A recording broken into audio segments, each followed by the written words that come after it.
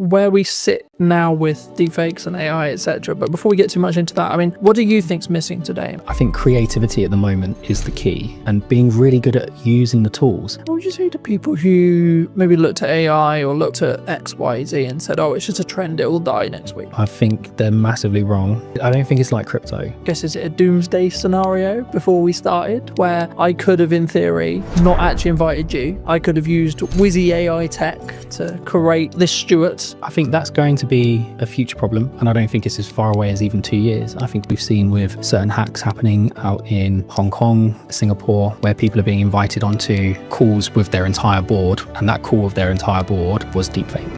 Did you know that 93% of you are not subscribed? So if you could please do me a favor and you're enjoying the show, then subscribing would mean the world to me, and it would allow me to grow the show and continue to get larger and larger guests and continue to bring what's missing in marketing today. Thank you ever so much for joining me, and I'll enjoy the episode. Hello, my friends. I hope you're well. I hope you had a good day, evening, or night. Today, I'm with Stuart talking about what's missing in marketing today, of course. And also, I guess to an extent, Stuart, it's about where we sit now with deepfakes and AI, etc. But before we get too much into that, I mean, what do you think's missing today in marketing? Well, coming from Origin Secured, we're always going to say trust and verifying trust. I think one of the things we're seeing with lots of marketing agencies, lots of companies, is this model of make as much noise as you can, say whatever you want to say, no one can really prove whether it's true or not, and hope that it catches before you get caught out. And I think that's the biggest issue we see with marketing at the moment, is bringing the trust and the verifiability back into it. I mean, because we were alluding to, I guess, is it a doomsday scenario before we started, where I could have, in theory, not actually invited you. I could have used whizzy AI tech to create this Stuart, you know, which I haven't done, by the way, for the record, anyone watching. But there is going to be a potential world in maybe 5-10 years, or maybe, you know, technology moves quickly, so it could even be as little as 2, if not 1. You know, is that kind of where it comes from? Do you think the lack of trust, like actually confirming that, yes, I am talking to Stuart today, and yes, Stuart did actually come on the podcast? I think that's going to be a future problem, and I don't think it's as far away as even 2 years. I think we've seen with certain hacks happening out in Hong Kong, Singapore, where people are being invited onto calls with their entire board, and that call with their entire board was deepfaked, right? And I think they got away with like $20 million, whatever it was, in that particular one. So I think that's coming. I think that's going to be sooner rather than later. And I think we're seeing that online, where you'll get images of people like Martin Lewis or whoever saying something that just isn't true, or supporting a project that is a scam. So I think that's coming. But I still think just traditional trust, right, is a problem.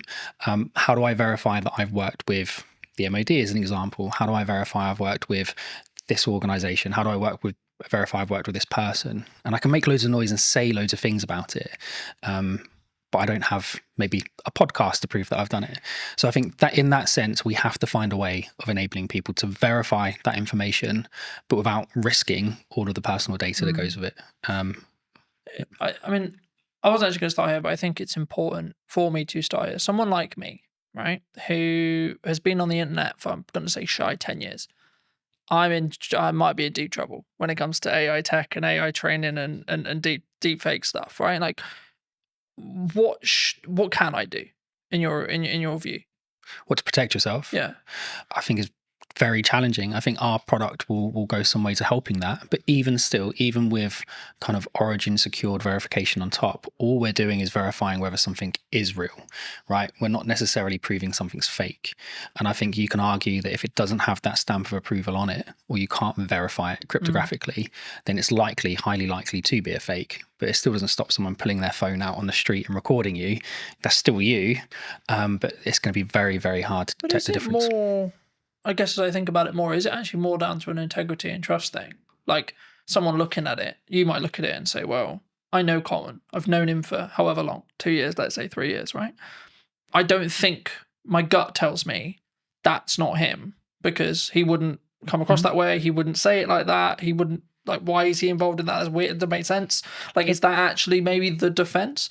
Maybe, but I think if you look at the way things happen in the media and the press, it's typically not the approach that most countries take. It's very much kind of, someone's appeared on an online platform doing something they shouldn't be doing, and they're instantly vilified regardless of whether it was them or not.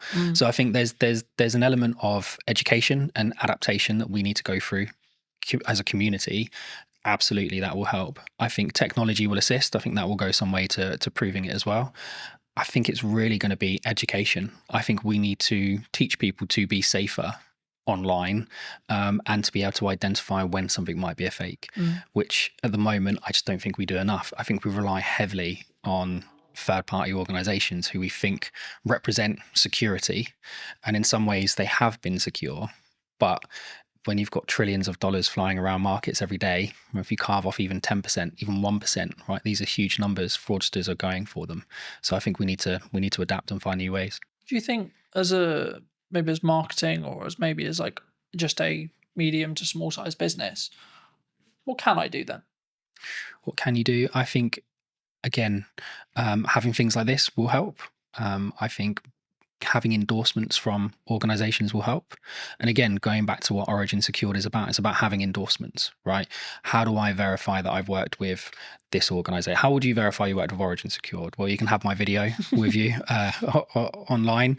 But outside of that, it would be a case of you could put my quote up on your website. But again, how do I verify that was real? You might have to get one of your customers to come and talk to me. So I don't know if we actually have an answer to that question at the moment, other than we know with Origin Secured we can cryptographically prove you've worked with us, and you don't have to pick up the phone and call me to get me to prove it. So it's difficult, right? You know, Absolutely. I think everyone thinks trust and brand, and you know, like I'm a big advocate for trust and brand, and I think that the only really, like to quote Gary, the only thing that matters, or the only thing that will be left, will be brand when everything is commoditized by AI. Yeah. But will even that be left? Because if you look at some of the AI tools that are coming out now, I mean, we're looking at them. We use AI throughout the business. And I know a lot of companies say that, but genuinely, from cursor all the way through to the front end, products like Replit are coming out. You can take an existing front end and you can copy that, and it might take you 2 weeks, maybe a month, with a couple of half decent devs. So you've spent millions investing in this product, in this brand, and then someone comes along and just copies it. It's a carbon copy. And if their marketing skills are better, if their social media skills are better, if they're better at hacking that kind of influencer side, well, where's the value then? Like, is it more valuable to have a really good kind of marketing team, or is it more valuable to have a really good brand? I think they don't always go hand in hand. You can have a really great brand, security, integrity, strength, and it can be destroyed in minutes. I think that's difficult, right? Isn't it? I think that's, I hate to use Bud's term, but like that's where personal branding comes in. Yeah, because like if I'm saying and I'm endorsing something, yes, it could be AI'd, but then as I say, maybe it is that. Like as I sit here and think about it, like maybe it is just that because of my track record. Because like then people, I guess the question there though is it then down to the person consuming it to make the decision? Well, that's kind of the approach we've taken, right? So the approach we've taken is it's down to the individual to choose who they trust and whether or not they believe that's true, right? So we can have, and we'll get into the tech more later, but we can have a series of endorsements for yourself, right? So we could endorse you cryptographically. You could be endorsed by the passport office, right? Or by an ID service provider, or by the DVLA, or by your bank or your solicitor. All of these endorsements build up trust over time, right? And the more of those you have in sequence, in the right time frame, the more people will trust you. And I think a big question on top of what you've asked is, if we're moving more to a solution where you need kind of integrity and trust built over time, how do people break in at the beginning? Because at the moment, the big reason that companies do that is they're trying to make a name for themselves. They have a great product, they've got a great idea. It's not always fraud. Often it's just a small company trying to make it. We need to be able to create environments where those companies have an opportunity to prove themselves. Because if we just say, well, you have to have brand integrity and you have to have a history, and you have to be around for 5 years, etc. Then it's going to stop that from happening. It's interesting because I'm rapidly approaching like 6 years full time and 10 years like doing the thing. And I'm like, oh, it must be really hard for people starting out. But like genuinely, like when I was starting out, AI wasn't a thing. Yep. And that's the big conversation with AI at the moment. It's like completely obliterating those grunt jobs that people did as junior editors and junior tech people and etc.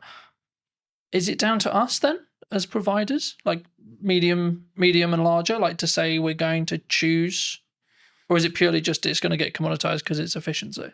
I think there's going to be a huge amount of commoditization. I think there's going to be lots of consolidation, right? More importantly, there'll be lots of consolidation. I think standing out from the crowd is going to be challenging. I think it already is challenging, right? If you can have the best product in the world, but if you can't get the message across, or you can't convince people what it actually does or how it does it, it's not going anywhere anyway. I think we need to create more of a fair opportunity for smaller companies. And I know that the government have got lots of programs in place. We're working with the MOD at the moment. They've got loads of programs in place to try and fast track SMEs and give them opportunities to deliver. I think we need to do more of that. And I think we probably need to have better controls over, well, how are these contracts won? How are they tendered for? Because ultimately they're geared up for companies who have got hundreds of people to spend hours and hours and hours of time building this kind of knowledge up over time, and then you've got a small SME that's run by 3 people with no experience. But also, I guess you could flip it on the other side when you look at AI or things like ChatGPT, large language models, etc., where actually that could be the greatest equalizer that you've got, right? Because someone who's maybe solo or 2-3 people, then arguably, if they're leveraging AI and they're early, they could actually be keeping up with 100 staff in regards to workforce because they're working quite smart. Well, they can, and I think, look, we've certainly benefited from it, right? Lots of smaller companies are benefiting from using AI, but so are the larger companies. And I think if you, I'm going to get in trouble for talking about this, but one of my favorite TV shows is The Wire. And there's a scene in there where one of the characters is out of jail. Cutty, I think his name is. He's sat with this other guy, and they're talking about doing something they shouldn't be doing, and he gets handed a gun, and it's supposed to be a revolver, and he's like, oh, I'm used to using a revolver. And he goes, yeah, but that doesn't hold 17. And he's, oh, the game's changed. And the other guy goes, no, it hasn't changed. It's just got more fierce. And I think for me, that's what AI is, right? Yes, there's going to be less entry-level jobs. Yes, there's going to be less opportunity for people coming out of university. It doesn't mean anything's changed. The industry's still the same. It's just more fierce because the competition isn't now just with someone, one of your peers. The competition is now one of your peers who can control 4 or 5 AI prompts and do the work of 12 people rather than doing the work of 1. And so, yes, these companies will benefit smaller ones, but I think you're in a more fierce environment because those larger companies have access to just the same technology. Do you think it comes? I mean, there's kind of like, there's 2 strands here. Number one is like the larger companies is like turning a ship, right? A massive ship. When I'm a speedboat, I can go, woo, you know. But I think the more important, I guess, question is around, number one, how agile you can be as a company, but also number 2, it's the mindset, I guess, in some ways, because I think like with the commoditization of automation, technology, etc., like we could go down the mindset of, okay, we're all gonna be out of jobs. Bye-bye, farewell, right?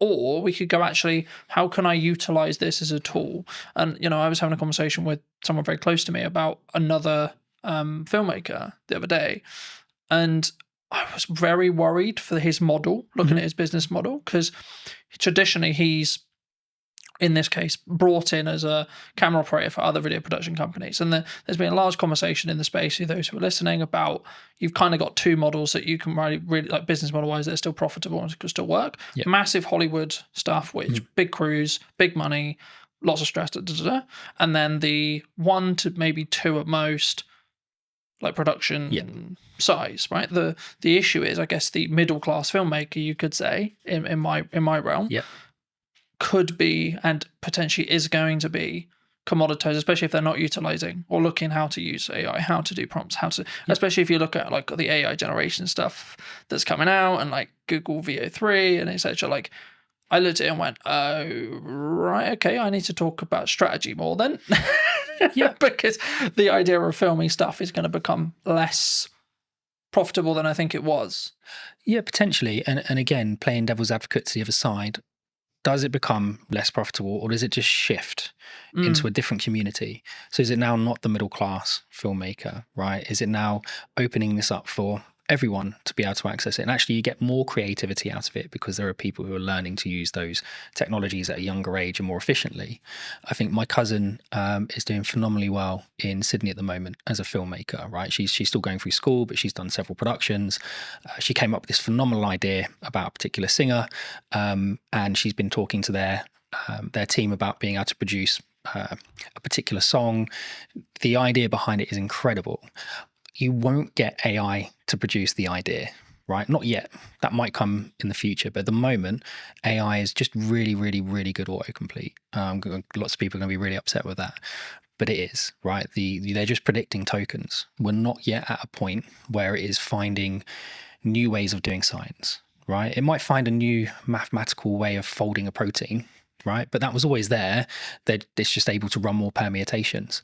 But it's not going, I've got this great idea for this film, and I want this, and I want that, and I want the other, and I want the other, right? That's still really a human kind of product. And I think, do you think that's where the opportunity lies then? 100%. I think creativity at the moment is the key, and being really good at using the tools, right? I still think there's going to be lots of jobs. I think they're just going to change. I think you'll have less entry-level jobs, not necessarily a bad thing, but you might just have lots of people who are really, really good at doing the prompt engineering. That will become a big job in my opinion. What would you say to people who maybe looked at AI or looked at X, Y, Z and said, oh, it's just a trend, it will die next week? I think they're massively wrong. I don't think it's like crypto, right? I think my co-founders and I always disagree on this, especially one Mark. He's very optimistic on the crypto side. You know Mark, and he loves it. I'm still very much of the opinion that there's been too much happening with the mainstream cryptocurrencies from a dark web standpoint, right? From a criminal historic standpoint. So the AML piece and the KYC piece can be incredibly challenging if you can trace it back on the blockchain to criminality, because really you should be taking that as proceeds of crime. So I think there's a major issue with that. I think the difference between that and AI is AI genuinely has solutions, right? You can take someone who spent the last 20 years of their life learning how to spot tumors in lungs, right? They might have a really good accuracy, 80-85%. And then you can train an AI model to a 92-93% accuracy in 3 or 4 months. That's a huge jump, right, for us as a species, in my opinion. So I just don't see AI dying. If anything, I think it's going to become more and more integrated. And I think actually what we're going to see is that AI is going to become smaller and smaller and smaller.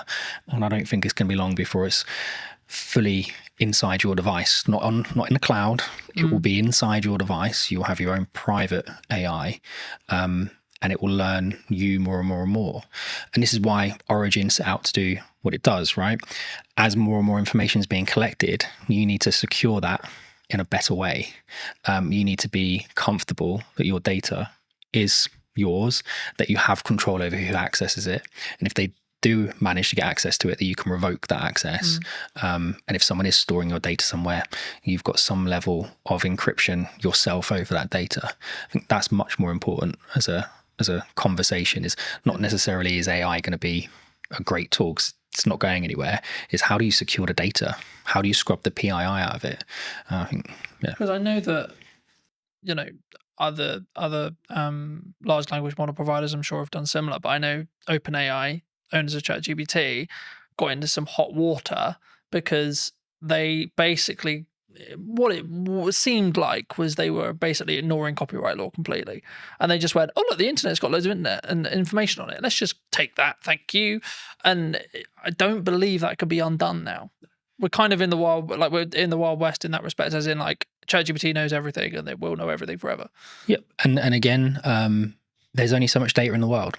Right. So forget kind of some of the data that people think is proprietary for their organization, right? Where they might have taken 4 or 5 pieces of information and done something cool with it to produce another metric. The actual data, there's a finite amount, right? OpenAI found that out really quickly. You can still download pretty much the entire website scraping, and you can pay to download that online, right? There's several companies that offer that as a service. Anthropic will have done it. Google would have done it, Apple would have, all these organizations, if it's not just specific to OpenAI, every single company has done it. And I think at that point, there has to be a kind of really important question being asked is, how are you protecting your information? Not just from a copyright standpoint, but even from, we were talking about this the other day. So M&S, their hack, right, which was social engineering, well, how secure is me sending a 6-digit passcode to your phone? The phone's not linked to your identity. It's not linked to anything other than you've told me that's your phone number. And yet this 6-digit code magically makes it secure. I think that's a big issue. And if I can now use an AI, and it doesn't have to be open AI, right? The safety protocols are there, but you can use any of the open source versions like Llama, whatever it might be, run it locally on your own machine. There's loads of tools out there like anything LLM that will allow you to do it. Well, I can now connect that online and I can say, right, go and find the maiden name for Carlton's mum, right? And give it access to Facebook, give it access to LinkedIn. And what we were saying before about kind of marketing, whoever makes the most noise, whoever's connected to the most people, well, you don't know who half those connections are on LinkedIn. Yeah. So now if I can connect into you through all of these fake accounts that are being kind of managed and hosted in really not very nice environments, then suddenly your maiden name of your mum is not a security kind of question. Yeah, it's actually a security risk, right? First name of your dog, whatever it might be. School, so on. So I think that's really dangerous. And so we need to move away from just usernames, passwords, and security questions. And we need to move more towards contextual permissions. And it's one of the things that we do at Origin, which is create context around access rather than just you've got a username and password and know that my favorite artist is whoever. One of the things that a lot of people are talking about online right now that I wanted to kind of put your brain on is AI influencers. Do you think they're happening? And do you think they will be the future? Because a lot of people are saying, well, how would you 95% of people aren't going to care that it's AI, even if they know, even if you can tell. I don't think anyone would be able to tell. I think there's already influencers out there that people have said are AI. I think the big one that I found quite amusing, we had a big chuckle of, I think one of the adult content creators worked out to be an AI generated model. And I just think that's hilarious, right? That these people are paying for this personalized service and they've got no idea that it's not even a real person. And I guess the question, like you said, would they even care, right? The illusion is there that they're receiving that personalized service. And I think it's the same for all of us. If you had the choice between ringing up the bank and them saying, press 2 for this, describe your problem, and just go around in that never-ending loop, or would you like to talk to an online chat agent that's an AI model that you know is not real, is not a real person, but at least is conversing with you in real language in real time? Which would you choose? I think, I mean, as someone who uses AI, and we both, I'm sure, do, in depth, I think for me, I think it's about understanding what the contextual relevance that you want from it. Like for me, if I want to analyze information and data quickly, AI will be a better solution in me asking you to, so I have all this data, Stuart, can you create this and this from it? Well, you're gonna go, no, that's totally a pain in the ass. But when it comes to like emotional or creative decision stuff, that's where I think human connection will still come in. And I think that's going to be the thing that people maybe need to focus on. And that's why, like, I found it really interesting since launching the podcast and it having a hybrid element. People are, I guess if you want to go like strategically around it, like the show up rate is higher for in person than it would be online, right?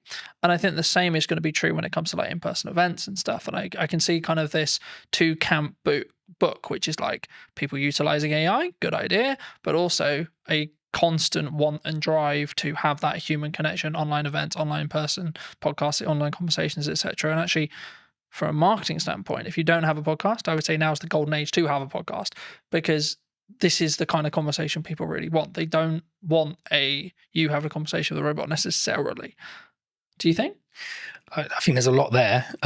So if we go back to, I think in-person meetings are becoming popular again, right? We went through that stage. COVID was a nightmare, but even before that, lots of people were like, oh, it's much easier just to do it online. I was like, yeah, it is, but you don't get the same feeling, right? You can't gauge someone's reaction properly unless you're sat in a room with them. And I think there's a lot to be said about the environment, right? So the environment today, I can say something and it's not just your facial expressions, but I can feel the environment. If you say something wrong, you can feel it change. If you say something funny, you can feel it change. And I think you lose that online. I think we'll start seeing people doing more and more in-person meetings, more and more in-person conferences. I guess the question really I've been asking a lot recently is the younger generation, right? When I was kind of 12, I was out from morning till evening every day doing whatever I was doing. It's not always the right things to be doing, but I was having fun. Whereas my 12-year-old, getting him out of the house is a nightmare. And it's not just because he's on his devices, because we limit his time on his devices. He does lots of exercise. We do Muay Thai together. We train together. We do loads of stuff together. But him and his friends don't go out. Like there aren't loads of kids in our area playing outside, and it's the perfect area to be doing it because it's quiet, there aren't many cars, there's loads of open spaces. So I don't actually know where it's going to go, if I'm honest. I think it really comes down to this next generation and the generation after. How do they interact with each other? And if we don't keep encouraging people to maintain the social aspect of it, I think it will be an issue. And again, the trust side of it, I can trust you more if I meet you in person most of the time. But even then, you still have people who are really, really good at kind of convincing people of things in person that aren't necessarily true. I remember a handful of years ago, I did a talk as part of a business panel at a local college. For obvious reasons, I won't mention which college, and the consistent thing that came through all of the feedback that we gave to these students, like we all gave little talks on our business, gave some context, then we did an open Q&A, and the constant thing through all of it was, you need to work on your communication skills, you need to work on your communication skills, you need to work on how to articulate. But I think sometimes especially someone who talks on content a lot, who does content a lot, who's constantly trying to do that 1% to improve how I come across, the words I use, how I pause, etc. I guess to an extent I take for granted the fact I can. It sounds really weird. I know how to communicate, right? But I do. It's even the little nuances, like how I do a stupid noise, or how I pause, or when I pause. I mean, is that something that, like, and if so, like, if that's, we need to either invest that in our children or put that into like schooling level, and or when we're in the workplace or looking for careers, etc. I mean, is that something that's, do you think, weaker as humans? Obviously it's a broad stroke, but do you think it's something that we all need to improve on? I think it's a muscle, right? Communication's a muscle. I think being social is a muscle.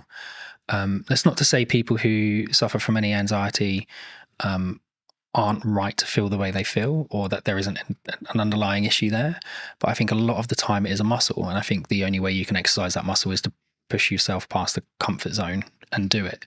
And we aren't pushing people to do it, right? I think we've got to an age where someone can self-diagnose as having a problem, and then we go, oh, okay, well, we won't talk about it anymore. Like, it suddenly just stops the conversation, and suddenly it's not, well, that's the end of it, right? Well, I think that's a problem. And I think that goes back to what you're saying before around kind of school-age children. Yeah. I think my wife and I foster, right? And we've just had a 2 and a 4-year-old that will be leaving us shortly, and we've had them since March.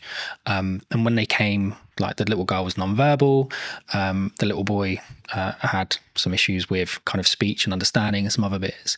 And in the last 6 months, my wife's done an incredible job getting them to a point where you wouldn't really know that they're that far behind. Like, they're not as far behind anymore, right? If you were to put them into a mainstream school when the little boy's starting soon, yes, he's going to need a little bit more help, but he's not that much further behind.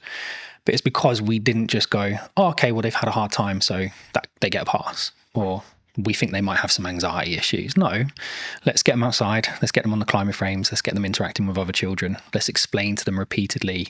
No, it's not just about saying, oh, kind hands if they do something they're not supposed to do. No, that's not right. Explain to them why, and spend that time educating them. And I think we don't do that with kids at the moment, right? There's so much, people talk about all the time, but there's so much power with the kind of the child.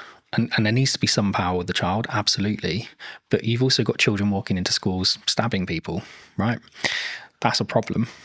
I'm not saying we can solve that with Origin, not at all, right? But I think that's how far back we need to go. I think we need to start at schools. I think we do schooling wrong. Does that come from boundary settings? I mean, like the statistics from like a quite broken household is ridiculous, you know. Like, mine is true in that respect. You know, I didn't have my dad around for 20 years, and since about probably a month ago, 2 months ago, I spoke to him for the first time in 20 years. Mate, congrats. How did that make you feel? Big deal.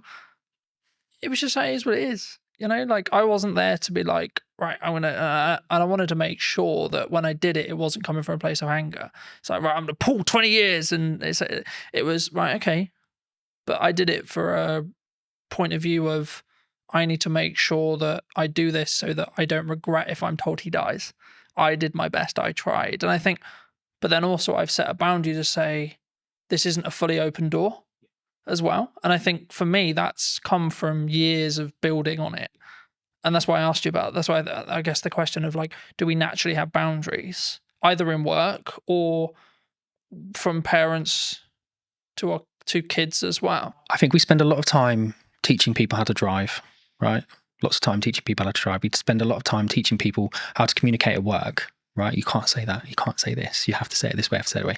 We don't spend a lot of time with children teaching them boundaries because sometimes the parents haven't been in a position to learn those boundaries in the first place, right? Not everybody has the same start. I had a similar experience with you. Didn't see my dad for a long time. And I did go in different directions, and I was lucky enough to meet my wife who kept me on the straight and narrow. And I didn't speak to him for a long time, and he passed away. So before we had a chance to reconcile, whether we would have not, I don't know. So I'm really pleased you managed to get through that. But there's a lot of people that don't have that kind of, they don't know themselves enough, right? They don't have the same strength of character. They haven't gone through the same experiences the same way and come out the positive side of it. I think we encourage people, and TikTok and the others drive me mad because it's 10 ways you know you've got ADHD and 10 ways you know you've got this and 5 ways you know you've got that. And we're just creating excuses all the time for the behavior. And so boundaries, I think we all know where the boundaries are. I think a lot of the time we just choose to ignore them. Is that personal though? Because my boundaries and your boundary may be different. They should be, right? Otherwise it'd be boring. They absolutely should be different. But I think there are some basics that we should be able to agree, right? Certain spaces are private. Yeah. Certain words shouldn't be used. Certain things are unkind. Certain things are kind. Well, it's just mutual respect stuff though, right? Like, absolutely. Like you don't need to be, just because I think you may be acting in a manner that's maybe unkind or etc. That doesn't necessarily mean I'm better than you by saying that you're being a dickhead, for example. Do you know what? I was on a train recently and there was a gentleman using his phone in the quiet carriage, and there was a gentleman sat opposite him, an older gentleman. And I've never known how to turn around and say to someone like, why you got your phone on? Why are you listening to it loud? Why are you not using headphones, etc., etc.? Because it always comes across as really aggressive, right? And the old guy just literally just leant over and went, "Excuse me, I just wondered if you'd seen that sign." And the guy looked up and saw it was a quiet carriage, and he went, "Oh, sorry, mate," and left. And that was it. There was no big like hurrah. There was no shouting. And I thought, well, that's a mutually respectful way to approach that situation. Would he have approached it the same way if it had been a 13, 14-year-old teenager listening to his music loudly? Would the teenager have responded the same way the man did? You don't know. But I think we should approach things in a respectful way. And again, that boundary issue, mate, that's a hard one, right? There's people that have spent their entire lives working on that to try and find a solution, and they still haven't figured it out. I think I keep coming back to this whenever I talk about something like this, and I keep coming back to it's self-love, self-development, self-you. It's reflective of you. So, but from that perspective, I guess it's kind of down to you to do the work to then see the different reality, if that makes sense, right? And I think for me, that's sometimes where people struggle, where they for whatever reason they want to bury it, they don't want to deal with it, they don't, etc. And I think everyone has a level of trauma.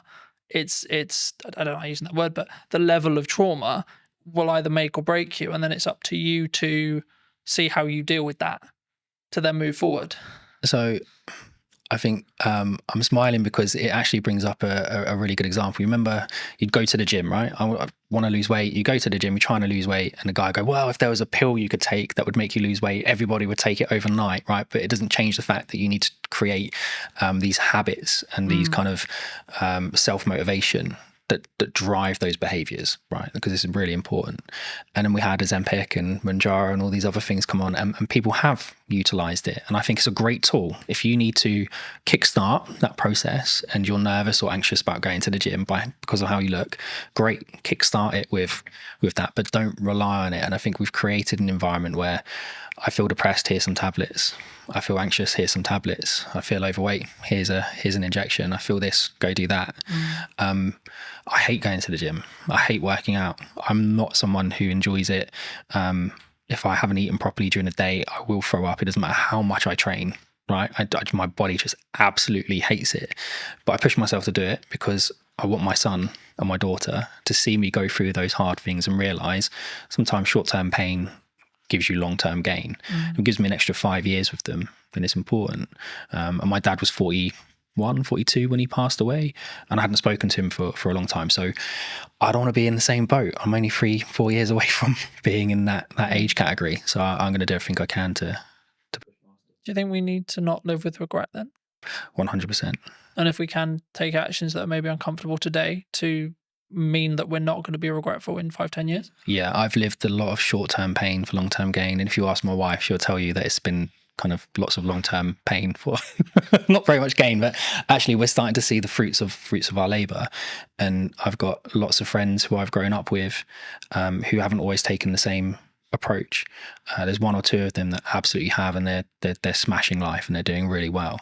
But there are still an incredibly large number of people I know who are living month to month, and whether that be just kind of taking out finance on a new car because they want another car, or they're not taking those kind of short-term pains of, well, actually maybe I'll just hold this car for another 5 years. Nothing really wrong with it. The plate might be, I don't know, my plate's a 17 plate, right? I've got no interest in selling my car. I love my car. I've had it for a long time. Yeah, but you don't get the, oh, that's a cool car. Oh, well done. You got a new car. Tick box from your social circle, though. No, you don't. But again, it's that confidence of being able to say, well, I don't need it. And again, you go back to what you're saying before about boundaries and how you're brought up. Lots of people don't have that. And again, from a trust standpoint, well, who's going to give it? Right? Because you do need a parent or someone you trust in your life to give you that validation. And if you're missing it, you're going to be looking at it from all the wrong people. Do you think we come from a place of like strong, I guess, I'm just thinking of the best word to describe it, but like for me, it's like we can only think about this way because we come from a sense of privilege. Yeah. Because I'm always aware, for example, like, and not to like dwell on what's happening in the world right now, but there's areas in the world where like children are starving. Mate, I look at what is happening in the Middle East, and it fills me with dread that we kind of won. And even then, we still have to struggle. We're in the fortunate position to have the available time, energy, and resources to sit here and have a conversation that we can put on the internet. Well, it's a genetic lottery, right? Like, we just happen to be born in the UK. We just happen to be born into the families we were born into, or the environments we were born into. It doesn't mean that we haven't had to struggle, haven't had to go through interesting times. But we have to frame it in aspect of when we come over, it is a privilege. We're coming in from a level of passive privilege, because in 95% of cases, yes, there's exceptions to the rule, etc., etc. Everyone has the different story, but in most cases, in the UK especially, or Western culture especially, like, we haven't really need to worry about most of the essentials, either because state looks after us, and or because we come from a family that can look after us, and or we're given the tools to be able to create income that then means we can take those, have those things. It's having the opportunity, right? I think cars aren't exploding next to us. And I think when you can walk down the street and a bomb isn't going to go off, that creates a level of opportunity where you can focus on different things. You can focus on building wealth. You can focus on improving yourself and moving up the social ladder, so to speak. My upbringing, my parents, my mum, my stepdad, everything they could for us, but we still went without certain things. But my dad loved holidays, right? So we did one big family holiday every year, and he loved to travel. He loves politics. He loves history. So we would go all over the place, and we would go and actually really explore the areas we went to. We'd meet locals. We'd understand the history of the place, and that gets you out of your comfort zone, right? Because now you've got the social aspect of it. You've got the verify point, because I'm actually in the country speaking to the people at that location. And I think that kind of shapes you as an individual. Whereas if you spend your entire life just seeing everything on TV, you can just turn it off. And it's not the same. So I think we absolutely are very privileged. Even if you're going through hard times, you're still not necessarily worrying about the same things other people are. But it doesn't mean your story is any less challenging. Though. And I thought that's why I've always, for as long as I can remember, I've always talked about the fact that I don't have to walk 3 miles to get 50-50 chance if I die from drinking the water that I got, like, I have clean drinking water, etc. And it sounds slightly ridiculous, but like, also just the odds of being alive is 1 in a trillion, right? Yeah. Like, and being alive now, like, and if you look in this age as well, with this level of opportunity, etc., which is maybe why I can sometimes come across quite brash, because I'm like, I don't have time for people who maybe victimize themselves. Cause I'm like, you don't understand how lucky you are. I feel the same. I've look, I'm not gonna get the violin out. My life hasn't been anywhere near as hard as some people, and some of the children that we've had come into our care. their starts to life have been like horrific, really horrific, and how they are going to shape themselves and cope through life, bouncing around kind of the fostering care system, I dread to think what the outcome is going to be at the end of it, because how can you kind of fix that? But then there are a lot of people who haven't gone through those experiences quite like that, who, like you say, kind of want every excuse under the sun not to be doing something, not to be doing this, not to be doing that. Why can't I just have a pill? Why can't I just have an injection? And I think that's one of the things that AI can't do, right? AI can't solve that. That's a social issue that we need to solve together. And I don't think we're going to solve it by all being in our homes tapping away on AI. We have to be out with people, meeting people and doing it ourselves. Moving back to what you do. That was a bit of a detour. Nice detour. But digital licensing, where does that sit? We've discussed this at length. So one of the key things we wanted to solve of Origin was, how do we verify information about something without revealing the underlying data? And I think a really good social example of that is when police do stop and searches, right? I experienced it quite a lot when I was younger because of the environment I was in. My friends did as well. We'd get stopped and searched by the police lots of times. And sometimes it was okay, and sometimes it was really not a nice experience. And I think it always started with, what's your name, what's your date of birth, what's your address? And even if I give you my name, date of birth, and address, how do you as a police officer verify it, right? Does he have any tattoos? Does he have any markings? Does he, I don't know, look a certain way? But you kind of become generic. Guessing, right? Lots of guesswork, right? And lots of gut feel on the police officer side. Whereas we wanted to try and find something that would, and it wasn't just for this specific reason, but it lends itself really well to it. We wanted to be able to provide technology to the environment, to the world, that kind of removed that friction. So a digital license isn't like an ID card. There isn't a centralized database of all your information in one place. That's ridiculous. If that gets breached, it's going to be horrendous. The fraud will go through the roof. What we've done is we've used kind of a decentralized approach. So we've taken some concepts from blockchain, but removed the blockchain because it's inefficient and doesn't really work for this context. But the idea behind it is, you can have an ID service provider, right? So it's a government-approved company, verify your identity and give you a cryptographic endorsement that sits on your digital license, which you can carry on your device. It could also be hosted in the cloud, but the idea behind it is you've got control of it. So now if I was to come and stop and search you, you would be able to present that credential to the police without revealing your name, your date of birth, or your address, but the police would know to a degree, he lives within a 5-mile radius. There's no outstanding warrants. He's verified that is his identity because he's done it with a biometric check on his thumbprint. And we can see that biometric check that's linked to that IDSP hasn't been changed on that device. And then we can link it to other credentials. He's got a full-time job with an employer. Don't need to know who the employer is, but he's employed full-time. We can see that he is part of a charity, or he does this, or he does that. There's all these different aspects we can start to build into that check. And it all comes from, I still haven't revealed any of the data underneath it. These are all independent cryptographic proofs coming from third parties, but that police officer is now sure that individual doesn't have anything outstanding. And I think that would help. I'm not saying it's going to solve the issue, but it certainly would help remove some of the friction. And if you then start to expand that out to kind of the business world, so if we're looking at things like, how do I onboard employees in a fast and efficient manner whilst maintaining their privacy? So one of the tools that we're doing for the digital cleaners license is we do the right to work checks. We do a modern slavery check by making sure that the bank account name matches the name on the ID. Real basic check, but lots of organizations don't do it, right? And that's one of the flags for modern slavery. We then can go and endorse all of your employment history, right? And again, we're not the verifiers. We're not verifying the data. We're not storing the data, right? But we're going off and having those independent third parties endorse you. Same for your certifications, your training. And I think in that environment, when you're dealing with disparate workforces where English quite often is a second language, not your primary language, these people, they kind of get left behind, right? They come along with their paperwork and they have every right to work. They have every intention of working, but it might take 5 or 6 meetings and 10 or 11 copies of their documents. Now, where's all that documentation going? They've got no idea where it's being stored, no idea who has access to it, no idea what copies are out there.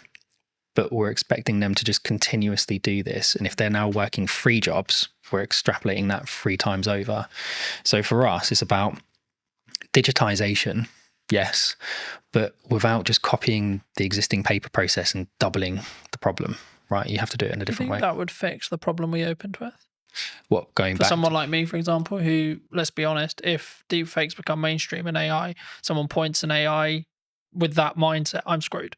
Yeah, I think there's definitely a way of being able to verify something's real. But again, there's then nothing stopping someone from creating an AI deepfake and just putting their endorsement on it anyway. Right? They haven't had to do the work. Like, the AI has done all the work.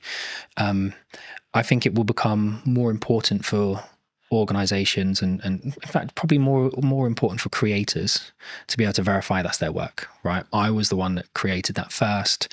Here's my endorsement. In some ways, from a maybe not a legality point of view, but kind of a copyright plus model, I guess you could say. Yeah, absolutely. And I think one of the things we've seen with the endorsements is, and you'll get it all the time with correspondence from the BBC, right, or for Sky News or whatever, our person on the ground. Well, that's great, but I don't know who that person is. I don't know their credentials. I don't know where they're from. I don't really know if they're from that country. I don't know what their background is. Whereas if you were able to say, here's the credential that's been lent to this article, well, now I've got, well, yeah, he's got an IDSP verified in that country that he comes from that country. He's got a university credential that says he went to that university. He's got an employment credential that said he was employed there at these points in time.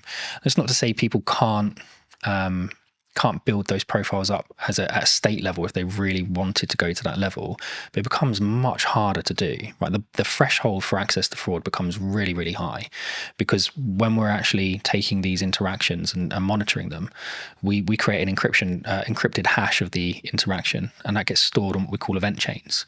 So not blockchain databases, but the event chain is a point in time. And so you can't go back in time and put something on the event chain in the past. It has to be done in time. It's temporal. And so in order for someone to perform a high degree of fraud, it's going to take them 5, 6, 7, 8 years to build that profile up. And they will have to do it in multiple chains simultaneously. And they're just not going to be able to do that. And I guess it comes back to that point, which is like, it sounds horrible whenever you say it, but like, you're making it less likely that you're the one who gets targeted, because the burden of likelihood that your stuff gets stolen, etc., is so much higher than Barry, than Sally, than James, so on, and that's, I hate to say it, because it's like, oh, go and steal their car, not mine, because mine's a pain in the arse to steal, for example. There is that, but again, from our standpoint, I mean, we want to give it to universities for free. Right? We want to give it to schools for free. You have the Online Safety Act that's happening at the moment, and I think you've probably seen some degree of access to adult content reduced. But it's seen VPN usage go through the roof, right? Because we know how people are accessing it, just going around the issue. And I think they had, was it Keir Starmer's driver's license got leaked online, and people using that and a picture of him to be able to skirt around the sides of it. That's the same tech, by the way, we were talking about at the beginning, that some of the retailers are now choosing to use to verify their staff, right? It's not with an IDSP, it's just a localized check that looks right. I guess this was a big conversation like a handful of years ago, and I've covered it in the social media show and etc. But like, there was this big conversation, and lots of jurisdictions across the world have said, below 16, you're not on social media. And that seems to be the future, because it's like, we're now like, half the world has basically got that. How do you verify you're under 16? Exactly. Right. And again, with Origin, it's one of the things we were saying, if we give it away to students for free, you can have a cluster of credentials, right? And so from our standpoint, it's about enabling the verification of a credential to create context. And contextual permissions is something that we've kind of started to patent from using our tech. So the idea behind it is, I can access a system. I don't need a username and password, but I need a credential from an IDSP. I need a credential from my employer. I need a credential for someone linked to that system. I need a credential maybe from a school or a university. All of those credentials must confirm specific assertions about myself, right? I'm under 16. I'm a UK citizen. I go to a particular school in a particular area. That means we're putting the control of the people that need it, schools, etc. But we're not then enabling people who have bad intentions to come along and manipulate that system, because they would have to manipulate it in 5, 6, 7 areas at the exact same time. So now if you want to access the internet, well, you could have your Origin handle with all of the credentials on it, and we would know straight away how old you are, right? And parents mostly can be trusted. So your parent could create a credential for you, but if that doesn't match your school's credential, well, then that's going to create an issue. So you don't have the permission to access that service or that particular piece of content. And that for us is really important. Context is much more important than just, well, we think you might be over 18 because you clicked the button. Yeah. For those people who have enjoyed this conversation, who maybe want to see more of the content, delve into a little bit in more depth that what you and the team are doing, where can people reach out? They can reach out to us directly, so they can come to us via the website, or they can reach out to us on social media or LinkedIn. I think we're starting to put more video content out there. So going back to what you were saying before, about kind of verifying trust, how do you prove it in the marketing world? Well, for us, it starts with video, right? And yes, there are deep fakes out there, but from our standpoint, I mean, we're able to verify our technology in our videos with our technology, right, which is important. We're certainly seeing kind of proof of concepts with the MOD gain lots of traction.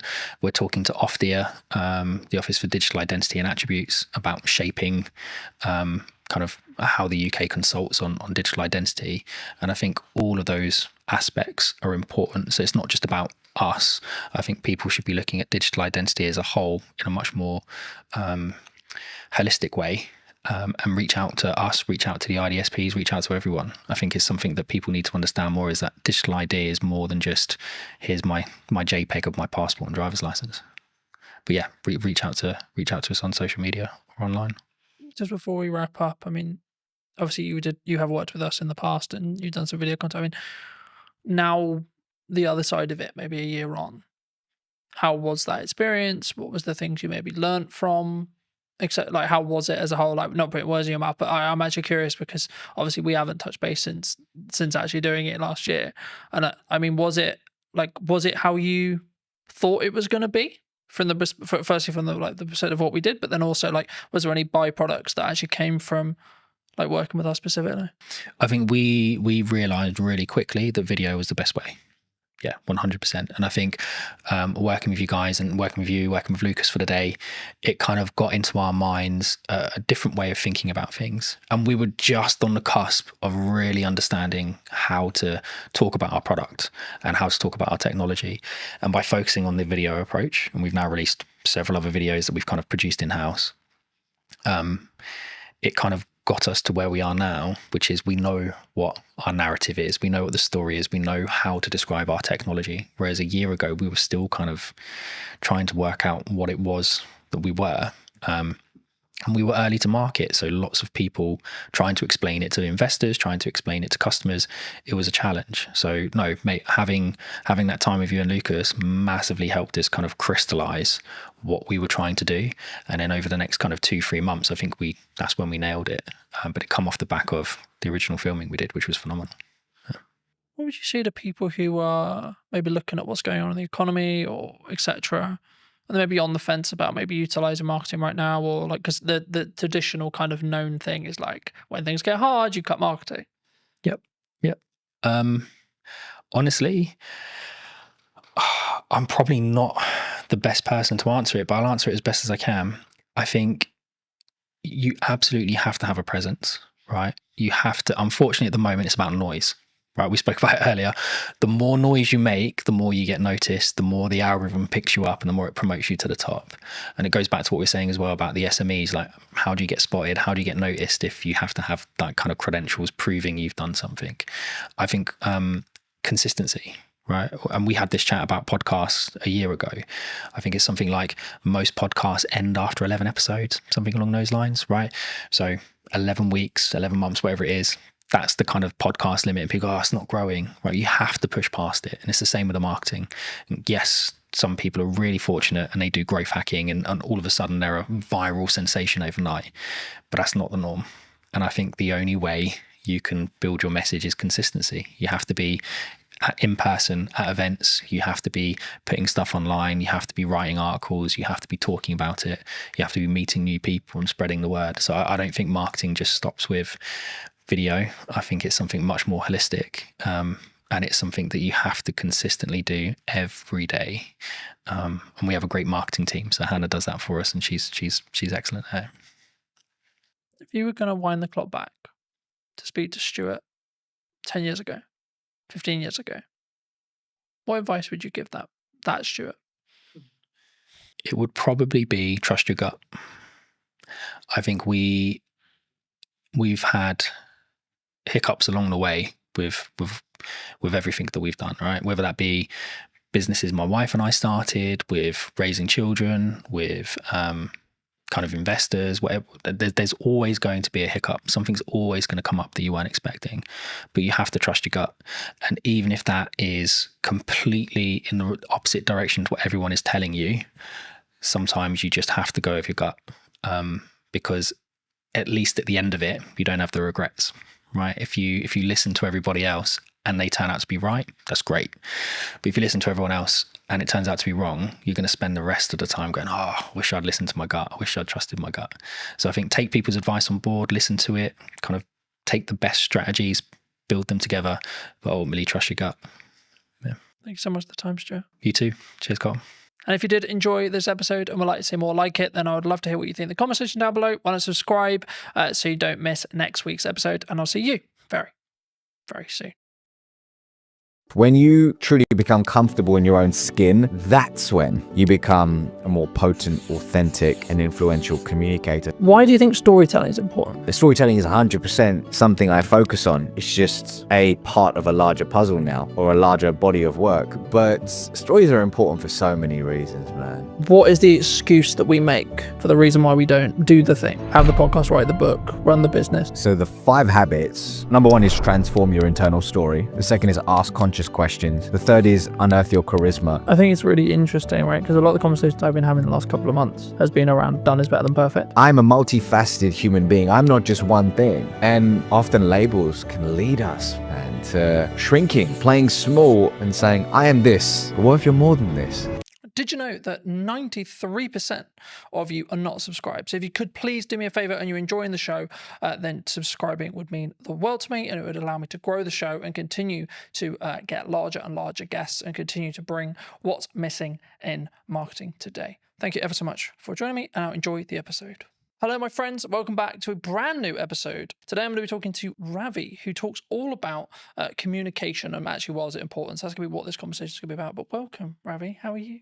Good, man. I feel like we should have started rolling about 10 minutes ago because we had some good conversation about marketing, communication, books, all that good stuff. But I'm feeling good, man. As I told you in the green room or the coffee area, this has been a minute when it comes to me being on podcasts, given I've been focused on writing my book, being a dad, and all that good stuff. So it feels good to be here, man. It feels good to be here. Well, thanks ever so much for coming down and for the time, of course. I mean, it would be wrong to not open the show with what you feel is missing in marketing today. I mean, we touched on it in the pre-show conversation a bit, but just to reiterate for the audience's sake, I mean, what do you feel is missing today? When you asked me this question beforehand, giving me the material to prepare, I had to sit with this. And I had to sit with this for quite some time because I didn't want to give you a generic answer or one that's been heard before. And the one word that came up for me was intentionality. And actually, that's not just in marketing, that's in life right now. Intentionality. I mean, if you just scroll on social media, log on to LinkedIn, log on to Instagram, whatever it could be, there's an addiction to instant gratification, meaning, okay, I want to grow my follower account now. I want to achieve XYZ now. And as a result, I may put out AI content, which feels perfect, which feels like it's going to connect with people. But the truth is there's a disconnect because perfection doesn't exist, man. Perfection doesn't exist, and imperfection equals connection. And our intentionality behind things, our death grip on our desires, and the instant gratification that comes with it, it's just leading us to this place where, and it's funny to say this, the bar is so low, in some senses, that the number one way to stand out is by tapping into human connection. I think it's really interesting, right? Because a lot of the conversations I've been having the last couple of months has been around done is better than perfect. And I think that sometimes we look at the podcast idea we have, we look at the event idea we have, we look at the business idea we have, look at the book idea we have, etc. And we think, yeah, I'll add that to the list. Yeah, I'll put that on my to-do list. Do you think people need to is there a level of just you need to start doing stuff? Like you need to just choose one of them or two of them or three of them and say, I just need to do that? Because I think sometimes we put it on we kind of pin it up and we go, yeah, I'll get to that. But then we never maybe do. What's the question behind the question? I'm curious. The core, I think, is do people... So I guess what I'm actually asking there, and this isn't planned, so I've just come off the fly, but I think it's what is the excuse that we make for the reason why we don't do the thing? Have the podcast, write the book, run the business. Maybe someone's watching this and they're in their 9 to 5 and they're like, I've got that really business idea. I'm really passionate about X. But they don't start working on it in the evenings. They don't start because maybe they're worried about what people think, etc. These are the common answers I get. But is it just that? I'd say it could be many things, and I can't answer it from everyone's perspective. I can only answer it from my lens. And I would say the two things coming up for me are, number one, fear, like we spoke about, where I'll give you an example. I know of somebody who has a specific idea that they knew in that season of their life was in alignment. But there was always a reason why they couldn't pursue it. There was always, for lack of a better word, an excuse as to why they couldn't pursue it. And that excuse gave that individual the reason why, I can't do it now because of X. I can't do it now because of Y. But what those excuses and what that narrative was grounded in was fear. So there is definitely fear. There is definitely fear. But as the old saying goes, fear stands for false evidence appearing real, right? So yes, there's fear behind it. The second thing is, do you actually want the thing that you say you want? Or have you just logged onto Instagram and you've seen that Jamie is doing incredibly well now that she's left her 9 to 5 and is in this job and seems to be crushing it. And actually, you like the idea of that. You like the concept of that versus the actual reality. And is it your ego saying, hey, I want a bit of that? Or is it actually your authentic self? Is it driven from your authentic self? I don't know. But I think those are the questions to ask ourselves, because the truth is when you, this is my truth actually, when I'm deeply aligned with something, it has a meaning behind it, which means the imperfect action, the work or whatever it takes to achieve that. The excuses, the fear, it starts to move to the sidelines because you know that not taking action is going to cost you more. I think that's key. And I think people listening need to consider, is it keeping up with the Joneses, looking at the trend, etc. And that's why you want to be an entrepreneur. And I'm fortunate where I'm wrongly or rightly rapidly approaching 10 years in business, which is crazy in my head, and I'm looking at it going, right, okay, so the odds here are like, I've kind of done quite well, because the odds are that I think I looked up yesterday, I think about 25% of business, like 25% of businesses don't survive longer than 5 years. Really? Yeah. And I'm just thinking, why? And like, from listening to how you just answered the last question, I think for me, the key is they weren't in line with, like, they weren't true. They weren't willing to die on that hill or put the flag in the sand or etc. I think entrepreneurship before COVID was cool, right? Because, or even during COVID, when there was loads of money floating around and it was, quote, easier, I think that's when people looked at it and went, yeah, that's cool, let's do that. Oh, work-life balance, oh, free, oh, I make lots of money, and I get all the time, and I get all the freedom. But now we're in a world where what most people I talk to, and I'm sure you've had it as well, which is like, well, this is just normal. This is what real business is.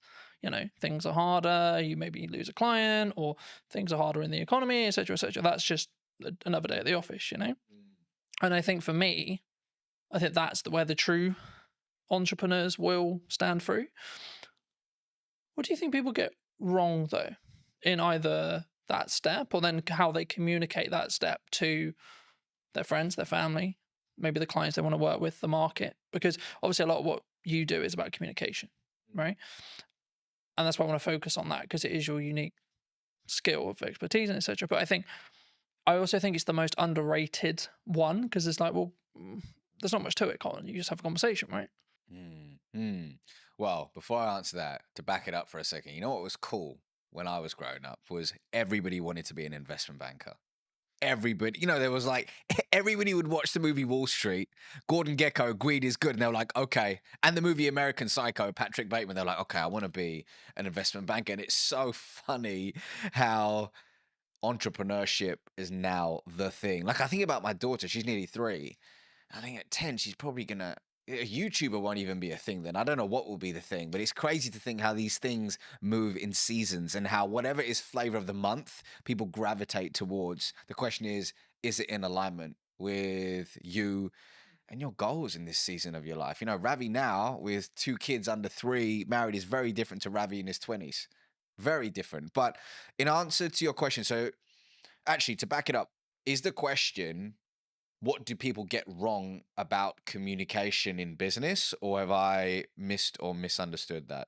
What do you think people get wrong when they communicate what they're looking for, either in a personal relationship? Let's start there. And then maybe then going into a business relationship and how we show up and how we communicate.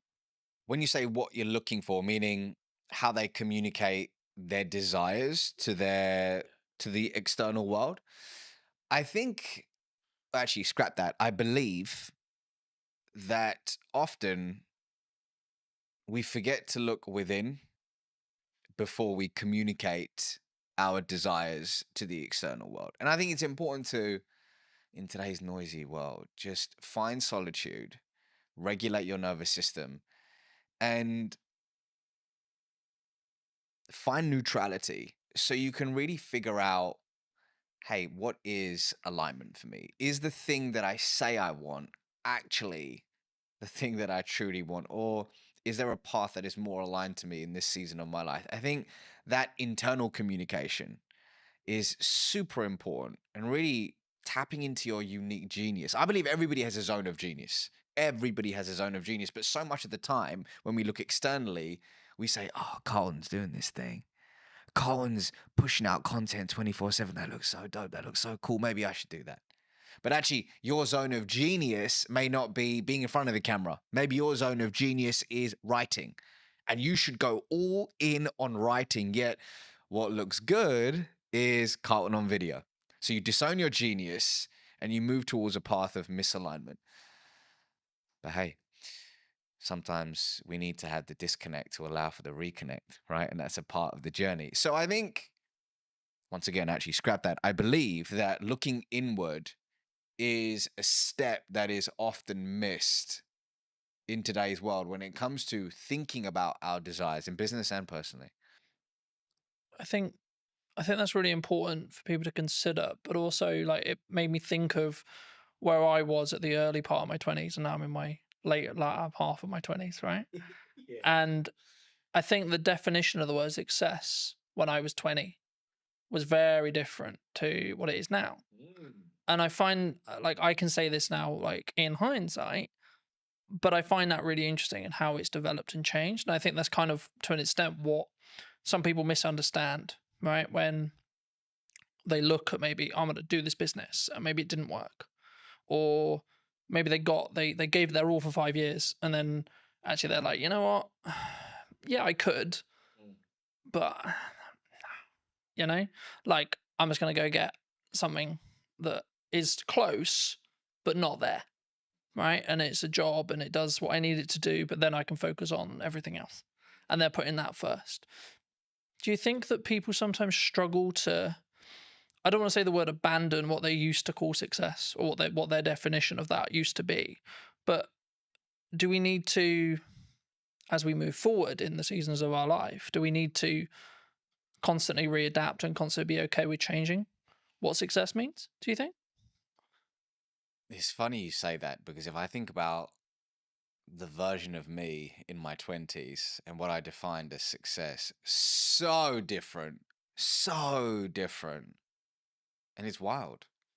But I also needed the 20-year-old version of Ravi to, like, actually, a better way to put it is I acknowledge that younger version of me. I have compassion for that younger version of me. And I know that he did the best he could with the consciousness that he had at the time versus berating that version. You know, some people say, oh, God, man, I was such an idiot. I did So many years. Yeah. actually, we did the best we could in that season of our life with the tools that we had. So I've got to honor that version of me. But when I look back, I'm like, wow, I'm glad I've evolved. I'm glad I've evolved. And I think we do need to be comfortable with not labeling ourselves. We need to be comfortable with labels. I'll give you an example. Somebody could say, I am an entrepreneur. I am an entrepreneur. And on the face of it, great. Gives that individual a sense of belonging, pride, identity, brilliant. However, let's say that one of their buddies hits them up and says, hey, Jamie, I've got this role at Netflix. It's in the C-suite. I've spoken to people internally. We think you would be incredible for it. But Jamie's like, hold on, but I am an entrepreneur. But actually, it's not working for them in a way that they would have hoped. And actually, being in the C-suite at Netflix could be more expansive and abundant for them, but they reject it. And they say, no, but I'm an entrepreneur. So the labels that we give ourselves can often create these mental cages where we shrink our desires, we play small, and we often reject abundance. Versus, instead of saying I'm an entrepreneur, we could say I'm somebody who runs a business. Instead of saying I'm a podcaster, is I'm somebody who has a podcast. So when we expand our identity, we expand our being, and we allow abundance to organically find us. So, for example, when it came to writing my first book, this was a first for me. I haven't written a book before, so I intentionally thought about embodying the label of I'm a world-class author. I am a world-class author. So I could embody that identity to write something I'm deeply proud of, but quickly switched it to I'm someone who writes books. Because does that mean I say no to speaking? Does it mean I say no to coaching? Does it mean I say no to consulting? No. I'm a multifaceted human being. I'm not just one thing. And often labels can lead us, man, to shrinking, playing small and saying, I am this. But what if you're more than this? I think for me, and what I was thinking of as you were like explaining that as well, I think you can have your definition of success in the correspondence to the season you're in, right, as well. And I think I understand why people would like, I need the X, whatever it is, right? I need the car, I need the house, I need the wife, I need the lifestyle, whatever. But I think you can undo what's possible if you stay true, like if you only solely focused on that, rather than saying, I want to go north. Yeah, but come on, you're not being specific on where north. Okay, but I know I want to go in this direction, and then see what opportunities then arise from there, and then reflect on what happens. So at this moment, yes, I run a marketing company. Sure. Okay. But if you had this same conversation nearly 10 years ago, I would have said, I do video production. Right. And if I had just locked into, no, I only do video production, that's all I do. I work with other video production companies and help them create content. Cool. Then it would have pivoted or changed what horizons I could have met or gone to. And what I found was that people, they tie what they're doing and their self-worth to it together. And I think that can be sometimes the issue. Massively. Because then you're tied to, like using your entrepreneur example, then you're tied to, oh, what if I'm not an entrepreneur? Now I'm lesser, right? Because that kind of implies you failed. And then to you, that means actually me as Colton has failed. Not the company has failed, or not the company served its purpose and it got me to the Netflix role, or etc. Colton has failed. Colton will not be able to win. Colton will not be able to be, quote, successful. Do you think we need to, is that a inner work thing that we need to do? If someone is listening to this and going, shit, that's me. They've tied what they are to them and their own kind of self-belief, self-worth, self-love. Two things are coming up for me. Firstly, picking up on something you said earlier. Something I talk about in the book, inside of Habit 1, is about being fixed on the desire, but flexible on the path. So let's say somebody says, I just want to generate more revenue. Broad, but more revenue, okay? And they have the idea that the path to get there is landing net new business. They build this whole team around it, but all of a sudden, this beautiful opportunity arises with their existing client base. If they are fixed on the path and go, no, we're just going to acquire net new business, and they reject this abundant opportunity, they may not reach that idea of more revenue. But the idea of pivoting, being open to the infinite possibilities to reach that said desire, which will evolve, and it's okay to evolve it, is super key. Yes, that requires inner work. But going back to your question about self-worth, I used to work in investment banking.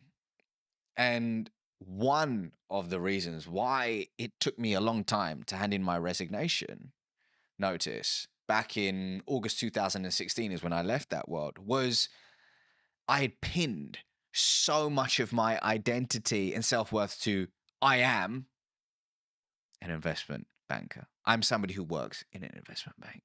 So much pride, status came from that, which stroked my ego, and it was beautiful until it wasn't. But that experience, I'm so grateful for it, man. I'm so grateful for it. And it was, I believe that everything, this is my belief, that everything's happening for you, not to you. And whatever you're experiencing right now is a lesson that you need to learn to be able to transform your identity into the human being that can receive and sustain their true desires. So somebody listening to this right now may say, man, I'm so annoyed that my team member or my employee just keeps doing this frustrating thing. They keep being late to work, or they keep missing XYZ, and you're getting frustrated. Why can it not be like this? It is not fair, you keep saying. However, you may have requested from the universe, whatever your North Star is, that I want to be an influential leader. Well, you've requested it. So as a result, the people, the projects, the challenging circumstances are coming your way to sharpen you, to expand your being so it can, once again, your identity can be transformed into one that is able to receive and sustain. So whoever's going through, whatever you're going through right now, see it as a gift, an opportunity to transform your identity. So if you are pinning your entire self-worth, over-indexing on career, whatever it could be, see it as an opportunity, right? Does it take looking inward? I believe so. For me, that's the way forward, but you got to figure out the right path for you. I think for me, lacking in the business world, and this is a very broad stroke, there's obviously exceptions to the rule, but I think sometimes is lacking is the self-accountability side of it, right? So whenever I have a project or a podcast or something I'm doing, I'll go, right, even if it went well, cool. Great, it went well. Great, the client's happy. What can I do to make sure that experience was better? What can I do to make sure that that went closer to plan? Where was the issues? And there may not be a lot, but even if I get one thing, that will allow me to then build on it and so on. And this really comes into effect when you have something maybe that didn't go well, or maybe you unfortunately passed away some clients or etc., which I think, from my perspective anyway, is part of if you're growing, right? If you're adapting and you're changing what you're doing, the clients that you and a client come together and you both want to go north at some point, okay? Then a period of time passes and they may want to then go east because you may have got them to that point. And at that point, of course, you're going to part ways. But I think in business, we sometimes struggle to think about, oh no, I have to have this client because they were my first client, or we idolize that person that we're working with, or the organization we're working for, etc. Especially when you look at like my dream client list when you start out, etc. But the reason why I think it links here is because it's then how you show up. It's then how you communicate. It's then how you communicate, A, in marketing, but then B, when you're having the follow-on sales conversations or continued client care conversations. Actually, do you think we need to take more accountability for that? As in the client needs to, some themselves, but also us as a provider. Accountability for what exactly? You mean that What we've done? Because I think it's very easy to go, oh, it's your fault. When something goes wrong, it's your fault. so just so I understand the question, is it when you're in a client customer relationship, something goes wrong, how does one react to it? Yeah. Or it could be just in general, like when you do, like, I'll give you another example. When you have an idea marketing wise and you go, right, I'm going to give my all to this marketing idea, and it doesn't quite go as well as you planned, for example. Oh, this should be this. And the reason why I never use numbers here is because they're all subjective to you. But, oh, we can keep pushing, we can do this, we can do that, etc. And I think for me, you have to sometimes tie the result from what you're looking to achieve in the respect to the amount of effort, because sometimes that result is lagged by 3-6 months. So everything I've understood in business is I do stuff now for the growth I want to see next year, or the growth I want to see in 3 months or 6 months. And just to frame it back into the question, when you look for the relationships that you want to create and have, either in business or personally, I think they're very similar. Do you look personally, or would you recommend people look personally at looking for people who can take self-accountability when things go wrong? Is the crux. So just so I'm receiving that question, it's in business, when you're finding strategic relationships, is accountability an important Is thing it that an you look important for? element, do you think, moving forward? I'll give you an example. Inside of my business, something happened in the past 4 or 5 days, and there was a mistake made. And I spoke to a team member about it, saying, can you help me understand what happened with XYZ? Now, they could have got defensive. They could have deflected, and they could have completely disowned the part that they had to play in that situation. But you know what this individual said? They said, I'm really sorry about this mistake. I truly own it. And here's what I'm going to do to ensure it doesn't happen again. And they provided a solution. Now, here's why I'm telling you this. That was the most beautiful response, which told me the story about the following story about this individual, that they have a character of intention. And it told me that moving forward, I can deeply trust them. And something I talk about in this book is that when it comes to trust, one way to establish it is through the 3 C's: connection, character, competence. In this imperfect moment, which is a gift, I got the opportunity to learn something about this individual that would have never happened if everything had gone perfectly. I learned that they're self-accountable, and I learned that they're open to owning their mistakes.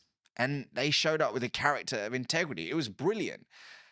Simultaneously, I had another challenge, or gift, shall I say, in the business that happened about 2 weeks ago with a third party. That didn't occur, which told me a different story about the individual in question. It told me a different story about that company. And it really has left a sour taste in my mouth. And I probably won't be partnering with them in a different season of my life once this project in question is over. So it's everything, man. Accountability in that sense is everything, because it leads to trust. And I don't know about you, but I don't have a meaningful relationship in my life that isn't built on trust. Yeah. I think for me, of course, everyone's really happy when it goes well, right? But the reason I wanted to go there is because of what happens when it goes wrong. Yeah. And I think what someone does, what a person does, what you do, will tell you a lot about A, the person, or B, where they hold that relationship, right, with you, if it's someone else.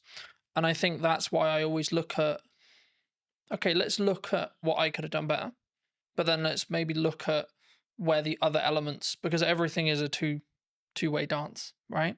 But I think in some ways, whenever we bridge that across in business as a whole or in personal, maybe we don't necessarily go into each relationship when it's a new business relationship or a new partnership, etc., without the, I don't want to use the word baggage, but the residue maybe from previous relationships. I mean, do you think that people don't give themselves the time to reset sometimes? Like when it comes to either like you had a long-term relationship with a client and maybe you've got some other clients, but in that sector that you don't step back and say, okay, well, kind of building off that accountability question, you think sometimes we need to take that time to step away? Can you give me an example? Yeah. So let's say, for example, I worked with a client for a year, Okay. and for whatever reason, our relationship has ended. And I could, and again, it's kind of a level of privilege, of course, that can come from it, because if you're in the position where you can step back, it means you've got enough financial resource to survive at least for a period of time. So there's a nuance to the rule, of course, but if you can do that, do you think you'll show up better for the new clients in your next season, or the new business, or the new opportunities, or the new content when you can take kind of step back? Because I think I talk a lot about self accountability, but it comes from a place of I can give myself that space to say, okay, this is where I went wrong. And maybe if it's because I'm trying to mend a relationship with a client, perhaps, or maybe it's actually a relationship has ended, or a new one is about to begin, and I want to look back and see how I don't. Maybe the issues were, okay, how can we set up this relationship so it's more likely to be successful by learning from the past? The definition of reactive behavior, in accordance to the spiritual wisdom of Kabbalah, is engaging in any behavior that is grounded, and I'm paraphrasing, in fear, lack, or scarcity. So if we are operating consistently from a place of fear, lack, scarcity, we're engaging in reactive behavior. And I think, rather, I believe, a lot of our day to day, especially when we're flying through our day on autopilot, meeting to meeting, doing X, Y, Z, we can unknowingly slip into reactive behavior. We can unknowingly and unconsciously end up having unconscious conversations, and we don't leave this space to look within. So in your example, let's say if somebody has lost a client and they haven't really sat back and said, okay, let's look at the facts here. And what part did I have to play in that? And truly owning it, then they're going to make the same mistake over and over again. And they won't have the opportunity to transform their identity into the person they need to become to achieve said desire. So your point about self-accountability is important, but it's all down to the fact that, if your calendar is just, there's zero white space in it, and you don't have a personal practice in the morning or whatever it is in the day to ground yourself, it can lead to this unconscious behavior, which is a problem in today's world. Because in our conversations, one of the biggest problems is engaging in short-term behavior that kills long-term reputation. Do you think that people have too many busy things happening? They take too many meetings. They take too many opportunities. They don't know how to say no. I can't speak for everyone. I can speak for the clients that I've worked with. I can speak for the people in my world and through my lens and expertise. And what I can see in today's world is the addiction to being busy is real. And often work can be a form of escapism to run away from something we're experiencing, something we're feeling, or whatever it could be. However, I believe we've confused being busy with being productive. I believe that often the inability to say no isn't just, oh, I just love working on several things at once.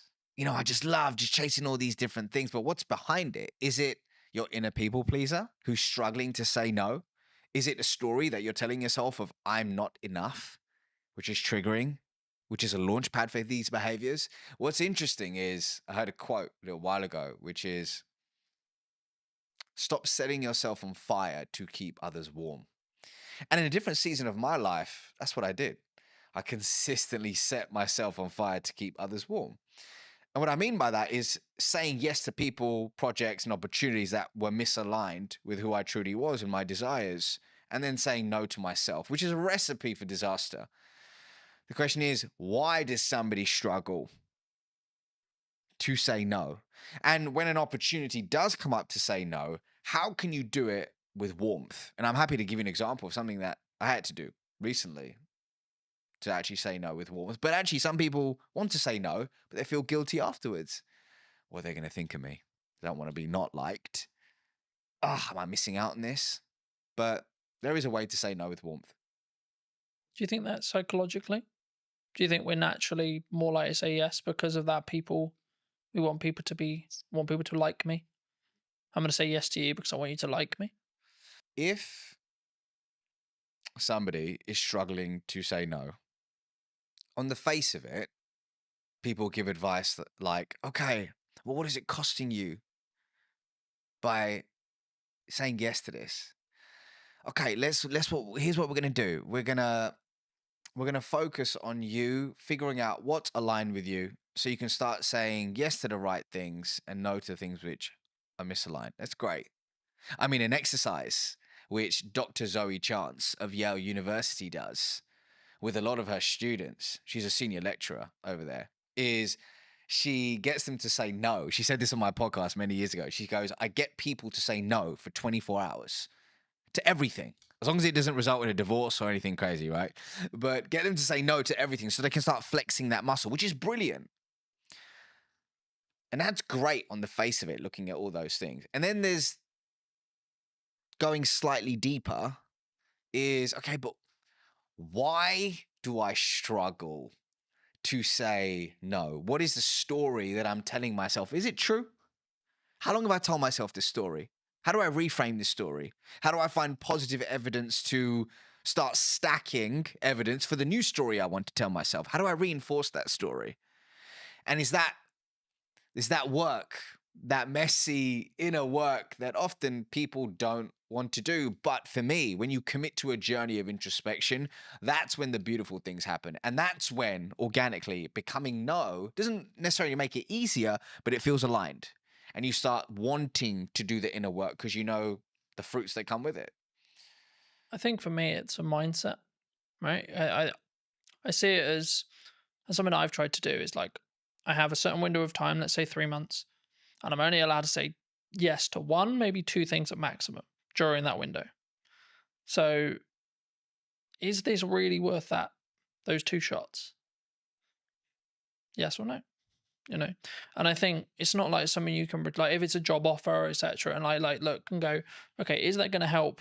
Am I the right fit for the client? And sometimes I'll go, I don't actually know. That's when you explore more, you have more conversations, etc. But the key for me is making sure that whenever you do work with a client, or whether you do a body of work, write a book, run a podcast, etc., that it sticks into what you were starting to talk about at the beginning of today's episode, which was, is it authentic? Is it connected? And it's kind of I hate using it because it's kind of become a buzzword now, right? Being authentic on social and being authentic in content, but only you know whether you are. And something I did want to talk to you about, and I know it's maybe something you're maybe trying to move away from, and I would love to hear if that is something you're moving away from, potentially why, but like, why do you think storytelling is important?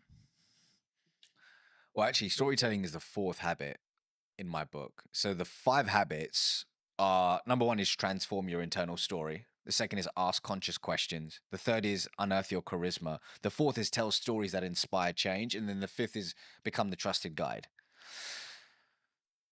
So to hit on your point, storytelling is 100% something I focus on. It's just a part of a larger puzzle now, or a larger body of work. But stories are important for so many reasons, man.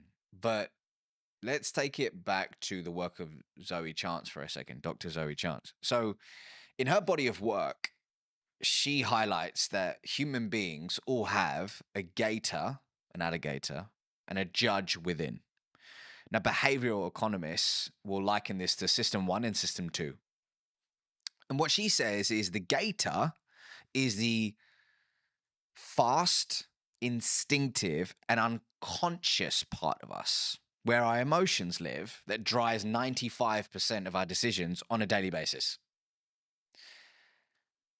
The judge, like a judge in court, is slower, more deliberate. It requires conscious effort to make rational decisions. So the judge, or rather the gator, is automatic. The judge requires conscious effort, and the gator is more dominant. Interestingly, the gator is the first responder in Zoe's eyes. The gator is the first responder. And what it's doing a lot of the time is actually filtering what information we should pay attention to. And it's rationalizing, or rather, the judge is rationalizing the preferences of the gator. Here's why I'm telling you this, is that a lot of the time we lead with facts, we lead with figures, and we lead with data. And it's not about not using them, it's about understanding the context and when to lead with them. But for me, what we need to think about is how can we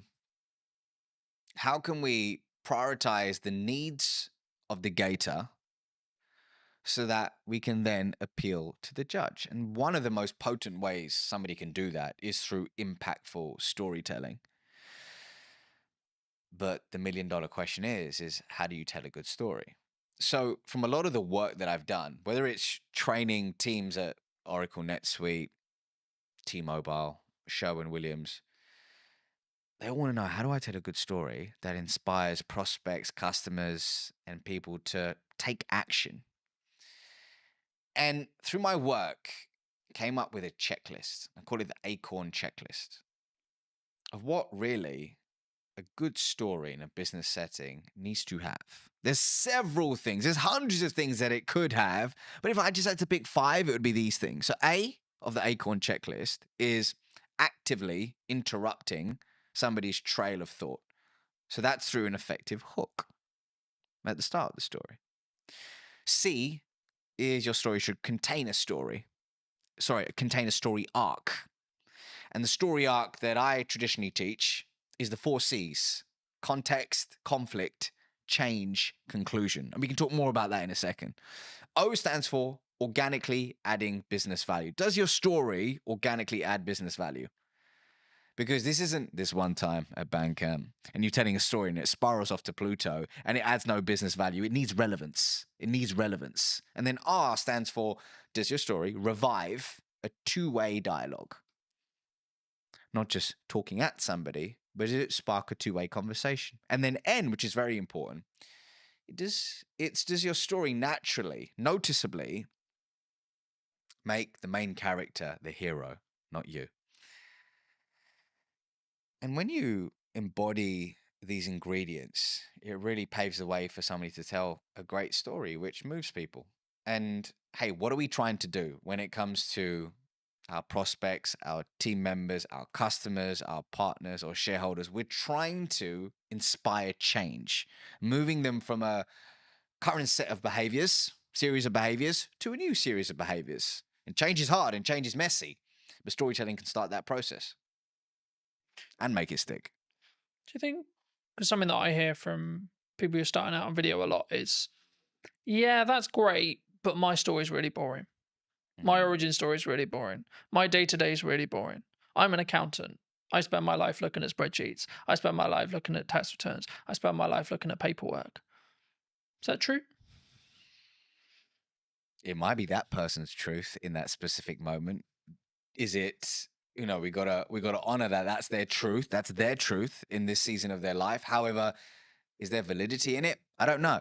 I don't think so, right? I'm sure we will be able to find cracks in the story that they're telling themselves. So I was recently speaking at an event called Atomicon.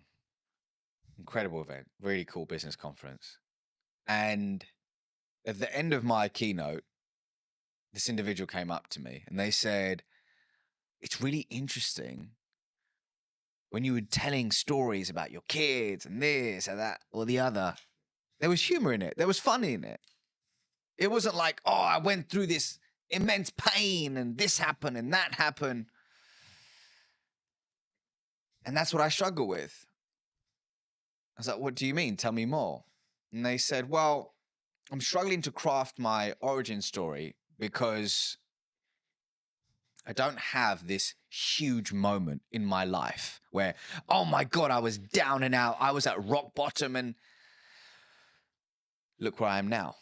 And for me, that's a recipe for disaster because it can leave you in analysis paralysis and forgetting that often the beauty is in the imperfect moments, the relatable small moments. When I came out on stage that day, I told a story about my daughter and how she was mimicking breathwork that I was doing in some season of my life. And as a result, it made me realize that how I do whatever I do in my life, she's going to mimic it. And my job isn't to tell her what to do, it's to show her who to be. That was the crux of it. But that came from a seemingly insignificant moment in my day-to-day life. So I think what it boils down to is creating a story bank. And I have a process for that, but creating a story bank where you're collecting these insignificant moments, figuring out which one of them can be transformed into a story and testing them versus sitting there trying to think of that one story and then going, I don't have it. I'm going to wait for it. And then just doing nothing. So everybody has a story to tell. The question is, do you have an intentional, going back to our question at the beginning, do you have an intentional approach to finding them, identifying them, and then delivering them in low stakes scenarios to test and tweak and iterate for high stakes scenarios? It's a real process. I think it's something that you'll adapt as well. Like as you move through the seasons, right? Like you might not talk about the current season or the season you just come out of, but you potentially will talk about maybe season 1, season 2, season 3, etc. And I think for me that allows you to tweak and adapt and show that you're a non-finished article as well. Building off that, like my level of success at 20 was very different to now and will be very different in 10 years. And I think that's the constant thing. And the thing that kind of goes through the core of that is, what's my improvement today? What's the 1% thing I can do? What's maybe the thing I heard from you today, or the thing I picked up whilst watching something, or the key takeaway from the book I just read, or etc. And I think sometimes we don't give ourselves that time. That's why I asked you about the kind of the busy schedule thing.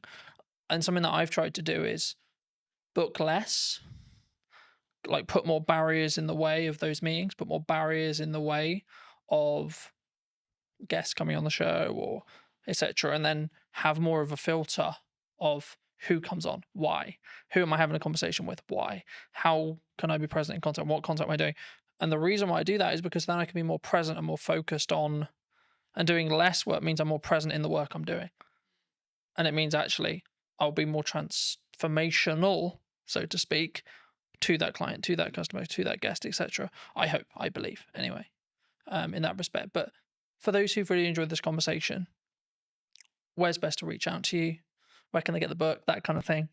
Yeah, so if you click the link in the description, I'm sure you'll put it in the description, but you can pre-order my book now, which is available on November 4th, and it's called Relationship Currency. And really what it's about at the core is teaching people in any conversation how to build trust, cultivate authentic relationships, and master the art of communication along the way. So, hey, if this conversation has aligned to you, then pre-order a copy and I'll see you on the other side.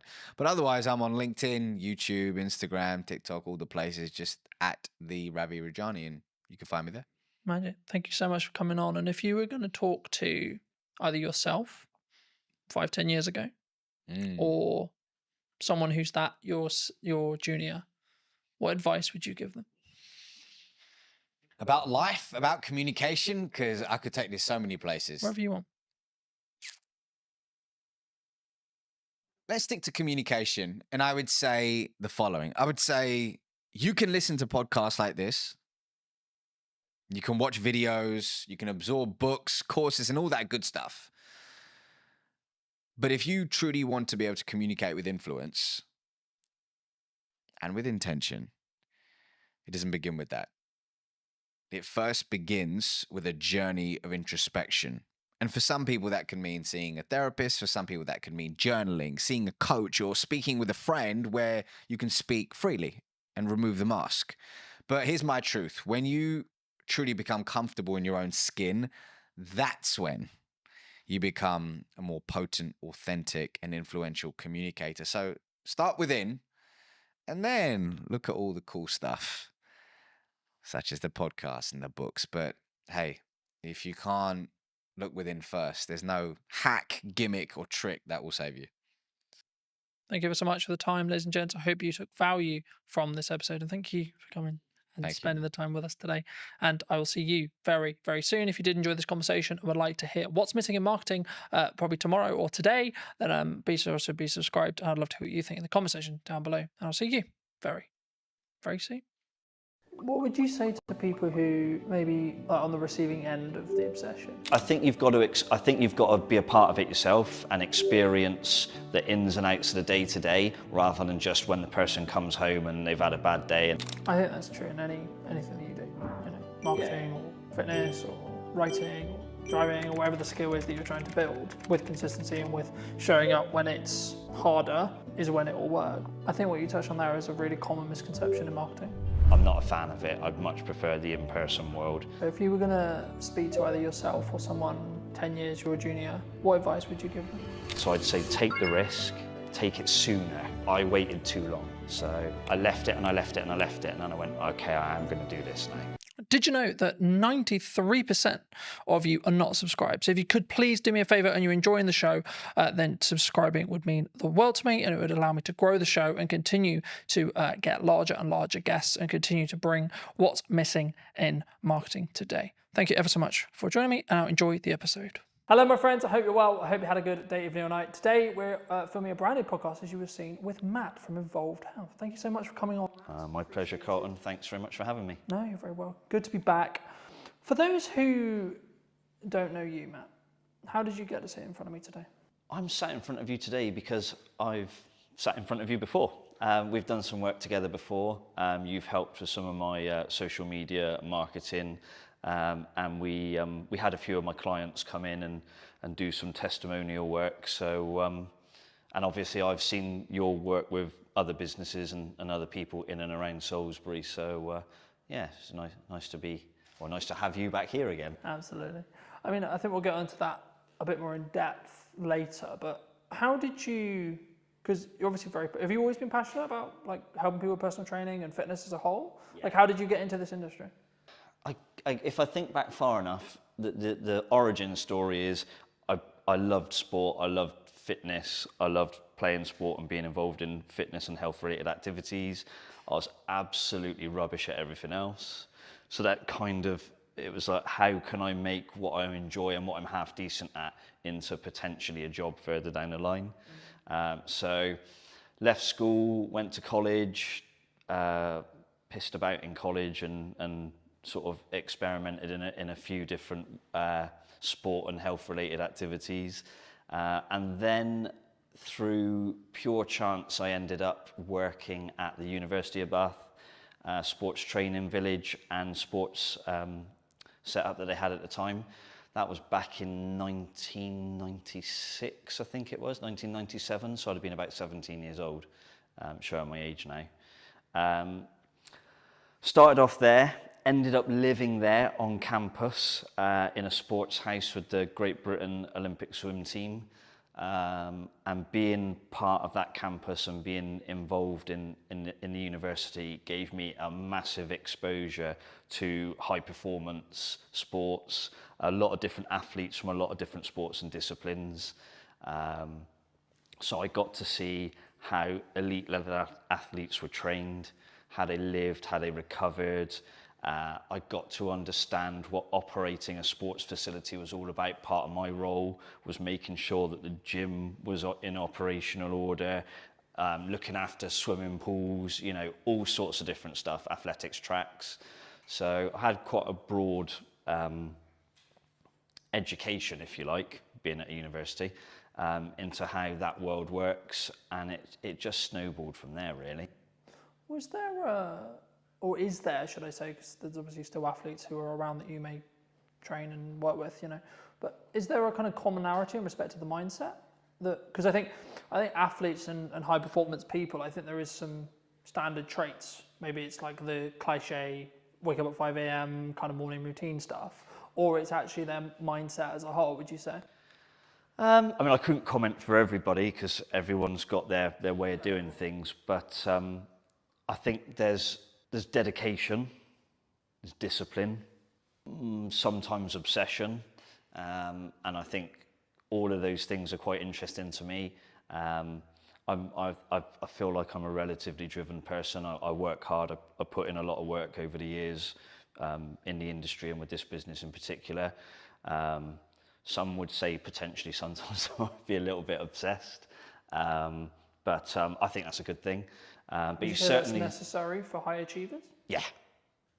You can't be a high achiever and not be obsessed. You have to throw yourself into whatever it is you're wanting to do or build or grow or be a part of. And if you're going to deliver a highly successful business or an environment, depending on what aspect you're working in, I think you have to be obsessed. I don't think it works if you don't. Not at that level, anyway.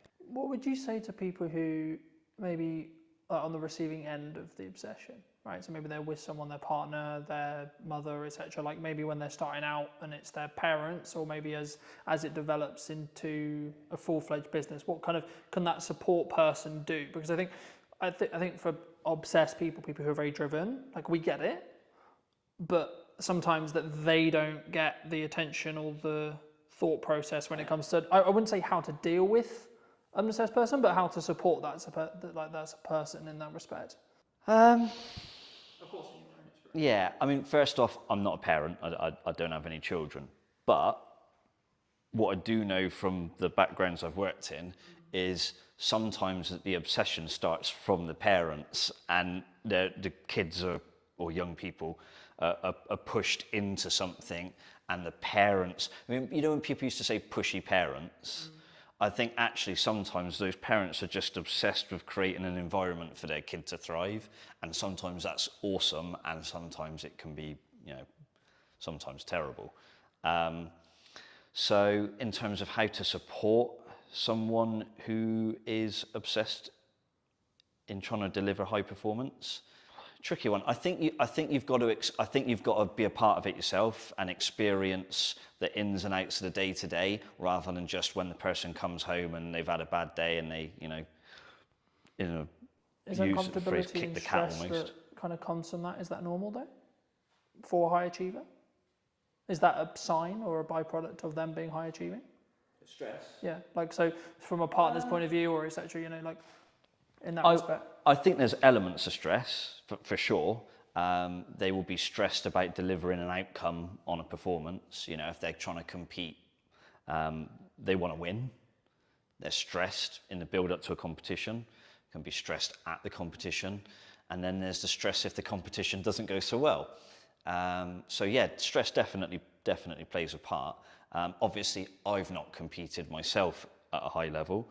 I've experienced and lived around those that have, and more often than not, I think the stresses are positive, like the person has responded to it. But I definitely saw a couple of occasions where maybe it didn't.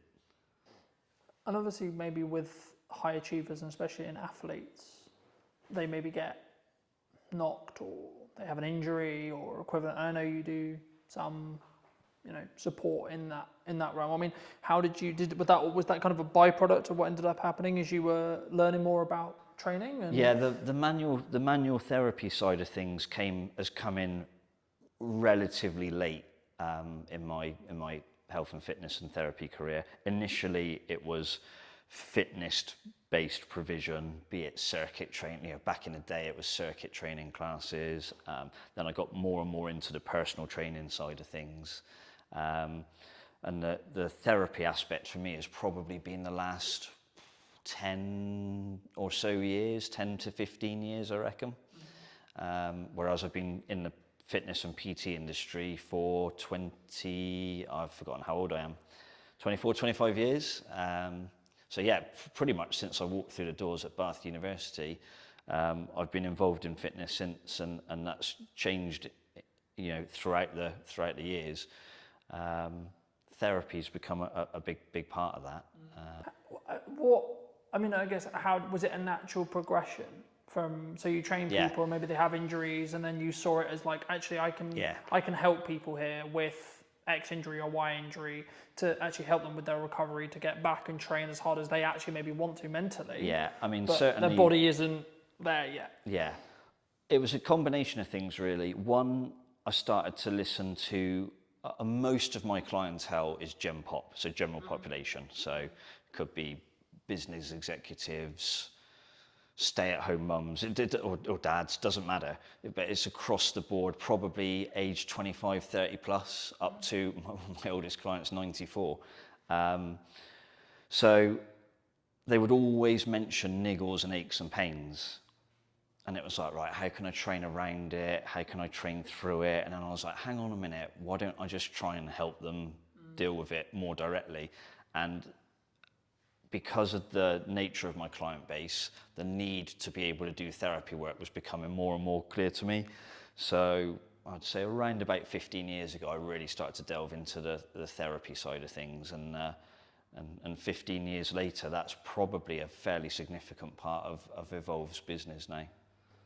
Do you think that's one of the things that makes you unique in comparison to, say, another personal trainer, another gym, another etc.? I think when I first came to Salisbury, for those that don't know, I didn't grow up in Salisbury. I wasn't born here. An opportunity came, where are we now? Probably around 2014, 2015 maybe, to start getting involved here in Salisbury. So what I realised through that is a lot of places had personal trainers. There were some gyms around. Sadly, there are fewer gyms around at the moment. That's another story. And I realised that nobody was really creating an environment where it was seamless. So you could be down here in the gym, maybe having a therapy type workout. You could be upstairs on the treatment table. You might have ligament damage that needs hands-on treatment and things like that. So the ability to put the two things together is really, really important, because as a professional then, I can manage and help the client through a myriad of different options.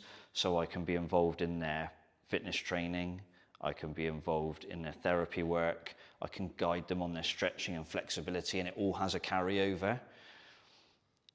It's better for the client because you've got one set of eyes keeping an eye on things. I'm not saying I can be all things to all people, but it does assist. But also from a finance perspective from the client, if you have 1 or 2 PT sessions a week, then you've got to go to an osteopath, then you go to somewhere else for a massage. Most people know what these things cost these days. That's serious money on a weekly basis. Whereas within a visit to here, they can have a PT session. They might need just a few minutes of hands-on work or some help with a stretch. And they've spent a fraction of what they would spend if they had 4 or 5 different professionals helping them. So it's almost trying to create a multidisciplinary environment, but the one person is delivering that multidiscipline. I think for me, like, that's maybe the unique selling proposition of what you do, but it allows that synergy. So if there is an injury that happens, either unfortunately with during training or like outside of training, and then when they come into training, then it can be maybe tackled like faster or potentially better, in that respect. But do you think, I guess then, the next question I was going to go into was like how consistent or like how focused should the average person be on fitness? Because I think as a whole, it's always been a part of my life, but I think maybe I'm unique. We're looking at, like, I don't know the figures off the top of my head, but there's the numbers are like constantly changing, constantly adapting, and I don't think for the better in respect to obesity and other such concerns in that respect. And I think, is it a shift? Is there a like from what you're seeing, or is it still maybe it's upper middle class, it's the people who can afford it, it's, you know what I mean, is it because from my perspective it was always quite snobby, oh, you work out, is that it was always that for a long time? I think what's changed is the media. So you look at anything in life now, the media get their claws into it, and that can be good or bad. There's definitely an increasing problem of lack of physical activity in schools. I can remember when I went to primary, I can just about remember when I went to school, primary school and secondary school. I was lucky, I had great PE teachers, I enjoyed sport, and the provision was there to do it, and we did it for a few hours a week. But talking to clients now who've got kids in certain schools, and they barely get an hour a week of like taught physical education or the chance to just explore different sports. And I think these days, a lot of that seems to be happening outside of school. And then it becomes choice. Then it becomes, can the parent potentially afford it? If you're in a school environment, it's kind of delivered for you, to you. But to have to choose to go out and take part in a sport, it's not just the kid's choice, it's parents going, I work 3 jobs, I can't take you to wherever you need to be 3 times a week. Or I can't afford for you potentially to have all the kit you need. I saw some kids walking along, I'm pretty sure it was hockey, and the stuff over their shoulders and what they were carrying and what they were wearing, I'm thinking, if you've got 2 or 3 kids, that is costing you some serious money. So the chances are you are in a slightly higher class. I don't like this class differential that people have, but yeah, it's definitely a problem. And I think, you know, I understand from my perspective what I charge for the work that I do is reasonable, and it certainly isn't affordable to the masses. Do you think the key is the educational piece then? Even if it's just like having resources or having more people talk about bodyweight workouts, calisthenics, etc. For example, I think it's good to get the message out there that exercise is good for you, and sitting on your backside all day eating, you know, chips and whatever else is probably not very good for you. But I think the key thing is the provision of facilities that are free and accessible to anybody.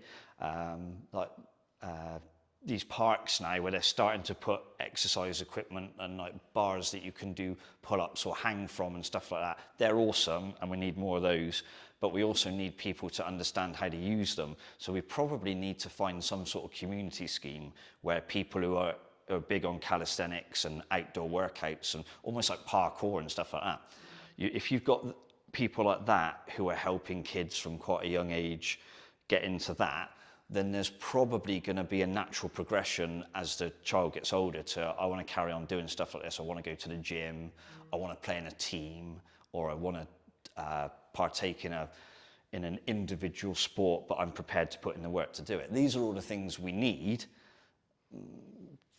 They're not being provided, not at the level they need to be. I'm quite lucky, I'm fairly well travelled, and a lot of places I go, you go to places and they've got outdoor, again, environment comes into it, climate, things like that. But even countries where the climate's a lot like ours, they've got outdoor parks, they've got outdoor physical activity. We're a long way behind in this country in certain areas, and that needs to change, and fast. do you think, because for me it's number one, it's a priorities thing. Number two, it's a mindset thing. Like, there's one thing having the education, but once you've got the education, you've then got to have I'm really busy, but I need to do it anyway, right? Because I look at it from a perspective of, I'm very fortunate where I'm younger and I've had a level of fitness in my life for a very long time, but I understand that if I want to continue to be able to do the job I do, I need to be in better physical condition than... So I can continue to do it for 10, 15 years. Absolutely, but what I'd say to that is, if you get the exposure from a young age, and it's a positive exposure, not, oh, I hated PE, they made me do PE in my pants and socks or whatever. I can remember, you know, back in the days when I was at school, if you forgot your gym kit, it was plimsolls and pants and socks and off you go. There's no way that's happening now. It wouldn't be allowed. You know, it's if you expose somebody to a positive health and fitness related activity from a young age, and you can do that consistently for a while, then the likelihood is you don't have to worry about mindset, motivation and things. It's almost inherently in there, ready to go. There will be people who went to school and hated PE and hated exercise who have grown out of that, and some will have gone, actually, I need to look after myself and my health because I've got a family now. And there'll be other people who go, well, I hated it at school and I hate it now. And we've got to get those people back then. If you were going to give advice to maybe those people who hated it at school, who maybe haven't done what they should have done, maybe they know they're not, like, 'cause I don't think you say to anyone who's like not in good shape, I don't think helping the problem is, haha, look, you're fat. Or, oh God, no. That's not, you know, that's because they know. It's not like they see themselves every day, you know? Sometimes you've got to have hard conversations. Part of my job as a personal trainer is sometimes you have to have very difficult conversations with people, and in the best way possible, you're trying to explain to them that the situation they're in is not a healthy one, it's not a good one, and there's a desperate need to change. In terms of mass information, I think you've just got to say to people, like, hands up if you want to die young. Not many people are going to chuck their hands up. Yes, please, Matt. Yeah, do you know what I mean? You know, I can't speak for everybody, but most people are going to, well, of course I don't. Who wants to live as healthy and as long as possible? Probably most people. Yes, please, Matt. Yeah, exactly. So if we can say to people, look, there's still time for things to change, for you to have those positive experiences, and ultimately it's going to massively benefit you. Some of the hardest conversations I've had to have with clients, I remember one guy, I'm still in touch with him now. This is when I used to PT back in Bath. I literally had to sit down and say to him, I know his daughter had got stuck into him. She was not far away from graduating university, had been involved in a relatively long-term relationship, and there was a wedding on the cards. This particular chap, the girl's father, was not in a good way. Very successful, but very highly stressed executive. He owned a very particular international business, and he was flying all over the world, you know, airports, long hours, eating all the wrong foods, a lot of client hospitality, so a lot of drinking, and he'd got himself into a real mess. And he'd had a heart attack. And the daughter had sort of said to him, look, if you want to A, see me graduate, and B, see me get married, you need to sort yourself out because you're going to die soon. And I think when it comes, you know, if you're a father, I can imagine your daughter looking at you and saying that's got to be a gut punch. So he came to me and he said, Matt, you know, I need you to help me. And we did a lot of good work. And that was 10, 12 years, probably even 15 years ago. And even now, he's still out running half marathons, going out for big bike rides. It completely changed him. But he said to me, the turning point was his daughter saying those things to him.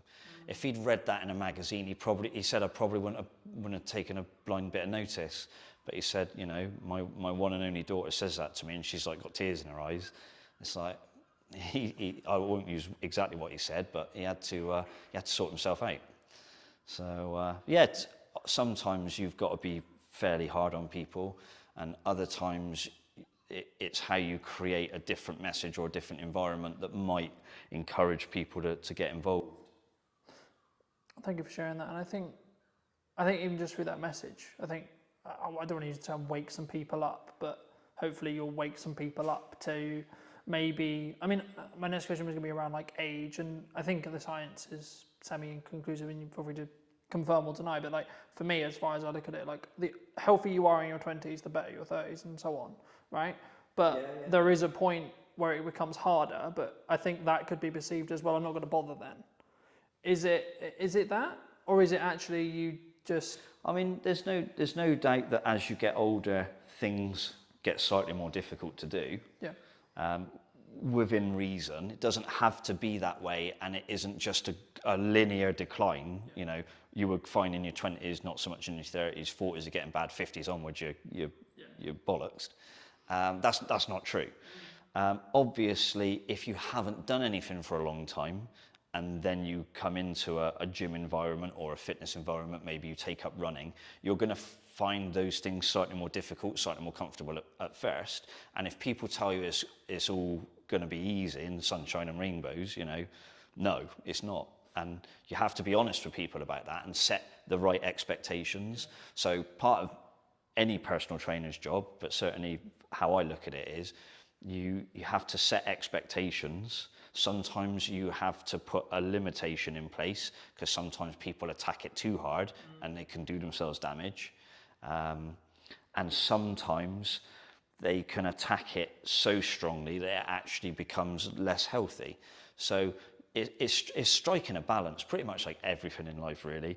You want to try and find balance where you can, knowing full well that the perfect balance is not achievable, I don't think, for anything.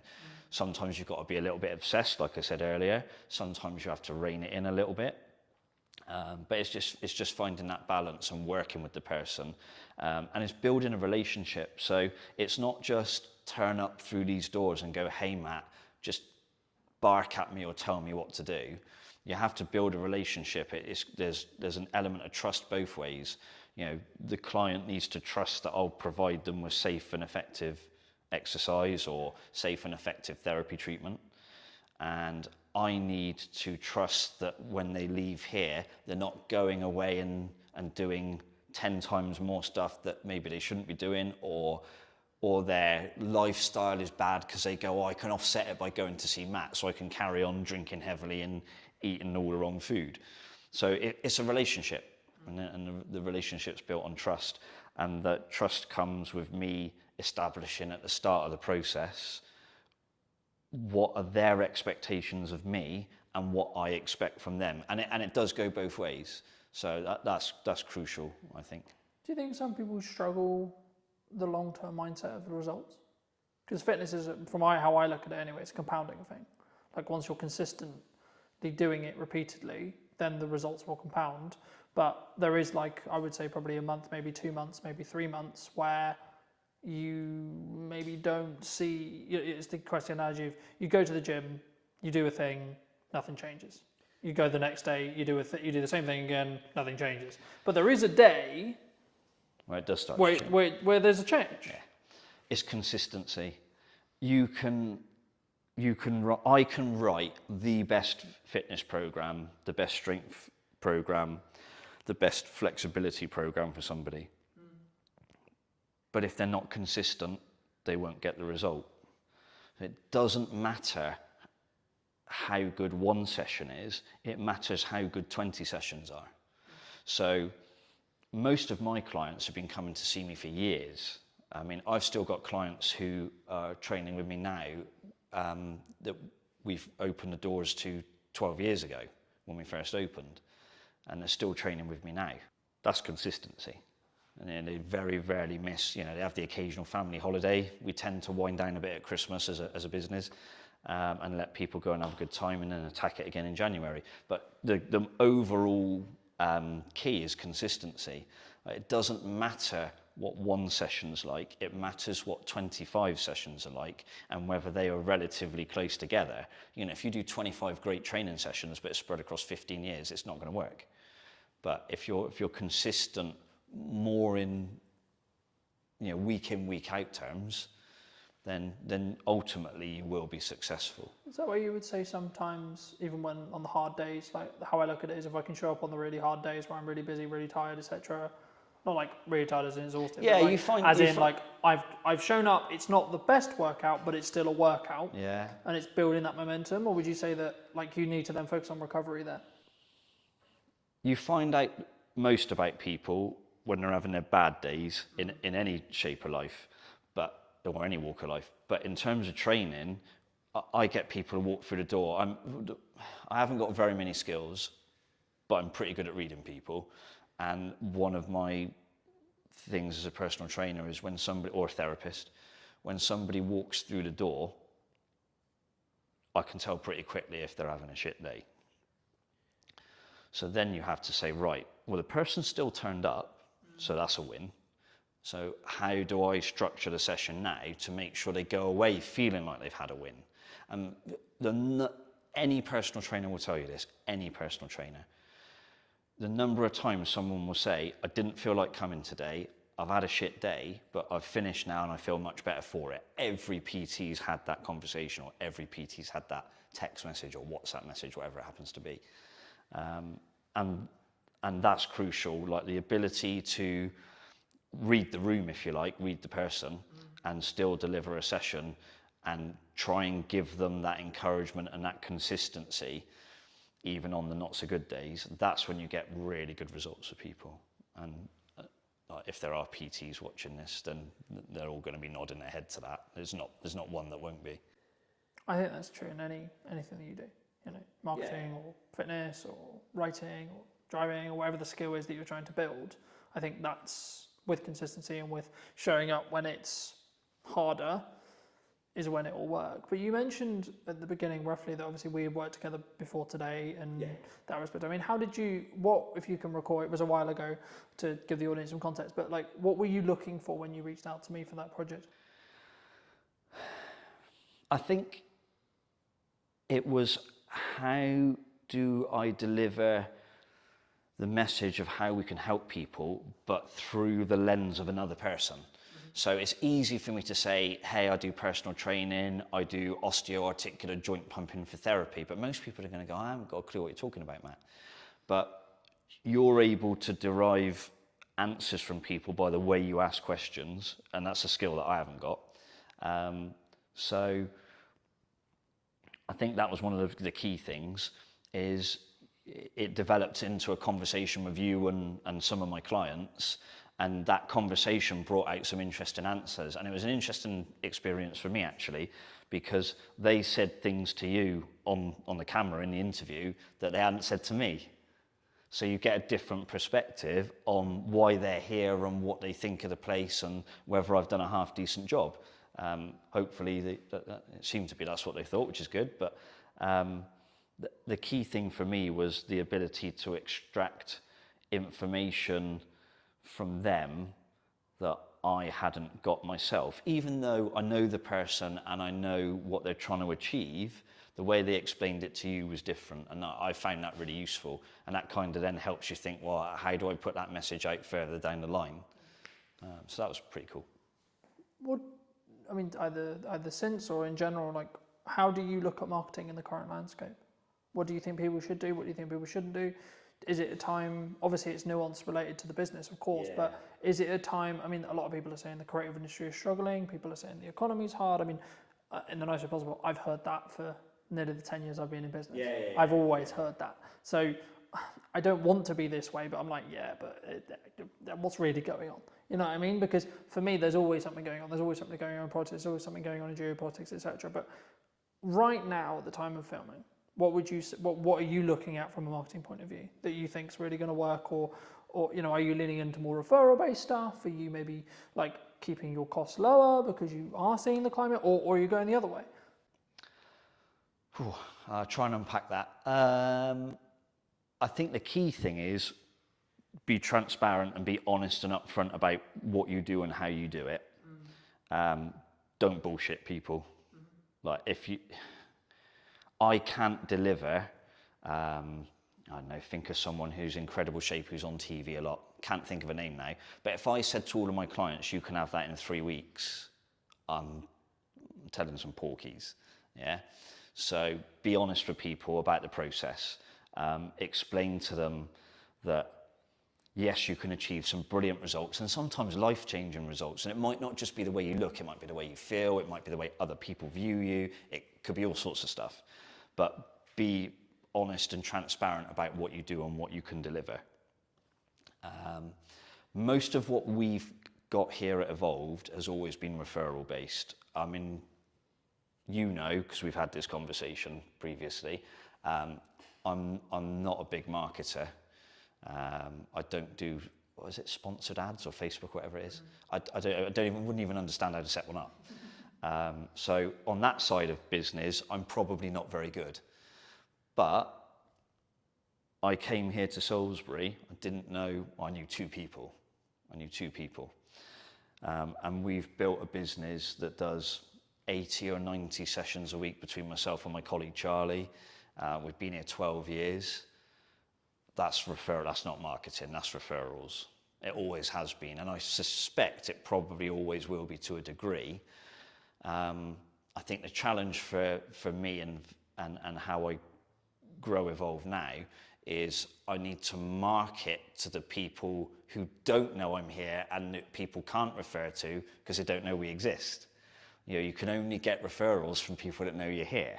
So I should probably try and get more people to understand that we're here.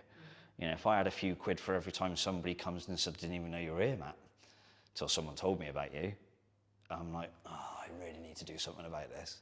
But yeah, I think marketing for me now is being able to explain to people what we do and how we do it, and saying to people, do you want to come along on the journey, as opposed to come and get fit in 6 weeks, which I hate that message in the fitness industry. It's I think what you touched on there is a really common misconception in marketing, that people think it's either referrals or it's word of mouth or it's ads or it's content or it's this or it's that.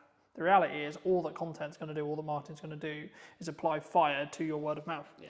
If you have good word of mouth, happy days. Yeah. If you've got bad word of mouth though, you can kill your business very, very quick because it's just going to make things better or continue things moving faster in whatever direction the business is currently going in. So what I say to clients when I start working with them, and I think we had this conversation when we initially started thinking about working together, I said, okay, well, are you moving the trajectory you want to work in? One, and then two, how can we utilize video content that's scalable that allows you to then do that upon scale, right? So instead of you having to trade one-on-one time with each person, you can say the stuff you want or get your clients to say the stuff you want on camera to then be like, okay, cool, this is what real people think. And social proof, which is what you're talking about, getting your clients to talk about it, is infinitely more valuable in a marketing context than you saying it. Yeah, exactly. In the nicest possible way it is, because in the same way with me saying, I'm going to say video is a good idea because I have a monetary tie to whether it's good or not. Yeah. In the same way you're going to say PTing is a great idea because you have a monetary tie. We don't even necessarily do this deliberately, but we're naturally going to because it's our natural sales process, marketing process, however you want to articulate it. And that's why hearing from clients, that's why I ask people about marketing, is really interesting and really important because then to an extent they're making the decision all on their own. Yeah. And I think for me, as the landscape changes, as the economy does what it will do, I think and it's more of a mindset thing and seeing how people either want to shift or don't, because, and I guess actually this is a question of, in your case, do you actually need to market? I would argue you don't even need to market because from what it sounds like at this stage right now, at the time of recording, you're close to full capacity, if not full capacity. Yeah. And you don't really have enough space or staff or both to scale. No. So actually, should you market? Yeah, tricky one, isn't it? Yeah. Maybe, finding maybe good... if you want to create a waiting list and you're trying to develop another product and you want to keep things going, but you wouldn't market in the same way as if you were trying to fill a new class, for example. Yeah, finding good people in the industry locally is quite difficult. So it is something to factor in. Because I think for me, it's a key on whether it's a scaling issue. And that's why I think any marketer listening to this, they need to ask the clients they're talking to and the people they're talking to, what does their client, the person they're doing marketing for, helping with marketing, what do they actually want to get out of it? Yeah. Because there's one side of it's like continue with the reputational gain that you can gain from doing video, sure, but that's a way of doing it. And then it's a bit more punchy or a bit more maybe paid ads or etc. would work if you were trying to fill a class in quick time. But actually in the position you're in, for example, you wouldn't want to do that necessarily. I mean, again, that also kind of changes to an extent of what stage you are in business, which we'll come to the next question, which is like, do you think businesses like have stages? In the respect of like when you're starting out, you're constantly looking at growth and then you maybe get to a size and you're like, oh, actually, hold on, maybe I don't want to grow beyond this? Either speaking about what you've done or in general? Yeah, I think it depends on the type of business. This is a people business, it's a service-based business. Can I produce 10 of me to look after thousands of people? Not really. So there's that element of I can only grow to the extent that I am able to deliver sessions for people in some regards. Could I bring other people in? Potentially, yes, but there's challenges with that. Could I go online? Possibly, but I'm not a fan of it. I'd much prefer the in-person world. One of the things that COVID taught me was I don't like Zoom very much. So I would be keen to avoid that. So yeah, it's a tricky one actually. So I think in terms of stages for a business, I think it does depend on the type of business you have and where you want to take it. You know, do I want a franchise evolved? No. Way too much stress, way too much money involved, way too much leverage. What are things about stages where you are in your life as well, right? Yeah. I mean, I'm 45. Yeah, 45. Do I want to be franchising a business at this stage of my life? Probably not. I've certainly got a fair few years left doing what I do, and I feel good. But I'm not sure I'd want to put that sort of pressure or stress on myself. Yeah, I'm pretty happy with where we are as a business. So in terms of growth for us now, it will be, I think it's improving what we do as opposed to doing more things or trying to be more things to more people.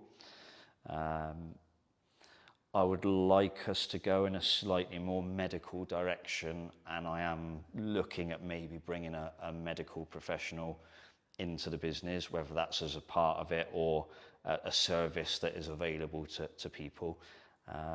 I won't go into the exact details of that because I know someone else will just jump on it anyway. Yeah, that's one of the things I might do. But in terms of how businesses grow, I'm not going to pretend that I'm a sort of serial entrepreneur business grower, because I'm not. I've worked really hard at this one thing, and I've tried to be consistent. I tried to do the right things by people, and it seems to have worked so far. We've been, as Evolved Health, it's been 12 years now, and hopefully a few more years yet. But no plans in terms of trying to launch a huge business. I think those days have passed now. Is there anything else you want to mention before we wrap up? Being in Salisbury has been quite interesting actually, because it's a very different dynamic to where I was previously in Bristol and Bath. Obviously it's a little bit smaller. Everyone in Salisbury tends to know each other.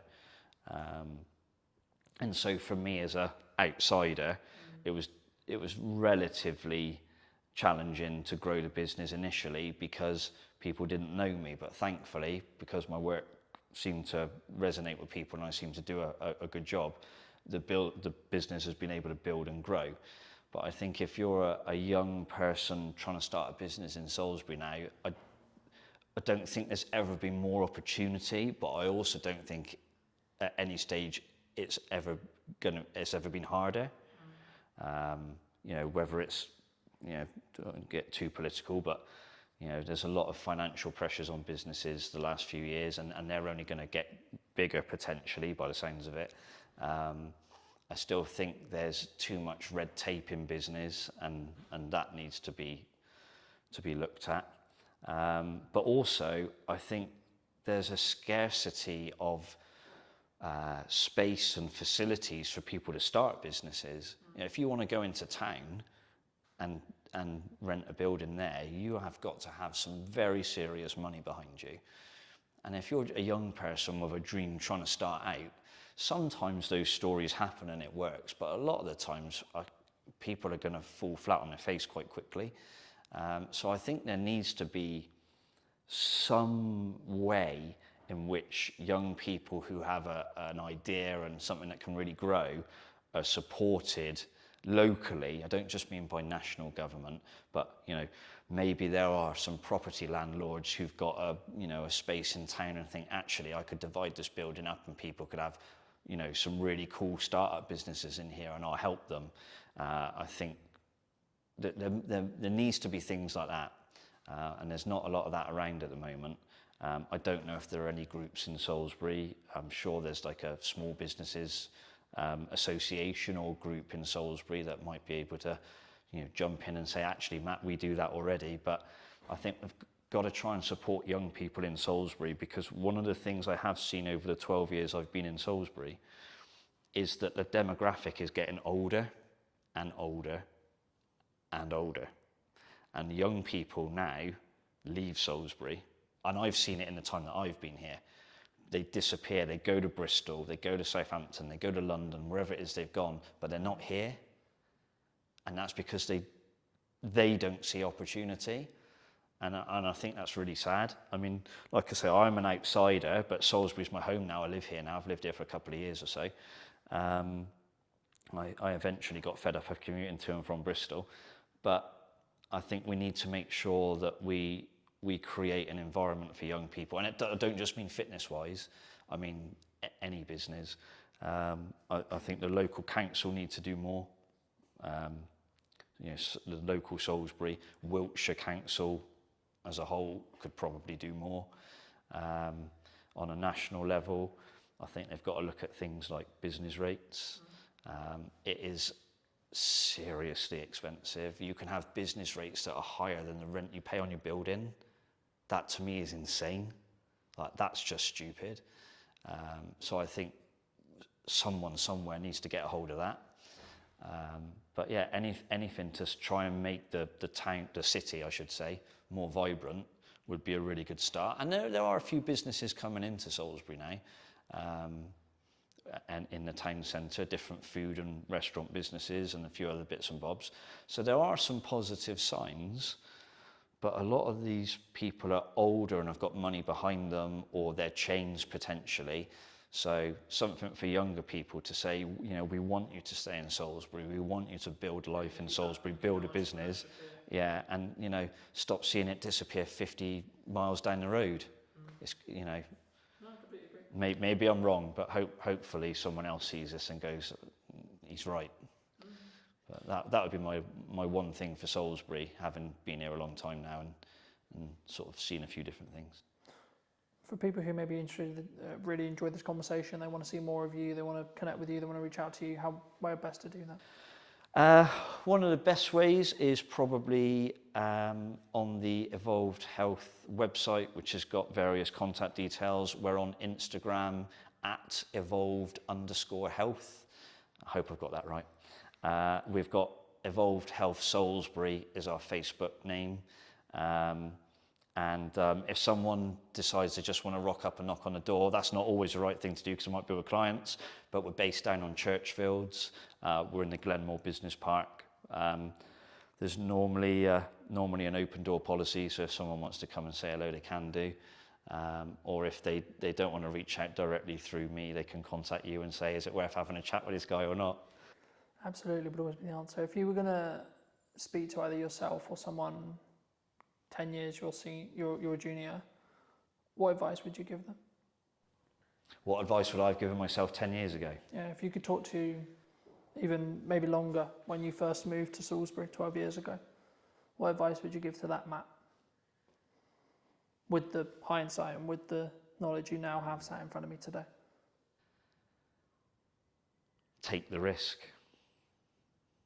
Honestly, take the risk. I'm quite pragmatic, so I tend to I analyse a lot.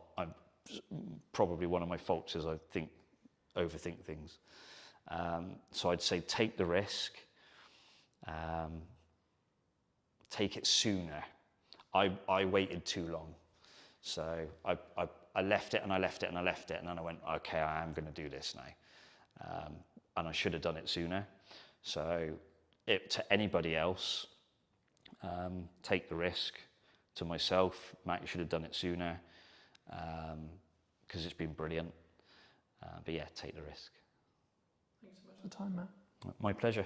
And if you did enjoy this video and you would like to see more like it, make sure to be subscribed. Leave me what your thoughts and comments were down below, and I'll leave Matt's information down in the description as well as always. And I'll see you very, very soon. I've built the business off From the start, starting from in my bedroom to getting a smaller office now into quite a big unit that we have now, and it's just grown and evolved over the years, and we're lucky to be in this position today. Do you actually make people want to buy? A great looking website as well, a good homepage, something that's going to engage the customer. Maybe on their first visit, they might not necessarily purchase anything, but if you end up having a good marketing strategy in place to collect emails, you'll send them on the journey that we've got set up for them, and they might not buy until the fourth or fifth time, but at least we have a thing in place where we can make it the best chance possible. But I think, is it just like you have to keep that momentum to, I guess, be successful on social, would you say? Yeah, consistency is key, because obviously the more consistent you are, the more views you're going to get, the more followers you'll end up getting. Cool. Hello, my friends. I hope you're well. I hope you had a great day, evening, or night. Today we're with Ben talking about how to actually run an e-com store, what role social media plays, but also what's missing specifically in marketing. Hello, Ben. Hello. How are you? I'm very well, very hot at the moment. It's not the best day to do this, but here we go. We're here on a Saturday, working. So good on us, I guess. For people who don't know you, what do you do? What are you known for? What are we like? What is the kind of infrastructure and like the business model? So I have an e-commerce store, and I have been doing that for the last 6 years. Specifically, I sell pre-loved terrace wear fashion. So looking at brands such as Stone Island and CP Company. You can't go to the football without seeing these brands anymore. And that's just where I've built the business off from the start, starting from in my bedroom to getting a smaller office now into quite a big unit that we have now.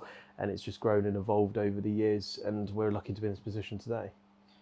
Do you think you're quite I guess I was going to say like a new way of looking at this kind of business? Because I think traditionally you would have like a clothing store, right? Like the TK Maxx's of the world equivalent, right? What made you want to, and was it always the plan to have a website rather than, and do it through, online sales rather than necessarily, right, we're going to have a 2,000 square foot or £2,000 a month, whatever it ends up being, like retail location to sell our product? Well, the perspective for me was that you're going to pay £2,000 a month for a retail store as it is, and that's without building up any customers, and that's very much limited to who you can target as well. So having a retail store, not everyone's going to travel hours down to come and see you without a reason, but whereas if you have a Shopify store which costs $39 a month, you can get anyone all over the world to have a look at your store. So that was always the passion and drive for me, to spend $39 and then I can have everyone shop. But of course, with an online store, the conversion rate's a lot lower than you would if you have someone coming into your store, because you kind of get that feeling of, I really want to buy that, and you'll probably buy it in person, whereas if you look at it online, you end up just cutting it off and not buying it. How do you, maybe on the website or like, we'll get on a social, I'm sure, but like, how do you actually make people want to buy online? Because I've always been like, unless you're like the Amazon, right, and I've got a specific destination or a specific thing in mind, I'm going to go click, done. But if you're not that, how do we get people to sort of go to the website and then actually make a purchase? Because I think that's the struggle. Because, you can push traffic to a website, but it's then how do you convert that traffic into baskets, into sales, into, people actually buying the things you're selling? So it's all to do with sort of like specific stock buying as well, making sure we have the right products available, because if at the end of the day, if you've got a store full of stuff that people don't want, they're not going to buy it. But if you buy the right things, it's going to look great. A great looking website as well, a good homepage, something that's going to engage the customer.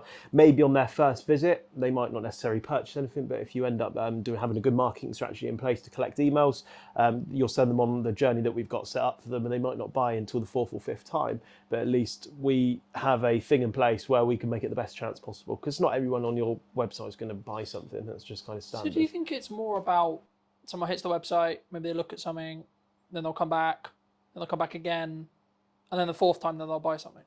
Yeah. More than hit the website, buy.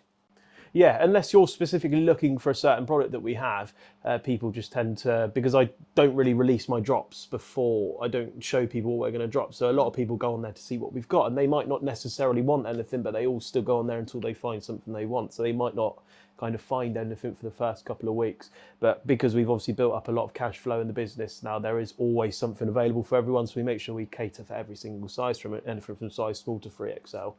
And so there is something for everyone, but not everyone's going to check out, and that's just kind of what you got to put up with. I guess in some ways, is that then like a strategic strategy around like retargeting with meta ads, or like reminding people like, hey, through email marketing, like abandoned cart stuff, like is that the focus then? Like, is that where you see maybe the return customers, or is that or that could be a focus for maybe an online business that's maybe struggling to make their website like work? Yeah, Would you so say? I would say other businesses, make sure you focus on retention marketing, making sure that the customers that you do get, they make sure they return and have no other reason to shop with another store. That's standard for online businesses. Email marketing as well. People might still be shopping around for that sort of stuff. They might have just forgotten who you are, which is pretty standard. Be like, hey, we're still here. That can drive conversions as well. And it's just making sure that you keep them in that sort of like customer journey and make sure they keep coming back. So we've currently got a 12-month journey set up. And at the end of the 12 months, if we can't retain the customer, we will stop emailing them. But that's kind of how we've retained our customers over the years. What kind of timeline would you say that? Because I think sometimes email marketing it's a very traditional sense of marketing, but I think sometimes people look at it as we do a sequence, maybe 30 emails, 60 emails across like 2 months, and then I think there's a balance, right? I mean, what would you say? Is it like a daily thing, like in regards to like how you send them and like what you send, and or is it actually like we're going to send you 1 a week or 2 a week? Like, how do you structure that from your perspective? So we don't want to hound the customer, because if you keep daily emailing them, a lot of Chinese companies do it. They just hound you every single day. I bought something from Alibaba. I get an email like 4 or 5 times a day, and that's enough for me to block them. But we kind of just send something to them in like a structure, maybe like one week, and we won't email them for another 6 weeks, and then 12 weeks, and then 6 months, and then 9 months, and then 12 months. So we don't hound the customer. Also, not hounding the customer and sending loads of spam emails will not make it go into their junk box either. So it's important to look at that as well, and just not absolutely hound them every single day. And what are those emails? Is it just like, hey, we've got a new thing? Like, is it news? Like, how do you structure those? So we've got a load of different sort of email structures for certain customers. So for example, if you bought something, there's always a thank you message that goes out. We've also got stuff maybe a week after they purchase, be like, how did we do? Leave us a review. If they haven't purchased in a 3-month time frame, then we'll send them an email, possibly with like a discount code. We're also looking at making a monthly newsletter as well, because a lot of customers are interested in what we do, what's evolving, what's changed, and to send out a monthly newsletter to be like, hey, we've done a podcast this month, or we've renovated the office, and just little things like that, because a lot has changed in the last 8 weeks, and I would love to tell the customers. So we haven't got that set up yet. So I feel like the customers can also almost feel a part of the business when you start emailing them with these sort of really nice things as well. Do you think that sometimes people either get overwhelmed with the number of channels that people say should market, right? So people who follow the show, they're like, you need to do video content, you need to do a podcast, you need to do email marketing, you need to do social media, you need to do... Would you say people get easily overwhelmed? Yeah, like with so much going on with social, yeah, and the marketing channels they could be on. It's quite difficult because there's so many social channels and so many places you can market to nowadays. And I feel like if you primarily focus on Instagram and TikTok, all of the content you post on TikTok, you can also post on Instagram as well. They were the two that I really focused on and got good at, and also built up the following on. But obviously there's places like Twitter, which not a lot of people in my industry use, which I don't use too much at the moment. You've got Facebook, there's loads of other places. YouTube as well is a really important one, which not a lot of businesses do. And I feel like the reason people get overwhelmed is they try and just do it all on their own. And when you start outsourcing these things to people, work it for the first 2 years, get it really good, but it's good to the point where it's too busy, outsource it. And that's what people do. They get themselves overwhelmed because part of growing a business is starting to outsource things to other people. For example, Elon Musk, did he do everything to earn his $1 billion, or did he outsource a lot of his sort of things that he needed to do? And that's kind of the direction that I've took. People don't want to spend money in their businesses. They don't want to spend £800 a month for a social media manager, but that £800 that you spend on the social media manager makes you productive in other areas in order to grow it elsewhere. And that social media stays really high because you've got someone paying £800 a month for a £4,000 return on investment. I think for me, and I'm sort of focusing on this as well, and I've since we had the media day, which I'm sure we'll get onto later, like I've looked and I've been very fortunate where the podcast is doing really well. So I'm like, okay, great. But it's now eating up time that I could be spent servicing clients, talking to clients, being a marketing and sales person, right? And I think for me, like, is it comfortable to be like, hey, I'm going to spend $1,000 or I'm going to spend $2,000 a month on like scalability for the podcast? But I'm like, actually, what potentially could it give me in regards to new clients, opportunities, etc. if I do that. And I guess the conversation sort of comes back to is like, is social media just a momentum thing? Because like, if you look at the podcast now, the day of filming, we've got quite a lot of momentum, right? I think the last numbers I did were like just under 235,000 or so across 5 platforms. For us, that's pretty good, right? But I think, is it just to like, you have to keep that momentum to, I guess, be successful on social, would you say? Yeah, consistency is key, because obviously the more consistent you are, the more views you're going to get, the more followers you'll end up getting. And obviously if you've just stopped dead for 6 months, a lot of the people that were watching, because the way the algorithm works, you're just popping up on their feed based off of what they sort of search for. And if you're not creating new videos, they're not going to get shown, and people are going to just slowly forget about you. So the most important thing about social media is staying consistent. And this is the problem I had. The business was growing so much that I didn't have time to do social media. So that's when I got into contact with you, and I was like, let's just do a media day and get like 40 videos in advance, and then I don't have to worry about it for a month. And then I can do 8 hours or 16 hours per 2 months on content, whereas instead of stressing about it, trying to do it myself, trying to edit it and everything like that. So it's definitely a big time saver for me. Do you think that people, I mean, what's consistency, right? Does it have to be, like, in your experience, does it have to be daily? Does it have to be weekly? Does it have to be like, we're going to do, because I do basically daily non-negotiable. And then when I can, I try to do 2, 3 or 4 posts per day, every day. But also that's with the caveat of saying, if I'm traveling to do the podcast, or I'm traveling to do this, and so last week at the time of recording was the first day in London, and maybe I got 2 posts. Now that's pretty good when you consider I wasn't at home at all. But for some businesses, they'd be like, how did you even get 2 posts out because you were traveling, or the business was really busy, and etc. I mean, is it just preparation? Yeah, I would say there's lots of things out there which you can use to kind of schedule your posts in advance. So if you know that you're going to London on Wednesday, on the Tuesday evening, schedule your post to go at 12 o'clock, 4 o'clock, 6 o'clock or whatever. But I feel like for businesses, you don't have to post daily. You can post weekly. It depends what sort of business that you have. So if you have a podcast, nobody's going to expect you to watch a podcast every single day and make an edit and make it work. But some people would work weekly. But for someone like me who's trying to sell a product and needs to be seen on the face every day, I think daily's good. You don't have to post 2, 3, 4 times a day. I mean, that would be better. But at the end of the day, you need to put your time into perspective, and also the cost of the content as well. To get 2, 3, 4 videos out a day would end up getting quite expensive, especially if you outsourced it as well. And that's also very time bound as well, especially to keep up with that's 120 videos a month or posts. It depends what sort of you're trying to achieve with it all. For me, I see it as you've got to work smart and hard at the same time. And because of the nature of the podcast, it's an hour conversation. I can extract probably, if I really wanted to, maybe 10 to 15 clips that I can edit. Then I can chuck AI involved and get 20 to 30. So there we're talking, I've got nearly a month of content if I just wanted to squeeze it. The reason why I found it's really working with the weekly shows is because people are now starting to get into the rhythm of there's going to be another show next week. And normally I haven't really built a schedule yet. I probably will, but for me it's actually around Saturday there's going to be a new episode, because by the time I run out of clips and I've done the week of work, client delivery, etc., I've then got a position where I've edited the new show's ready, so then I can start marketing that show. But I think sometimes, and this is kind of what I was alluding to about all the platform thing, do you think people get shiny thing syndrome sometimes? Maybe they'll see what we're doing on Instagram and TikTok, for example, and going, oh, that works really well. Oh, I have to be on Instagram and TikTok, even though they've just decided to commit to LinkedIn for a while, or they've decided, etc. Do you think, or maybe not even just looking at social, maybe they're we're going to do email marketing really well.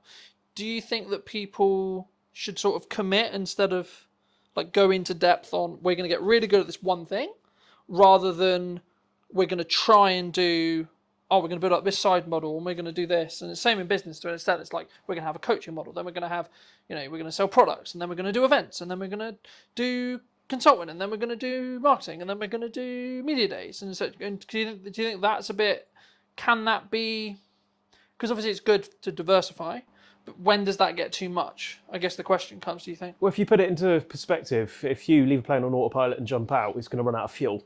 So to focus on one thing at one time, to make sure it gets to where its destination, the plane theory is, making sure it gets to its destination before you do another project. So I would always say focus on one area, get really, really good at it, and then look at other things as well. Because if you don't master that thing, you're never going to become really good at it. So if I just focused on LinkedIn, and then I just left it halfway, and I thought, nah, I'll have a look at that in a couple of months, and I started focusing on Instagram, you're going to lose the touch that you started to build up on LinkedIn, because people that saw those daily posts that started to really enjoy what you do, they're not going to see that content anymore, and they're just going to be like, oh, that's a shame, and I'll go and look at someone else that is doing it every day. That's the mistake that I made with YouTube, and that was just more of a time thing for me. I started doing these videos, just vlogging my day, what I'd done in the office, and a lot of different things that we get up to in the business. And I'd done that consistently for about 2 months, which built up a lot of traction. A lot of people were there, ready, interested, and it just got too much, because the time thing for it as well, because you spend probably maybe 45 minutes worth of clips every single day, which isn't too much of a problem. But it was the 2, 3, 4 hours a night that was editing it. But I could only keep it up for 2 weeks, because you're trying to run a business around it as well. So I feel like if people stay consistent and get really good at that one thing, to the point where you could pay someone and outsource it to keep it all going, that's where you want to be. Because I feel like if you put half-assed effort into something, you're never going to get that full reward that you could potentially get out of it. Yeah, I agree, but I think it's also like you have to, it's how you show up as well. Like that changes how you show up. Because I think for me, like if I'm very focused on, so like for between now and the end of the year, only things I'm really marketing, like I have 3 main strands really, but the third one isn't really, it kind of happens passively. The first is the podcast, the second is the event in September, and then it's the service. But the service is a byproduct of everything else. So actually, I don't really need to market the service anymore. There'll be the odd video that's very specifically led towards that, but it's less important now because I've got infrastructure and I'm really far ahead regarding the podcast. So it actually allows me to go, when I'm really busy with client work and when I'm really on client delivery, actually takes the pressure off a bit, because I don't need to go, oh shit, I need a guest for like Wednesday so I can get it edited and ready for Monday. I can just go into the archive. And I think for me, one of the first conversations we had was about creating a content surplus. I mean, how do you look at it, I guess, outside of, for maybe people who may be starting out, obviously there is an option to bring someone like me in to go, here's 40 something videos from one day, cool. But if people maybe aren't ready to do that, how would you say they could create a surplus of content? Well, I've learned quite a lot since doing the media day with you, because my social media for the last 2-3 years, where I've been taking it quite seriously, it hits levels of inconsistency sometimes where I don't have time. But I feel like if you have a set day every single month where it's just this pure content day, you don't have to worry about anything else, it's just pure content, you can build a big bank and a surplus of content, and then you're able to dish it out in days and in whatever sort of direction you want it to go in. That's what I wasn't doing. For some reason, I would just film it on the day. I'd be like, right, I've got an idea, I'm going to go film it and edit, put it out at 7 o'clock tonight. And that's not very sustainable. That leads to days where you don't post for a week because you film that video, it does really well, you get loads of orders, a lot of business from it, and then you're like, I don't have time to film more of these sort of things. But if you specifically focus on that day worth of content and then dish it out, that really busy day that you get in that video that spikes and gets you a lot of traffic and attention, you can keep that momentum up as well, which is really, really important for businesses and social media. How did you find the media day as a whole? Because I think we're about for maybe 3 weeks-ish out from it, maybe 2 weeks. How did you find it? Really fun. I think it was great. I love being in front of a camera. I've always used my little DJI camera for my sort of videos in the last year or two. And to have something more professional, have like 3 massive cameras looking at you, was just something really fun and different for me. And as you've said to me before, it's not for everyone. A lot of people find it quite daunting, but I really, really enjoyed it. And it really does, you know, when you put it out on social media, how professional it looks and how like people think, wow, that's really, really cool. He's doing like a proper sort of setup now. And for the cost that it does and how much you break it down per video, it's definitely worth it, 100%. How have you found the videos? Because obviously we're now in a position where I think 4, 5, maybe 6 have actually gone live, right? I mean, how's your community's feedback been? Like, how have you personally found them? I felt less stressed about social media because I know today, for example, I've got video that's already gone out today and I don't have to worry about social media, and the algorithm does all the work for me, pushing out to the right people. And yeah, it's really good. Obviously, yeah, it's brilliant. I have nothing more to say other than it's just I don't have to worry about it anymore, which is an important thing for business as well. Because once you start growing and scaling, you need to make sure you have things in place that, whether that's outsourced, to make sure it gets done. Do you think that it's about, I guess in some ways, when you've got that bank, it allows you to then be more present with, in some ways, the other tasks that you need to do, right? So because you've got that bank, you're like, actually, cool. I don't even need to, it's not even partially in your head at all. You know, like I've got all those pieces of content. I know I'm good for social media content. Okay, cool. What's the next problem I need to now fix? Because I think as business owners, we spend a lot of our lives just fixing problems. That's our job, really. That's what I try and do for clients. That's, of course, what you'll do within your business as well. But is it allowed you, I guess, in some ways to be a little bit more tunnel vision on the other problems that you have? Yeah, so in the last 6 to 8 weeks, I got a consultant into the business where they basically go into your business, find things, improve it pretty much.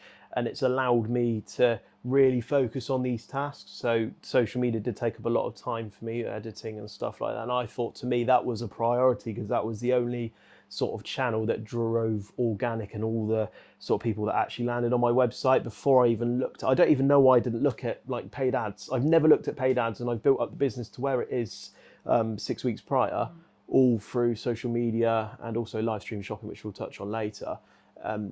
And I've only just started doing paid ads. I've only just started doing email and retention marketing, which are really, really powerful tools for businesses. Do you think it's just a natural, like, I guess in some ways, natural progression, or like when we start out, we just throw a load of shit against the wall, right? And we see what sticks. Okay, cool. But is it a level of overwhelm, or is it a level of just, I guess in some ways, naivety to be like, why would I do paid ads? That just is burning money, right? Like maybe people don't necessarily appreciate or understand the ROI, and then what time window that ROI, return on investment, is potentially. Yeah, I think the reason why a lot of businesses fail is because it's the money side of it. They don't have enough. It's not the fact they haven't got the idea. It's because they haven't got the money to do it. I've thrown probably in the last 8 weeks, probably thrown about 10, 15 grand into all of this sort of things that I have been doing. And businesses might not be fortunate to have 10 to 15 grand to throw at these sort of things, especially with meta ads as well, because you can't just throw 1,500 quid into your meta ad strategy and expect it to work. And that's why you start doing little tests and stuff. I probably spent maybe £800-900 before we got the right strategy and the right cost per click and make sure that it works. But what people don't understand is that you spend £1,500 on ads, they think, what am I going to get out of that? You've got to measure, for every pound that you spend, I'm going to get X amount back. We're currently, for example, Meta, for every pound we spend, we're getting £5 back. And that's where you want to be with businesses. So it's not the fact that people are spending 1,500 quid. I mean, that's a scary amount of money to spend, but you need to think every pound that I'm spending or every 1,500 quid I'm spending, I'm getting £6 back or 6 grand back. And I feel that's what businesses don't understand, and they don't believe in it, but it's going to be the most powerful way, especially as e-com's growing and growing. There's going to be a lot more competitors for each and every business, and these are going to be the most important channels for people as well. And that's not to mention, you can look at these channels as well, and if they stop performing as well, is if you have a really good detailed dashboard looking at what's working, whether it's got a green light, it's got an orange light, it's got a red light, and if it's got an orange light, you can act on that. But if, for example, social media is in the green, you don't have to worry about social media, but maybe my email marketing is not performing as well. And when it's an orange, we can be like, right, why is it in orange? And we can act and perform on that. So it's important to have a look at those sort of things and definitely read data. Data is very important as well. That's what my consultant has really been driving into me. And I've learned in the last 6 to 8 weeks, absolutely loads of stuff that's so powerful for me to take on and learn and also talk about as well. Yeah. I think sometimes we get maybe intimidated by data, right? Like maybe we'll see a video that gets, I'll use an example for you on your feed, like maybe you get something that gets 10k views, and then you get the next one that's maybe like 1,100 views. And I think maybe someone would say, oh, the 10k must get you more business. Does it?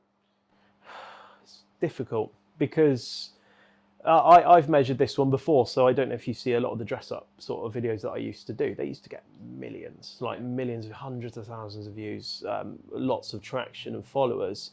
But if you really do look into the data, a lot of the millions of views and sort of the traction and the followers, they're all people that were in like the Middle East and sort of countries that haven't sort of got that sort of economy behind it, you know, where these sort of people are earning £200-300 a month, they're not the sort of customers that you're looking for. Whereas that video I might have posted the other week, they got 2,000 views. Read the data, 96% UK, males 18 to 24, and then you end up making 4 conversions, and that only had, what, 2,000 views compared to the one that got 1 million views, which got 0. I think I was obsessed with numbers for quite a long time. How many followers have I got? How many likes did that post get? How many views did that video get? And that's not important. It doesn't matter. If I only got 2,000 views and 10% of people converted on that, that's 200 people. That's amazing. People would dream to have that. Whereas if I get 1 million and I got 0 conversions, but a lot of people would look at that and think, oh, that video is better because it got 1 million views, but that's not always necessarily the case. And I don't think it's just as simple as like more views is better, but also I don't think it's actually necessarily less views if they're the right views are better either. I think this is where your data has to come in and you have to actually know, to an extent, you kind of need to know your shit. Because, like, I'll give you an example. I track every month, what is the overall views that all of the videos, all the posts, everything that I've done in 4 weeks got. What's that currently last 28-day number? And what was the last 28-day number? Now, if you're following that logic, Cotman cares about views. Okay, but then the next metric I track is how many sales have I made related to that jump, right? So, or how many potential deals or conversations have I had that could lead on to pipeline deals, right? And it's like, actually, then when you look at it that way, you're tracking all 3 metrics that matter. And I think sometimes, especially when people start on social, they just want the million views. They just want the 10 million views. They just want I'm going to gain all the followers in the world, blah, blah, blah. I mean, looking at just interest-based graphs, followers are becoming more and more irrelevant, to be honest. Sorry to say. But they are, because you'll be served content you enjoy. Simple as that, really. Right? Now, there's a difference between having an email list, because you kind of own that data, right? And that's, I guess, the benefit of doing email. But we touched on live streaming, and I'm going to sort of tackle it as a live streaming element as a whole. I mean, because I'm looking to live stream the show, right, the podcast, in the next couple of weeks at the time of filming. What benefit do you gain from live? So I tackled live stream shopping a couple of years ago, and obviously live stream shopping for people back in the day, maybe if you were born in the 90s or early 2000s, was all tele shopping. And I got introduced to this idea in April of 2023, and I kind of visioned it as in, this idea isn't very modern, if that makes sense. I kind of visioned it as a tele shopping thing, something that's gone out of fashion. But what I didn't notice, a lot of big businesses such as TikTok Shop, a lot of big businesses are getting millions pumped into it for this live stream shopping idea, and it's becoming such a massive idea. So I joined a company called Tilt. Tilt of one of the leading sort of like, they're specifically for live stream shopping. They launched in March of 2023. And I joined in April of 2023, and I've built a lot of my business off of live stream shopping. It was actually at the point where my website was doing 0 because I was so focused and driven off of the live stream shopping, and that was more than paying all my bills every month, etc., that I just kind of lost interest and focus on the website, which is my long-term sort of plan. So probably maybe like a year and a half or 2 years ago, my website just plummeted. Everything that I worked for earning these 5-figure months just went down to £1,000 a month. It literally just went to 0. And that's when I decided that the businesses are getting to the size now where I can't do this on my own. It's like there's too much going on. And that's when I brought someone in and I said, right, your job is we get the new stock, you upload it to the website and you look after it, and we'll grow it up again. And now we're at the point where we focused on live stream shopping. Also, the website's up and better than it ever was before. But I always do wonder in the back of my head, if I didn't let go of the website and I'd done that earlier, would my website be 4 or 5 times what it is now? But everything happens for a reason. But sort of live stream shopping is massively powerful. So if you are in that e-com space, especially with what I do as well, it's maybe for like a business like yours, obviously live stream shopping itself might not be the right fit, but for people that sell a product, whether that's jewellery, clothing, new clothing, shoes, anything like that, seems to be a really powerful tool at the moment. Something which I'll be interested to see, which I don't know the answer yet because I haven't done it, but towards the end of this month at the time of filming, I will have had some live podcasts. Like I'll be filming the live sessions, and my thought process behind that is, at the moment I've got like I said to you before we started, this won't be out until September unless I pull it through like and let it skip the queue. It won't be out until September. And the reason why is because I've like worked really hard the last across the next month to get ahead.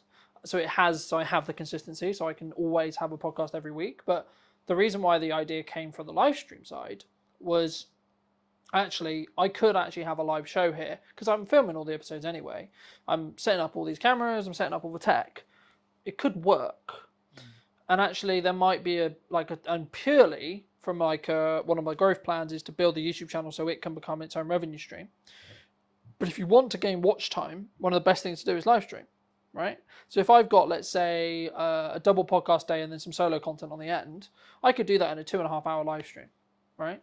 Now, it will take me some time, but also if you use programs like Restream, for example, and I'm not in a position where I'm in contract, so I can basically stream wherever I like. I could stream to Twitch, I could stream to LinkedIn, I could stream to TikTok, I could stream to Instagram, Facebook, YouTube, all these things all at the same time. So maybe each stream maybe only has 2 or 3 views, but across all of them, I maybe will have like 100 or something, right? Or as I build consistency, it will grow. And I think for me, like especially as a service-based business for me, like you're right, live shopping in TikTok style is like purely product led. But the thing which I think people maybe misunderstand or misappreciate about service is how you show up, and being the expert will be the reason why you will choose to work with me, will be the reason why the next client will choose to work with me, etc. And how much is that lifetime value of the client going to be potentially? You know, actually it could be pretty significant when you think about it that way. So actually spending the time, energy, resource and potential money to upscale what you're doing with your content could be the reason why someone chooses you over choosing someone else.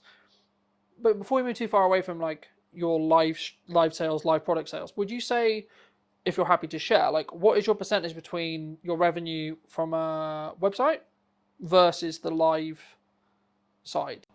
Well, I don't mind going too much into numbers about it because I think with the way HMRC's going now, it's going to be all on there anyways at some point. But we're kind of averaging on year.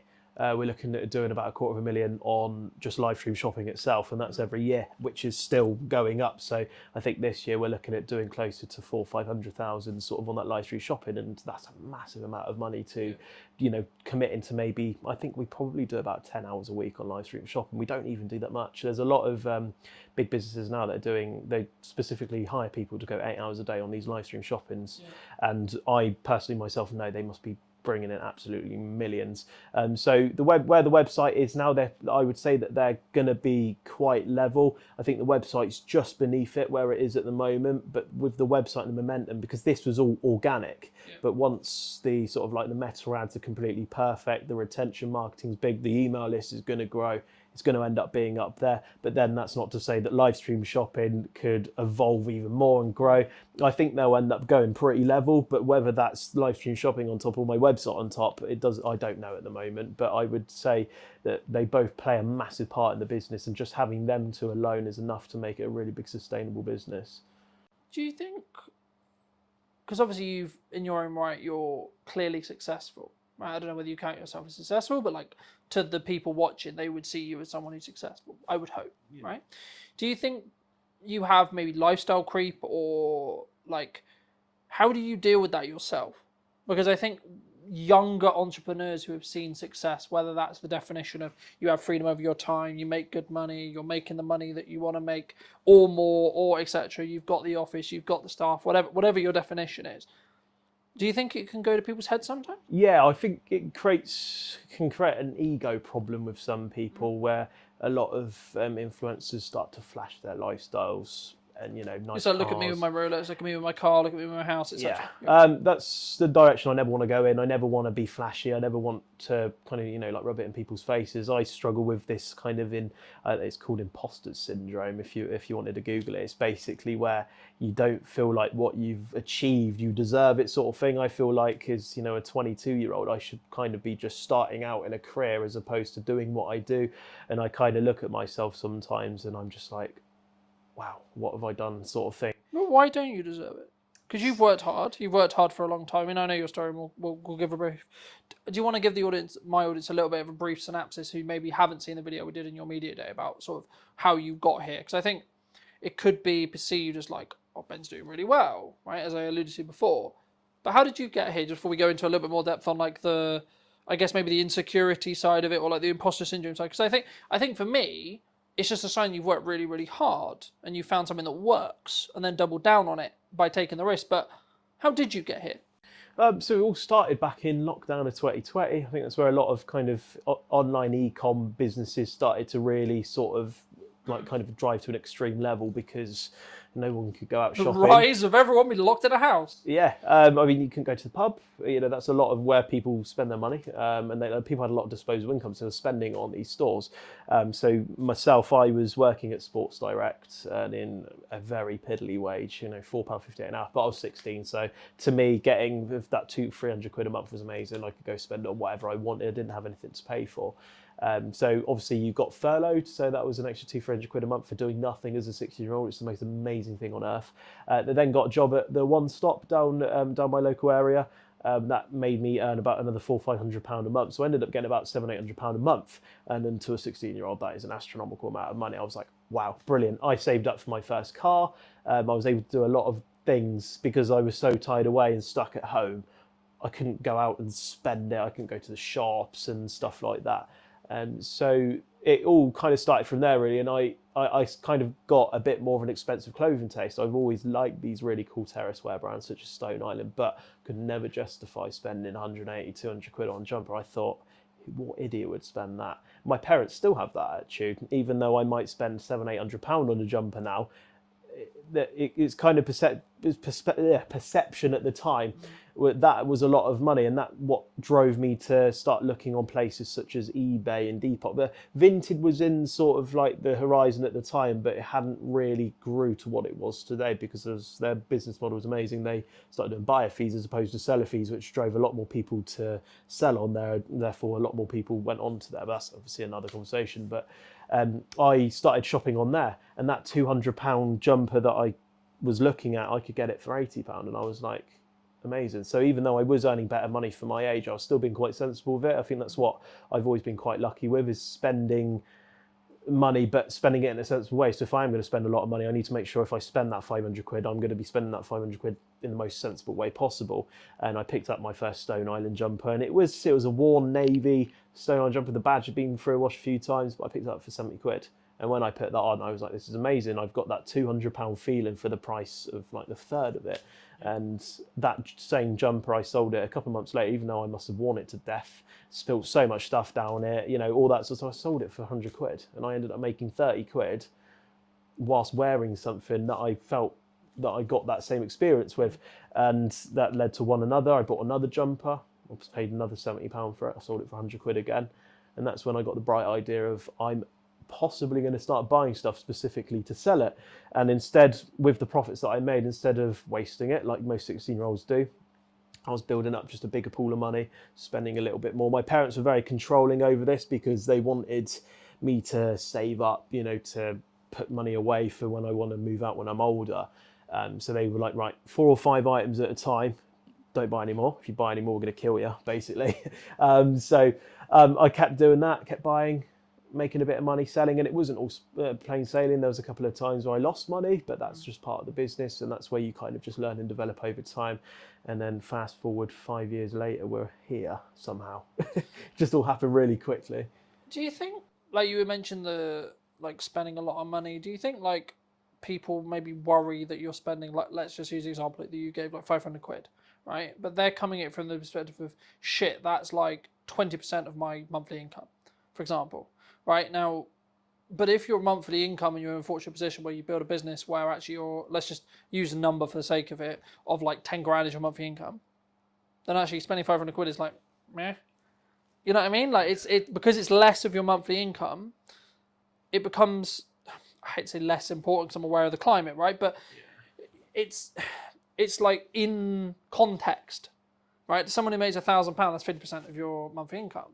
But if you make 10 grand, that's like around 5, maybe less, And I think for me, it's like actually, especially if you're then going to make money from it, or like you see it as an investment, or you can actually justify, or it is an investment in respect to it. The implication is you're going to spend this money. I'm going to spend this £1,000, £100, whatever it is, and I'm going to get 10x. I'm going to get 5x. I'm going to get etc.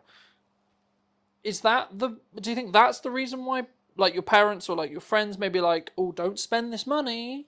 Yeah, I think going early days, for me to spend £400-500 was a massive deal. That's a massive amount of money. But as you say, as you grow and develop, the more money you earn, that £400-500 becomes less and less. And it doesn't matter as much as how humble people stay. Your perception of money seems to kind of go out the window a little bit. For me, for example, in the most nice way, humble way possible in front of the camera, for me to spend £1,000 on a new fridge for the office isn't very much of a big deal to me as it was when I would be 16 years old. And that, I think, regardless of how humble you are, wherever your beginnings were, I think that's always something that it's just going to naturally happen. Do you think that also comes because, we've spoken about it before, but I think it's I guess in some ways a lack of understanding that there's an abundance of work. Because like in my industry, people have said to me, the creative industry is really hard. But I'm in a position where I'm like, how do I say this nicely? No. No, it's not. And I'm very cautious when I say that, because for me, I'm aware that it's because of the output, it's aware because of the work that I'm doing, but it's also because, for me, to an extent, it's like, I know what works with marketing now, and I'm clearly doing something right. So it's like, let's just keep doing that. But also, as I win more work and as I have more cash, then the pressure comes off a little bit. So I think, is it just a perception thing? And is it just, because I've always said to people who are like, oh, it's really hard or things are really difficult. I'm like, yeah, but when did you last market? And they're like, oh, 6 months ago. I'm like, wow. Yeah. I hate to point the finger, but no shit. Yeah, Do you think it's just a perception thing? Yeah, perception. It's just kind of because I know now that if I want to spend 50 grand a month on stock, to the average sort of like person, they're going to be like, oh my God, if you spend 50, what if you lose that money? But I know now if I invest that money, I know what I'm going to get back out of it. And I think that's just something that you learn over time in business. So if you have a service business, if you spend X amount in marketing on ads, for example, you know that for that investment, you're going to get X amount of revenue back from it. And if you get that perception over that sort of thing, then you kind of relax a lot more. And I think my parents began to sort of relax that sort of like, right, you're not allowed to spend more than £400-500 on stock at a time, because they knew what I was doing was working. I think the biggest fear for them was that I'm going to spend £400-500 and blow the lot. And which I don't blame them. They're parents at the end of the day. They care about what you do and want to make sure they have the best for you. So and now they, if I spend 40-50 grand a month, they're not going to be like, oh my God, you can't do that. You're our son. But they know what I do works. And I think that's what businesses need to kind of let go of the fact of just make sure what you do and what you spend works. So don't commit a massive amount of money on ads. So I think, as I said earlier, I spent £800 to £900 a month on my ads to make sure they worked first, and then we up the budget instead of blowing £2,000 a month. And that's kind of the way to go with it, really. I think, especially in ads, it's like test, rotate, test, rotate, test, rotate, sure. But like moving a little bit back to what we were talking about maybe the lifestyle creep, or in the position where I guess in some ways, because to me, I'm sat here going, why does he feel imposter syndrome? Because for me, it's maybe like you're outside your comfort zone. Okay, but then you're just outside your comfort zone. That's just, okay, just stay there for a bit, do it for a bit, and it'll be in your comfort zone. You know what I mean? Like, for me, I find that interesting. I don't want to delve too deeply because I'm aware that like we're on the show, but like for me, imposter syndrome is just you're doing something that you haven't done before, so the evidence in your head is like, oh, okay, this is new. Oh, this is difficult. Oh, this is challenging. I'll give you an example. At the time of filming, last Thursday, new studio, new people, but not new people, I knew the people, but like new studio, new space, new costs, new podcast, new idea.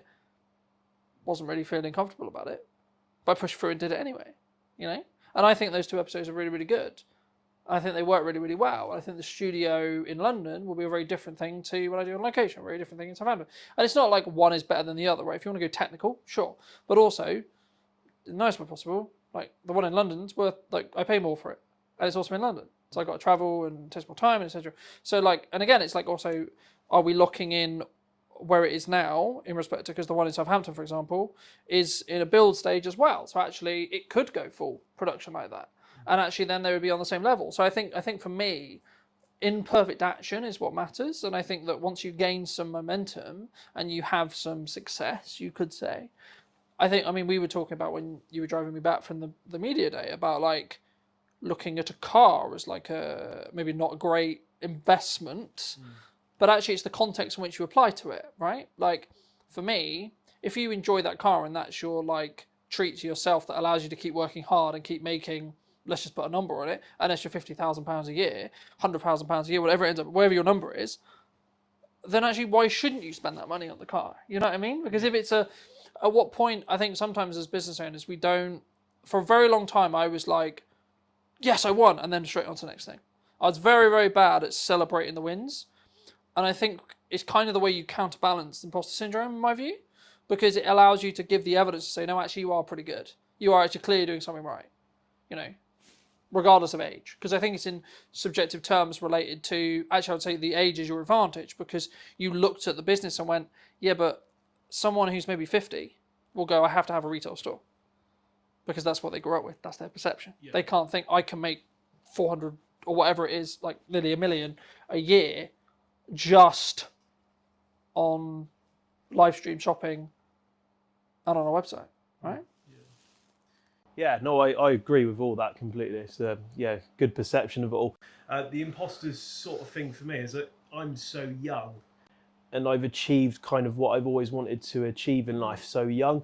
And I think for me, I don't deserve to have that at such a young age, because people work all through their lives to get up to the age of 50, 60 before that they get that really good idea. And I think it's just for me, that's just kind of the sort of person I am. I just don't feel like at that age. I think that's important to be staying humble. Yeah. Right. And I think that's important in how you show up, and that's important in how you scale, and that's important in actually, to be honest, how you'll then pay your staff, how you'll then pay the people you work with, how you are with the people you work with, you'll be grounded.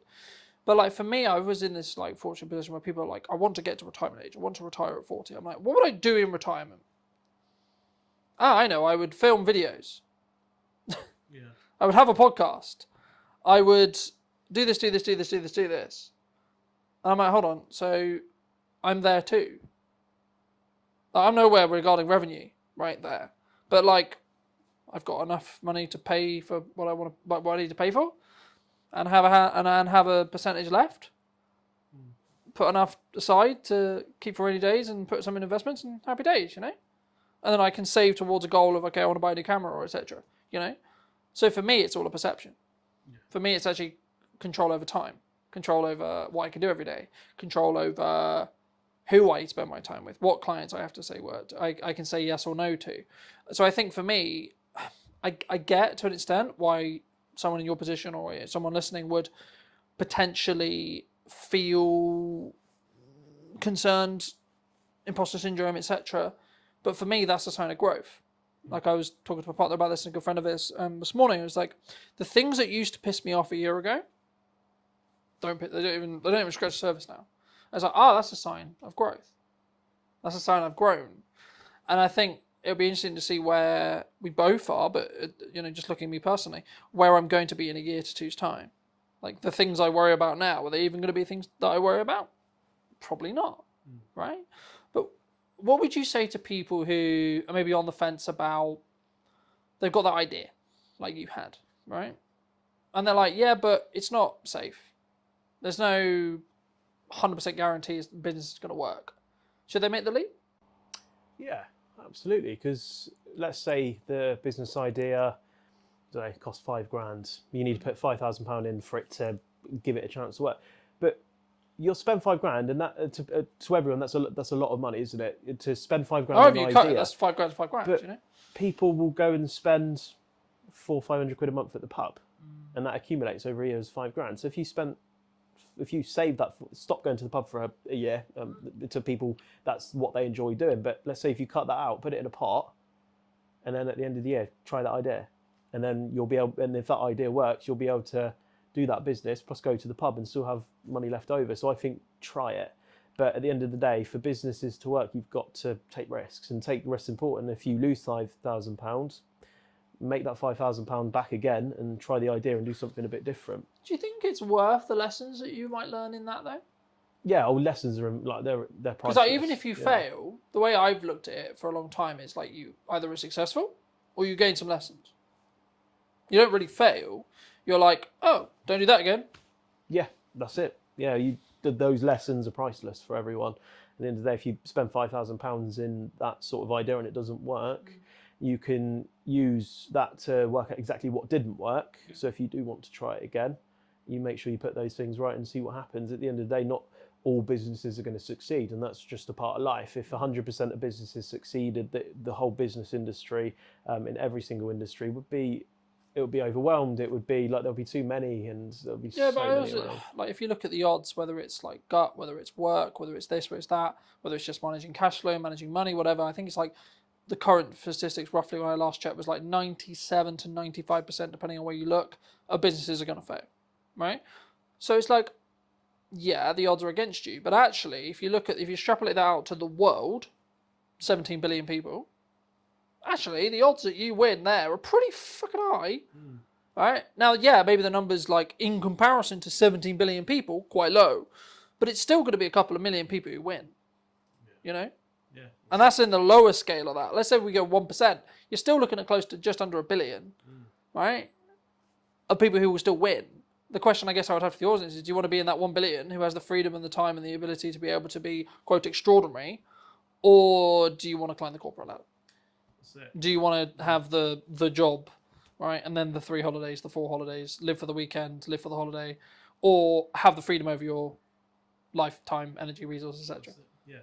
Yeah, for me, the sort of like the only worry that I have about running a business, and at the moment it's working brilliantly, it's on like 180% trajectory this year. We want it upward. One thing that's always in the back of my head is like, what if it fails tomorrow? But that's when you sort of put these sort of like data analyst things in place where you can read this data, and if it does start to but you'll see it beforehand. That's it. Yeah, I think that's what people worry about, is the fact that you'll be able to tell that these things are going wrong, and you can always put it right. So long as you have a good structure in place for if it does start to go on a bit of a downhill, you can just pull a lever and it will just go straight back up again. For people who want to connect with seeing some of the content you do, check out what you do a little bit more, where's best for people to reach out to you? Instagram, also on my website as well. You can have a look, you can fill out a form, chat to me. We've got a landline number as well if you want to chat to me on the phone. More than happy to chat to you on the phone. But yeah, my Instagram is Heat from the Spire. It's HEATFRM, all in one word. And obviously on the website, and everything's the same across all platforms as well. But best place to go is Instagram and my website for sure. If you were going to talk to that 16-year-old who just flipped his first product, made a little bit of money, maybe a little bit insecure, what advice would you give him now? I would tell him to keep going, reinvest wisely. I would say, in a sense, don't listen to everyone around you, because if I listened to absolutely everything anyone ever said to me, for example, my parents wanted me to stay in a full-time work. If I listened to that, I might still be laying bricks, and I wouldn't even have this place. I wouldn't have, a nice car that I have and stuff like that. And I would say just be wise about who you listen to. And if you want to take a risk at a young age, absolutely do it, because that is the best time in your life. You don't have a mortgage, you might not have kids and a lot of stuff. So the time to take risks is when you're in your teen years or when you're still living at home. So that's the best time to start a business idea, because it's really hard to maintain and sustain a business, especially when you might be in your mid-20s, you have a mortgage, you have 4 kids, you're getting married next year, a lot of bills going flying out, expensive partners as well that might want to. So yeah, I would say absolutely go for it. And if anyone is young that does watch your videos or watches this from my page, just reach out and I could give you some advice. Thank you so much for watching. If you did enjoy this episode and would like to see more like it, make sure to be subscribed and let me know what you think in the comment section down below. And I'll see you very, very soon. But entering the retail market was a huge step for us. Like how you want to perceive yourself in the market. It was a very difficult time, I think, for the business. Do you think it's changed how you show up as a leader? And it was honestly the most fun thing I've ever done. And it was stressful. What do you think's missing in marketing right now? when somebody rebrands, the general question is, has the company been dissolved? Like you want to, in some ways, make him proud first. I think if you've built brand loyalty, and by that I don't mean you're selling millions of products, but if people trust in you, I think as a person, you'll automatically gain respect within the market. Let's restart everything. Let's replan the business model. Let's replan marketing. Let's replan everything. And then, funny enough, when I executed on those things changed. The results changed. Work on yourself. Just work on yourself. Seriously. Like every day. Just be better every day. Hello, my friends. Welcome to a brand new episode of the podcast. Today's going to be a really special one because technically I'm actually interviewing my first client. Now, that sounds a bit weird, nearly 10 years in business now, but it is. So, welcome to me. Welcome back. It's been, I think it's actually been, nearly 4.5 years since we've actually seen each other? The last time I remember, I think we were shooting something on top of a car park in Salisbury. Yes, we did. And that's got to be about 4.5 years ago at least. So yes, it's great to be back and great to see you after all these years as well. I know. Yeah. Super good. I mean, you were actually under a different brand then. That's right. We were. So our legal entity remains the same, but we have rebranded to Anand, which incidentally is our family surname as well. And that came about through some hard lessons, I think, in business. One of the ones being most probably that you never really stop learning, I think, and when you get to a point where you think you've kind of, worked everything out, there's like this curveball thrown at you. So that was sort of what happened with us as a company. There were some legal obligations that we had to meet, and the old brand no longer resonated or could technically be used moving forward. So I think it all came about because we entered retail as a business. Predominantly we are wholesale and hospitality, but entering the retail market was a huge step for us and sort of at a national airport as well. So when that came about, I mean, it was a huge shock to the system because we had just launched this huge sort of project. There was 2 or 3 in the pipeline, and then all been vetted and all sort of been mustered up with this brand, and then to all of a sudden launch something, and then I think it was about 3 weeks later we had something to say. There were some legal obligations that had to be fulfilled. It was a huge shock to the system. So it was a very difficult time, I think, for the business, because I think being a director, I always say you have huge responsibilities for your staff and your company. And I think I felt at that time that, this was, do or die kind of thing. It was either we really got this going and sort of made the necessary adjustments. And we did. And, Anand was formed off the back of that. So, and it was honestly the most fun thing I've ever done. And it was stressful because, you're running this medium-sized operation. We employ up to 50 people, and all of a sudden you're rebranding, and everyone's question is why. And there's a fine line where you can tell someone why openly and why you can't. And the majority of the reason was, it was just something that we had to do as a business. So the rebrand came as a shock, but honestly, it really taught us a lot of valuable lessons from in there, because I think off the back of the name, we actually found a voice as a company. I felt for a few years that we didn't really know what we were. And I think that's really weird to say for a company that was fairly well established. I mean, you visited before as well. But I felt with Anand, all of a sudden, we're back to this blank canvas, right? And we're creating everything in reverse, which is the worst way to do it, don't get me wrong. But because it had to be done, it kind of forced our hand to look at aspects of business that we never had before. All of a sudden, we're engaging marketing companies, we're engaging branding companies, we're engaging companies that help you find your voice. I didn't know those things even existed. And all of that came off the back of my mentor saying to me, look, this is one of those times as a businessman where you either go big or you go home, right? And for me, it was like, we got to go big here. Like, I've invested too much time in this. Like, I've invested too many years, those sleepless nights, everything, to just, pack up and be like, yeah, we're done here. No, we're going to go big, and we're going to spend big, And sometimes that's not the best solution. But we kept a control of that, because spending big wasn't just throwing money blindly at stuff. It was really taking our time, really looking at companies that met our ethos, but also companies that we felt genuinely wanted us to do well. So they didn't make us just feel like a number amongst their client base. And that was hard to narrow down, because we made some mistakes along the way there as well.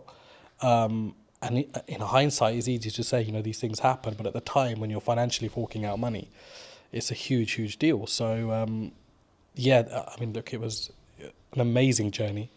And it's been a year since we've rebranded. And I think as a company, we couldn't be any happier than we are at the moment. Do you think that maybe some people are really worried about rebrand? I mean, you kind of forced into it, but I think maybe people who are listening who are maybe on the fence about what do you gain from a rebrand? Was it just that voice and that that really what I would call depth work when it comes to really understanding what your brand values are and how you want to perceive yourself in the market? Would you say, or is it if that's a disconjointed? Because for some business, I think that can be really disconjointed for some people. I mean, I'd answer that in reverse. So one thing you won't lose is your reputation, which was a huge aspect for us. It was, when somebody rebrands, the general question is, has the company been dissolved, or has something happened? Has the company gone bankrupt? Has there been a huge gross misconduct from somebody? And the thing is, you've got to get past that, because naturally as an individual, we would think that. And you've got to put yourself in the public domain as well as a director personally yourself and think from both sides. So for me, I think if you've built brand loyalty, and by that I don't mean you're selling millions of products, but if people trust in you, I think as a person, then you'll automatically, especially a small to medium-sized business, you'll automatically gain respect within the market. So we didn't realize how much respect we had amongst our clientele until the rebrand happened. And I think that's what carried us through. So I think there's this illusion that if I rebrand, I'll lose customers. And that's a general worry, because, of course, you need your finances to run a business. And your clients are your clients. You spend years and decades working with them, whatever, right? But those relationships can be ruined at the drop of a hat as well. Split second bad decision. So I think what I've learned the most is that if you are genuine and you are genuinely there for your clients, and if they're not just a number to you, which is how we do things at Anand, then you will be absolutely fine, because people will carry through. And that's what I noticed, that all of our clients said, we don't care if this company is called ABC tomorrow, but we want to work with the same leadership that we're working with within this company. And that's what made me realize that, not that I didn't know people were important, but it made me realize how important the team that we had were and how dedicated they were. And that all stems from, I think personally, from you as a director and what your attitude is within the business, how you look after people, how do you go about daily life, and how much do those people matter to you as well.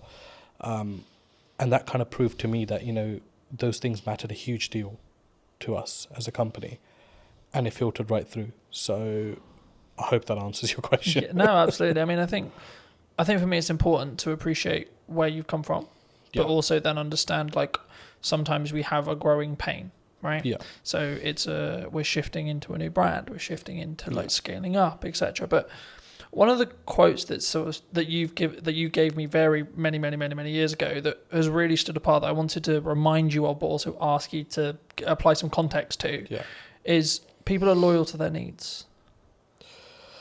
Yep, absolutely. Do you I mean, how did you I guess that's a life lesson for a lot of people, but where's the story behind that?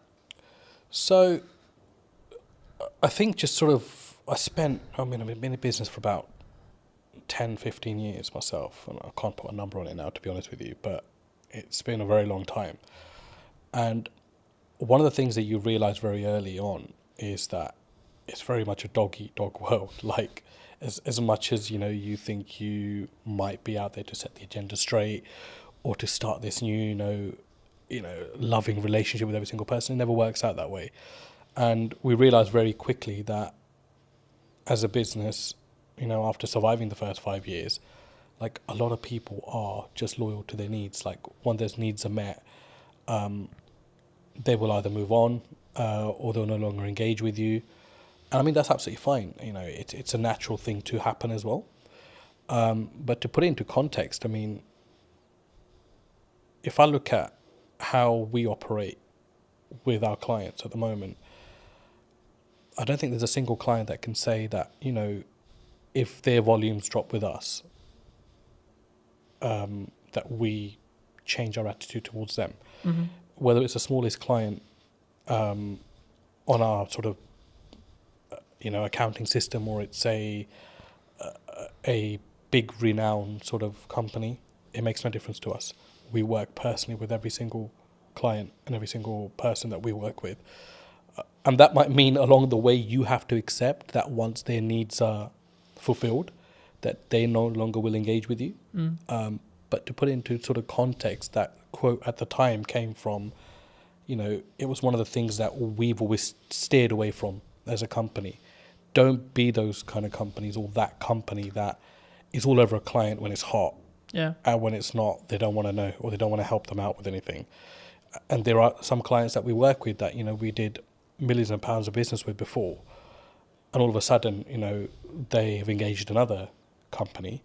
But there are times where they still engage us when there's an emergency, and we would never turn them down, because you've got to remember that whether they've moved on as a client to another supplier, they were also once your client and made up the DNA of your business to be what it is today.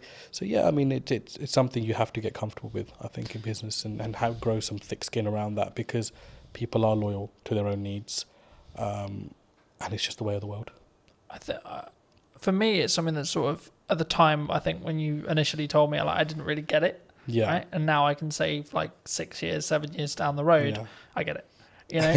And I think for me, it's one of those things where it may not even be deliberate from that person, that client, customer. No, yeah. I think it's more around, actually, sometimes you just, like, there's only so much value you can add to that customer, client, etc. You know? Absolutely. And people have personal lives, and it's well, you know, it's easy to say, you know, don't involve your personal and your work life, but it's a very difficult thing to do as well. So sometimes we do forget that people might have stuff going on in their own lives. People move on, and all of a sudden a new person comes into that role in the company and doesn't see your business to be as valuable as the previous person. So there are elements of that as well.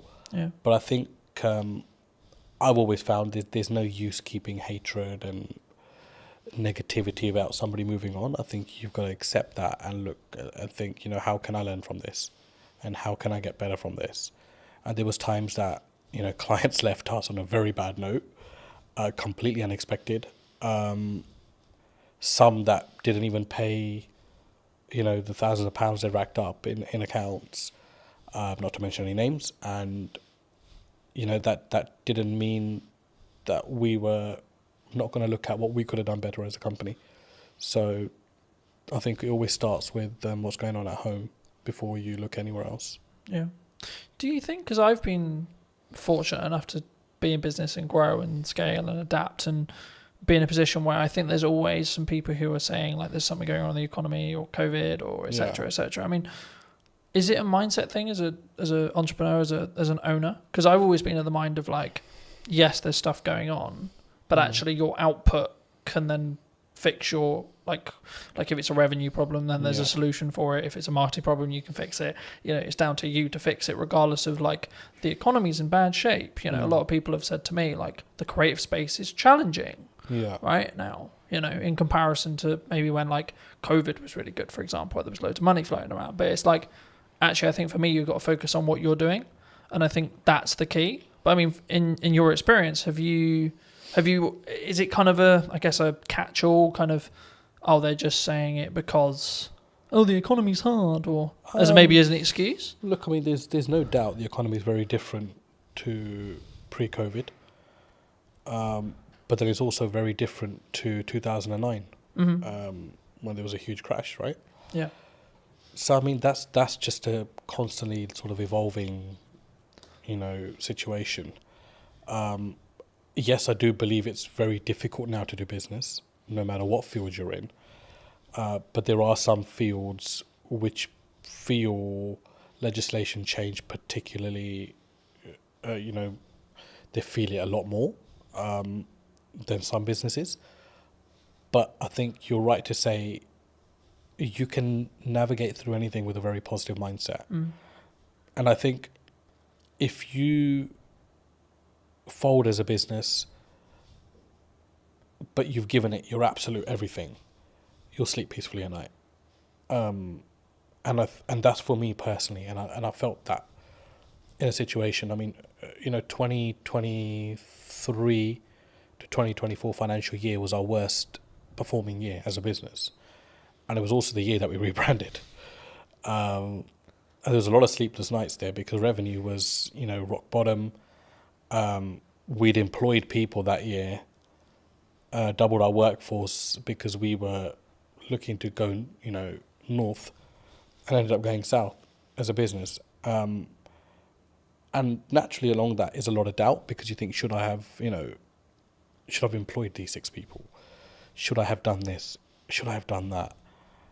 And it's easy to say in hindsight that actually I'm worried then, but you generally do worry at that point. So I think it's a mindset and how you navigate. And the thing that got me through was just mindset. I think I am just so resilient, like, to anything. I think right now in my life, where I'm just like. Do you think that comes from your years of experience in business and knowing that actually sometimes you've just got to, what I would call, grunt it or push for it to you just figure it out? I think it's both of those elements, but I think for me the biggest thing is upbringing. My dad was a very resilient character, hugely resilient. Sorry, not was, is still a very. He's still there. He's an extremely resilient character, and a completely uneducated man, which I must add to this story as well. So to see him, as a migrant in this country with little to no education, he still doesn't speak English fluently. And it was like, this guy struggled, and he struggled so much, but he made it. He made it in his career and in his life. And it was like a lot of that played on my head at that point. And I don't think those things sit well with you, or you don't draw on those things sometimes in life. But when it really matters, those things will come in, and you'll know what your metal's like at that point as well, and how strong you are. Do you think that was like a key in respect to like how well you've now done, like that, having that upbringing and having that, I guess, those values or what could be described as the correct values being installed into you? Even if it was like an information sponge point, like you as a kid 100%. just taking that information, sort of saying, well, this is the upbringing I had. I mean, 100%. But the thing is, I think I didn't realise that till I was about 35. So there's no like one fit solution to this. It's just when it's going to hit you, and it hit me a couple of years back. The big change came from COVID, to be honest. COVID was a blessing for us as a company. I mean, that's not because we made money off unfortunate situations, but it gave me an opportunity to come out of the operation and be like, pause, because it's not something we could have done the way we were going at that time. We were climbing as a business. There was no structure. There was nothing. And it was just like, this is going to be a massive train crash one day. And COVID came and just put the brakes on everything. And it allowed us to restructure. So when we came out of COVID, I'd say that's my real journey in business started then. Because all of a sudden now I'm responsible for totally different things. Because now I'm actually acting like a director. I'm not now, stuck in the operation. And there were so many things that were falling off the side. So it was about coming in, containing that, and then restructuring the business through that. And then certainly, obviously, the rebrand came behind it. There is that, and obviously the resilience side. For me, I learned that from my dad, and I have a huge admiration for the man. And that's to say, I rub shoulders with a lot of businessmen, but I take my dad's advice very seriously in life. I always have, but I don't think you as a child or as an adolescent at the time, will particularly understand that. But if you're exposed to that environment, I think it does rub off on you at some point. And for me, you know, I want to be like him. Like I look at him and I think, you know, just the way he stands and acts and stuff, right? So huge influence on my life. Yeah. Do you think it's changed how you show up as a leader, as a, or even in your marketing maybe as well? Like that core, like you want to in some ways make him proud first, is what I'm sort of hearing from you. Would you say? I think I don't really think in that way, to be honest. Like for me, it's not about making other people proud. Like I think as long as you know you're on the right journey, I think honesty is very important in business. And I sleep very well at night, no matter what the situation is on the day. Everybody knows me, knows that once this guy is out, he's out for the night. So, and I think a lot of that comes from your ethos, and there are many shortcuts you can take, or there is the difficult untraveled routes that you can follow as well, or create yourself along the way. And I think I'm more sort of on that journey of testing my limits and also just not stressing out, you know, along the way. And there are times where you obviously get stressed within business, right? But I think as a director, you've always got to have that sort of facade where everything's okay. And sometimes it's not, but you need to have that because you know you need to always give your staff and your company the assurance that you've got it under control, because the buck does stop with you, the director. To install that confidence into the team? I'd like to think they're confident without that, but I think what's your problem as a businessman should not rub off onto your team, because it's for you to deal with and put those things right. And I'd like to think we've created enough leaders now within our organisation that those sort of mistakes won't be repeated again. But that, again, is no one's fault. That's your responsibility as an owner or a managing director of a company. As I said, do you think people struggle with taking accountability for themselves? Like when things go wrong in business or when things go wrong, like they're more likely to go, oh, it's your fault, rather than it's my fault and it's what I could have done better. I think it's an easier route these days. And society kind of allows you to get away with that now. Do you know what I mean? But I think in your heart of hearts, you always know when you could have done something better. And I'm that kind of person where even if something has 0% my fault within it, I'd be thinking, what could I have done better? Or what could I have done to negate this issue? Is there anything Do you think I could that have what done? makes you stand out though? Because if you're going to say the culture of maybe the country or like the and on average it's externally. Surely the unique advantage could be, actually it's my fault. How can I do it better? What can I do? I think any great leader, you know, let's go back. I don't consider myself great in any sort of way, or I don't think I stand out in any sort of way there. But one thing that I've noted is like great leaders, whether they're, you know, businessmen, politicians, war generals, whatever, there's a lot of accountability. There's a lot of responsibility they take. And I don't think you can really take responsibility unless you hold yourself accountable. I know that might not make sense, but in my head it does. So I think that's really true, and I think that you have to take yourself accountability to what goes wrong, right? Like I've spoken in content quite a lot about last year was really hard, economically, business-wise, etc. Now I could go down the approach of, well, it was a harder year, and it was financially this, and there was political uncertainty, and this and this and this, or I could say, well, what am I doing? Yeah, right. Exactly. Like, how am I showing up? How am I leading with value? Yeah. Am I leading in the right way? What's my office structure like? What's my business structure like? And then what I did was actually go, okay, right. So clearly something isn't working. Right. So let's go back to basics. Let's restart everything. Let's replan the business model. Let's replan marketing. Let's replan everything. And then, funnily enough, when I executed on those things changed. My results changed. Yeah. You know. So I think for me, especially something that you can't overly control, right? Like, who's in the government, what the government policy is, etc., etc. That's why you should focus on you. That's why you should focus on what you're doing and what your key is, I guess, in some ways. But what do you think's missing in marketing right now that people maybe don't look at, or like either what you're doing specifically, or maybe what you're seeing as like potential opportunities? What I've seen because we engaged with a lot of marketing companies before we decided to go with the one we did, it was just like how bad the quality of stuff is out there. And I don't know whether it's just that people settle for, whatever's kind of fed to them, or don't challenge back enough on things. And for us, I was like, no, I don't want to look like a Pret or a Starbucks, because those things are fucking done. Like, I don't want to be that brand. No, I don't care how they're presenting their material. It makes no sense to what we do. And, the comeback from some of the marketing companies was, oh, yeah, but, you're operating in a different domain.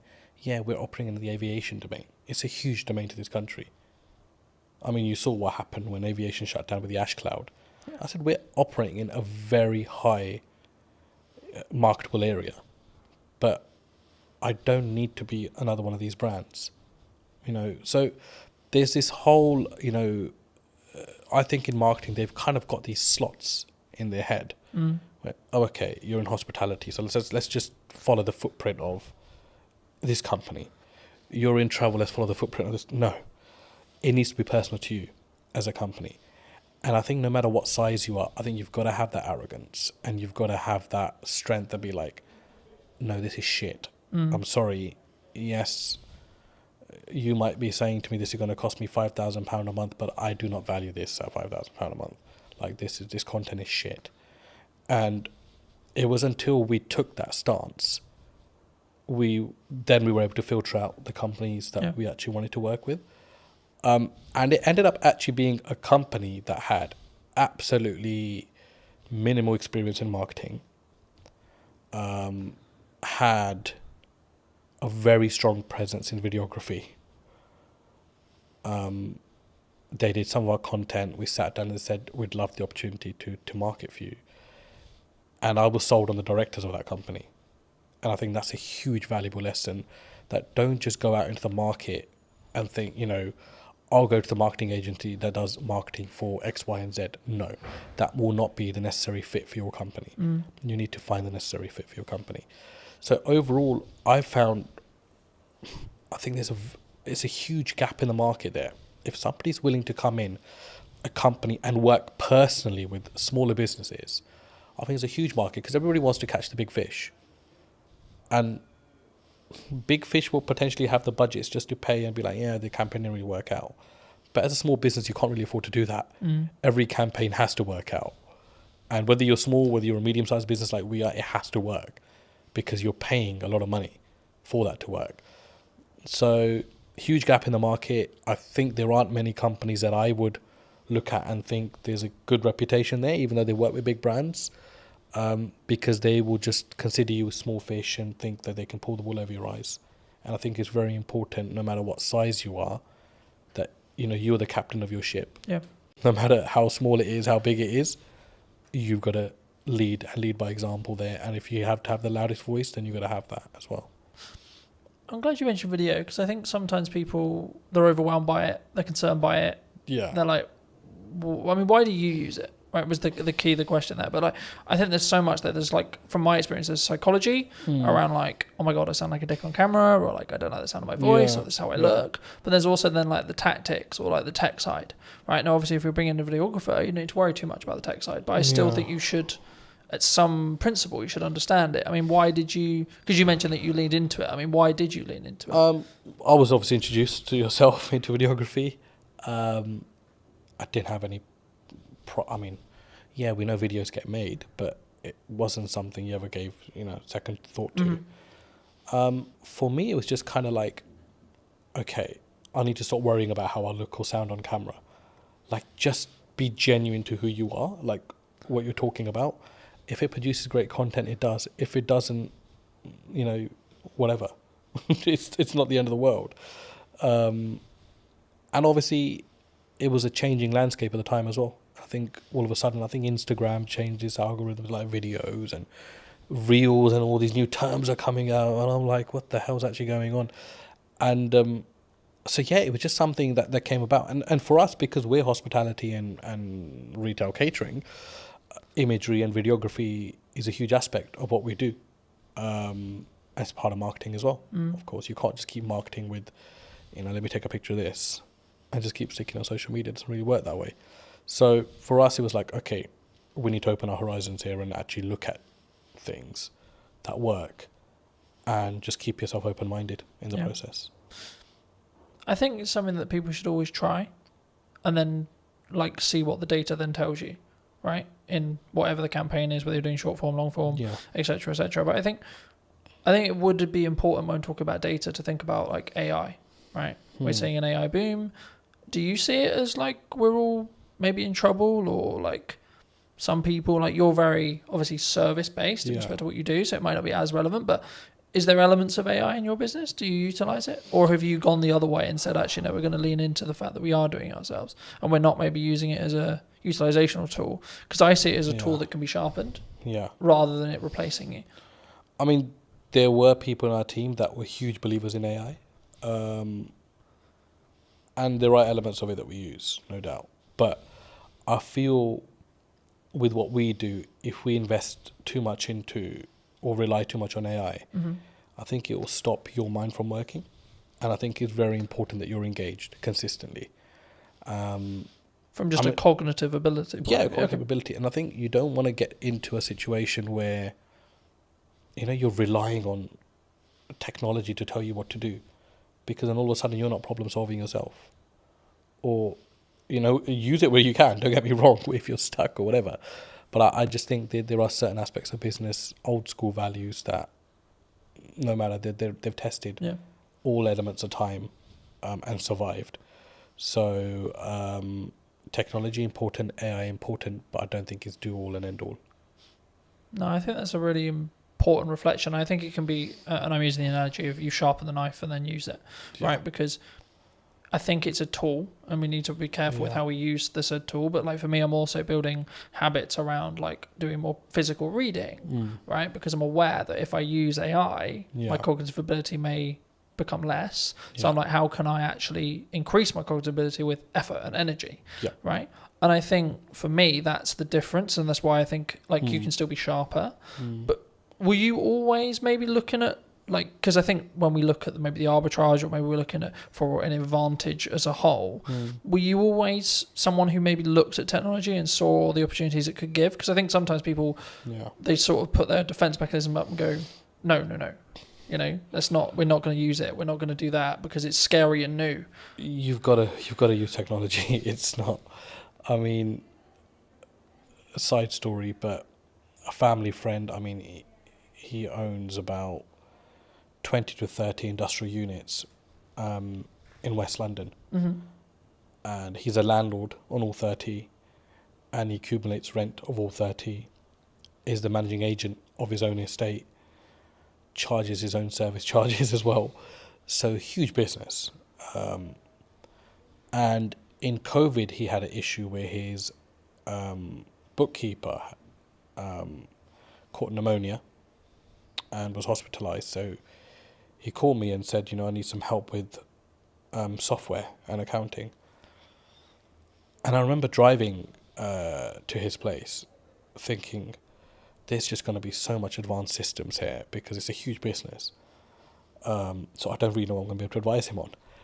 When I got there, I was completely shocked that he had no accounting system, no software, and he was doing everything manually. To the point where he was even adding up sums on a piece of paper or his ledger, physical ledger. And I was like, and these are not small figures, 7,200, 9,229, and he's calculating all this on paper and he's got this account running per he's got, a book per tenant running. And I'm like, shit. There's no way there can't be a mistake in this. Like, there is absolutely no way. So his first job for me was, I want to move all of this onto an accounting system. Yeah. And I looked at it and I thought, like, that is just madness. Like, it's absolute madness. And I remember setting up Xero for him. And I mean, I'm no Xero professional, right? We have a team that runs our accounts and stuff, but he wanted this to be a personal favor. So I remember shifting all of these physical ledgers onto an accounting software, and the sums were wrong by like thousands. So his first comment to me was, I need to recover this £62,000, which is owed to me in rent. When we actually shifted everything onto a ledger, the figure was about 225,000, which was owed to him. So it's like nearly 3 times what he thought was owed. And that was his change at the age of 62 towards technology, that I need to adapt. And that was the point where he was like, no, I Was it an can't. eye-opener for him? Sorry? Was it an eye-opener? I think it opened. Like, how did he react? I think it when opened everything that he had within him, because he was just like, he goes, I don't even know how many years I've been losing money for, which is the main thing. And he always had tenants, I said, and came to him like, you know, this rent figure is wrong. And he was like, no, he's adamant it's right. And I was like, an accounting system will put all that to bed. All of a sudden, the queries went down by like 90%. People stopped querying their bills because it was all automated. Each tax code was set. Every expense was set. And I mean, that was like, okay, there's also no time limit to when a person can wake up and see that they need to adapt to technology. And coincidentally, he got very ill last year himself. So he had his son come in and take over the business. And it was a very seamless handover because everything was sorted. So you could easily, you'd have to spend some time kind of understanding what's going on here. But it was handed over with something in place that you can just pick up and go with it. Yeah. Opposed to like, why is this or why is that or why is that? Everything was annotated. So yeah, look, you have to adapt. I don't think you can as a business. I mean, we didn't start using software till quite late into our life, business life as well. It was like 3 or 4 years in, we were creating invoices off Excel and that kind of stuff. And I was like, this can't be the way. And then slowly we've adapted to stuff. There are things that I think are really unnecessary in business as well. You don't need technology for absolutely everything. But yeah, basics like accounting and stock management, staff management, telematics on vehicles. You've got to have that. I mean, we had one of our drivers had a terrible crash last month, and the police wanted to know, what speeds were both vehicles travelling at, and we were able to prove that because we had the telematics. And the third party wasn't able to do that, which, favoured us as a business because we were able to prove that we were within, or our driver was within the speed limit. Didn't harshly brake. So technology is a lifesaver in certain places, and you've got to have it for the basics of your business. Yeah. You're specifically, obviously, a very niched business in Yeah. regards to the sector that you serve. Have you always been that way? And if so, was that a very conscious decision from day one to be like, I'm going to serve this? Nope. Aviation just came about, to be honest. Well, I say it came about, but I kind of think you set your own destiny in some ways. We were so busy trying to survive as a company, but it was just like customer focus. Yeah. Make sure the customer gets everything they can from you, even if it means you're losing something. Just give your customer absolutely everything and make them feel special. And we do that till date. So in some ways, business is a funny thing because you can never say, I set out to do this and it happened. Because I think you've got to, like, a lot of things happen around it and you end up taking a different route. So, I mean, I discuss aviation a lot, but we work heavily with construction. We work heavily with tech companies as well. And we have a huge footfall in the city as well. And none of those things were ever targeted. Like, I don't think we actually knew what we wanted to do when we started business. We just knew we wanted to serve food and, have a business as such, right? So it was like, okay, how do we do that now? And I think along the way, your business will adapt. Things will come up. You'll see value. For us, it was about understanding our niche And I don't think we understood our niche until post-COVID, which is scary because that was like 10 years into the business. 10 years? 7, 8, sorry, maybe 8 years into the business. But it was like, what is our niche? Our niche is not aviation. Yeah. Because there's a hell of a lot of companies that operate within that. Our niche is short lead times. You get hold of anybody at any time of the day or night. We will solve your problems. And if we don't, we will make sure we've done everything possible to try to solve that problem for you as a client. Now, there are some clients that have my number specifically, and they will only call me in situations because although I'm the director of the company and we have an amazing workforce, I've built that relationship with them personally when I was building the company out. And I can understand why they only want to come through to me. I totally get that. But my attitude towards them doesn't change irrespective of my position in the company. And we distill that like through our staff, completely distill it through our staff. That nobody's bigger than the company. We help a client in any given situation that we can. If we are closed for the day and something comes up for somebody, we will do everything we can to make sure that we solve that problem for them. And we've become that. I think that's been our niche. Our niche is we are problem solvers. And that's helped us like also recruit the right people. And people don't come to this company thinking, you know, I'll just spend 9 to 5 behind a desk and I'm done. They're problem solvers. And we make sure they become problem solvers. And our retention rate's amazing. I mean, you know, we've had one staff member leave in the last 2 years, which is incredible. It's absolutely incredible. I mean, there are obviously niggles. There are obviously things that, you know, staff feels management can do better or management feels ownership can do better. But I think that's a healthy relationship and it's good to have that open dialogue. But it's so important to treat your staff well. And that doesn't mean just money or pay. I think just an attitude, sometimes just asking people how they are, talking about the football or having a normal conversation makes people realise that actually you're a normal person yourself. Yeah. I was going to say, I mean, I guess in a business your size, is there a level of all the directors are in today kind of like, oh, it's really scary, and then if so, how do you either defuse that or lead with empathy to be like, hey, I'm a human too? I think because I've never really come in like wanting to feel important. I think because I was, you know, working the fields, as you can say, when I first started. I've kept the same attitude now. If someone's a new starter or hasn't been around or hasn't got to know me because of the size of the business now, so they don't probably interact with me as much, they're put to ease by the older staff because they're like, this guy is actually really calm and really chill. Like, he'll come in and be like, you know, let's order some pizza. Or did anybody watch the football or the cricket or whatever?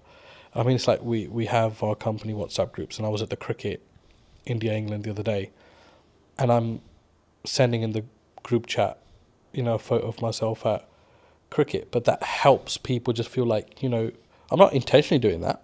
I'm just doing that because I've always done these kind of things. And there are staff that say, you know, they don't feel like sometimes that I'm the owner of this company just by how I act, how I am. I'm very relaxed.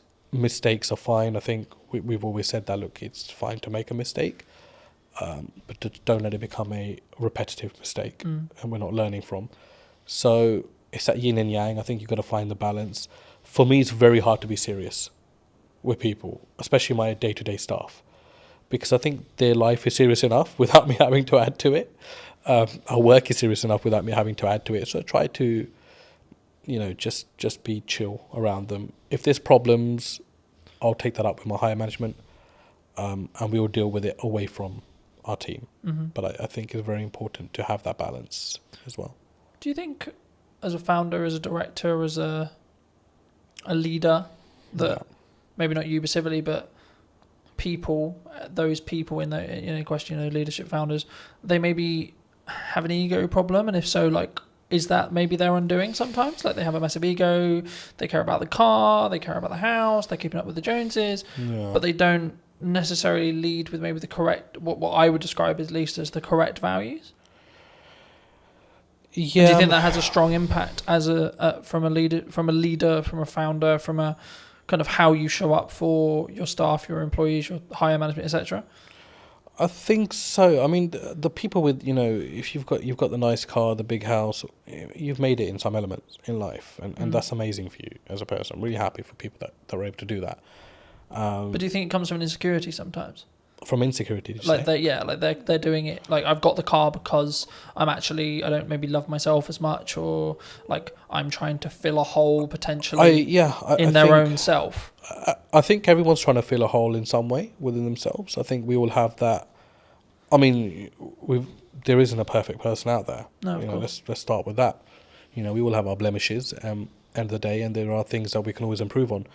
But I've been in business long enough to see both aspects. I've seen people that feel like they need to show their hard work or remind people how hard they've worked by showing possessions. Yeah. And they do that more for others opposed to themselves, which is sad. I think it's quite sad. And I don't mean that in a horrible way, but I genuinely think like I'd hate to be in that position myself as a person. Starting out younger, I was obviously the general perception around business. One day I'll have a really nice car, and I'll wear those clothes, and I'll wear, I'll buy this and I'll buy that. But I think once you're fully invested in your business, all those things would just not matter anymore. Like for me, it doesn't matter right now that I'm wearing discounted Next Aspidrills, or I'm wearing a certain branded top. It matters nothing to me whatsoever. Because is it more about the quality of the person then? I think... Or the quality of the founder, the quality of the leader? It's like, what's your higher purpose? Like, you've got to think, that's what you've got to think of. And I think if your purpose goes beyond materials, you've got a bigger purpose in life. You're not thinking... I mean, I get absolutely no joy. I mean, I love my car. Don't get me wrong, I love sitting in my car. But if I get a phone call, the problems are still as bad as they would be on a bus or on a train. Yeah. So all of a sudden that materialistic thing matters in no way. Yeah. Right? So for me, I think it's like, you've got to be like, okay, why am I in this? But what am I about as well as a person? And people lose one of those two aspects somewhere along in the business. They either forget why they're doing what they're doing, or they'll forget who they are.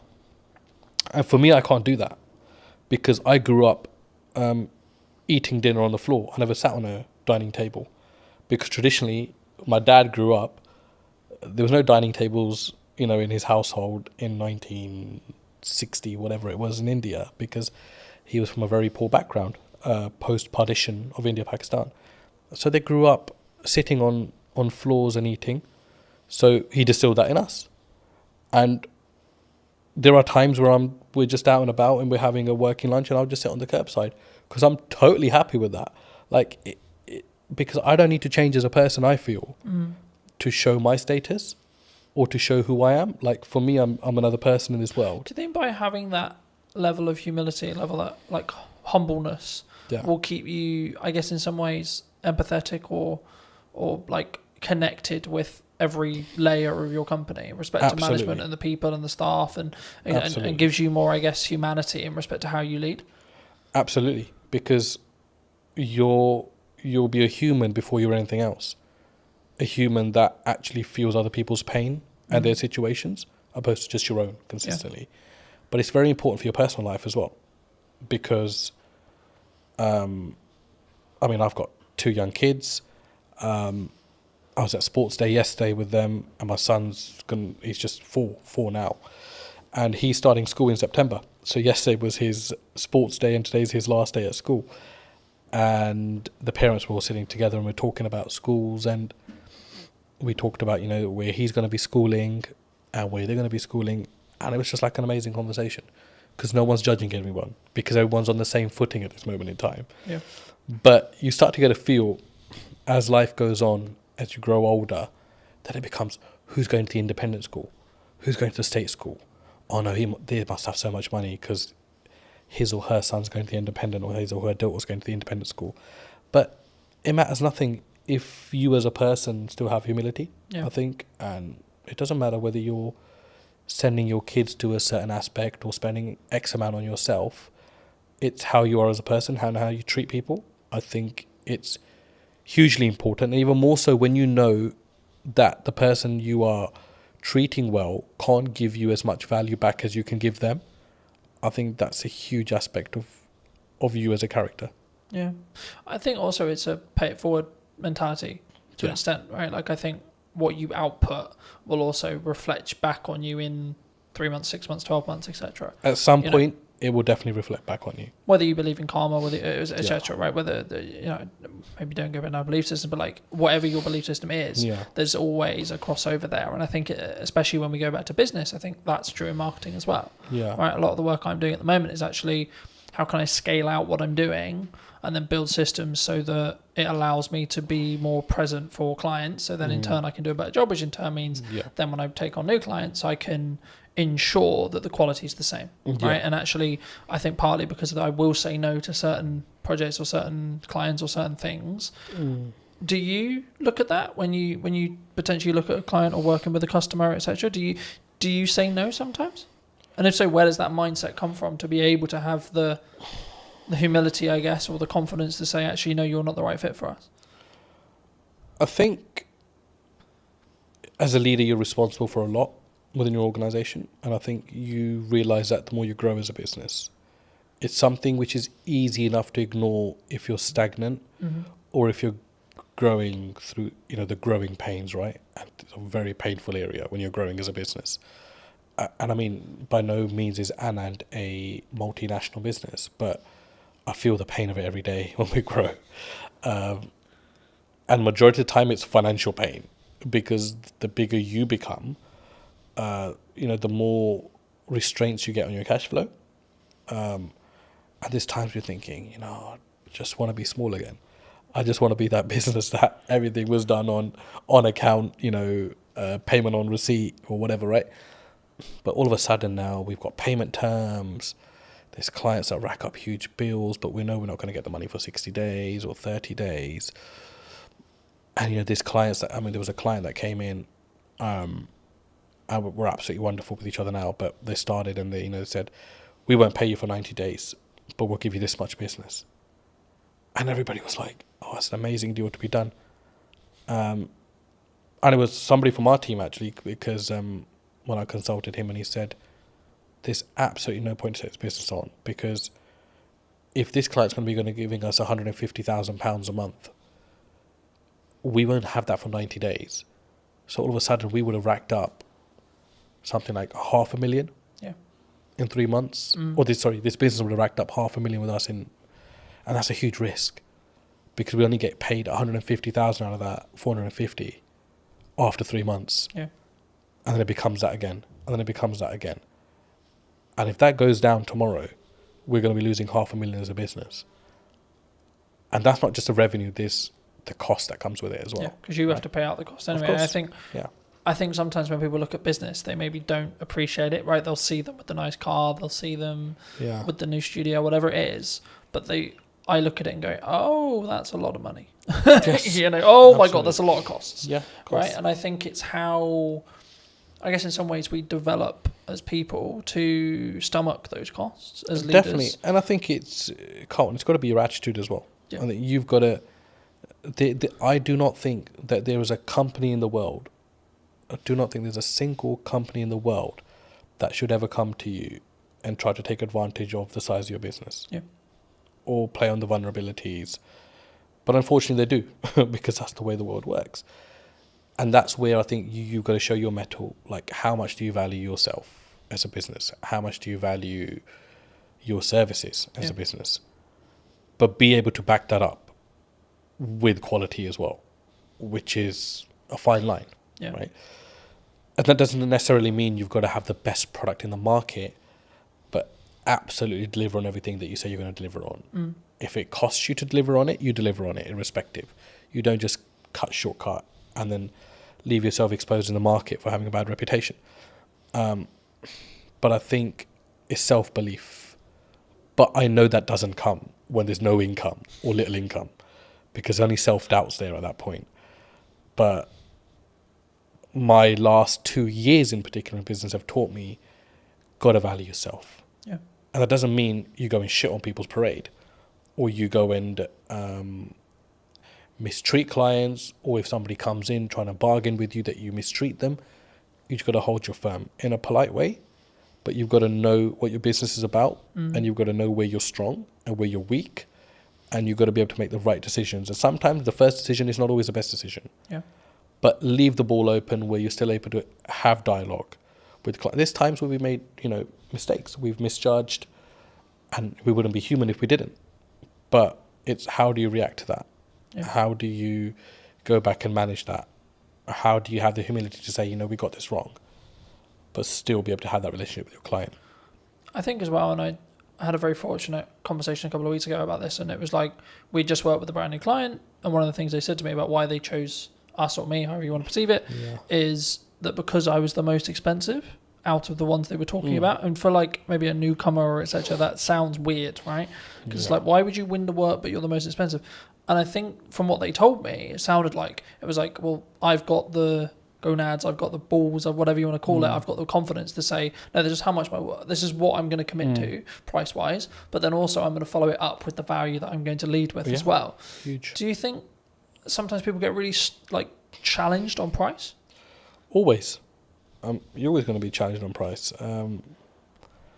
And then how do you deal with that? I guess with them with the conversation, like, is there certain scenarios where you're like, no, we're going to maybe negotiate by this much, but our final price is non-negotiable here?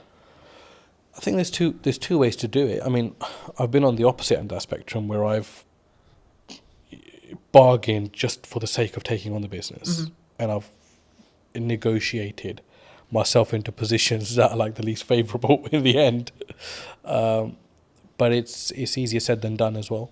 But I think you've got to know your costs, know where you sit, know what you're trying to achieve out of that deal, because sometimes you take on a deal with the hope that it's going to lead to bigger and better things, which is fine if you know your market.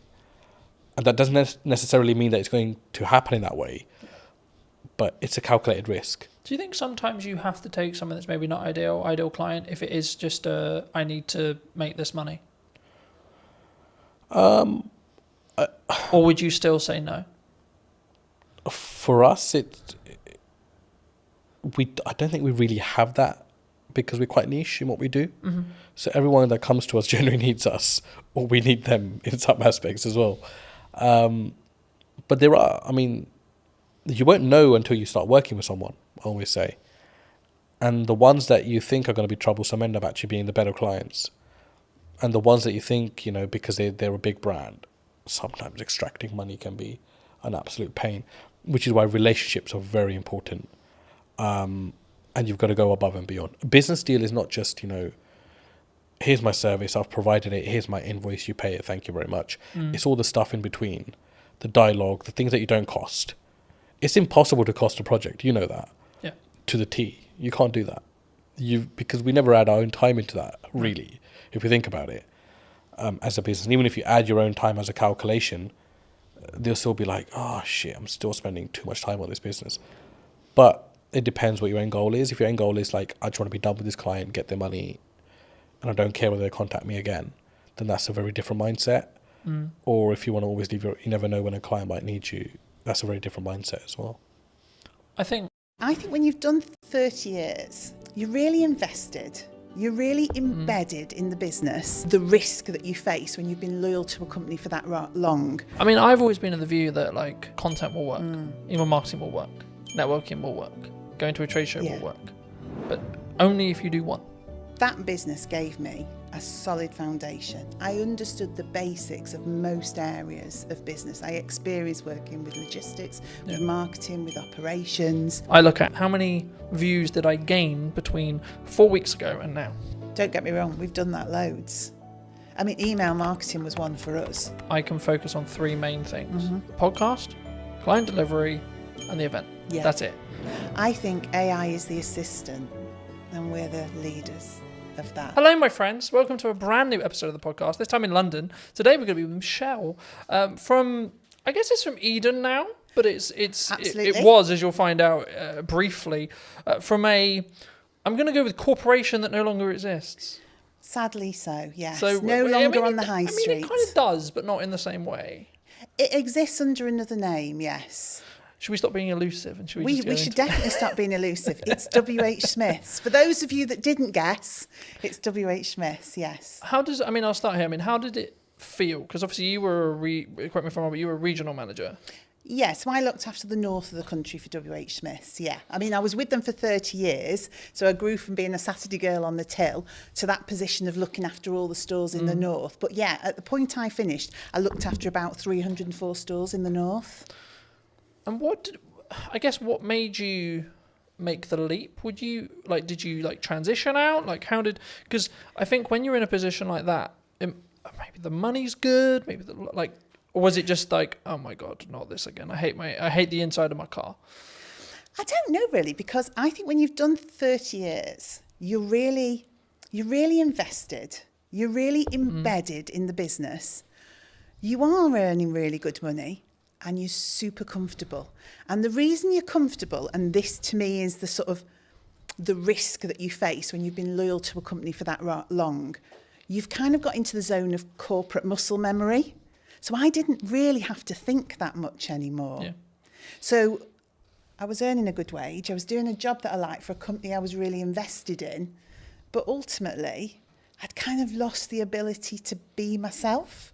The company had changed, I changed. And it was just time, I think, to find something that was me. I guess there's a natural kind of, sometimes there's maybe a disconnect. Like you were who you were then, you grew 30 years and then you wanted to go this way, but they wanted to either downscale or go that way. I don't know if it was a case of they wanted to go this way and I wanted to go that way. Because in all honesty, I could probably have done another 20 years for them. Because genuinely, I was really embedded in the business and I loved it. I loved the people. I mean, you literally know everybody when you've done 30 years. You know every store, you've been to every place. But I just sensed that it wasn't going to be right for me in the future. You know, I think you just get a knowledge of, I've got all this experience, I'm getting my own mind, my own voice more, and that needs to be somewhere else for it to develop and grow. Yeah. It's not going to develop and grow here. Or I can stay and carry on doing what I've always done for another 20 years. So was it, I guess in some ways, a personal development shift for you?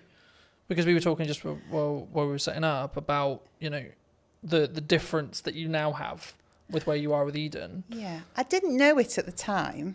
I honestly didn't know it at the time. So it was a leap of faith moment, really.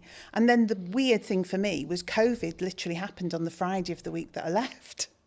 So I gardened for about 12 months. So in that period, I really did start to think, well, what's going to work for me now? And do you know what? It is not an easy thing. I now see people going through that same process of leaving something really big and corporate that they know well and then trying to find their way.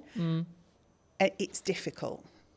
Do you think it comes with because we were talking before we started that I'm going to find it very hard to go into corporate now because I've got the freedom of self-employed. I guess you could say I know what works marketing wise, especially right now. Yeah.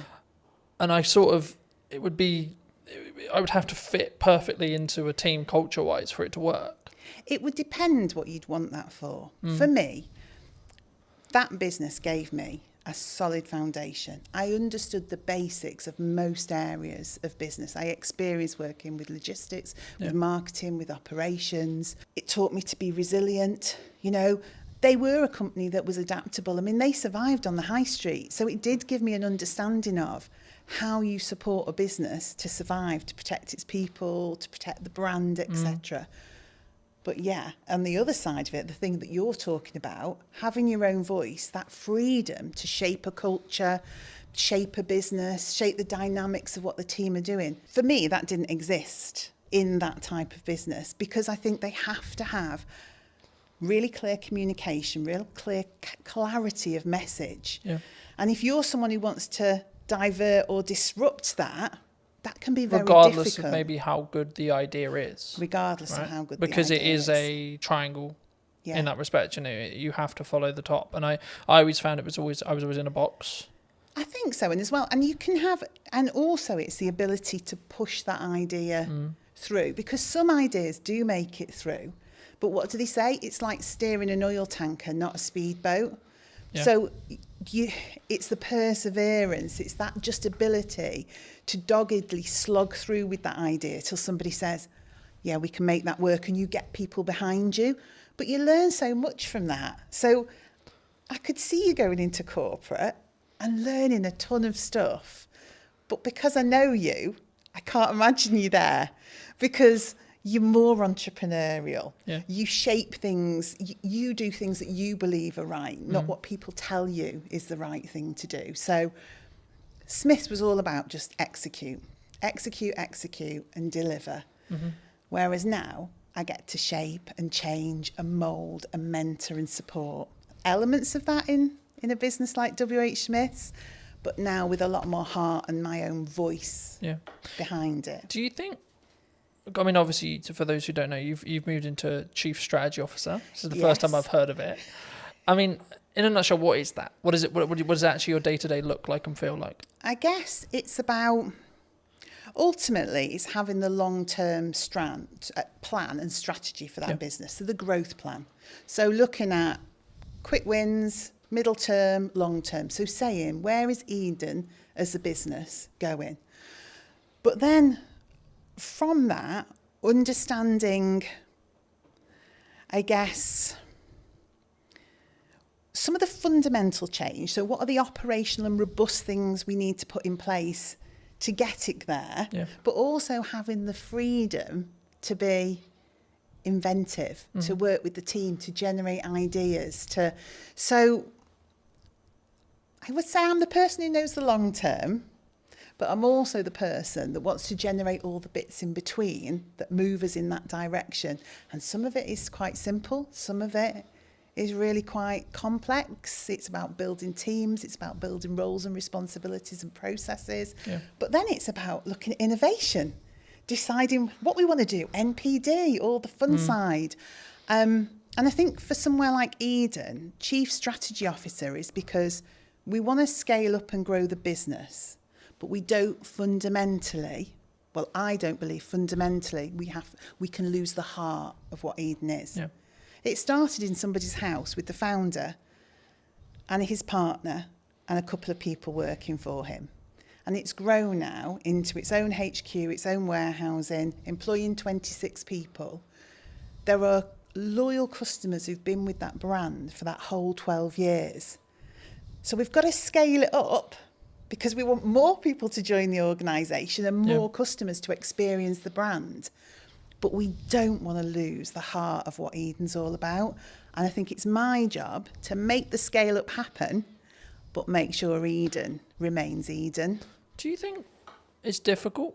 Because by proxy of scale, you have to somehow, like I'm in this, as we were discussing before, I'm in this struggle at the moment where actually things have gone like a lot better than planned.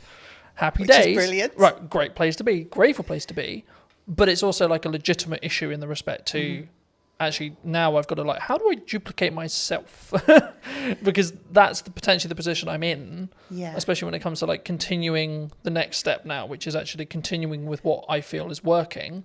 But sort of, I guess, because I'll never be able to replace me sat here in front of a camera. No. Right? I can outsource everything else. But the only bit I'll never be able to, especially if a client is very tied to, I want Colton on the production, I want Colton on the marketing, etc. It's going to be difficult. I mean, did the team at Eden find that as well? I think because obviously you sell a product, right? But the essence is still there. Yeah, I mean, ultimately our main product, it's dog food. I mean, that's what we produce and sell, premium quality dog food. I think when I came in to that business, it was difficult because it was change. It was somebody saying, what you've done till now has been brilliant because you have organically grown this business with people from the local area, not experts, just people with a passion for pets, a passion for the brand. And then I had to come in and say, that's absolutely brilliant, but we need some roles, some responsibilities, some routines, some best practices. We need to get back to basics. We need the foundations. And that was the change people found difficult. So that freedom to just almost do whatever you want, whenever you want, had to be pulled in for a while we established some core basics. But once we'd done that, once we'd got the right people in the right place doing the right things, once we operationally were robust, when we'd done our risk management piece that said what are those critical points of failure that sit within this business, then people could see, oh, actually, I can still operate the way I did before with freedom and creativity and innovation, but there's more support underneath. Things don't crash off a cliff. Actually, the structure's there now for us all to be able to do the things that we're really fundamentally good at, which is connection with the customer, the love of pets, the love of the brand, getting out, word of mouth, spreading the word of Eden, knowing that the business is fundamentally running well. Yeah. Whereas before, the business could have been struggling and we wouldn't necessarily have seen it. So we wouldn't have been able to make the changes we required to keep the business in a good place and on track. Yeah. Do you think there's you, with your role, I think you'll look at maybe like the overarching strategic side of marketing. Yeah. But what are people missing right now in marketing, would you say? Because there's a I lot of think buzz some- around yeah. people saying like, oh, there's you can't get in, you can't have a podcast, you can't, you know? I think sometimes maybe it's not what are they missing, but it's have they sat and thought about the brand and their audience and what they want to achieve? Or are they just trying to follow trends and what people tell them they should be doing? So I think everything from your TikTok through to email marketing, etc., is all valuable and valid. But it is up to the business to understand, is that right for them? And maybe it's not right for me today, but it might be right for me in a month's time. Yeah. Or maybe something I've always done, I'm going to stop doing so much of that now because I want to change. So I think you have to consider everything in the marketing sphere, but it doesn't mean you should do everything. Because if you do it without authenticity, I've seen many TikToks where I just think I could literally crawl under a rock with embarrassment. Now, I'm sure some of that actually works sometimes. But if you're just doing it because you think you have to, I don't think it works. I think for me that's really true. And I mean, I guess the follow-on question was going to be around like the shiny thing syndrome. So to give you some context, I was out on a run yesterday. Yes. And I was like, hey, I should have like a teaching platform and it should be on a subscription base. I was like, no, Colton, that's a good idea, but no, because I'm focused on like two main things right now for the next, like probably to the end of the year, more likely, which is the podcast, right? And then the event, right? That I alluded to before we started. And the event's in September. So the reality will be like after September, I'll just be planning the next one and continuing with the podcast. Yes. Do you think people run into a challenge when it comes to like, they get some momentum with something and then they go, oh yeah, but this shiny thing over here is really cool. Yeah, and it's and also if you're looking at your competition quite heavily, if you're looking at the marketplace and seeing what people are doing, you don't know if what they're doing is actually successful. But internally, you go, they're doing that. It looks great. I mean, of course it looks great because they make it look great. Yeah. It doesn't mean it works. Doesn't mean it's successful. But it's so true to say you can just be pulled off. I mean, I say to my team, I know it's a really old analogy of all of us pushing the boulder up the hill. If we all run off in different directions, we're going nowhere and probably going to get squashed. Yeah, who's going to get squished? Who's going to get squished? And that's what I say. Look, we've got some key pillars. Let's stay focused on that. Let's consider the opportunities, but don't run off and do it and just leave this hanging over here. And don't get me wrong, we've done that loads. I mean, email marketing was one for us. We wanted to do it. We should have been doing it. We kept running off and doing shows and events and sparkly fun things, never actually nailing some of the fundamentals, because it's more appealing, isn't it, to go to Crufts and meet dogs. Do you think there's a level of ego that comes from that? Like either from a founder or from a team? I don't know whether it's ego or it's what personally turns you on, what your own drive is, what do you fundamentally want to do? People do gravitate towards the things that do it for them, don't they? Yeah. I mean, I've always been of the view that like, so for example, content will work, email marketing will work, networking will work, going to a trade show will work, but only if you do one. Okay. In my view. right? From what I found personally. Yeah, When I've interesting. really focused in just depth on how do I make the podcast as best as it possibly can Yeah. from a viewer's experience point of view. That might be how it looks, how it sounds, how I come across. Can I outsource it? I've got a balance, so because it doesn't directly make me money, but actually the marketing collateral that I get from it will make me money. Okay, cool. So then it becomes a game of we're keeping those costs and balancing those costs, sure, but actually how can I focus on the viewer experience? Yes. And then when I look at maybe something like the event, it's like, okay, how can I make this client experience incredible for the people coming, even if there's only 5 people in the first event, right? Yeah. And I think sometimes we get, and that's why I mentioned ego, because I think sometimes we go, but I'm only going to sell 5 tickets. It might be the possibility that I sell 20 tickets or 30 tickets, but like, what if I only sell 2? I get that. And it's interesting, isn't it? The business that yourself is in with you, and obviously you're looking to scale up and maybe employ, etc. Whereas now I'm sat with a team of 26. And so we've got the opportunity to do so much more. Yeah.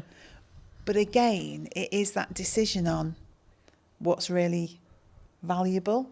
I mean, and you just touched on something actually that I thought was really interesting.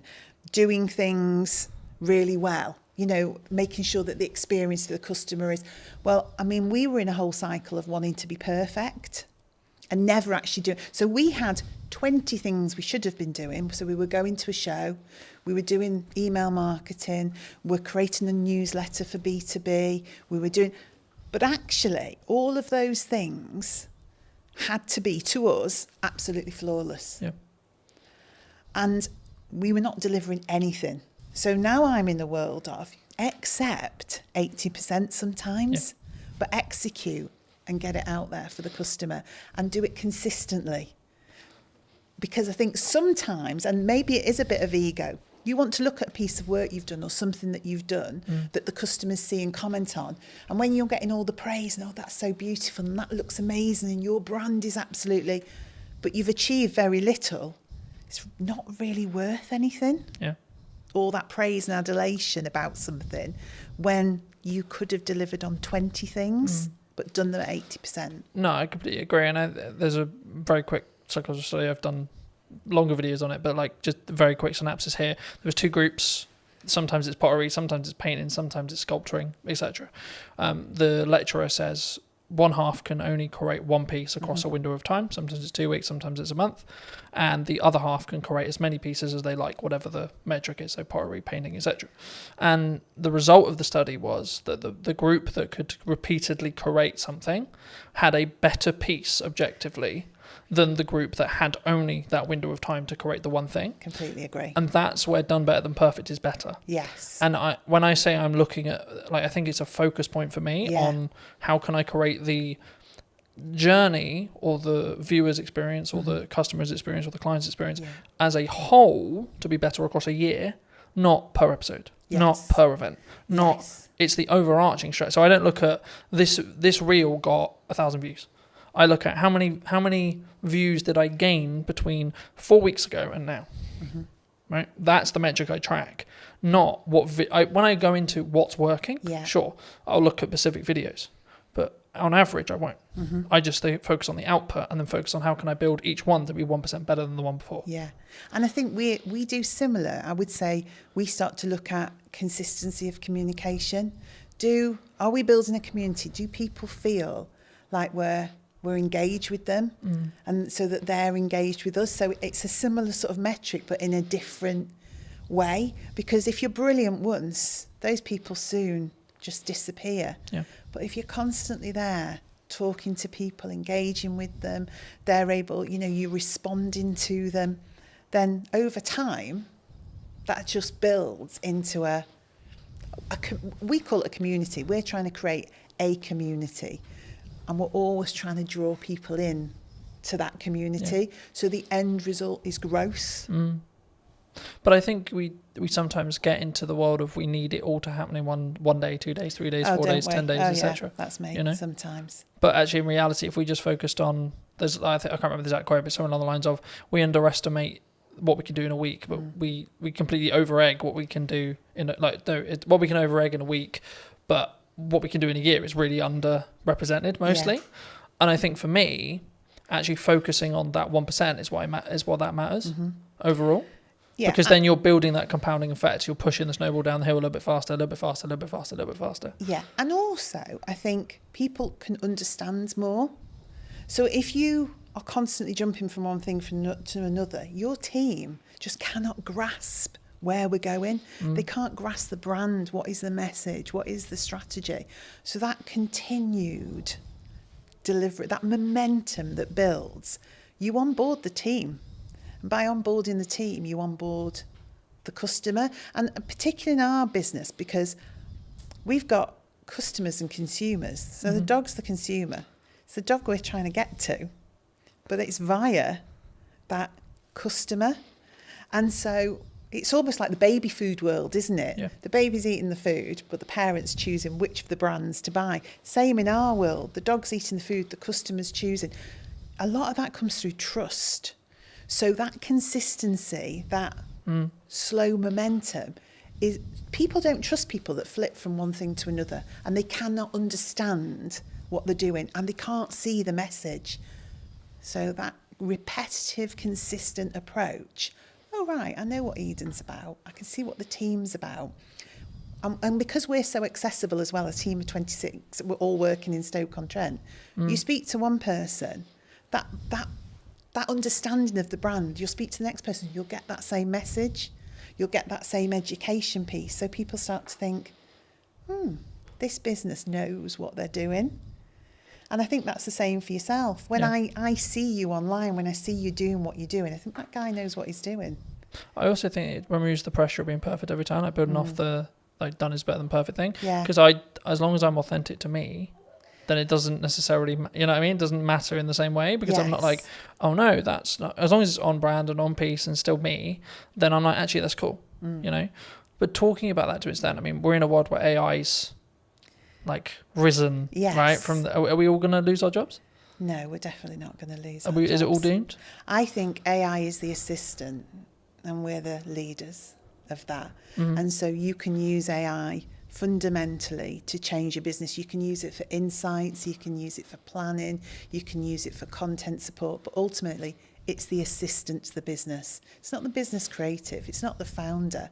You know, the people are the heart of your business, but you can deliver fabulously elevated results if you work out how to use it in the right way. So no, it's not scary. And I did something funny at work the other day to show the team not to be fearful. It was just something really small. I took a picture we'd taken and I said to AI, you know, give this picture some movement. And it did this crazy thing. I mean, we're pirouetting around the stage on this picture. I think one of us had claws for hands or something ludicrous. But then I gave it real instruction, my voice and the heart of the brand, and explained what I wanted. What it created was amazing, but it needed that voice, that human voice, that human interaction, that brand understanding. So we shouldn't be afraid. I've used the analogy recently of you need to sharpen the knife before you use it. Very good, you know, in the same way with AI, you need to teach it what you want it to do and not just write me a social media prompt, enter, right? It's about actually understanding it as a tool and not just seeing it as a fix-all, right? It's the company assistant.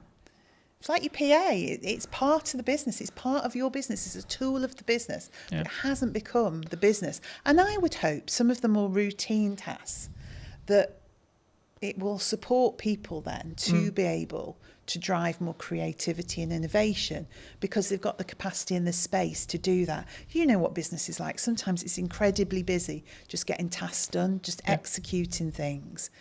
And then you end up working in the business all the time doing. And you don't step away and think, right, okay, let me listen to the customers. Let me look at what's happening in the marketplace. Let me analyse some of the insights. And when you stop and do that, and I hope AI gives us that, so we can stand back and go, do you know what? This is what we need to do. Because I've had time to think about it because AI is my assistant.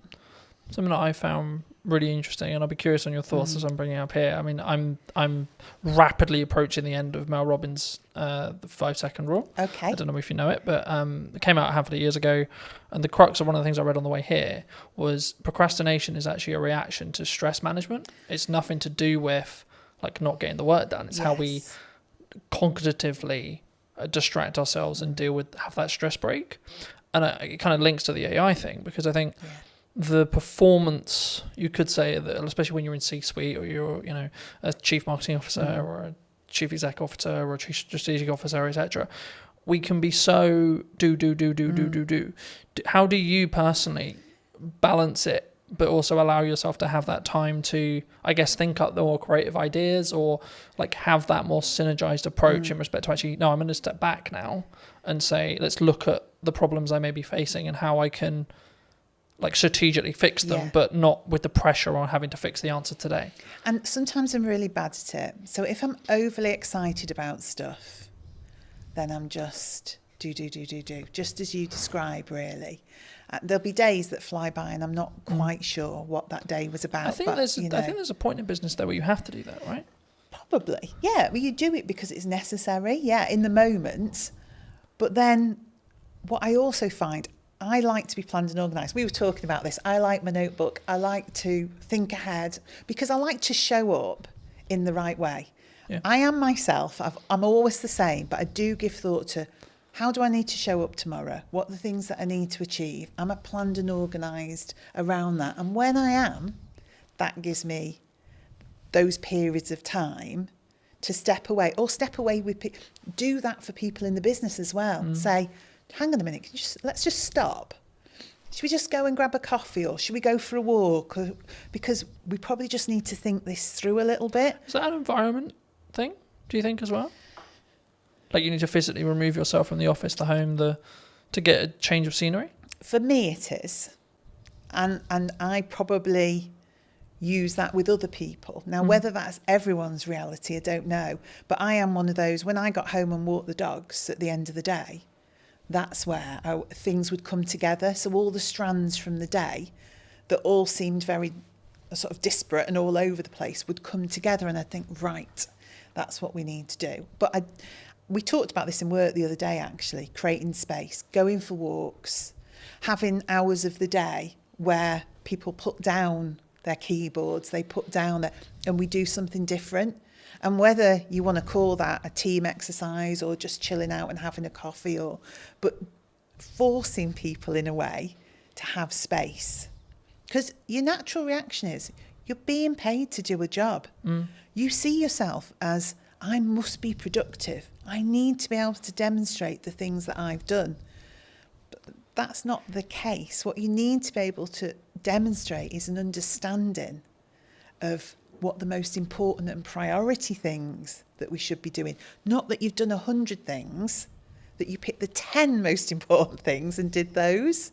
And do those well. And do them well, yeah. But don't do, like we said before, don't do them so well you don't actually deliver on anything. But, do them well. I think you need to personally ask yourself, I mean, I'm looking at it as I say, like, I can focus on 3 main things, right? And that's why I'm really leaning into across 3 months, 3 things. Yes. Right? And it's like, right, the podcast, client delivery, and the event. Yeah. That's it. You've got nothing else. You can't add anything else. And it's not that I don't have other ideas. I do. Yes. But it's actually, if I'm going to get what I want from this and I'm going to make those 1% improvements, I have to focus on those 3 things. So how do you, because to me it's capturing the ideas, isn't it? And that, I think, is the strategically important bit. I think you can, and I believe part of my role is to help people focus on the key things, because I think you are in control of your role and your business, and we've got 26 people there, and one of my jobs is to help them prioritise what we need to be looking at and when. But capturing the creativity, not allowing ideas to disappear because we're busy, always making space to go back to things, to reconsider them. And even if in 6 months' time it still isn't right, to reconsider them again. Because what do they say? There isn't any bad ideas. No, it's just about timing. Yeah. And, you know, I mean, the simple answer of like, how do I do it? I have a set of like what I call my command notes or like top end notes. Okay. Whenever I have an idea, I put it down. don't care how I'm going to use it, don't know where I'm going to use it, etc. I'm like, I don't have the time to focus on how to build that out yet, but I don't want to lose it. Yeah. The other way, building off the AI side, is utilize chats in ChatGPT, for example, especially if you have a conversation in that chat, it will be able to, as in physical conversation, as in you're typing, or actual conversation, you'll be able to then refer back to it. So if you say, hey, ChatGPT, for the next 3 months, I can't really focus on this thing, but actually it's a really good idea. I'm going to come back to you in the future. Can you kind of make a highlight list or make a reel or etc., or make a summary of like my thought process now? And so when I actually have the time to give the focus, I can then do that. And then what you do is you just brain dump. And I love that, because I am a notebook. You see my notebook there? I am a notebook girl. If you ask anybody in the office, I mean, I have strategically coloured notebooks. I lost my orange notebook the other day. I thought the business was going to completely go off a cliff because I'd lost the orange notebook. But that's me. I love to capture those notes. I sit in meetings, I listen to people. I'm thinking, oh, good point, good message, good. But I have started using the ChatGPT to do just that. So I just sit and chat to it. I say, so-and-so thought of this today. Yeah. In terms of and it seems bizarre at the time. I mean, I did think I was losing my marbles a bit that I'd found this new best friend of ChatGPT. But I did. And I systematically would go through and think, right, idea. Don't lose it. So now I'm developing a combination of my old way of thinking, get it down on paper because that really works for me. But now capture it somewhere where it can't be lost. Yeah.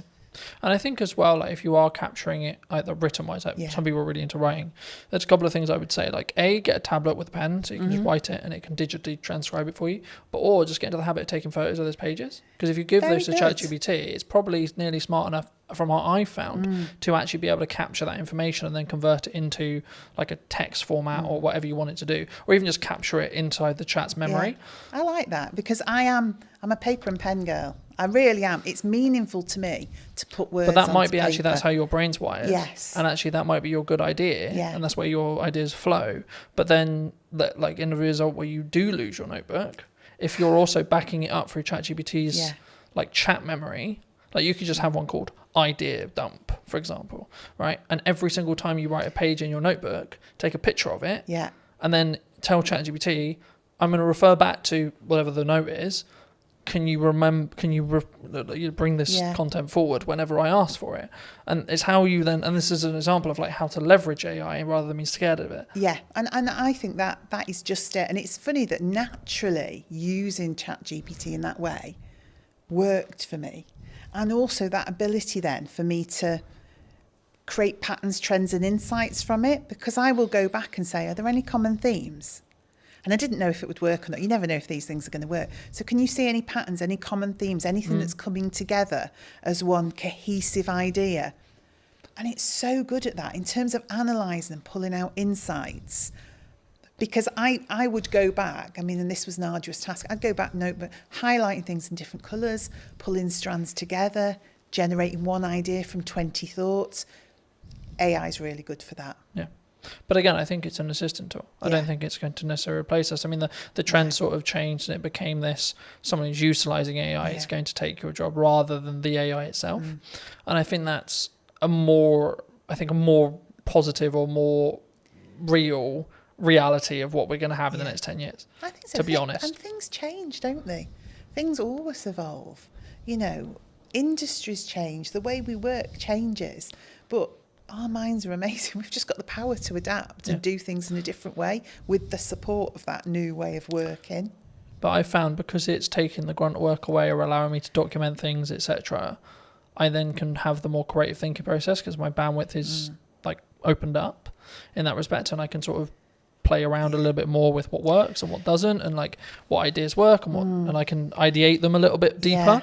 I think one thing that came to mind then, and this is why I think being the strategy officer is important, is probably one thing we need to think about. One thing I think about is everyone in the office is using ChatGPT or something similar, but I have to keep our voice as the Eden voice and the Eden brand.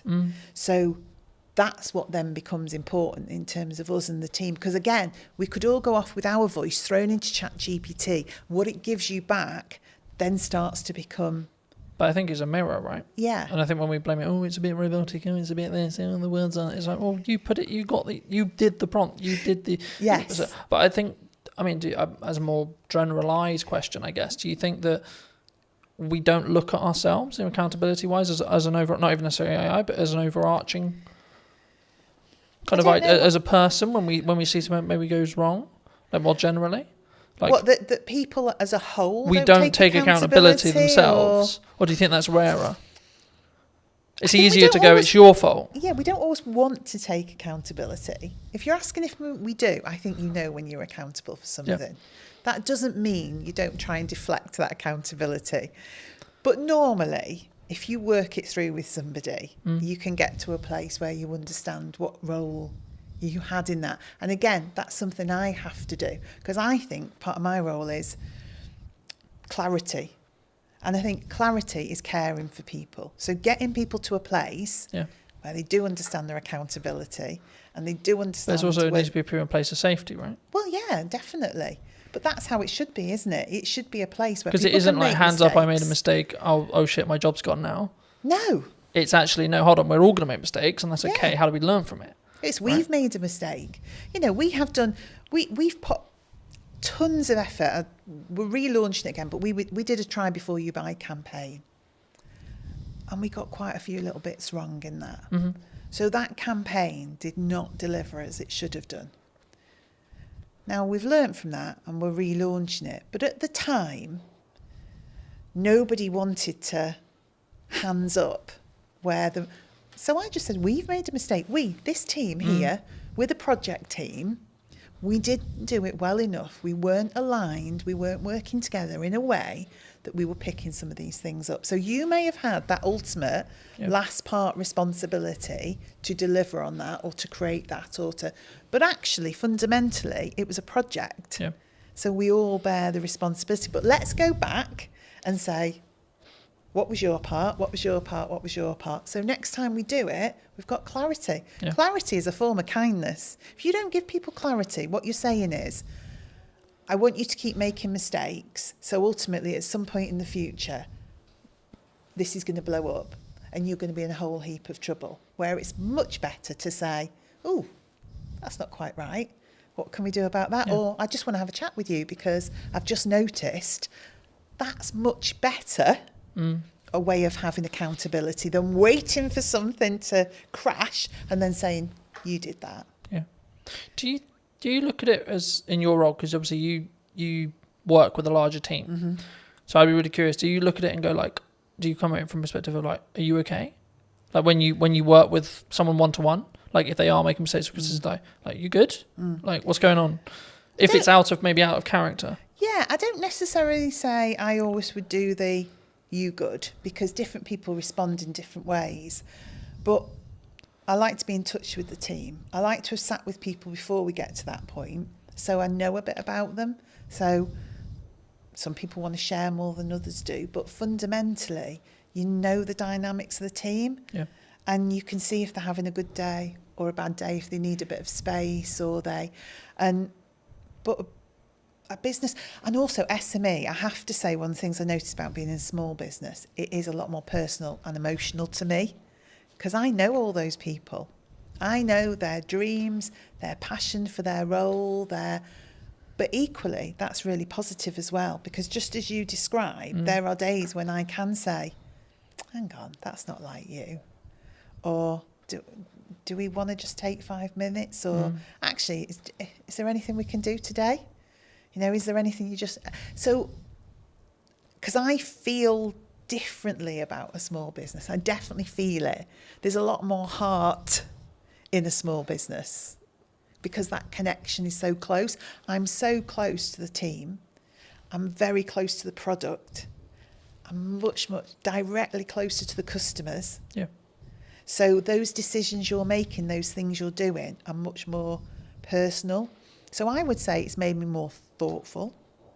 I use my own voice more. I use my own judgment more, and I deal with things in different ways at different times, rather than a blanket approach because I just need to get things done. Yeah.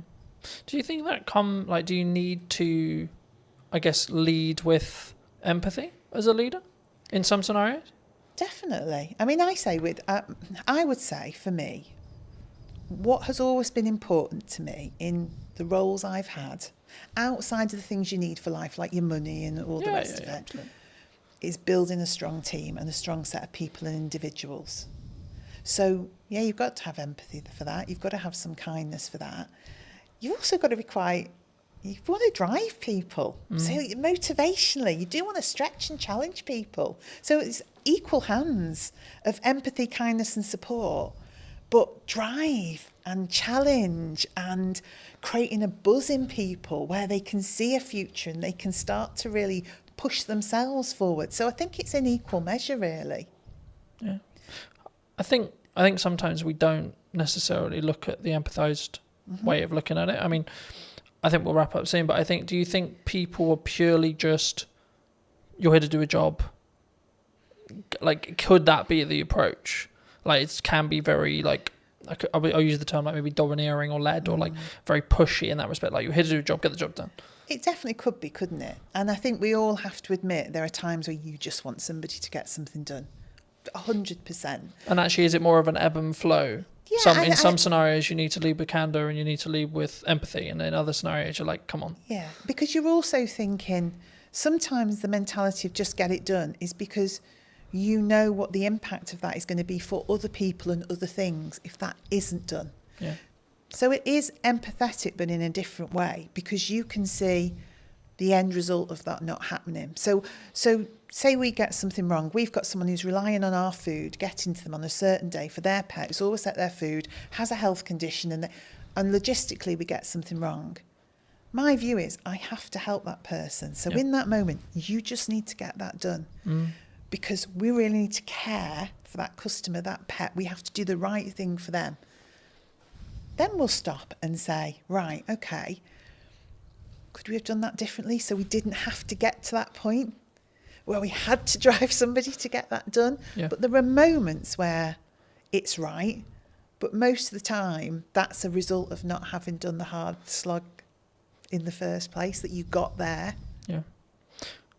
For people who may be interested in connecting with you, seeing more of your work, seeing what you're doing at Eden, where's best for people to connect with you? I guess I would say social media, Eden-wise, and then message me via there. So if you go onto Instagram, Eden, throw a message out. Because we're all in the office together, I will pick that up and see it. We're so easy to contact. I am on LinkedIn. I have to say it's not my favourite forum. So I'm much happier to see messages come through on that social media platform, and then I'll be in touch. Fabulous. If you were going to talk to the person who was in corporate maybe 10 years ago, 15 years ago, and you give them this advice today, what would you say to them? Gosh. As a final thought. Allow people to have a voice. We all care about business at whatever level we work and are operating in that moment, and let that individual have a voice. That would be my message. Thank you so much for watching. If you did enjoy this episode and would like to see more like it, make sure to be subscribed. Let me know in the comment section down below if you enjoyed it and what your clear takeaway was, and I'll see you very, very soon. Hello my friends, I hope you're well. Welcome to the Old Mill, and today we're going to be doing a brand new podcast talking to Johnny from Taste World and just kind of the Old Mill. Hello Johnny, how are you? How are you? I'm very well, absolutely. I was going to think about where to start, but I mean, we're sat in the Old Mill restaurant, right? And I think a lot of people who are local to Salisbury will obviously know the Old Mill in Harnham. You've just acquired it maybe, 6 months ago? 3. 3 months ago? Okay. Yeah. Why here? Why did you choose here specifically? It was just a building that had come to our attention for a kind of friend when I think a poster went up in the window saying, due to change of ownership, we'll be closing. And I thought, we need to come and look at this site, when I was told how beautiful it was by the friend. And we came straight here, and within, I think, 15 seconds of pulling up in the car park, we decided it was something we needed to pursue. And we actually agreed the terms to take it kind of out of the grasp of the person that was meant to be taking it, without even stepping foot inside. We literally saw your video, strangely on YouTube, that I think you filmed a couple of years back, and the visual impact it had from the outside. And that was the decision we made. It was just something we almost kind of fell in love with. It's not something I normally do, to be fair. I normally think with my brain, not my heart, but I just fell in love with it. And then when we came inside, it was actually better than we'd imagined, which is always a good thing when you've already made a decision like that. But yeah. So, I mean, we were talking just before we started about the ebbs and flows of hospitality, maybe the ebbs and flows of any business. I mean, in your experience, how have you looked to target, how have you looked to frame creating a business that can be sustained through winter, through slower months, rather than, like, how do you look at that from a hospital? Because hospitality, in my experience at least, is known for do really well in the summer, do really well at Christmas, but then you have those other areas where it's maybe tipped down a bit. I mean, how do you look at it in your other venues as well, which I'm sure we'll get onto, but either here or in general, how did you strategically think about it? How do you sort of create that demand throughout the year in respect to the sustained revenue? How do you see it? Because I think that's like, if you can do that with a business, then it will continue to, you'll make more money overall because you're more consistently creating that consistent revenue. Absolutely. And I think the big thing, you just actually used the word there, we talk about a lot in our business, is consistency. Delivering product consistently to the customer, giving consistent service. That helps to kind of get people to come to you more regularly, which obviously helps stem that kind of peaks and troughs you're talking about. Now, obviously with a site like this, I would say we have the best beer garden, cocktail garden, cider garden, whatever you want to describe it as, sat 100 feet from us currently. It is a beautiful spot down by the river, and we get a lot of passing trades from people walking from Harnham obviously into Salisbury. We also get a lot of trade come from Salisbury up just to come to our beer garden. Now, that is something that we aren't going to be able to change necessarily, but what we can do is pivot on that garden and not just make it into a garden. So come September, we are completely covering it over, and it's going to become an event space for probably the next 6 months after that. So all the way through till April. So we've got a Halloween kind of pumpkin picking experience thing lined up. There's a Santa's Grotto, a pre-bar ready to go in November time that will go all the way through to December. We'll probably have a quiet downtime in January just because the team are going to work really, really hard. And then come February, we're going to do a really cool Valentine's themed month out there. Really cool stuff. Again, we'll share all this on socials when it's finalised. I'm being tentative what I'm saying, not to kind of ruin the marketing spiel when it comes out. But then coming into kind of March, April time, we're going to have obviously a big space where we could Mother's Day out there. So we'll maximise the real peak moments. Mother's Day obviously being the busiest single day in the calendar year. We'll have a potential extra 130 covers out there to what we would normally have. And then we'll have an Easter experience out there. And then we're back ready for the summer. Again, with kind of how we bring people into this space, the beautiful restaurant we're sat in with the river flowing there behind me. I'm sure you can probably pick that up on the mic. It really is a stunning feature of the building. We really want to drive people to want to come here for an experience. So that will come through kind of the level of food that we're trying to aim for, using sustainable local produce. And the big USP is the fact that we are either already or can be 100% gluten-free. So that's something we're really going to be targeting over the next sort of 3 to 6 months, is doing packages wrapped around the bedrooms and dinner experience for those with celiac disease or those avoiding gluten. Now, the figures on that at the minute in the UK is around 6 million. So it's about 10% of the population are either actively avoiding or for medical reasons cannot consume gluten. Now, these people have birthdays every single day of the year, right? So 365 days a year, I've got a potential celiac that I can target with some marketing, go, come and stay at the Old Mill, have an amazing stay in our beautiful bedrooms, and by the way, we can do dinner for you as well, which is celiac safe. So that's something that we really will be pushing hard. As soon as we get the main kind of summer bulk out of the way, wasn't the best time to take a pub like this, kind of going into the busy period already, should we say. So we're very mindful of not trying to overload ourselves. So layers to a cake, layers to an onion, however you want to look at it, we kind of stack on top. When we get one thing right, we'll do the next thing, the next thing, the next thing. So we're hoping if I sat here this time next year, I'd be able to say to you, everything I've just said, we've done it, and it's great. So, do you think there's, I mean, you've mentioned like that being one of your unique selling propositions, but do you think that's one of the reasons why maybe your locations will be successful in comparison to someone else's who maybe isn't thinking that forward ahead, isn't doing those outdoor events, turning in their beer garden into things? Because I think people sometimes they look, because you've got to spend quite a bit of money to do the beer garden stuff, right?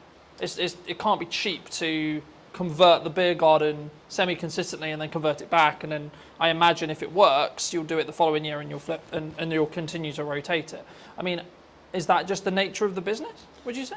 Yeah, I think the age-old sayings, innovate or evaporate, speculate to accumulate. I'm very much on the leading edge of wanting to use tech, for instance. We're using more tech in our business, and we look forward, not backwards. We don't look at why things are bad, we look at how we can be better, and that's something across the whole group. Our senior team, that's all I'm talking about. I'm not cutting wages, I'm increasing sales. I'm not saying how do we get rid of people because times are hard. I'm saying how do we bring more people in for different reasons. What we're also really good at, and if anyone on here is listening is a hospitality owner or manager, we are very good at getting brand deals. So all the cool stuff I've just spoke about, we'll be approaching brands. And so the Apres bar, for instance, will be selling a shed load of Bailey's hot chocolates, I'm sure. So I'll approach Bailey's and say, look, I want some support. They will give you money to support their brands with the right streams and for the right events, similar to your festivals. When you see the big festival bars and stuff like that going on, that's got brand support behind it. And it's having those conversations that really help us, and we're very good at that, to be fair. We've got great relationships with all of our suppliers, both local, national and international, to kind of help with that. Not just the financial costs, but they've got years and years and years of expertise doing similar events, so why would you not lean upon them to kind of help?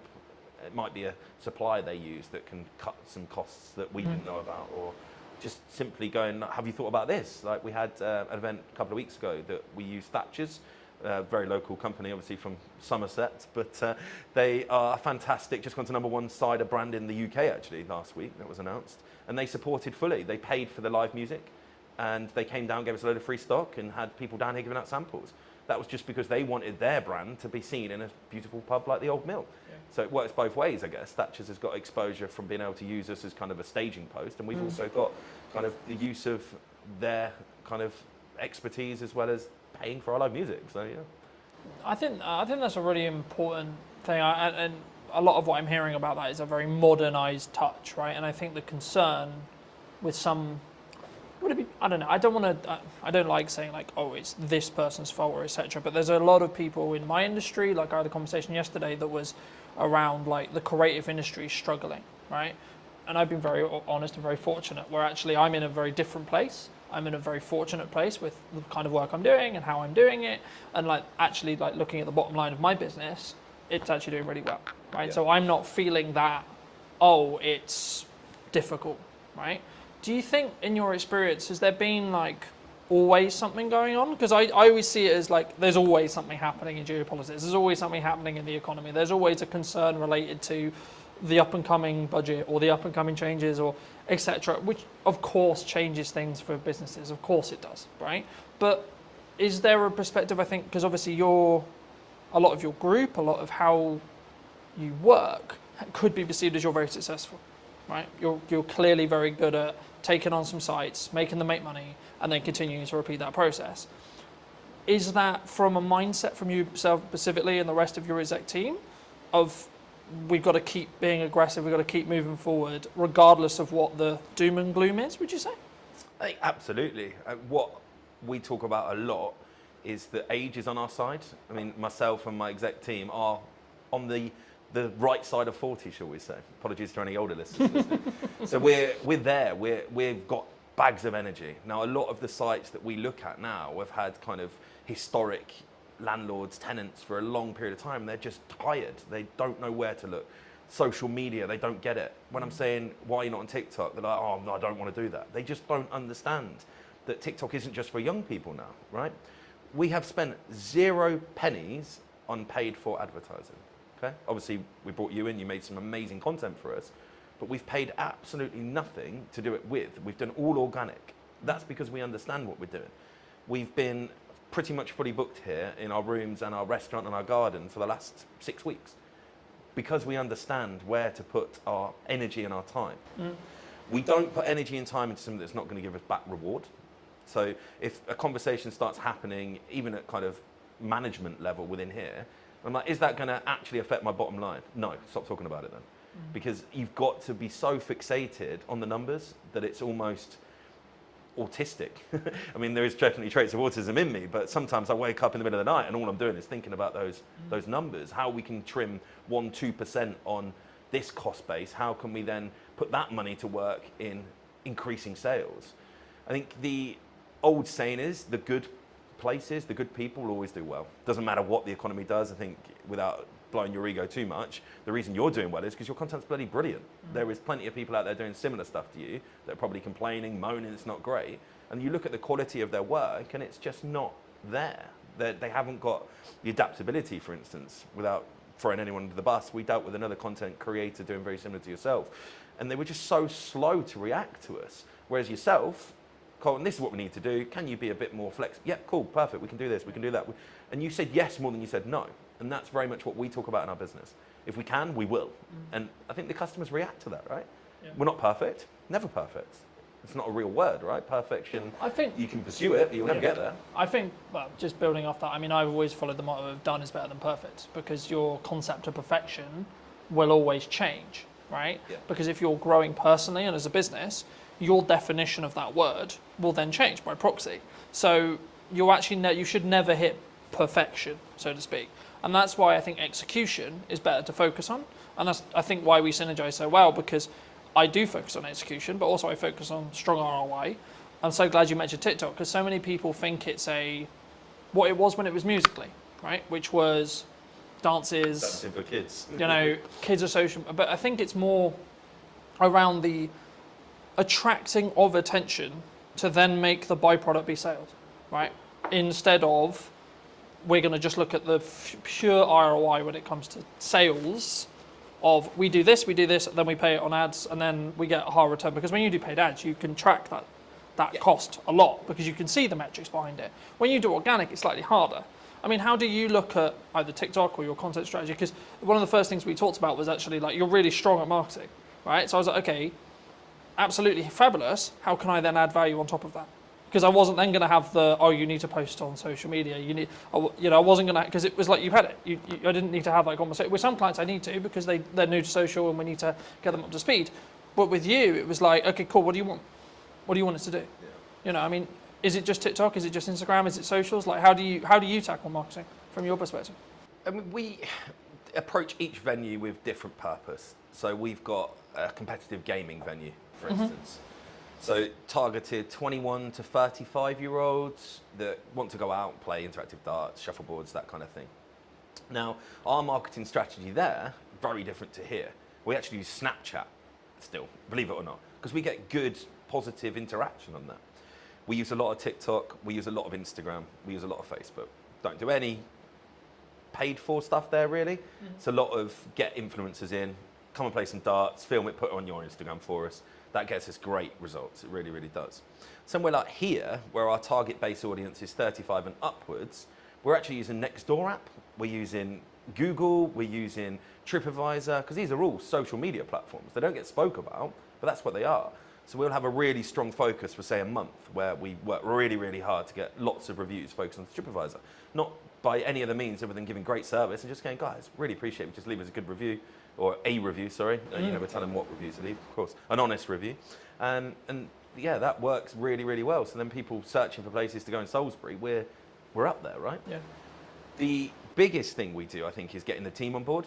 So we're not a single person marketing company. I am head of marketing, if you want to call myself that, as well as obviously CEO. That's where I like to spend most of my time, because it's where you see the excitement. But I think here we've got 6 social media admins. So they're tasked, right, today's your day. This is the plan. Execute it, because as good as your stuff is, your captured pictures are only going to be live on the day you did it, right? The best stuff we see is what I call the instantaneous, the random stuff. We had a dog swimming in the river yesterday. Unless I ring you up and go, Carl, can you come and snap a picture of the dog that's now swimming in the river? You're never going to get a picture of that. Yeah. We post that online and we get such good interaction. We're not into just posting food. You'll probably see that from our marketing. People get bored of that. I don't want to follow someone that's just showing me a great fish and chips. It's going to be the best fish and chips in the world. Once I've seen it 5 times, I'm cool, it's fish and chips. There's only so many ways you can angle it or change the lighting or the backdrop on it, right? So we'll post customers. We've got Doris is coming to celebrate her 70th birthday. Happy birthday to her. That kind of stuff can only come when your team is kind of in with the vision. So we'll do regular monthly catch-ups with all our social media admins. We'll do then probably every 3 months an in-person one. So we'll bring them all in, and it might be yourself I ask next time, right? Can you just come and do a piece on how you get great filming angles, great lighting angles? So they all understand they're never going to be as good as yours. They don't need to be when we're putting out as much content as we are. Yeah. And I think that is something that I really understood, and probably the biggest thing we change when we take properties.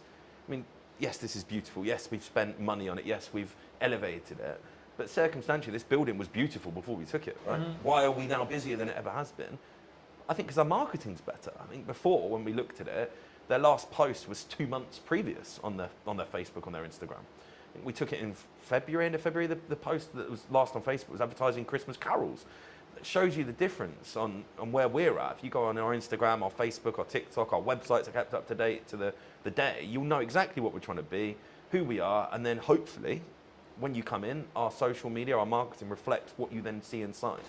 So I don't want to become a fake presence. There's quite a few restaurants I can think of that look amazing on socials, and you get there, you're like, wow, you've just taken a picture of the corner of your restaurant that does look nice, and the rest of it's not real. So we'll do a lot of kind of walkthroughs. I think the other day I just live filmed, walk straight through the front door, down the alleyway, through the garden, no editing, no filtering, just here you go, guys. This is what you can come to if you want to. And that, I think, gives an honesty.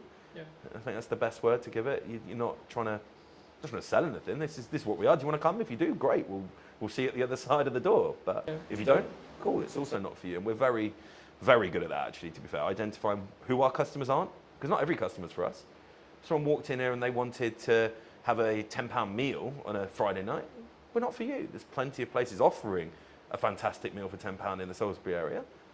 But on the flip side, if you were looking for a fantastic Chateaubriand on a Friday night to enjoy with a fantastic bottle of Malbec, we're the place for you. And you should come here. You're not going to get that if you go to the £10 meal place around the corner. Yeah. So it's understanding where your market pitch is, not trying to be for everybody, because it's impossible, but the people you are for, really being strong at that and having that kind of full team cultural mindset that all of my team will know who we're for within probably a parameter of what age we're aiming for, what service we're aiming for. They'll all know that our USP is gluten-free. And I think that's really, really important, because I can't just sit here now spouting all of this and then not relay that to my team.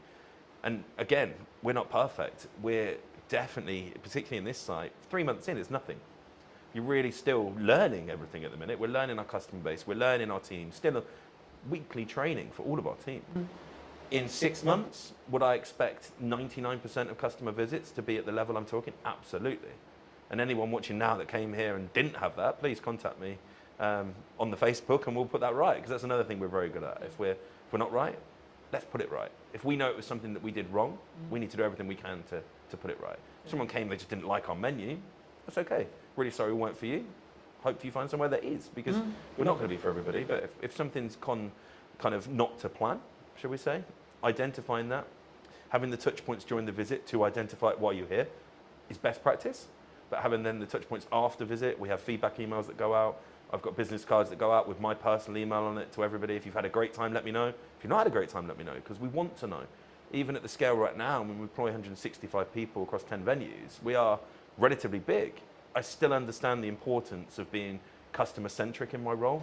And that comes through marketing, coming back to your kind of original question, I guess. That is all part of it, right? Marketing is understanding why something went wrong and how you fix it. Yeah? That is marketing, yeah. Do you think there's a broad business question, or like it could be your business, could be my business, could be any business. Do you think some people, because I've always followed the own up to if you made a mistake and it's your fault, or if God forbid something went wrong on a video, I'll be like, look, I made a mistake, hands up, right? And I think that put, in my view, from client feedback and etc. that I've got, that puts me apart from other people who are just going to sit on their morals and go, well, actually, no, it was because of it. You know, I don't sit and, it's not about necessarily making an excuse, I don't like to use that term, but it's more, the question I was going to ask around that is, do you feel that one of the reasons why you're quote unquote successful is because of how in touch you are with the marketing, with the customers, with the key question there is honesty when it comes to, look, we're potentially going to get it wrong, but actually this is how we're going to try and fix it for you? 100%. There is a lot of restaurant owners out there that I know of, both personally and I've seen online, and the first thing they do is blame the customer. When a customer comes out and says, oh, I didn't like that, what do you know? I'm a chef. And it's like, that's not the response. If you do genuinely believe you were right, as I say, really sorry, wasn't for you, hope you find somewhere that is. That's the response we give. I don't try and get into a debate with someone, whether they were right, wrong, or indifferent. It's fairly obvious when you're wrong. Someone comes in and could be an item missing from the menu. Chefs are humans, right? And there's not enough conversation around in hospitality. It's a human-centric business, right? If you went into an office and you had 20 workers, in a week period, how many office workers would make mistakes? The problem is no one ever knows about them because it's not generally a customer focused basis, right? But you come to hospitality, a slight small error from, could be a 17, 18-year-old that's first job potentially, becomes a huge thing for the customer, rightfully so. We should be able to execute a meal, but we're not going to all the time. But the first thing you do, as you said, is accept it. Yeah, that is not the standard that we work to. Apologise. What can we do to make that right for you? Yeah. And if you follow those three things, then I don't think you can go far wrong. Now, out of all of the complaints that we get across the group in a year period, just call it 100. I would say 99 of them have returned and love what we are about. So that's 100 people potentially that would never step foot in the business again that we've managed to rectify, use their not so great experience to learn, made changes to SOPs or systems and processes, and then reflected on it and gone, okay, that happened. Let's not let it happen again. How can we improve as a group? Can we learn something that happened here and go, actually, we can stop that happening anywhere else, not just here? Because even now, I mean, I'm 20 years into the game now, there's still stuff happens. I'm like, wow, wasn't expecting that. How did that happen? What can we do to stop that happening again? So it's a learning day all the time. Even for someone at my level, my experience, you might think, oh, I know everything. I don't. I'm pretty good. I know most things, but the game's changing. Every single week, I'm like, okay, that's different. 10 years ago, did I think that I'd be talking about being a gluten-free centric company? Absolutely not. Now, it's our USP. That's our single biggest drive for us. Because most places don't want to do it. And I think that's identifying what you can do to set yourself apart. Whether that's you can be cheaper, don't like doing that. I think that's the easy way up, being cheaper. Being better, what quantifies better. But if you're totally unique and you're the only place in the market doing something, then you're always going to have a market for that. And riches and niches is another saying I like to use, right? We're in a niche that's not even that small. It's quite large, 6 million people. But it is a niche in this area because in Salisbury, we're one of the only places. Probably the only places. Can be 100%. I think that's really unique. I think it's sort of, to an extent, it leans back into what do you want to do incredibly well at, right? And I think I've always tried to pride myself on, I may not be the oldest videographer in respect to being in the game or the biggest marketing company or etc., but I will give as much effort and as much energy as I can to create the best content that is tied around what you, whoever it may be, the client, is looking to achieve from that video, that set of videos, etc., whatever we're doing. But from your perspective, why, maybe not necessarily just me, but why do you look to invest in video as a whole or marketing as a whole? Because you said earlier in the interview, your team does a lot of marketing, right? So I guess the question from potentially the audience is then, okay, well, why do you then spend money to get a professional in to create those, what I'll call showpieces? So it's long form. Stuff that's going to be around for a long time, I will always invest to make it professional. I think it makes you stand out from the crowd. So our long form content will live on YouTube.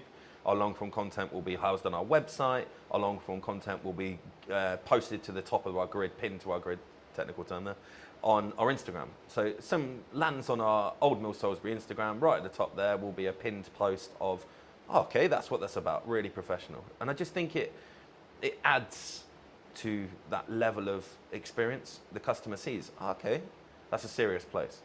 And I think that's why we do it across our group.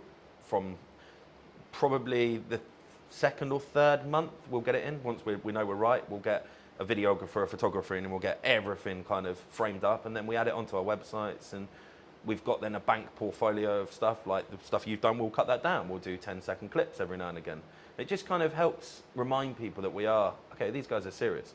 They might be posting a dog swimming in the lake, but actually, cool. Look how nice that restaurant is. Look how cool that video shot of the garden and the pizzas is. So I think it's so important. You can't have a website with a photo taken on an iPhone. It just doesn't look right. If you landed on a website and you had a choice of, particularly for our hotel rooms, I guess, a choice of hotels, and the first one you landed on had a phone taken photo, and then the next one you was like really nice professional photos, where are you going to book? If everything else is the same, you just feel more qualified to take that booking, I guess. I think it's I think what we talked about there was a perception thing, right? A lot of when people maybe start out in business or they want a hero video for their website, or especially if they're service-based, they maybe want to give their best foot forward. right? And I think that's the perception. And of course, it has to be backed up with the sales. It has to be backed up with everything else. But I think we also sort of what we touched on earlier about the volume of marketing. I mean, we're in a world where AI is a thing, and etc. I was going to ask you a little bit about that as well. But I mean, what role do you think volume in regards to output from a marketing point of view actually has? Because a lot of people say to me, "Oh, you output like too much," right? Now, I can tell you categorically, sat here today, I've won 3 or 4 jobs in the last 4 months related to the fact that I am actually one of the only people who posts for 3 to 4 times a day, 7 days a week. You know, so I know it works because I can show the ROI behind it because I've won jobs solely off the back of the client telling me you won the job because you're always on I always see you know, in that respect. But just to reiterate the question, what role do you think volume has on marketing as a whole in your industry or in general? It's ever present. As long as That's it's what we go good, for. it should be online. So we don't wait for perfection, we wait for good. So if you take a photo and you go, yep, that's good, so 6, 7 out of 10 quality, it can go online. Now, that, I think people get stuck in, oh, not many people liked it. Now, likes don't pay your bills, okay? And I think that needs to be spoke about so much in our industry particularly, because I hear it all the time. Oh, if I post once a week, I get 100 likes. And if I post 10 times a week, we get 10 on each, so it's the same likes, and I only have to do, I'm like, but you're not looking at who's seen it. You're not looking at what that then does. Now, I think we can tell how good our marketing is because we're busy, right? I look at my diary and I go, we're full, right? That tells me that we're doing something. We sold out our garden for a cider and sausage festival by posting 7 times on social media. I didn't do anything else. There was not a single poster printed outside the front of this pub, right? I didn't do a banner, I didn't do any flyers, I didn't go to the newspaper, I didn't do anything. So social media is working because there's people coming through the door. I don't get fixated on how many people like my posts or how many followers I've got, because I could have 1,000 followers. If all 1,000 of those come to my pub, I've got good marketing. I could have 20,000 and only 500 of them come to my pub. Yeah. Have I got better marketing just because I've got 20,000 followers? You've got to understand what your marketing's for. Who do you want to see it? Are they going to do something useful with it? Building that community online through volume. Yeah. So I look at some of the best creators that you look at, right? You follow them because they're putting out volume content. If you only had one video from a creator to watch every week, you wouldn't subscribe to them. You wouldn't follow them. And consistency as well. If you follow someone and then all of a sudden for a week they haven't posted, you kind of forget about them, right? You switch off. If you're always ever present, now we get people unfollow us. That's fine. I don't worry about that. It's like sending out an email marketing, right? Without kind of jumping around too much. We do a lot of email marketing. I had one of the managers go, well, 300 people unsubscribed last week. It's like, yeah, out of 15,000. So that means that 14,700 are still reading my email, right? Am I bothered that 300 no longer want to interact? Or no, if it was 5,000, we might go, actually, was that email a bit missed? But it could have just landed at the wrong day. Could have been, it might have been they'd had 3 other restaurants email on the same day and they just had a mass free. You can't fixate on numbers when it comes to the social media aspect directly. You need to understand, are you busy? If you're doing an event on a Tuesday, Wednesday night, do people come to it? Because if they do, and that's your only marketing, and your marketing's working, right? Yeah. Obviously, when you start paying for it, we don't tend to do paid stuff if we don't need to. I'm not a fan for giving Meta and Zuckerberg money if I don't need to. In full, why am I going to start paying for marketing? But I'm also aware that you can't just dwell on that. So there will be a point where I know, and I'm like, okay, we need to start doing some paid ads now. For here, it'll probably be August. August, I'll probably start hammering home some paid ads, ready to start picking up the September. My events we've spoke about, they'll start coming online.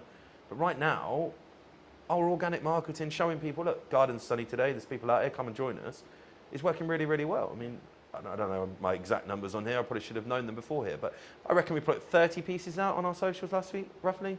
So 3-4 a day, plus 60 or 70 on the stories. There have been 5 or 6 TikToks. We actually did one at the weekend that worked really well, the Jet 2 meme one, where it comes up with the Jet 2, book your holiday now. There's a couple of the staff in the cellar lying on top of the beer barrels where it's obviously 14 degrees, having a cocktail. And it just flew. Like, we got hundreds of thousands of views on that. And that's something that took, I think, 30 seconds, maybe a minute for them to film. And it's not advertising anything, but people are going to see that and go, oh, they've got a sense of humour. They're real people, right? We do a lot behind the scenes stuff, particularly with our kind of restaurants. We want to show prep. We want to put that out. If we've just had a beautiful piece of fish delivered, why would we not show someone what that looked like when it arrived, what we did to it, and now what it looks like when you get to eat it? Because I think it gives that authenticity. Now, if you weren't doing volume, you couldn't do that. Because it looked really weird if I hadn't posted for 2 weeks and all of a sudden I got a tuna But bit it's skinned. fish. Like, what Yeah. the hell? But people expect it from us because we're there all the time. But oh yeah, old Mel posted, cool. What's that? Oh, they're prepping a fish. Yeah. It kind of it makes sense. Like, it's not sporadic. It's not random. think- It doesn't take people by surprise because that's not a good thing, right? No one wants to be surprised on social media. I think so many people, they don't. Well, I would say if I was going to go down the nuts and bolts of it, they don't optimize for the lurkers, right? Because the lurkers, the people who don't actually interact, the people who actually don't comment, the people who don't, etc. Like, oh, I got no likes on that. Oh, I got 2 likes on that, etc. But like, how many views did it get? How many impressions did it get? Yeah. Actually, and then, as I say, like, what then is the knock-on effect to actually seeing your business, right? And you're seeing people come through the door talking about that post, talking about, oh, etc. It's about being human, especially in a world with like where AI is a thing, right? That people is concerned about. I mean, maybe it doesn't affect your industry as much, but do you feel that, like, are you using it? Like, firstly, are you using it if you're open to share? And then secondly, like, is it something which you were scared of, or was it actually, hold on, this is actually a supercharger for us? So I went to an event called EMC. Big shout out to Matt Wilson. If he watches this, I'm sure he will. An incredible event, 500, 600 plus entrepreneurs that are all there because they are the owners of their business or senior team in their business, but they are the marketeer. They want to generate sales through social media or Google online, digital marketing, right? And this was 2022, and there was a spiel on AI. And everyone in the room looked at each other and went, holy crap, this is real, right? 2022, the average Joe had no idea what AI was really. Artificial intelligence, yeah, cool, that's something that That's does nerd. that, That's right? a nerd thing. Yeah, yeah. ChatGPT was mentioned.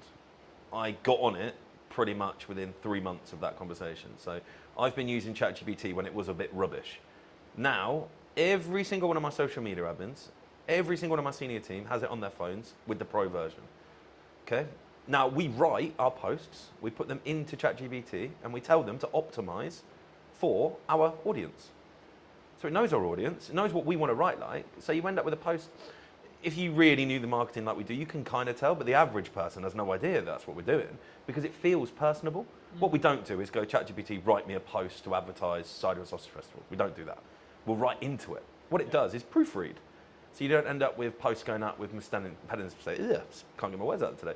Spelling mistakes. You don't get posts going out that aren't in the right context for the right platform. What we also do is we'll get it to do one for Instagram, one for Facebook. Very different. I don't think people understand that. The wording that goes on Instagram has very different impact to what goes on Facebook. On Instagram, you need big chunky headlines because many people don't read the blurbs on Instagram. It's, okay, what's that picture? What does that mean? Whereas Facebook, people get drawn in and they want longer form reading content. So you have to give more wordy stuff to it, less big headlines, because Facebook looks a bit spammy when you put big chunky headlines. That's something we get ChatGPT to do for us, right? Yeah. Costs, it's about £9 a month. It's not a lot of money when it does what it does for you. And it saves so much time. Now, AI in our industry at the minute where it's gone the wrong way, I think, is AI food. Now, there is lots of restaurants, chefs that I know of, that they're posting amazing looking dishes and they're AI. Literally AI generated. And that's the scary part. I think we're going to get to a point where you turn up to a restaurant and you're going to think, oh wow, look at all this food. And it's nothing like what they're preparing because it's all generated by AI. Now that is scary for me because it's that good. But surely that would be a disconnect from the authenticity side of it. It will, right? but Like, it will drag if people I see in. someone on social and I see this dish, and then when I sit here, maybe actually literally here, I'm like, hold on, that doesn't match. Yeah. You know, like, is that because would that be the, or do you think it's going to get so good that actually people, by the time they've sat down, they're like, shit, I'm kind of in now.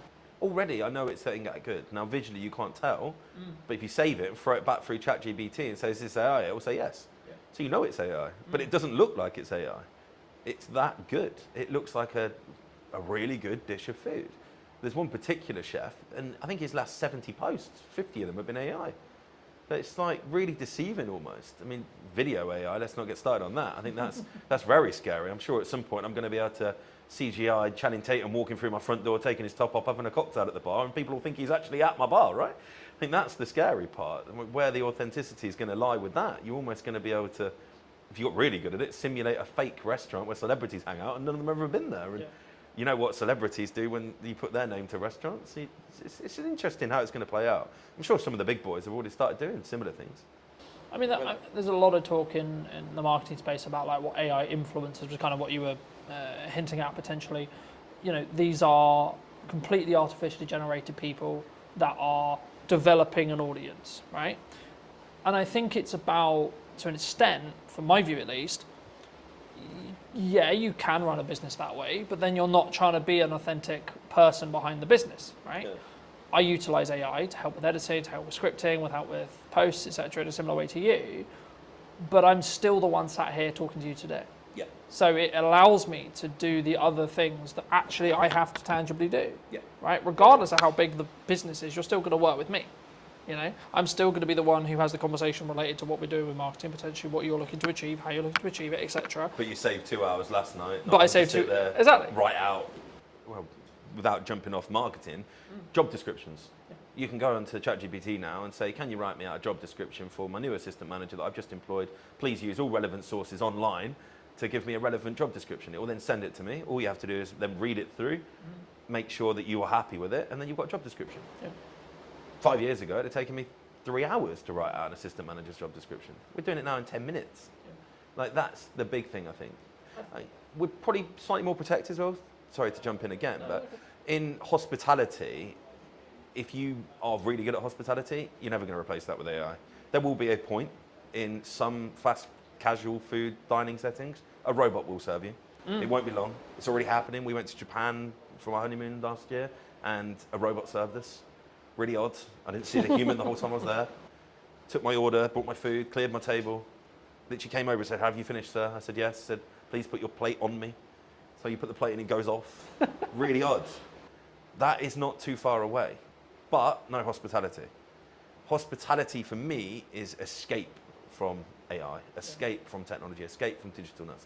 If we go out for a meal, myself and my wife both have very high profile jobs, working very hard. We want to get away from our phones, get away from our laptops, and go and connect, go and have a human, have a conversation, see someone, do something different, not be served by a robot. So it's certainly not something that everybody's going to do, but you're going to end up with this real kind of interesting space where those that are in the mid sector to low sector will get gobbled up by the big boys because they'll just put robots on play, right? Our biggest cost in this industry is wage, by a long way.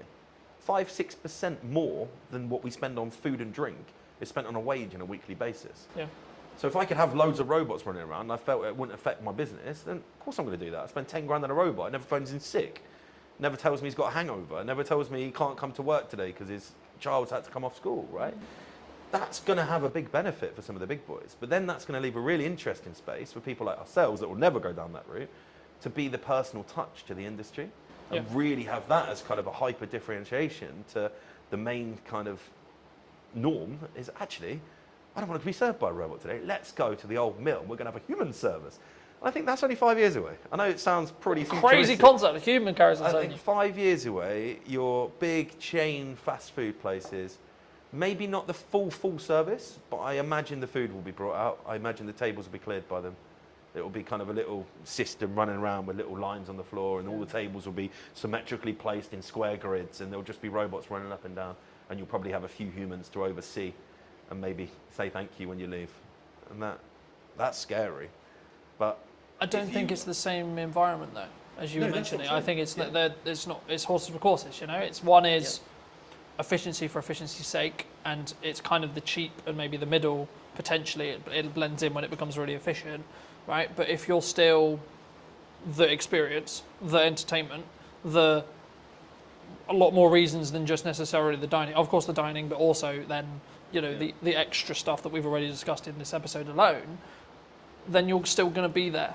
You know, you're still going to be the reason why someone comes through the door for that because they want to hear how X member of staff has got on, because when they were last in, they talked about the fact they were actually studying on the side to do whatever it ends up being, that those micro stories, those people connection stories. And I think AI is an accelerator if you choose how to use it, but it shouldn't be replacing you.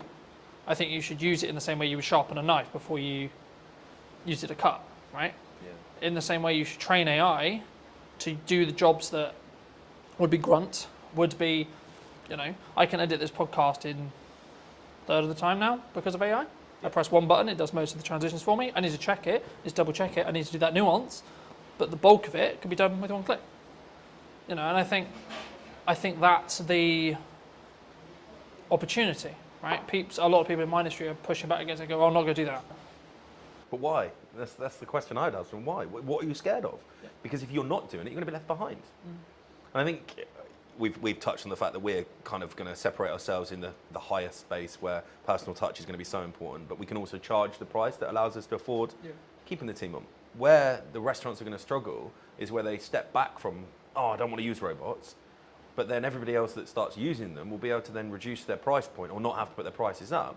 You're going to have people stuck in the same sector as the robots, doing the same food with the same ambience, the same everything else, but they can't get the price up to the level because they look expensive comparative to the, sounds crazy saying it, the robot restaurants, right? I think that's something that I would be very worried about if we didn't think ahead. Like we were talking about this 5 years ago. I actually had the very conversation with our kind of POS software provider. I wanted it to be as intuitive as possible because I don't want my team to have to be taken away from serving customers. But also I think it gives you that focus, right? Like if you know you've got those processes that are being optimized by AI for your socials, etc., that you can then focus on, okay, all right, we're talking to Johnny today. I can focus on what I need to do for the prep. I can use ChatGPT to help me with the prep, but then I can just solely focus on this. So it gets the technology out of the way in some ways. So my job specifically, it gets the technology out of the way. In the same way with you, there'll be elements with your team where technology can help when it comes to taking orders, etc., etc., etc. I can see a world where a human still serves you, but they're wearing a microphone that can capture the order request, and then it can go to the kitchen instantly, right? Rather than, and then maybe I'm being pedantic, right? But it saves that 20-second walk, and then the person can focus on actually, oh, how are you? You know, that customer service element, and not worried about what would you like, sir? Yep, you know. And they can focus on the recommendation of the wine. They can so on, because they're not thinking, oh my god, I've got to remember this thing from the start of the conversation, back to when I go to the kitchen to tell the team what to actually create. You know. And it removes human errors. Yeah. Unfortunately, whether you want to admit it or not, AI makes less mistakes than humans, right? And again, without jumping around, there's a reason why they're looking at AI doctors, right? Because they're going to have information on the medical science in the world, and every doctor that's ever made a thesis on anything is going to be available like that to AI. The best doctor in the world can't do that. And I think that's you've got to embrace it. Can't be scared of it because you'll just get left behind because it's happening.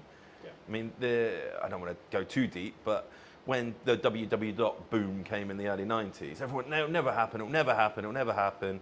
That was a slow process because everyone had to go out and buy computers, you had to have internet, you had to have all of that, right?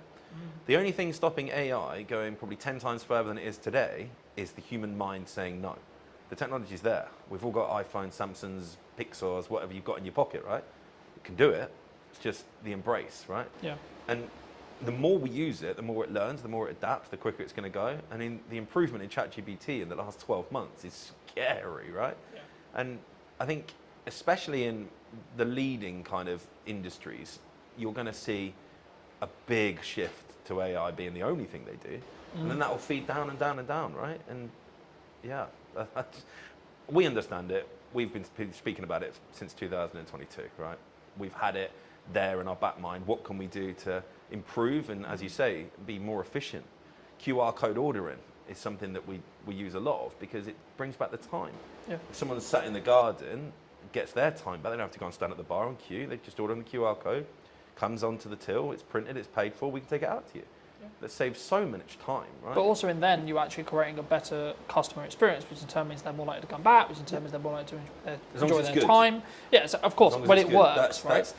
That's the key factor is you've got to make it intuitive, you've got to make it seamless, you've got to make it easy to use, not friction. It should feel like you're doing them a favour, not the other way around. And I think that is how you frame it.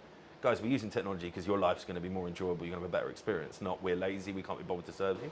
Because it's not that. Like, it's just, I think using it to your advantage. I mean, your editing software for your videos, I think it's the prime point there, right? Yeah. Is your video any better now because you say? Probably not. You probably do it the same, right? But you've done it in a third of the time. Yeah. So now you can do 3 times the work, right? Yeah. You can edit 3 videos in the same period. Yeah, exactly. You know, I'm not in a position where it's a choice of I can do this or this. I can now do this, this, and this because each section takes less time. Yeah. The product is identical, pretty much, because I'm still going to go through it, I'm still going to tweak that nuance, etc. It's not that I'm not editing it, it's just the grunt work of, okay, camera 1, camera 2, camera 3, camera 4, camera 1, all the way through, is done in 20 seconds. You know, that used to take me 2 hours. So I'm cutting 2 hours to 20 seconds. Yeah. So it allows me to then, focus on, okay, actually, technically you're talking, but my reaction was really good there. Okay, so let's swap back to me, even though you're still talking, right? So I can then focus on that nuance, because also I'm not, in my head, I'm also not creatively kind of fatiguing, because I've been looking, oh my God, I've been looking at this interview 2 hours, right? Yeah. And I think it's also like you can focus on the other elements, and then also you can just increase your volume, because it's an efficiency thing as well. But let's cover everything I wanted to cover. I mean, is there anything specifically you wanted to talk about or shout out, etc.?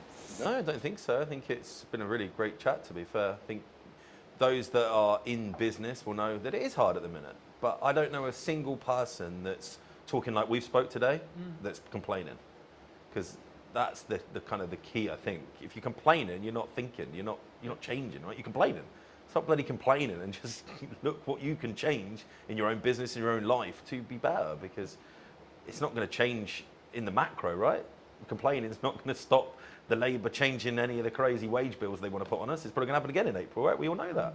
But we're already factoring that in. We're like, okay, what can we do different in 12 months? What can we do different in 6 months, 3 months, 2 months? Not, oh, it's happened. What am I going to do now? Because it's just too late then, right? You get to the point where something's already gone wrong. It's what can you do, right? It's, you know, I think it's also about focusing on what you can control, outside of like the government's going to change what the government's going to change. Yeah, cool, it affects you, but you can't control what they're going to change necessarily. Like really, yeah, you can write to your MP, yeah, you can try and lobby, etc. But like tangibly day to day, all you can do is focus on your output, focus on your marketing, and focus on your costs and your sales. Right, they're the four sectors of business that you should focus on, and you should continue to focus on those. Right? Yeah. How can you provide more value to your customers or your clients? How can you increase the likelihood that you're going to get more clients or customers? And then how can you retain or make more sales from the ones you have, right? So whether it's adding more value or thinking about a model differently or adding a retainer service, so you've got more, as we just opened the episode with, looking at a returned income rather than project gap, you know, and actually if you've got some retainers, especially as a marketer, then you can take on the odd few projects as well. So then you've got an even better month, but your baseline is going to be at a certain level because of those retainers. But then also it removes the stress, so you can do other elements, like you can focus on your marketing more, you can focus on your systems more, etc. I mean, what would you say to people as a final passing bit of advice, maybe who are, or yourself 10 years ago, what advice would you give to that person if they were going into business today? As a business owner, I think it's very easy. Put all the systems and processes and people in place so that you don't have to work in your business. Because if you're in your business and you're doing all of the stuff, there could be AI that gets it to do all of the stuff you don't want to do, but you need to be having conversations that bring sales in. You need to be having conversations that are getting new customers. If you're not doing that as a business owner, you've got a job. You're not in the business. That's, yeah, I think my biggest advice, and something I've been able to do in the last few years, and why I think we're where we are now. I don't pour pints. I don't cook. I know how to, but I don't.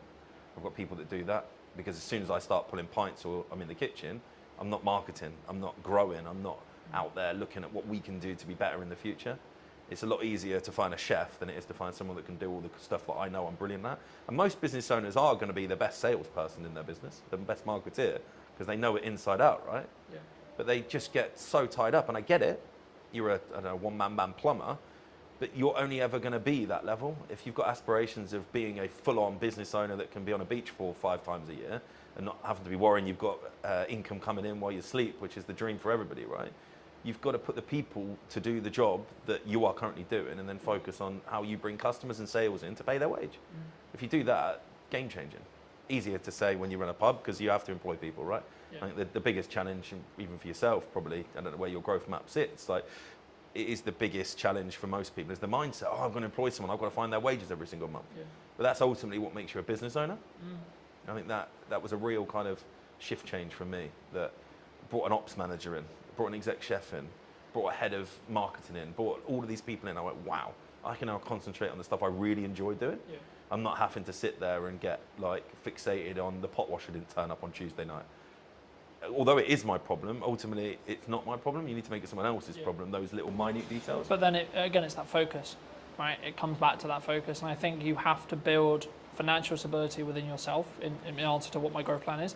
Build financial stability for me, then scale it to the point where it has financial stability for someone else and 2 other people. Yeah. And then look at, okay, how can I allocate those resources to potentially replace me in this role, and this role, so then I can then open up to do 4 podcasts a week, 6 podcasts a week, whatever it ends up being, because the only thing I will never be able to outsource is me sat here today. Correct. I can get 2 camera operators in today to run the cameras. That's not what's happening, but I could have done, right? Yeah. That would have cost me something. Cool. But then I don't even have to think about, is the camera recording, et cetera, et cetera. Yeah. But then I can focus on our interview, right? So it's about removing those hats when you can, but building them, in my view, especially as a creative industry that's very this and always been this, and it's been very you're always very fortunate and should be very grateful to be able to work in the creative industry as a full-time career. It's not a obligation or a thing you can do. And I remember a YouTube video saying, for a long time, especially during COVID, when there was a really strong boom and there was lots of creative work going, everyone was very entitled about being, I'm a creative and I do this and they do all the pay my day rate or whatever it was. But followers on TikTok. yeah, but now it's actually, I'm grateful to be able to do this for a living, and it's a privilege to be able to do so, not necessarily a thing that is likely, in that respect. Or if you could only do it part-time, okay, cool, be great if you could do it part-time, or etc. And I think it's about your work ethic. It's about how do you control those levers regarding sales. Actually, when you make money, how much do you keep and then hold on to, so you have that financial safety net. So if you are project to project, do you have enough to cover 2 months, 3 months, 4 months, 6 months, 12 months, etc. And then once you've got that, then you can develop another financial pot equivalent to go, okay, cool, I can now outsource for 3 months, 4 months, 5 months, 6 months, 12 months, etc. And then you can then say, okay, well, how's best to spend that money to get strong ROI, strong marketing, and what's your timeline on that? That's just my view. But thank you so much for coming. I mean, if people who don't know, what do you want to shout out? What do you want to link to? I think if you haven't been to the go? mill and you're local to Salisbury, it'd be great to see you down here, see what we've done. And yeah, it's been a pleasure. Thank you so much. And if you did enjoy this episode and you would like to see more like it, then make sure to be subscribed. Obviously, if you're looking to potentially up what you're doing with content, I would love to hear from you. I'll leave my information somewhere around this video, and I'll see you very, very soon. The reason a podcast is valuable is the trust building element to it.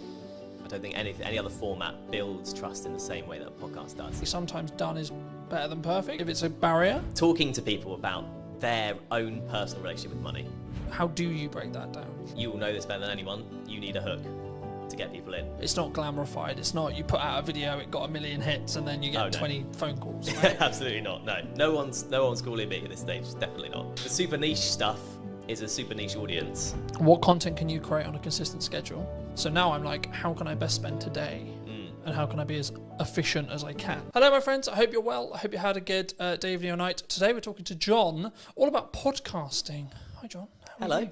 Yeah, good. Thanks. Yourself? Yes, super well. We were fortunate enough to meet through James, whose space we're in today. Studio man. And I was debating about how to start this, because I think sometimes like podcasting can be a really challenging thing, right? And I think for me, why should someone actually have a show like this as a whole? But then because I think there's a psychology kind of hurdle in the respect of creating content, but especially in a podcast environment. But also then, like, what is the ROI, I guess? Yeah. Would you say? I think it's the format dictates that more than anything else. Mm-hmm. So the reason a podcast is valuable is the trust building element to it. I don't think any other format builds trust in the same way that a podcast does. For a couple of reasons. First of all, you are sort of having a long form chat. So you can go into subjects way deeper than you can in other stuff. Sometimes even videos and documentaries and stuff. If you're watching a documentary, there's kind of like a point at which you need it to move on. With a podcast, you could sort of effectively ask questions forever. And if it's good content, it keeps going. Do you think it's the first or easiest step into content creation, would you say? I think audio only, yes. simply because of the barrier that is video in terms of skills and everything, and you've got to think about camera setups and everything like that. Whereas if you do audio only, so easy to get a mic, so easy to talk to someone online, virtual on a video call. Mm-hmm. That's so accessible that actually, it's quite an easy first step into it, I'd say. Do you think you're limiting yourself though? Because I don't know whether I question audio only, unless obviously you're on the platform, but when you're looking at maybe social posts like LinkedIn or Instagram or Facebook, is there is there an audience, would you say, for audio only still? Yeah, definitely. Because I think the thing in terms of marketing, like you say, and promoting the show, without video nowadays, it's hard to get it out there, definitely. But a lot of people, myself included, view the podcasting format as something you listen to while you're doing other stuff, while you're hoovering, while you're driving, that kind of thing. Yeah. So I think it's definitely still there, and I don't think that's going away. Would you say then it's more of a step by step? So someone could start audio and then where's step 2? I think so. Yeah, I think so, because, for depending on who you are, if you're a business, it's a bit different. If you're an individual, you kind of learn the time required to sort of get to each step. So once you start on the audio step and you're like, actually, it's taking me too much time, it's not worth it for whatever reason, it's not for you. If you then introduce video purely for clips, so you film the whole thing but only use clips, then you can see what time the promo takes, and then when you should go to a full video, you can see how long that takes. So I think that's why you'd do it potentially in that step if you're coming at it from a completely new perspective, if that makes sense. And then, I guess you then can grow to the Diary of a CEO style, full form trailer-esque piece, right? And I think sometimes we get so, and this is true for any marketing, not necessarily a podcast, but it could also be true of a podcast. I think we get so hemmed in I need it to be Diary of a CEO quality instantly, right? Yeah. And I think that we struggle with the idea of, I'm going to take one step, make a 1% improvement, next step, 1% improvement, one step, so on, right? And I think for me, especially with what I've done with marketing, it's always been so this is the results I've got previously from this output. Okay, but what happens if I double the output, right? And it's constantly that testing period. In your experience with podcasting, how would you recommend people, or how would you look at working with a client, because I know that's some of the work you do, to actually help them actually work out, should they have a podcast, but then secondly, what are the nuts and bolts of their podcast in regards to topics and theme and etc. and or does that matter now? Yeah, so I think in terms of the sort of nuts and bolts, you kind of have to have the reason why you're doing it first, then you go into the nuts and bolts. So like I said at the start, the reason why is the building trust element. I think you need to, if that's what you want to achieve, and you have, say you're selling a particular service or a product that can be gone into in depth, then it's worth doing from the start. Then the nuts and bolts from there all depends on how you want to package that, I guess, to be unique or to kind of be the same, because everyone is kind of getting used to this kind of format. So there's options on the table for sure. I think there's obviously that psychology thing that we've talked about a little bit as well, but I think for me, I didn't overthink it. I was like, I enjoy talking about business, I enjoy talking about content creation, I enjoy talking about marketing. And I've evolved it, and it sort of changed, and depending on the guests will kind of tailor the conversation slightly. But I also don't overthink the conversation, because I trust in myself as an interviewer to ask, I guess, poignant questions, or what naturally comes to my mind. And I think sometimes when we look at content, it's not in this box, right? I watched a video this morning talking about the fact that one of the reasons why they're not, the person in question wasn't on YouTube, was because he was constantly concerned about, he sells video production, so it has to look good, has to sound good, and I followed the logic of, yes, sure, but actually sometimes done is better than perfect if it's a barrier. Do you how do you, when you look at either, and I'm sure we'll get onto the podcast you're launching, but when you work with clients, or when you're maybe looking at your own podcast, how do you balance that line of, okay, it's done, but actually there's these things that that could be better? Do you hold a podcast back? Would you reshoot a podcast? Where's your line? Yeah, I think you'd want to know that before even starting, frankly. If you want it to be polished, and the client's a big company, for example, you want it to be polished, you start from there. That's kind of the level is set effectively. And going on from there, in terms of, if it looks scrappy, there's kind of growing evidence that a scrappier look still appeals on the right platform. I was reading recently about TikTok and how people or watchers or users of TikTok prefer the raw content, the raw sort of footage and stuff. So someone literally picking up their phone and talking, there's no kind of green screen, no one's putting any effects or whatever. If the content looks like that on TikTok, it sells on TikTok. Yeah. Whereas on YouTube, like you were saying, people kind of expect a bit more of a polished thing. But I think authenticity is quite a big thing these days when it comes to content. And like you were saying with your questions and it's just coming off the dome and stuff, that's in some ways kind of seen as a more better or nicer to watch compared with a completely polished, you've gone through 20 questions with a fine-tooth comb and you're only asking 10 because they're like the best ones only. It doesn't, conversations don't work like that, and that's ultimately what podcasts are. I think that's an important point. I think that there is obviously a line when it comes to the quality of especially if it's what you sell, like what I sell is video production. So there is a line, but I also think that there's an opportunity cost of refilming a conversation that isn't the first one, for example, Absolutely. right? So to give you some context, last week or so, I filmed a podcast with my mum, and that post, me announcing the fact I did it, did really well, which kind of doesn't surprise me to an extent. It doesn't, but there's actually a tech challenge with that podcast because one of the cameras isn't in focus. So my camera isn't in focus. So I was in a position last week, and I think I pretty much made the decision I'm just going to work around it.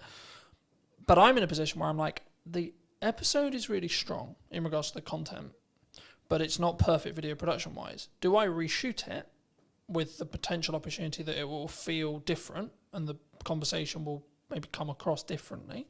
Or do I work around the fact I've got multiple cameras and I fix it that way?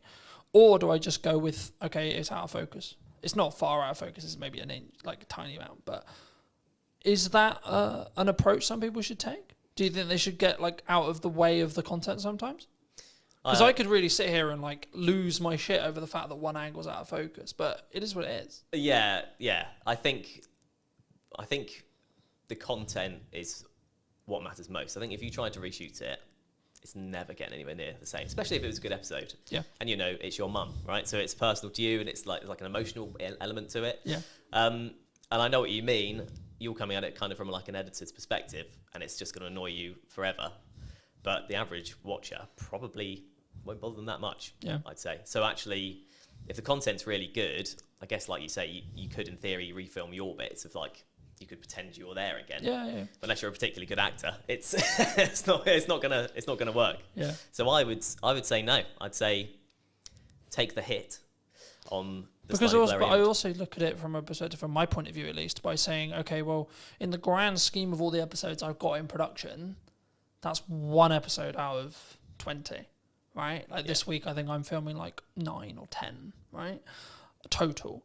And I think for me, it's the action will always outweigh that, and maybe that one with my mum isn't perfect from a production point of view, but the conversation, the content's really powerful. Yeah. So I think that's the thing people need to focus on. I think that's when, especially when they start, I think they get in the way.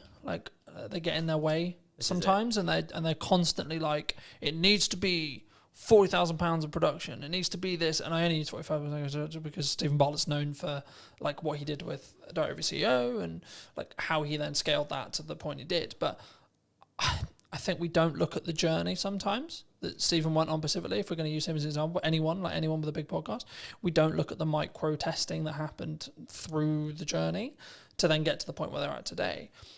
I mean, have you confirmed where you are with the podcast? Where's your podcast?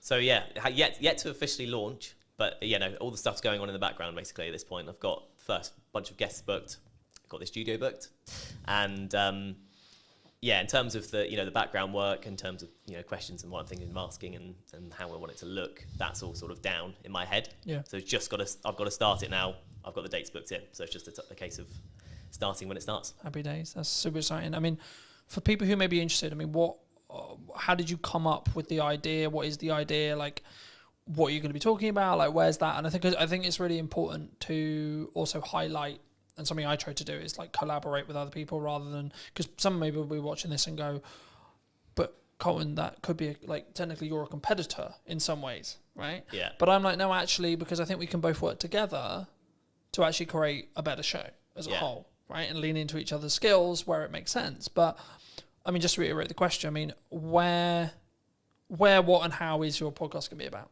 Yeah, so it's called How Do You Money? And that's that's the idea. That's the sort of opening question somewhat. So it doesn't actually make grammatical sense, obviously. But I think most people can get from that. It's talking to people about their own personal relationship with money. Strictly not an advice show, because I'm not an expert with money. And it's purely human interest. So I'm going to talk to people about their money habits. Things like how often do they check their banking app? Mm-hmm. When you ask people these questions in day-to-day conversation, it's amazing how different the answers are. How people in relationships deal with money between them. Everyone does it differently. And so like the crux is that twofold. First of all, in the UK, we're just not taught what to do with money in school, college, university, whatever. Do you think we should? Yes, absolutely. That should be in school? Absolutely, yeah, because it's a fundamental life skill. As you know, we had a short conversation about money at the start. Yeah, absolutely. So yeah, I think it definitely should be. But at the moment it's not, right? And so I think as a result, two things happen. Number one, everyone makes up their own way. Second of all, people are too scared to talk about it because there's no official guidelines. Do you think from the start? Do you think that's an insecurity? Do you think if I say that I nearly lost the business in 2024 or previously, that you're going to judge me? Do you think it comes from that? Absolutely, yeah. Do you think that I'm going to think that you think I'm a failure? I think that's a big part of it, definitely. And then let's flip it. Do you? Absolutely not. No. And I don't think anyone would, because, well, the main thing being everyone else will have their own story along the same guidelines, because we're not taught about what to do, because life is a challenge anyway with money, because there are so many ways you can trip up with money. So it's very much a sort of low budget psychoanalysis of money, and it's kind of an accumulative thing. So no, it's not about the one episode or one particular episode or what one person says.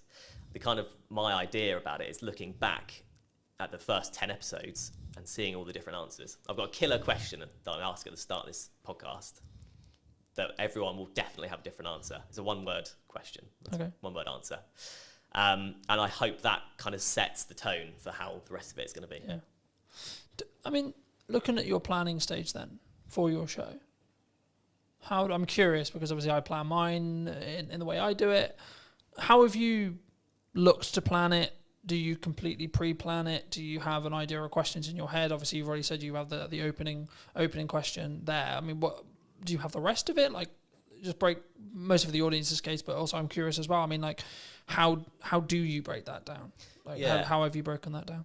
So I have kind of set it into 3 or 4 kind of different sets of questions that relate to specific things. So like I'll have 4 main topics, let's say, and then questions that come underneath that. One of my sections is clickbait questions. Okay, fair enough. Just being really honest about it. But are you doing that for the clip that you're going to extract from the show? So partly to do with that, yeah, okay. Absolutely. You will know this better than anyone. You need a hook to get people in. Yeah. That's just the reality. Yeah. 100%. But as well as that, those questions often come up with the best answers. There's a reason they're clickbait questions, because they're the big questions. But it can't just be all of that, because it's like me going to you, what's the biggest mistake you've ever made with money? What's the best thing you've ever done with money? What's the worst problem you've ever got? Do you know what I mean? It doesn't, that's not a podcast. It doesn't work as a format in any interview or anything. So that's one section, for example. But in terms of the process, I just thought of the questions based on normal conversations with people, and then I've sort of categorized them, you know, chopped a few out. Yeah. The clickbait thing was only a recent idea, really, so I've added some of those in. And yeah, in terms of a format, it's conversational, right? So I don't have to hit every question.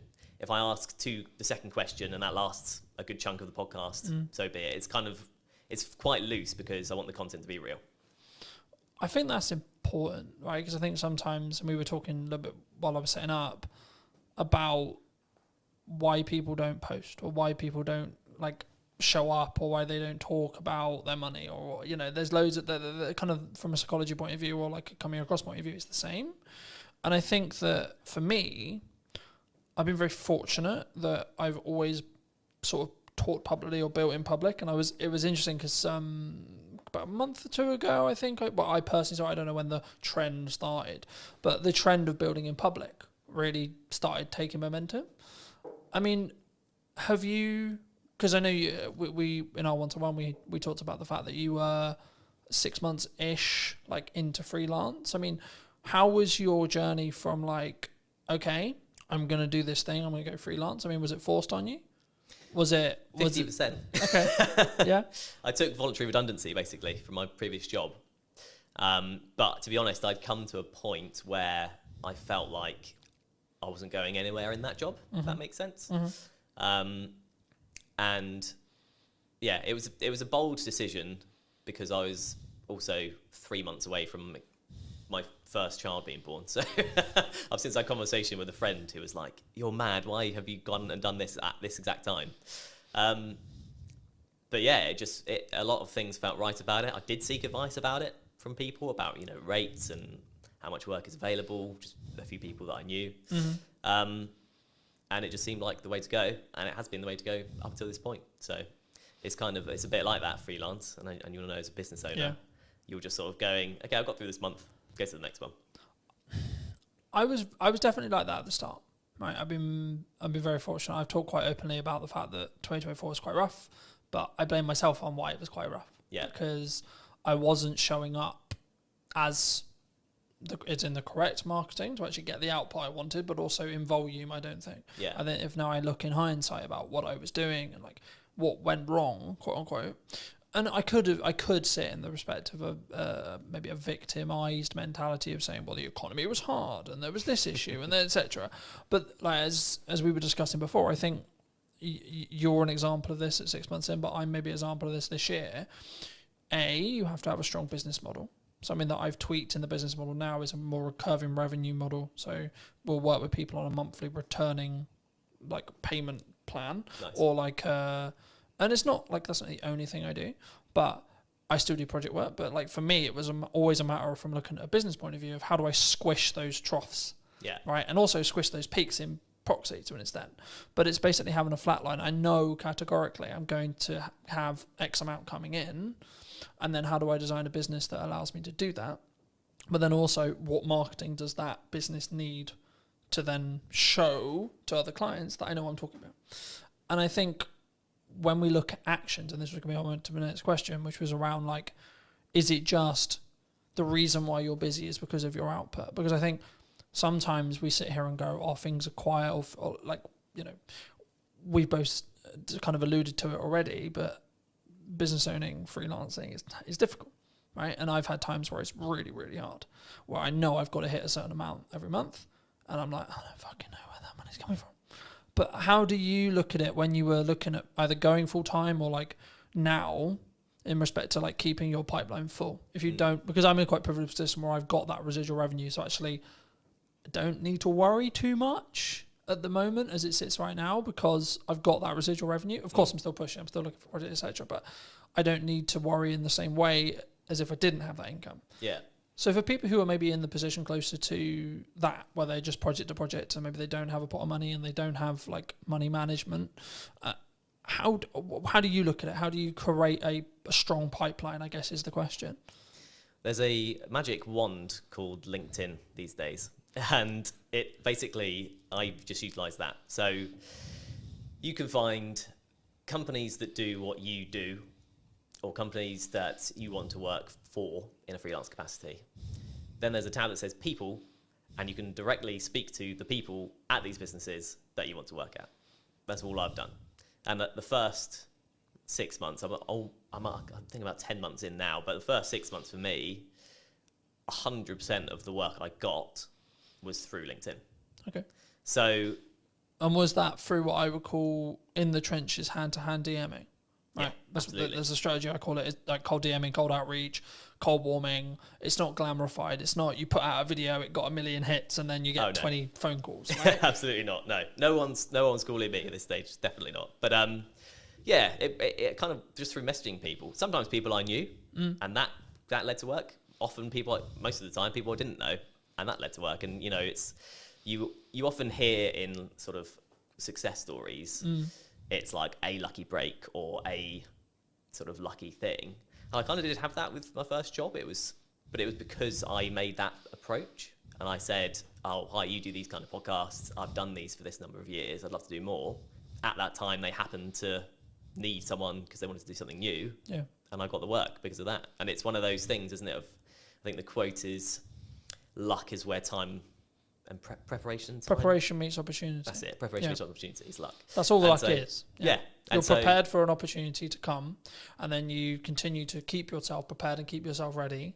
Like we're recording this just before, about a week and a half before the kids break up for school, right? A lot of people in business look at that as, oh Christ, everything's going to go quiet. Everyone, which understandably, they're going to spend time with their children, they're going to go on holiday, etc. I read a post the other day, there was something on the lines of, things are quiet, right? Things like the creative industry is struggling, like these kind of terms. And I was like, okay, that might be true. And it might be actually we're coming into the summer holidays, etc. But that's then an opportunity for you to A, output your marketing, B, look at maybe cold outreach or what you're doing there, and then try and set some stuff up for September. I mean, do you see, like, because I remember when I was just project, especially when I was like tighter on cash flow, it would be this rush to get money in because I knew I would have 6 weeks where things would be a lot harder. Are you either financially planning wise or pipeline wise or etc.? Are you planning for that to be slower, or do you expect actually there's going to be a percentage of businesses that actually just keep going and work around everything? Yeah, I just feel like at this stage, I don't think I can really plan for it, if that makes sense. The planning is outreach. Yeah. Just message people, talk to people I know, people I've worked for before, people I don't know, people I want to work for, all that kind of thing. So yeah, I'm not at that stage yet where I could do that, but there are opportunities sort of on the horizon where I may be able to do that. So it's one of those, really. I don't know exactly how that planning would look like for me right now, if that makes sense. Yeah, no, absolutely. I mean, I think, and this is kind of like a bolt-on question to marketing or networking and how you tackle those things. For a long time, people have always looked at maybe traditional marketers as, I'm going to go to an event, I'm going to network in the room, and I'm trying to get work from that room. What I've always understood is it's networking through that room, right? But nowadays, because of time and because of what I do less of the in the room having a conversation stuff, but I'm still leveraging either the network that I have and then their connections that they're making potentially, or you as an example, or I'm actually just trying to utilize the network I already have to then lean into either creating more content or creating opportunities to have conversations in one-to-ones with very targeted people. And I think sometimes, especially at the beginning, and I look at it as phases in business, right? So I'll use you as an example. The phase you're in freelancing as a whole is you've got to do a lot of hand-to-hand, you've got to do a lot of time investment, you've got to do a lot of network events, you've got to, like, I think the term would be like kiss a lot of frogs before you get your prince or princess, right? And I think for me, it's then about like maybe looking at scaling. You may not have thought about this yet, but like how would you then look at, say, you're 3 years down the line, 4 years down the line, and actually you've got, like, not that you don't have a reputation now, but you've got more of an established reputation. How would you then like say to a person or a client or a friend that maybe was looking to scale? Because the issue is when you're trading time like that, it's not as scalable, right? You can scale the unscalable by just working really hard and working smart, sure. But would you look to do content? Like how would you look at it from your perspective, and or what are you planning to do?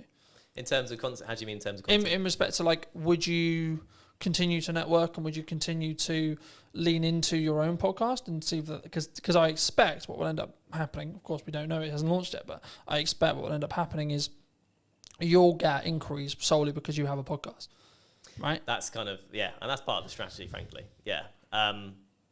You know, an ultimate goal for the podcast would be sponsorship eventually, right? Mm-hmm.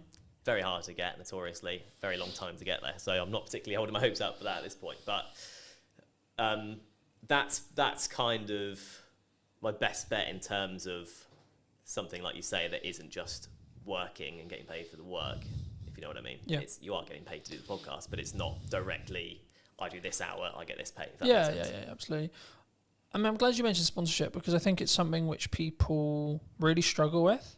Do you think, because normally it's audience size based, right? Yeah. But I would actually say it's value.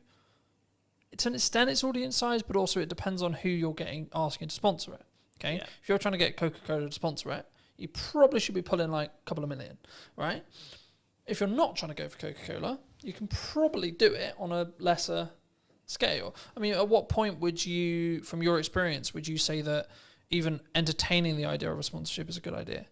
From a business's perspective. Yeah, from from the sponsor coming into looking for shows, and or if you have a show, at what stage should you then be like, hey, we've got sponsorship opportunities? Oh, I see, okay. Well, from the sponsor's perspective, there's a lot more talk these days about the power of niche podcasts, basically. Mine isn't very niche, so maybe I've missed the mark there and I have to relook at it. But the super niche stuff is a super niche audience, and super niche stuff brings a super dedicated audience in a lot of cases. Because if you love barefoot shoes, I'm particularly interested in them, you're looking about barefoot shoe stuff all the time. People look about, how to strengthen your feet, what to do with toe spaces. You can go into mad detail and mad depth. And if you're a barefoot shoe brand and there's a podcast with 1,000 dedicated fans, you can put yourself in front of 1,000 dedicated fans.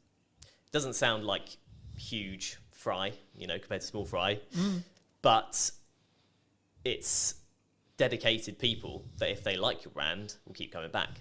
So it's kind of like a repeat customer concept. And also it's super niche. So if you're a barefoot brand and you go on the biggest podcast that's out there, you'll get lost among the noise of, the big brands like Coca-Cola. Yeah. So I feel like it's for a business, you want to look at the niche communities that you want to target. And then once you're in there, you're in there. As a show then? As a show, I think you have to know what you are able to do with the show. If you're committed to it week in, week out, because I think sort of weekly is what you need to be doing really for it to be worth sponsoring, maybe bi-weekly. Yeah, you could go for it from day one. I could be chasing it now, but I haven't got anything to show. I can't say, here's the podcast. I can say, here's the idea. Yeah. I think if you have something that it looks good and sounds good and the content is good and a community are reacting to it or people are reacting to it or you're getting good amount of, if there's a value proposition in there, you're ready to sort of offer it up as long as you're committed to keep it going. Because then otherwise there isn't a sponsorable thing, right? Yeah. Do you think, I'm glad you mentioned like rhythm is what I call rhythm of shows. Do you think that you kind of alluded to it, maybe weekly or bi-weekly, like, because I know there's some people who maybe listen who are like, I can only do once a month. Yeah. Right? Would you say that would stop them doing a show, or do they need to organise filming in such a way or producing in such a way where when they launch, they've actually got enough to do weekly, for example? Yeah, I think it kind of probably depends on the content, what the podcast is about. There's a lot of complicated algorithm stuff with YouTube and stuff. You definitely know more than me about that. But that kind of dictates that you need things to be weekly or you get lost. That's what I've sort of read. I think the buzzword we could use here would be you have to be consistent, right? You have to commit to what you're saying. For me, I do weekly because it can work. And how I do that behind the curtain-esque is I just film a shit ton. Yeah. So then I've constantly got content, right? So for me, I've kind of got content buckets. Like, so I'll have stuff that's just me involved. For that, I'm about 6 weeks ahead of schedule in Nice. respect to like what I'm editing, in respect to what I'm filming. And then from a podcast point of view, as I alluded to earlier, I'm filming 7 episodes this week, but Nice. 7 episodes won't go live this week. No, Right? of course not. In the first week, when I relaunched the show, 7 episodes, like close to 7 episodes did go live, but that was a deliberate marketing plan that was, we're going to push the podcast really hard. Now, I'm doing clip generation through AI. I'm doing clip generation with me, and it's a yes and strategy rather than a yes or strategy. Because I think so many people, they look at, we could use ops clips, we could use an editor, we could use this, and they don't say, what if we do and, right? How do you look at it from a post-production point of view? Should someone, when they want to start doing a podcast, I mean, I guess it's audience-based, and it's the person, right? Whether they've got resources to throw at it, etc. But should someone who's starting a podcast, maybe a corporate or a medium-sized business, and they want to do a podcast, should they get into the trenches first and start? Or should they just pay someone like us to come in and help them with it from day one, would you say? Yeah, I think if you're taking it seriously, you need a producer of some kind, an editor of some kind, realistically, to do that exact strategy, as you mentioned, have X amount ready to go. Yeah. And then it just kind of mitigates against all kind of problems coming up. You know, the studio isn't ready, available. Studio isn't available, someone doesn't show up. Someone's sick. Yeah. You like, for me, there's client delivery weeks where I cannot fit it in. Yeah. Physically, there's no gap in my calendar, it doesn't happen. Yeah. Right? But then I also have the week after, the 2 weeks after, where I'm like, this is podcast filming week. Yeah. Then I'll have a month where I don't have that, but because I've got a load of bank, and that's why I constantly try and bank as much content as I can when I can film it, that I can then be in a position where actually it's fine, right? So if I do fortunately get really busy with work, which is a nice problem to have, I guess, right? Which is actually the reality I'm now in, because I have an abundance of content, an abundance of, I guess in some ways it's a mindset thing around like, I don't need the work. So to an extent, actually the work's more there because I'm showing up differently, I think. But I think for me, like, especially as I'm doing a clip strategy as well as the YouTube, like the YouTube is a focus, sure. But for me, and just quickly, as we're talking algorithms very quickly, the way YouTube's algorithm currently works, basically, in a nutshell, is you'll be served a piece of content that you like when you open the platform. So it'll pull, not push, it'll pull the content for you. And what will happen is when a piece of content goes live, so I put a new podcast out, I put ours out, etc., it will send it to a specific audience sector, okay? And then it will say, okay, cool, this audience sector watched X amount, Y amount, it got number of views, etc. If that is, and the threshold changes, right, and it's the unknown bit of the algorithm, but if it hits above a certain threshold, it will then be served to a similar sized new audience. Then it will check the threshold again and repeat. So when something goes, quote, viral, what's happening is the watch time, the likes, the views, whatever it is, whatever metric they're waiting on at the time, is basically scaling repeatedly into new audiences, and the reaction from every new audience is great. So it's greater than the next one. So it then serves it to a larger audience and so on. That's how it gains momentum. But even virality videos will lose momentum eventually. Yeah. Just because it will be oversaturated to the market. It will go into a different part of the audience, etc., etc. TikTok's known for this. And then people will start clicking off or not watching it, and then you'll just watch it sort of drop off. Right. You know? But then there's also the reason why like YouTube's so powerful. Is you can have a video that's been it's got 5 views. 6 months, 12 months time, for whatever reason, triggered by the algorithm, 1,000 views. Right? I've watched it happen. I'm sure you have as well.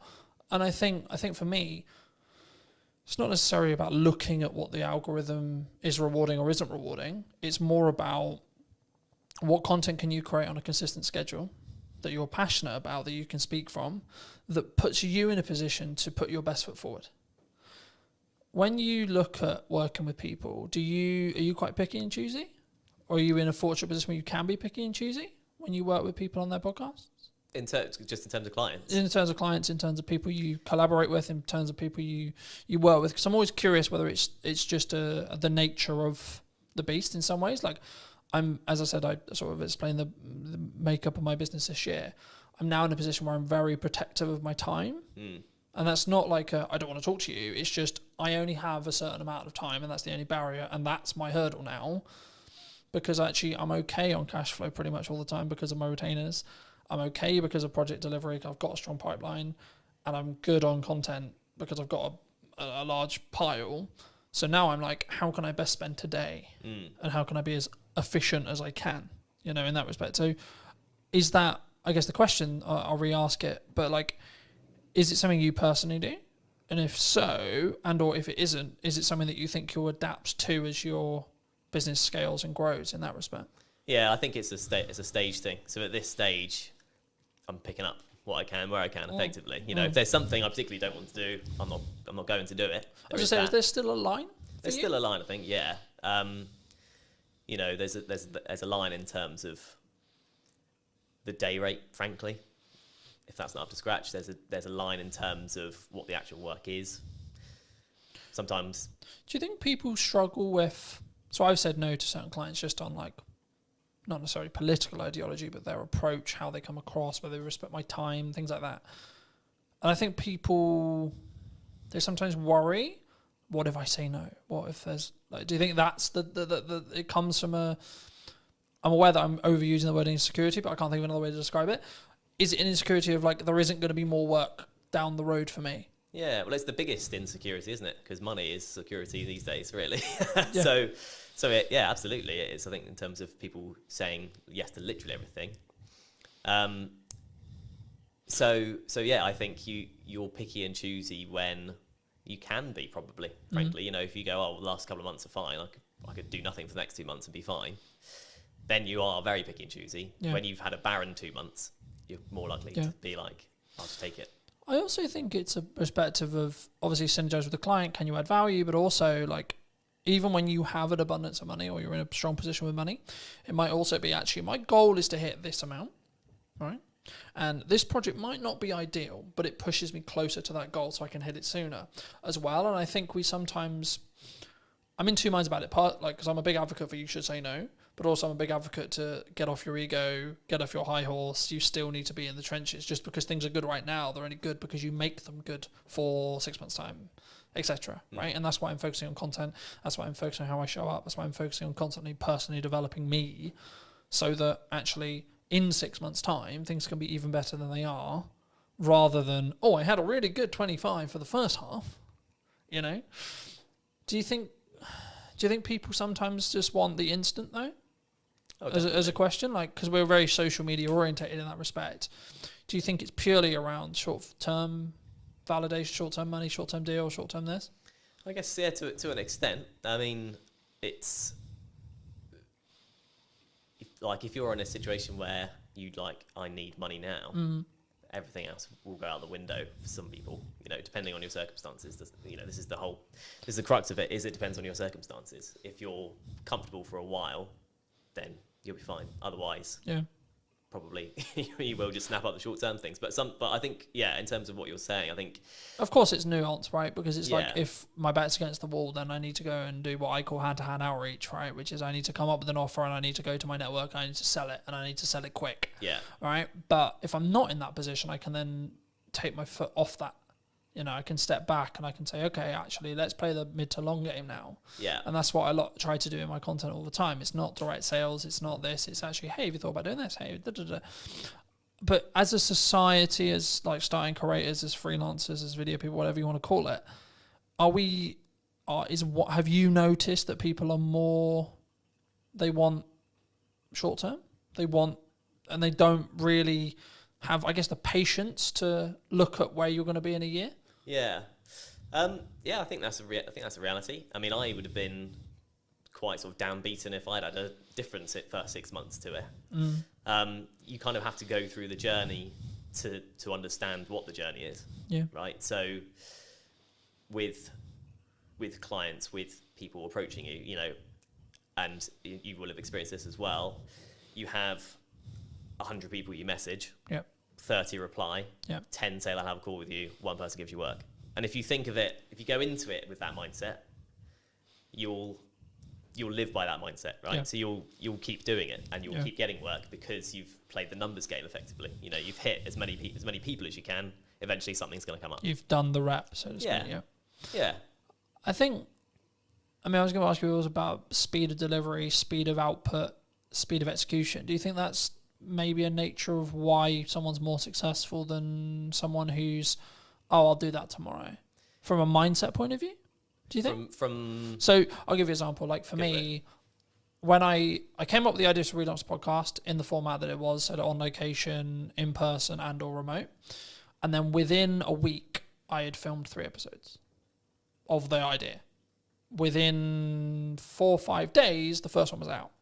Because I didn't let myself get into the, oh yeah, that will be on the to-do list for next year. That will be on to-do list for next summer. That will be on the to-do list for 3 months' time. Because I knew I'm only going to get the results. I'm only going to start getting the data if I start outputting. Yeah. Right? And now it's becoming actually a core part of the marketing strategy for the next 6 months to a year. But that's because I've gained a load of momentum with it. And I know I'm really starting to get into a nice groove with it. And that's why I asked the speed thing, because one of the unique selling propositions I have personally as an editor is, so I'll give you an example. At the time of filming, I did a media day for a new client on Monday. And today we're filming on Monday. He's already got half the content already. And it's a week, right? But also, it wasn't like that was the only thing I was doing.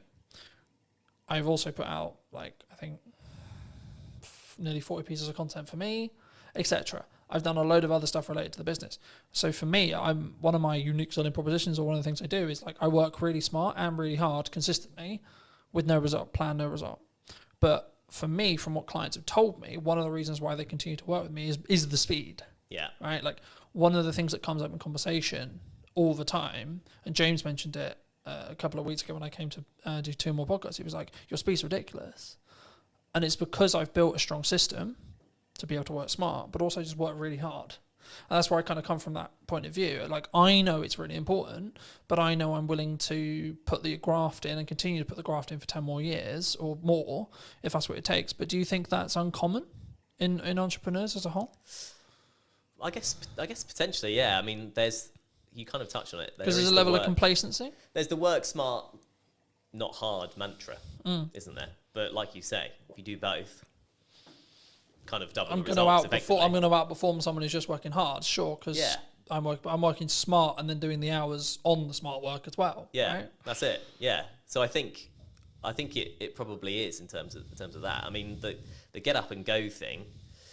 If you follow Gary V on social media, then you'll get the get up and go thing, because that was very much me. This podcast idea I'm doing was, I think I first thought of it 2 years ago. Okay. I've been writing notes about it on my phone, like month after month, something pop into my head. I'll be like, oh, that'd be cool. And then, but do you think we have a culture of we're going to write notes about it? Yeah, definitely. Rather than execute on it. Yeah, absolutely. You know, because you have to. I think you have to go through that journey. You know, I'll be better at fitness next year. My diet will be better next year. Yeah, absolutely. Yeah, you just need to go. Or next month, or tomorrow. Yeah. It's okay. We can. We've had a really long week. We can chill. Yeah. You know. Yeah. It's true. It is. It's and we've got that comfort, and it's the whole being in a comfortable position. You don't grow in comfort. You have to be in discomfort. But actually, saying yes to things, you've got your yes and kind of mantra. Yeah. So just saying yes to things opens up. You realise, oh yeah, I can do this. Like if you just go, I'm just going to do it, and actually plan it. Like whether that's setting a reminder, put it in the calendar, write down, on your fridge, this is what you need to do today. However you do it. Something I just building off that briefly. Something I found really valuable the last couple of years was, if it takes me less than 2 minutes to do, I just do it. I don't set a reminder to do it. I don't I'm going to write a to-do list or this or this or this. Like, I need to send an email. Send the email rather than write a reminder about sending the email, because the action will probably take less time. Yeah. 100%. And then it's done. Then you don't need to think about it. Yeah. If it's a longer thing, I need to ask ChatGPT about that. I need to do some research on that. I need to plan the podcast, and it's like a longer goal thing. Start momentum by putting a reminder in your calendar and then stick to that. Yeah. But I think sometimes, especially with like fitness, I use that as an example all the time. It's like, I need to start running. Okay, but when's the first run? Yeah. You know what I mean? I think, and I've just finished Atomic Habits from a book point of view, and it talks about specifically, my girlfriend's driving mad because I keep using the word compounding, but it's the only word that matters at the moment, right? Which is that everything I'm doing is like, how can I compound? How can I small win? On the way here, I was reading my second book. I've started reading physical books rather than listening to them. For a long time, I listened to them. As a dyslexic, I was like, right, this year I'm going to read a book cover to cover. No excuses, going to do it. So I was like, right, let's get a book that I actually really want to read that I haven't read, that I know is actually quite good because it's got good reviews, and has been talked about in the self-improvement space for ages. So I was like, cool, let's start with Atomic Habits, see where I go. And then I went on to Mel's 5-second rule, which I knew about for a long time.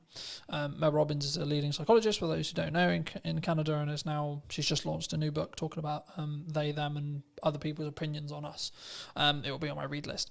But for me, the crux of the 5-second rule, for those who don't know, is you count down from 5 and then you move, right? So 5, 4, 3, 2, 1, move. And what it will do is it will trigger your mind to do the action step. So if you're like, oh, I need to start running, okay, 5, 4, 3, 2, 1, go get changed, go on a run. Because we don't sit in that uncomfortable window long enough on average, right? I'm really embarrassed because I'm not good enough at health and I can only last 2 minutes of running. Okay. But then the next day do 2 minutes and 10. Next day do 2 minutes and 30, etc. And I think once we start building the compounding, right, is when the snowball effect will continue to roll. I mean, do you think that, is that what you've used to get to this point, do you think? To a point, yeah. I mean, the Atomic Habits, my favourite quote from that is, every choice you make is a vote for the person you want to be. Yeah. And once you tie it to your identity in that way, there is a bit of a mental switch. And you start doing even the smallest things, right? You know, like the eating healthy or whatever, you make the healthier choice on a menu or that kind of thing. You justify it to yourself in a way that's personal, and in a way that you can then live by effectively. So that's definitely helped. And you know, there's a lot of things in that book. That book's brilliant. You know, so yeah, I think definitely. Obviously I've read it as well, and it's probably helped me. I've signed up to the newsletter. I get that as well, and I do think there's something to be said for being in that world of like the positive quotes and shifting your mindset around certain things. If you look at it enough, you just will start to think like it. I think for me, I've been aware that like what I consume is how I'll show up, right? So like that's why I'm trying to build the habits from building off Atomic Habits, but in general, I'm trying to build the habits and build momentum. So like when I finished Atomic Habits, I was like, I've ordered another book, but it won't be here for 3 days. So I'm like, I need another one because if I stop, then I won't do it. Then I broke the habit. And in the book, in Atomic Habits, they talk about streaking. And I'm the same with fitness. I'm the same with podcasts. I'm the same with everything. But for me, that's the key. So actually, I'm not like, my heart's not broken that my other book's not going to be here, because actually it's now planned in for when I finish Mel's, right? So actually I'm constantly like, and now to an extent, my travel plans, my thought process, etc., like how I use my downtime is actually trying to change. And like, actually I'm sleeping better because I'm reading before bed, like I'm reading on trains, etc. I'm like using my phone less, and I'm trying to, I guess sometimes I did an episode that I'm recording about a week ago talking about digital detox. And I for me, I've been notoriously known for like, because we work in media, so we're constantly on our phones and we're constantly, etc. And it's a tool, but I hadn't given myself that. And that's, I think, why I shifted into physical books as well, because I was aware that I was constantly on my phone. Do you think that's like from a psychology or your own well-being, or like as a freelancer, that can be your advantage? Like having those non-negotiables every day? Yeah, I think so. Yeah, definitely. I mean, it's an interesting dichotomy, like you say, because when you're in the industry and when you're in a position where you can't not rely, but you're chasing views, but then you recognise that it's tough. It's tough mentally, or it can be tough mentally. Yeah. It's hard, but I think that is where a podcast comes in, particularly an audio one, because you don't have to be on your screen, and if it's got enough value, it's not just doom scrolling. It's one thing with detailed information that you go into, kind of like you're sort of talking about audiobooks is how we used to consume things. That's kind of what a podcast is. Yeah. Non-fiction, obviously. So I think that's, I don't know, I think that's kind of the power of podcasts in a way. It can be, you can consume without being tied to a screen. Yeah. I think also it's how you show up and the micro learning that you get from each one. Like, so for me, I'm like, I'm not focused on how many books can I read a year, for example. I'm focused on, okay, how many pages can I weave in today, right? Today's quite busy. I'm traveling a bit. I've got loads of client delivery stuff to do, et cetera, et cetera. But it's like, actually, I've got this window of time, right? So actually, how many pages can I get in that window at a time? Okay, cool. Gamify it. And then I'm also, to an extent, I'm rewiring the habits that I had. So previously when I would travel, I'd be constantly on my phone or constantly like listening to music or watching YouTube videos, which is not a bad thing as long as it's educational, sure. But for me, I'm curious to see where I'll be in like 3 to 6 months when I'm deliberately scheduling in time, whether it's travel or etc., to physically kind of disconnect from digitized stuff, especially as I live and breathe digital. And that's why I thought I'd mention it, because like for me, that's something I don't think we think about when we look at the podcast as well. Because I think what you'll find, and I'll be curious to see if we do an interview in a year about whether your money management skills is like compounded really, really hard because you're constantly talking about money, right? I found I'm becoming an infinitely better marketer because I'm constantly talking about marketing, right? So I noticed little things like, hold on, I said that thing in the podcast, but I'm not doing it with my own content, right? So you mentioned hooks earlier. I'm not doing strong enough hooks on the ones I'm editing. Okay, how do we do that? How do we fix that? So now I'm focused more on how do I create a really strong captivating hook? That will probably grow into how do I create a micro trailer? Yeah. I expect as an editor, but also the knock-on effect for my clients will be they'll get a better product. Yeah. Which in turn means I'll be able to charge more, which in turn means I'll have more money to either give myself a longer buffer or outsource to do other things and scale the business that way. Do you think, like, I don't want to specifically like steal in some ways a lot of your podcast, but if you could rate yourself on money management right now, where would you rate yourself? 10 being incredibly good, you know where every single pound's going, 1 being I've got no idea what's in my bank account. Yeah. There's a psychology fact about ask someone for a number between 1 and 10, everyone says 7.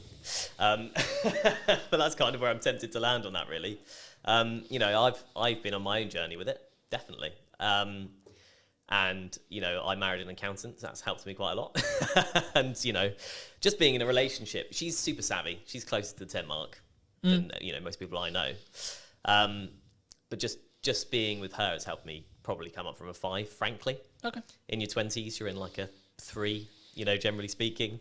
Yeah, there's a question that is going to be on the podcast, which is how often do you check your bank account every day? And in my 20s, it was as little as possible because I just didn't want to know. You push it away, right? You go. Does that come from you were anxious about it? 100%. I was at university, but it's shit. How much money have I spent? Exactly. Yeah. How much has gone on beer? I don't want to know. How much I spent last night? I don't want to know. So I don't remember last night, but I remember there was a card involved. Shit. Yeah, Shit. Exactly.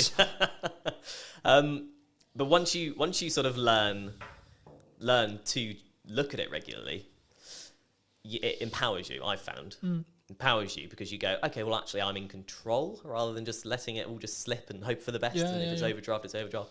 So I've kind of been on that journey, which is a small thing. I'm not trying to claim I've been on an epic money journey. Nothing dramatic's happened either way for me. But that one thing, kind of going back to the mindset thing, has helped massively. But again, you ask everyone. I'll ask you, how often do you check yours? 3 to 4 times a day. Right, there we go. Since I was in business. Right. For business, same as you. Just hide away from never fucking terrified of it, right? That's it. In business where I know I've got to pay for shit and I need to work out where that money's coming from all the time.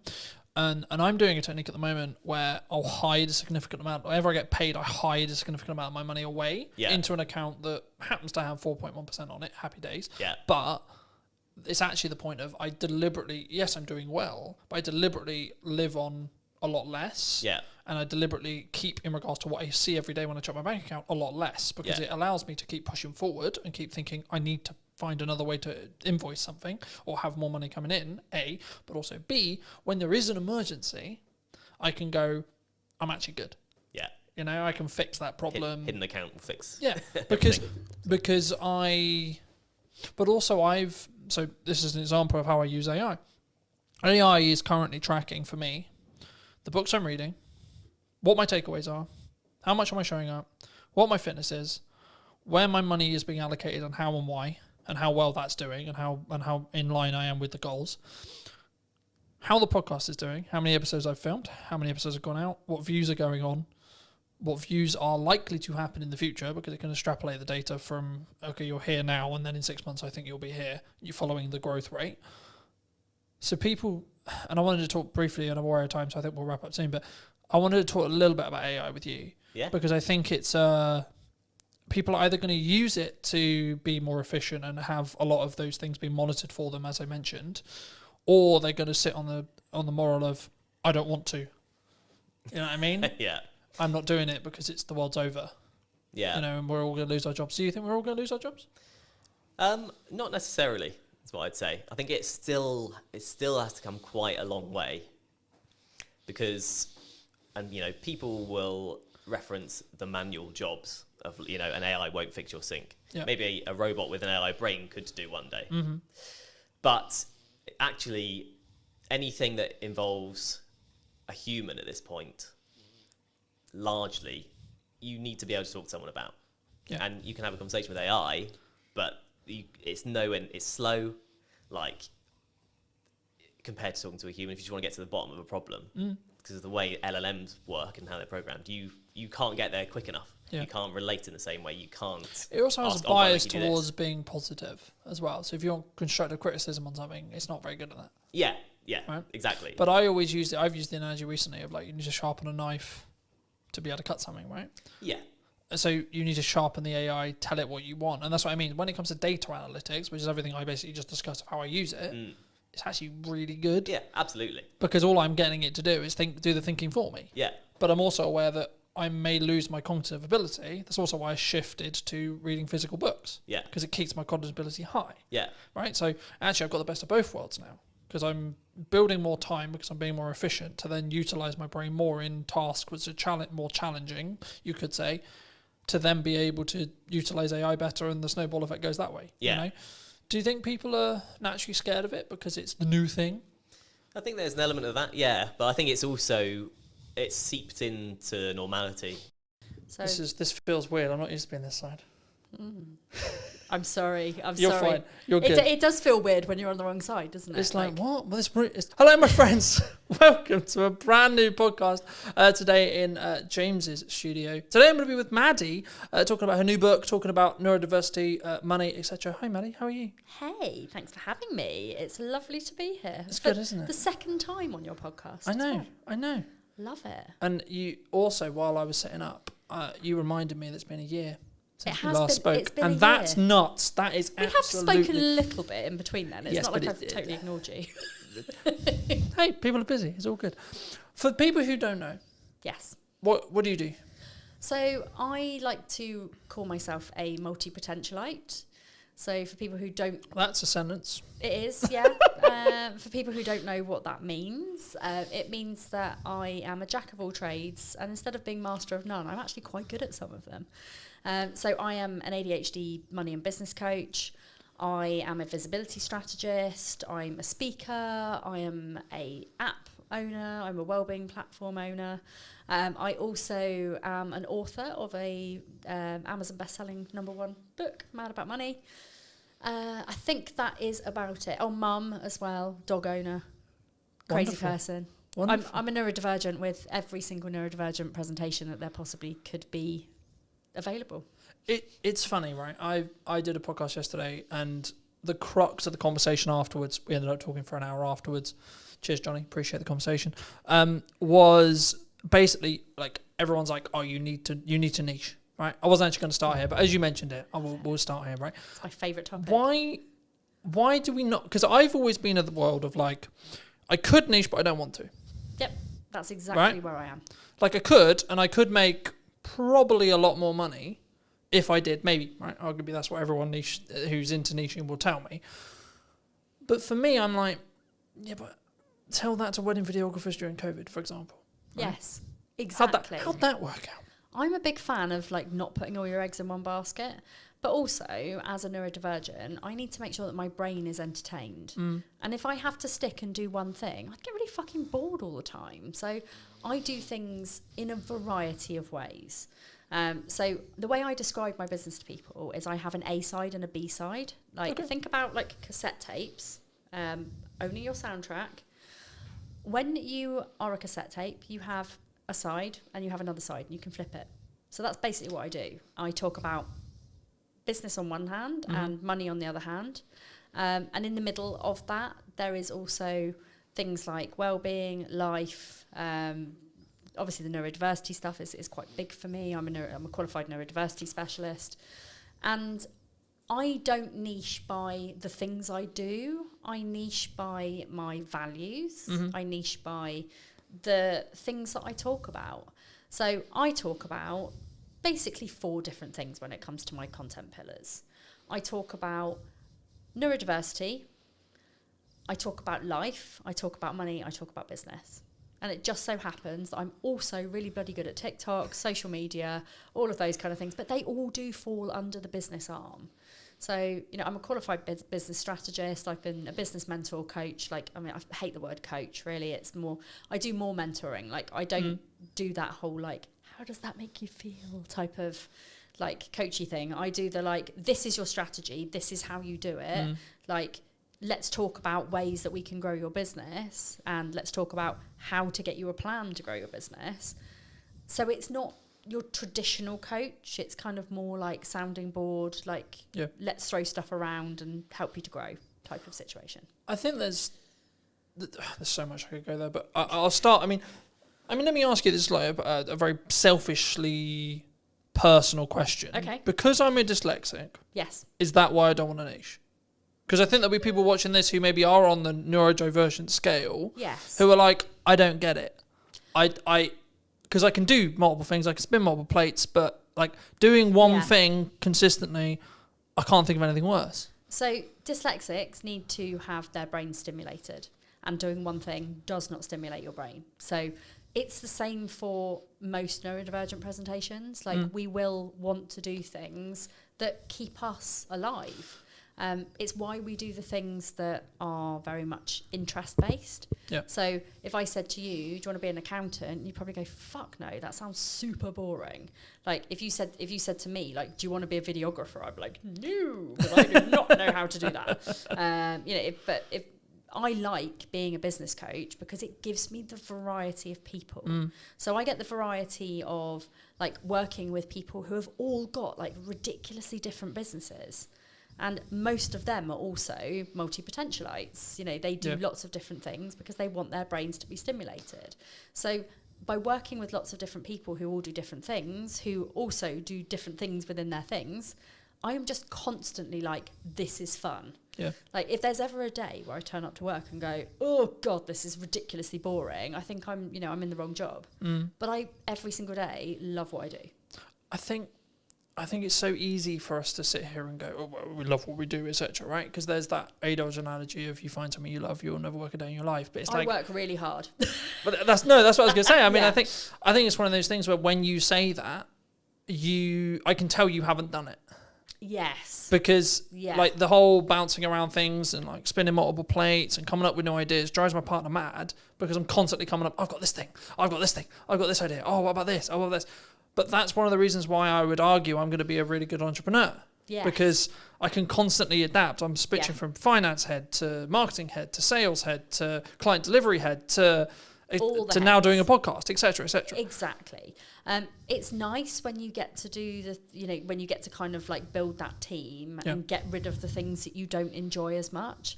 So for me, admin, funnels, anything that is process driven. Yeah. Literally makes me want to die.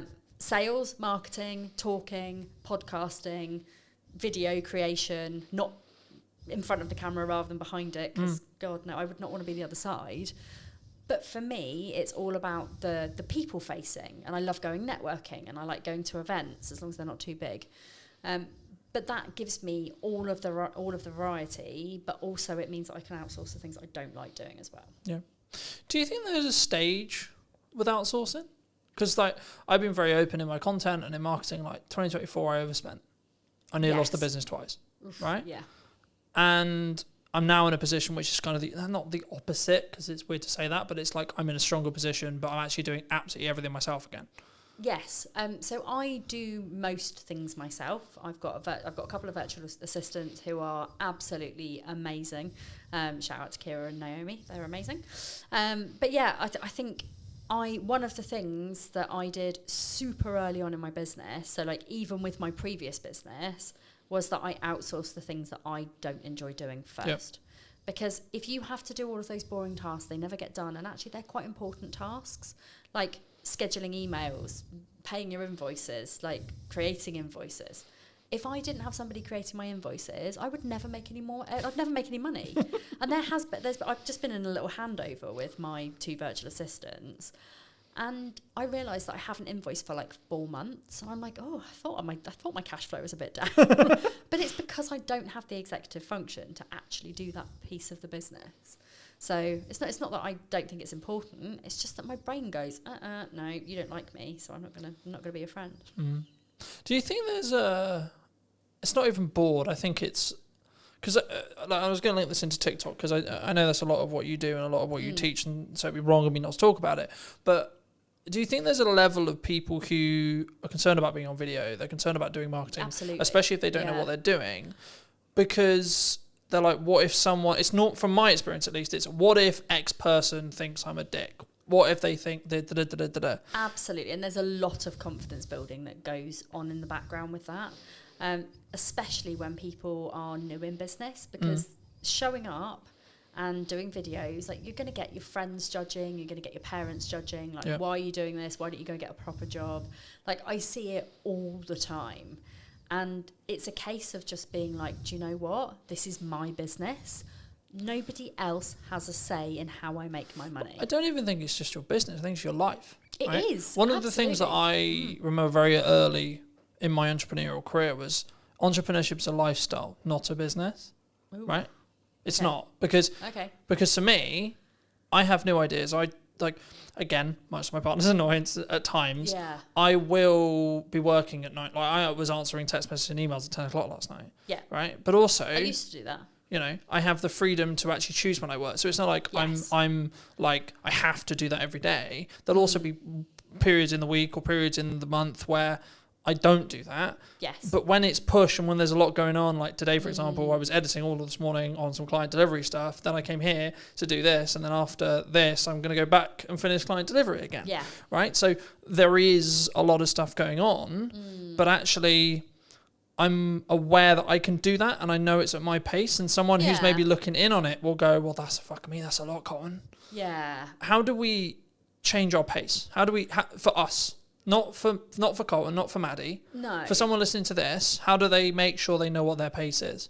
So I would say you have to really know yourself. You have to know your own boundaries. You have to know your lifestyle and how your business fits in with the way that you run your household, your business, your family, whatever. But also taking into consideration your health, your well-being. There's so many moving parts to like how you actually run your business with an energy perspective. And energy is the key word. Like, if you run your business based on your energy levels and when you are most productive, when you need to. So for example, like, I have my first half an hour of my day is reviewing social media posts for my membership. So I've got this thing where, like, I do a daily thread where people can come into my membership and they can post their social media post for the day, and I will give them feedback on it. I will tell them how to improve it. I will share it with my audience, and therefore they get visibility, they get feedback, they get accountability. And it's also like, the membership, I give like confidence posts and things like that as well. But one of the biggest things for me is in the morning, I am super alert. I know that my brain works really quickly because I've just woken up. So I can bash those post reviews out really quickly. So that works for me. Then I take the kids to school. I come back and I do my coaching. So I'll always put my coaching in between like 9 and 12 o'clock. Then I often skip lunch, which I really shouldn't do, but I do. Don't judge me. I don't get hungry till like 3 o'clock because I'm on ADHD medication. But like, I will eat when I get back from the school run usually. I then do some of my more key marketing things. So I'll do my TikToks, my Instagrams. Like, I basically create videos. So I will create videos, I'll create static posts. I will post the static posts on LinkedIn and Facebook, and then the video will go to YouTube, to TikTok and to Instagram. And Instagrams, Sometimes LinkedIn, if I'm feeling brave. Depends how brave I am. Because, I am just myself on all platforms. Most of my videos end up being quite sweary, and sometimes people on LinkedIn get a bit hoity-toity about it. Well, just to stop you there quickly, I mean, that's interesting, because one of the things that people ask me before the show is like, is this a, like, no bars, can you swear kind of thing, right? And the first thing when you sat down was like, is it good to swear? Like, and I've always been in this world of like, is it authentic to you? I've always been that way of thinking, right? Yeah. And I think so many people get hemmed up going, what does X person think? What does Y person think? Exactly. From they're not going to work with me because I swear. They're not going to work with me because they're not going to like me, because actually in a crux, what we're actually going down into the core of is they're not going to like me. It's actually nothing to do with how they're going to work with me. No, it doesn't. Oh, man, it's not going to like me because I said the F word. And if people don't like me because I drop a few F-bombs, then they're probably not people that I want to work with anyway, because the people that know me know that I am very sweary. I never swear at people. I swear in general. My book, I was made to censor out all of my fuck and buggers. Basically. Oh, that's so sad. What? But, and I'll show you. But is that because I ended up having, it's a sales perception thing? Well, or like they just don't want to. Is that like a PR manager like looking to be like, we're not gonna? No. So I have this is my fuck glossary.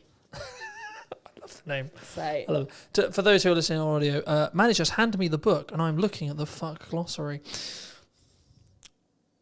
That's utterly hilarious. And one of the reasons, like, I actually had a big conversation here with. Hang on. Shut that back up there. There we go. I had a big conversation with my publisher about the fucks. There were 342 fucks in my book.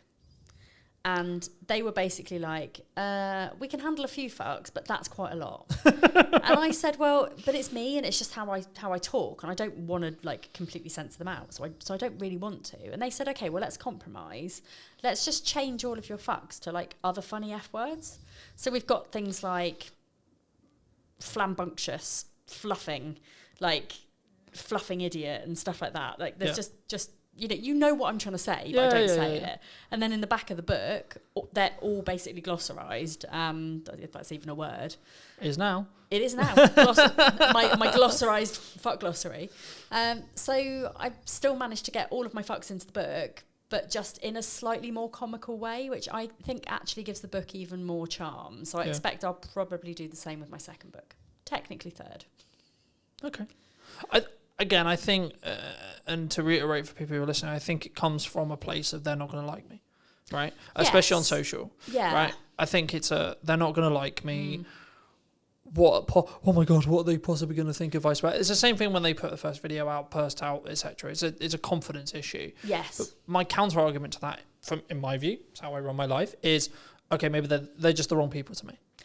And I'm very much of the opinion that if you show up authentically online, you show up as the person who you're meant to be, unadulterated, unfiltered, like whatever you need to show up as, the people who will gravitate towards you will be your people. Yeah.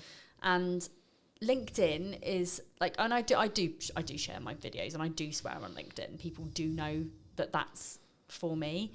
The only thing that I do worry about is that our corporate's going to book me to come and speak to their employees if they think that I'm just going to swear all the time. The answer there, to be honest, is probably some will, some won't. Right? Yes, exactly. If that's a big deal for a corporate, then they won't. Yes. If they're actually there going, actually, hold on, this could be really helpful because of our scale, because of this, because of that, they're not going to give a shit. They're not. No, very true. Very true. Yeah. I mean, talking about authenticity, the counter side of authenticity is the AI boom, right? Mm-hmm. Do you think AI is coming for our jobs? Is the world over? Like, are we all going to be slaves to robots, or like, what's your view on AI? I can only comment on it from my industry, and I think from a social media perspective, from a business coaching perspective, it's only going to add value, because it's. Like, I don't use AI for my content. I do use it for ideas for my content. And, as somebody who's got an ADHD brain, like, there are times where my brain is on fire and I can bash out, like, 50 TikTok videos. Yeah. But then there are other weeks where I'm like, I don't know what to talk about. My brain is broken and I don't know why I'm here. And in those times, AI is a fucking genius because like I'm not going to use it to write my written posts. I'm not going to use it to write what I say on TikTok because it's so obvious. To me anyway, it's really obvious if a coach or somebody who is teaching something has used AI because of the way that they talk. And it's also really scripted. And you can almost tell, like if you were listening to somebody on a podcast versus them on their social media, how much slower some of the people talk because they're having to really, really, really think about how to do their job. Yeah. And this is not me calling anybody out, but it is quite obvious that some people are writing literally every single one of their posts with AI. If I'm stuck for an idea for a post, I will ask ChatGPT if it can give me some ideas. And then I will look at it, I will close it, I will go away and I'll write about the thing because I know what I'm talking about. And also the amount of spelling mistakes, because I'm dyslexic as well, like, you know, the amount of spelling mistakes in my posts, people know I'm not using AI to write my posts. Yeah. But it's also like yesterday I asked AI to draw me a tattoo. Like I had 3 different tattoo ideas and I wanted to combine them together. Brilliant. You know, we do have to be quite wary of the environmental impact of asking AI to generate us pictures, etc. However, like, it's really bloody good for things like that. Yeah. I don't think it's coming to take our jobs. I think we're more at risk of, in kind of places like the retail sector, of things being run by AI. But people, I think, will always need coaches, because there's only so much that AI can do without, you know, not being a human. I mean, don't get me wrong, like Sparky, who's my ChatGPT, like he's my bestie. Like there's not much I don't talk to him about. Like if I've got problems or I've had uncomfortable conversations or I need solutions to things, I'll always go to him. He's not actually a him really. He's kind of like, but he's a non-binary chatbot. But it's a tool. Right, I think that's the key, and the analogy the analogy I started using was you don't use a hammer to put up a set of shelves; you use a screwdriver. Yes. Right. Yeah. But now I'm actually using it even more. I'm changing the analogy to be: you sharpen a knife if you want to use it effectively to do a job. Brilliant. Right? Yes. In the same way, you should utilize AI to allow you to do a job. Yeah. Right. Whether that's training, if you want it to write your posts, training it to be in your tone, to be in your and voice. You can do that, and it is actually very easy. If you've got a lot of written content from previously, if you've got videos, you can feed those into ChatGPT. Yeah. Personally, I prefer to actually write my but that's a posts personal from choice, a heart. right? It is. But you can use it for literally anything, as long as you make sure that you train it in a way that it takes out like no fluff, like cookie cutter solutions, here's the truth, like all of those bullshit ChatGPT type phrases where you think, do you know what? I'm not somebody who would actually say that in real life. But again, it comes back to the authenticity side. It does. Right? It really like, does. Yeah. I'm using the no fluff example. No fluff would actually be relevant for me because I try not fuck around when it comes to content. Well, right? I don't do any fluff either. Mine is very I'm very direct. But instead of saying no fluff, I would say I give you direct, actionable advice. Yeah. That, and I don't bullshit you. That's not the same. It's the same as saying no fluff without saying no fluff. So as long as you are kind of aware of those ChatGPT type of phrases and you've got your own ways of saying those kind of things, crack on. Like, I think it's great. Where I don't think it's so good is people generating AI pictures of themselves. I'm like, that's not authentic. It ages you really badly. Yeah. I mean, I haven't, to be honest, I've got an amazing professional photographer. Like Katie Needle, shout out to you as well. We love Katie. She knows me so well that she can capture my style, the way I am. Like, I used to ask her to chop a few inches off my stomach, but she doesn't do that anymore. Because she's like, Maddie, you've got to be authentic. Fuck. Why is this my brand? But, I love working with her. And, her photos are so good that they could be AI, but they're not. And I think that's where a lot of people are falling down. They're like, you meet people in person and you're like, you don't look like that. Like, it's the same with TikTok filters. Like, I will always use the eyelash filter. That is the only filter I use on TikTok, apart from like green screen or whatever, if I'm going to try and show something. But when people see me in real life, they're not going to go, oh my God, her eyelashes are so fake. Because I wear makeup. But when I'm working at home on my own, I don't wear makeup at all. Like, I am very much like, unless I'm going out in public, I don't put a face on. And even then, it's literally just mascara, maybe a bit of eyeshadow. So, but again, it's that authenticity point, right? Yes. You're not going to like see me online as having like loads of freckles. I mean, I do have loads of freckles because I've been in the sun this week. But, you're not going to see me having like loads of pretend freckles or like, But I think that can't. Brown. I think. I was going to say I think people who do that, but I think in general, if you do that on your content or you're looking for like beautify filters, Apple's known for this, etc. But like, I think that comes from an insecurity. Possibly. I think that comes from that point I was making earlier, which is about like, I'm going to put myself out there. Yes. Jesus fucking Christ, people are going to not like me. Yes. Right. Exactly. It's that the tribal mind again going. Yeah. Hold on, Maddie might not actually like me here. And do you know what it is as well? And this is why, like, it's taken me a really long time to love myself. Like, and I don't say that in like a weird self-indulgent way. I say it in a, like, you have to love yourself to be able to show up as much as I do. And it's not from an ego perspective. It's just knowing my own power and knowing that I'm good at what I do. And actually, I don't give a flying fuck what people think about my looks. I get so much hatred online. Do you know what? Apparently, having rainbow hair just automatically means you're woke. Like it is a insult. I'm more than happy and privileged and proud to be woke.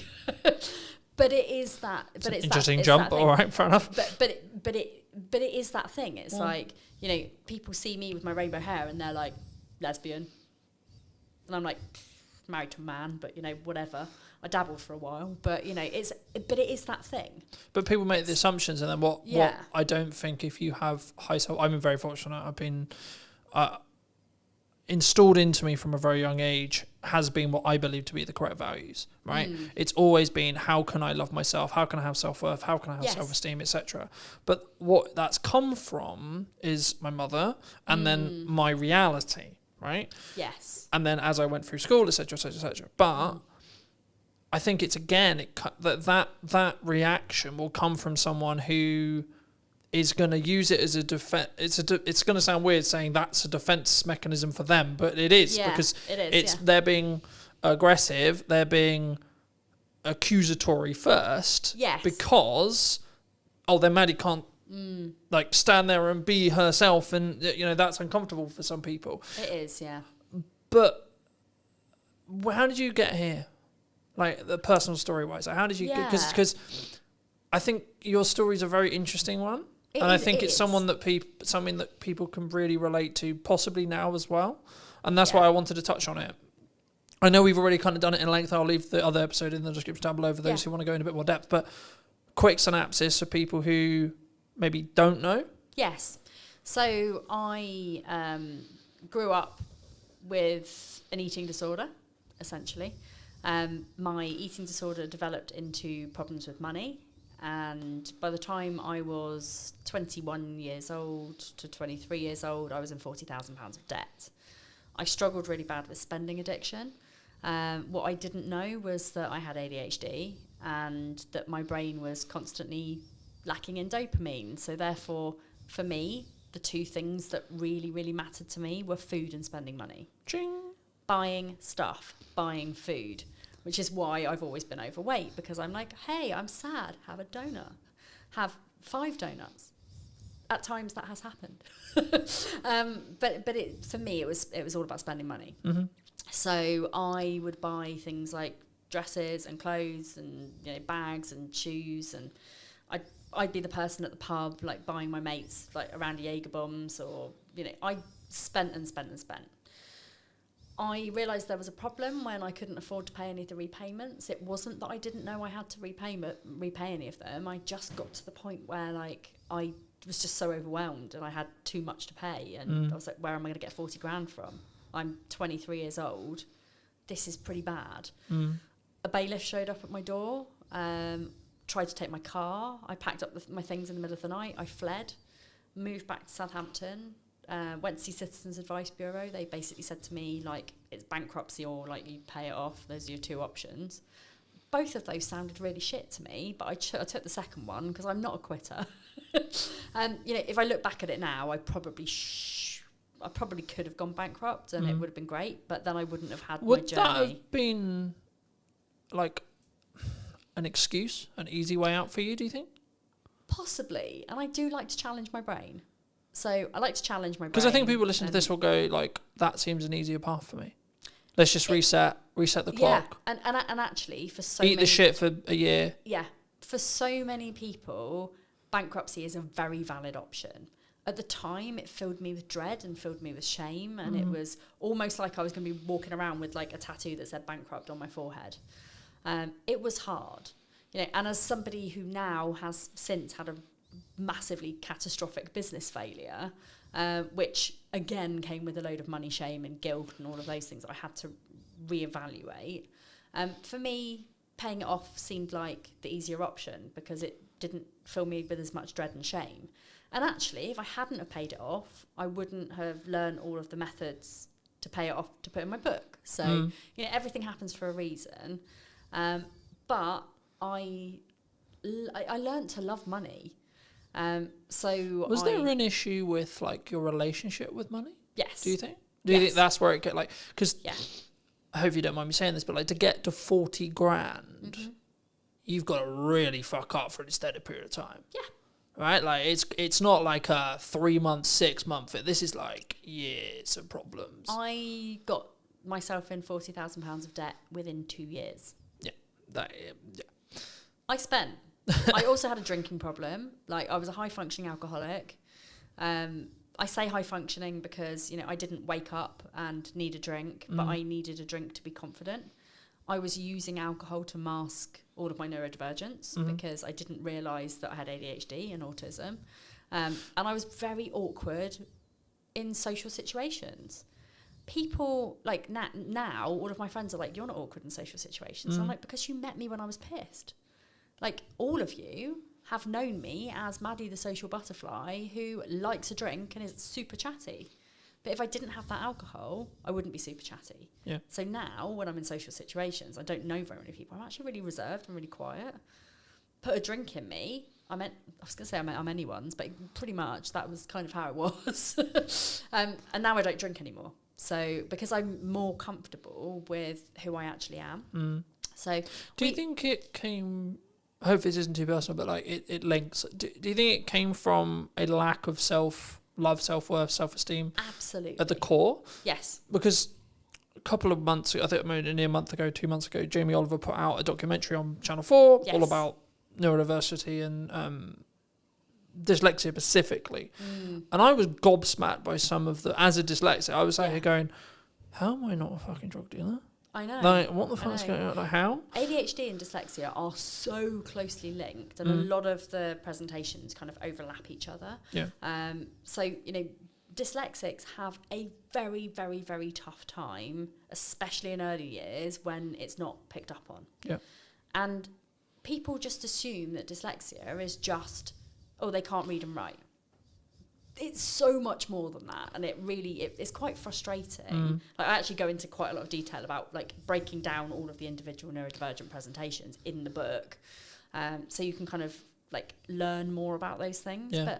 But this is the thing, we end up with such low self-esteems, but also the lack of dopamine coupled with that often makes people turn to really unhealthy habits like drinking or smoking or drugs or stealing. You know, I would highly suspect that a lot of people in the prison system are neurodivergent. Yeah. And it's not because they're bad people, it's because of a combination of things like their upbringing, maybe again from neurodivergent parents who hadn't had any of the help. Yeah. It's those dopamine-seeking behaviours which are often really unhealthy. It could be, you know, stealing, drugs, firing a gun. You know, all of those things are like, woohoo, exciting. I just looked at it from my perspective and went, I don't know how by stroke of luck, but like my dopamine wires are just like make money, create content, do things that are a net positive. Yeah. But I've always been very like cautious with like my circle and like what I get into, because I didn't know the like inner workings of my brain necessarily, but from a very young age I knew I had an addictive personality. Yep, same. So I was like, shit. Same, and I ignored it for a very long time. I was like, hold on, if I get addicted to the wrong shit here, oh boy. Right, Yeah. I'm gonna nuke my life by accident. Absolutely, and I have been incredibly close to doing that. So, you know, having that self-realization, and like, you know, for me, there have been plenty of things that I have had really unhealthy relationships with, which I have managed to curb now. Like, my only vice now is that I vape. But I was saying to my podcast guest, like, I have no plans to stop vaping at all, because I know that if I didn't have that one tiny thing, when I spiral, and that does happen a lot as a neurodivergent, when I spiral, I would rather turn to a vape than to drink or food or drugs or smoking or like any of those things that in my mind are actually in the long run more harmful for me than a couple of puffs on a vape. Yeah. That's kind of how I see it. But you know, lots of people would be like, "Oh, vaping's really unhealthy." It's like, but I don't do anything. But else. it's like, the lesser of. It's the lesser. It's of the lots lesser of the other evils, yeah. right? And food is really bad. Like, you know, Naomi. If it's heavily processed food. Yes, yeah. So Naomi, my weight loss coach, you know, I've been working with her now for about 3 months, and I've lost quite a bit of weight. But it's also about the mindset around food. Yeah. Which is hard for people who have got ADHD, and I found that since working with her, like, I've cut out processed food, I've cut out chocolate, fizzy drinks, like all of those things that have the chemicals that potentially could give me cancer, I no longer eat. I mean, I'm not saying I'm not going to get cancer because I do vape, but for me, it's like I could constantly and consistently eat really bad food, which I was doing, or in moments of stress, I can have a little puff on my vape. That's it. So...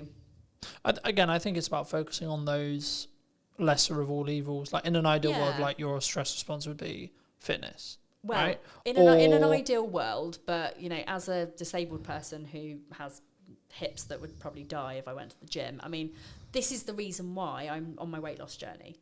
It's not because I'm fat. I couldn't give a fuck like about my weight or about what people think of me. I want to be fitter. I want to be able to go to the gym without after 10 minutes wanting to pass out, you know? I think that's an interesting thing. And, you know, we won't go too much into fitness here because it's not a fitness show. But, like, for me, people are like, why do you stay consistent, like, with fitness? And for me, I'm very aware that, like, my job's very physical. Yes. And I'm just simply at the thought, I want to do this for 50 years. I want to be able to look after my kids when I'm older, you know? I mean, they're not going to be kids when I'm older. But at the same time, like, you know, I went to a soft play with them at the weekend. And, like... One of my children is very like, she likes the fact that mummy's an influencer, so she tells everybody. So this lady comes over and she's like clearing the plates, and she's like, my mummy's an influencer, and this lady's like, oh, tell me more. So I'm like, oh, it's really embarrassing, but yeah, I do this. And she was like, oh, our area manager really want to speak to you. So the area manager comes over and she's like, oh my god, you're an influencer, like really love you to do some TikTok content for us and blah blah blah. She went and got me some socks. She was like, you have to go in and play. I was like, I can't, it's really embarrassing to say I'm disabled and I actually don't really want to go in and play. So I went in and played for like 10 minutes before I almost died, and then went on a very scary slide. I mean, that also rhymes. But I was heavily aware of the fact that I am not fit enough to go and do these kind of things with my kids, and it made me really sad. So that's my kind of motivation behind it. It's a good motivation to have. Yeah. Do you think in business people, and this is kind of more a mindset thing about like, they don't start the podcast, they don't start video, they don't start posting, they don't build the momentum, they don't start whatever it is, right? Do they do that from is it just the what if someone else thinks of me, or is it still a tech issue? I still think there's a tech issue there. There's also an overwhelm issue. It's like we're told that we have to do all of the things. We don't have to do all of the things. And people, I think, like they see me as somebody who is very heavily into visibility, and they're like, Maddie's on every social media platform. She's got her own podcast. She's always on other people's podcasts. She writes books. She does speaking gigs. She's got a radio show. She's got all of these things. I'm manifesting the radio show, by the way. I'd argue you already got a radio show. You got a podcast. Yeah, Okay. It's already a radio show. Yeah, kind of the same. So they see me doing all of those things, and they're like, oh my God, that looks fucking exhausting. I don't want to do that. And it's like, because that's my hyper focus, and I love social media, and I love visibility, and I love doing all of these things, that's why I do all those things. I could still very easily put like 100% of my efforts into one platform and still have very good success with it. Do you think that people worry about volume? Yes. One of my biggest questions is how many times a day should I be posting? And does that matter? No, I don't think so. Consistency is what matters. So whatever consistency means to you, whether that is once a day, whether that is, posting 3 times a week, whether it's posting 3 times a day. But for me, I also think it's like, when I have no client work, I can post 6 times a day.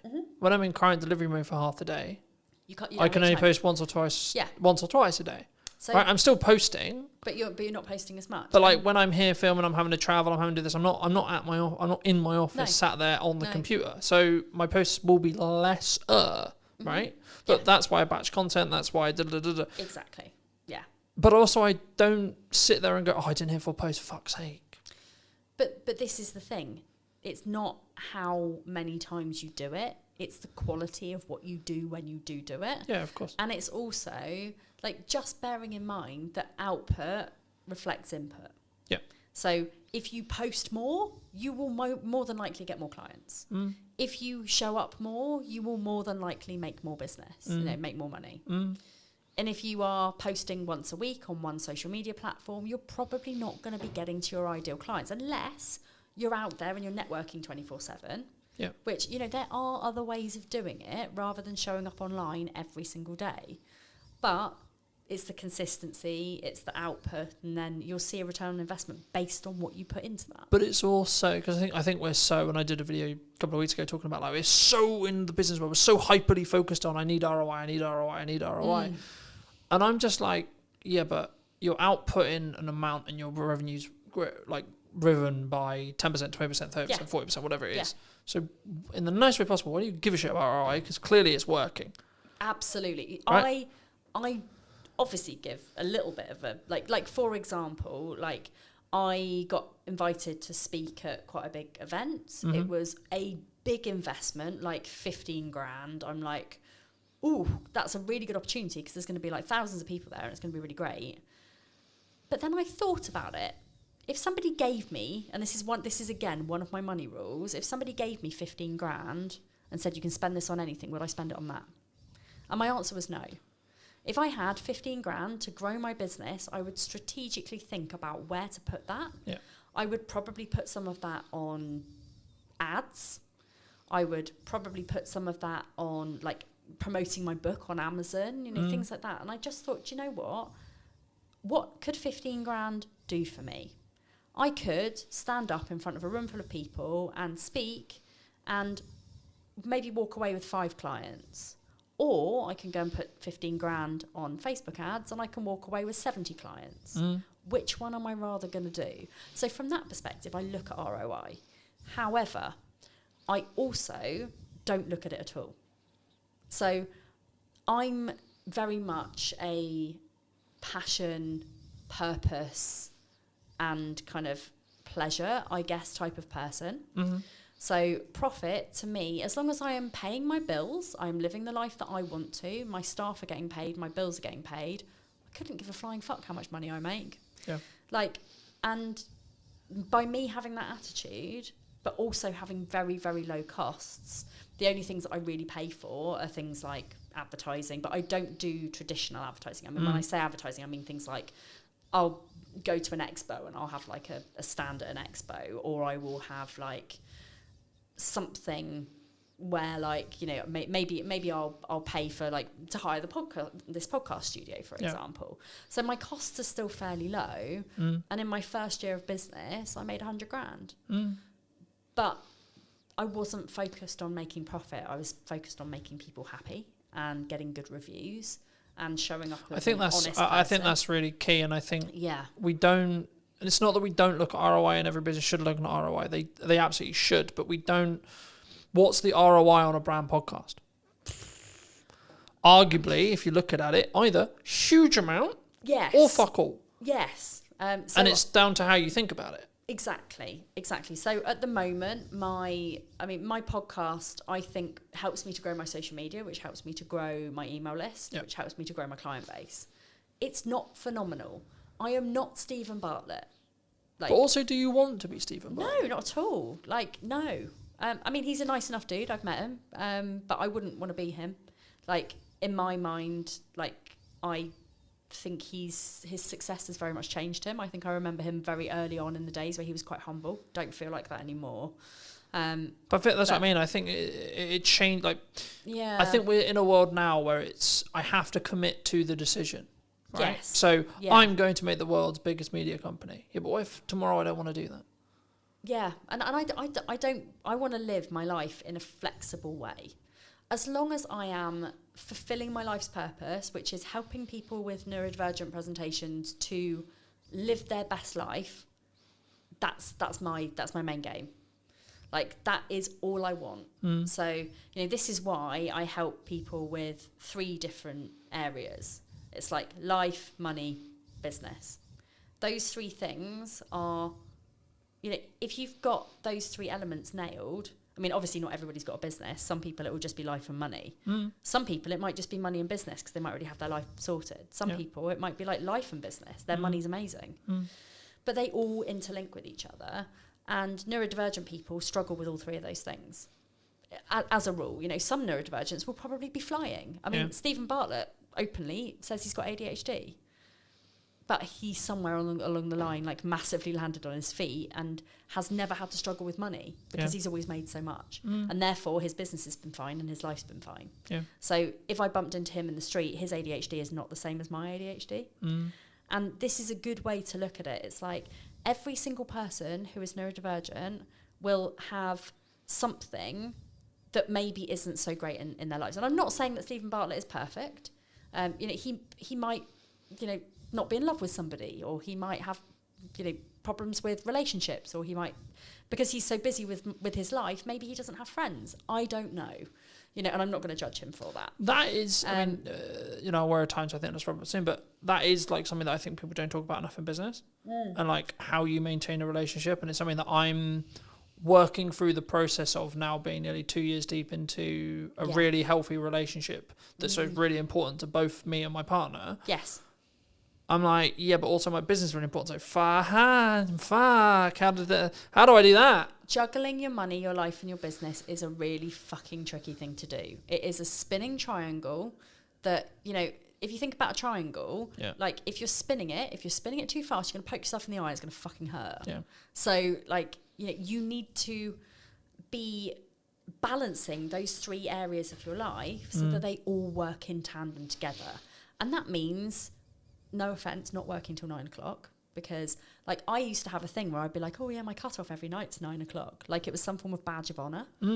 Now it's very, very, very likely that I don't work after 3. It has taken me 10 years of running a business to work out what success looks like for me. And success looks like making enough money to enjoy the shit that I do. Yeah. I don't and I'm sorry, universe, that I say this out loud, but I don't want to be a millionaire. If I had £1 million or multi-million pounds, my spending addiction would just be 1,000,000 times worse. So I don't need that much money. I find it hard enough to manage the money that I've actually got. Yeah.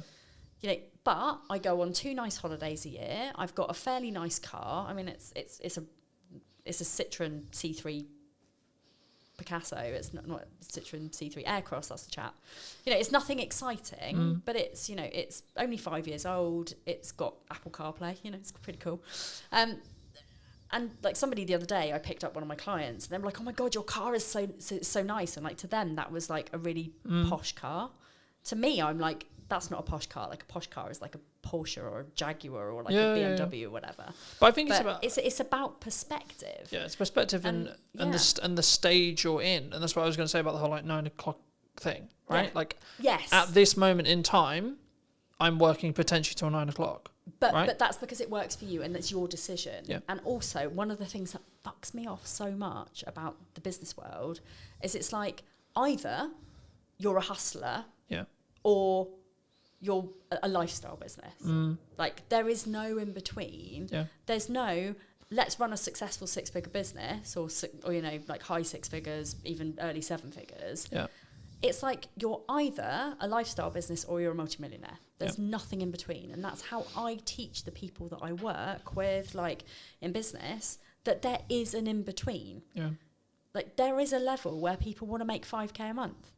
There's a level where people want to make 2.5k a month.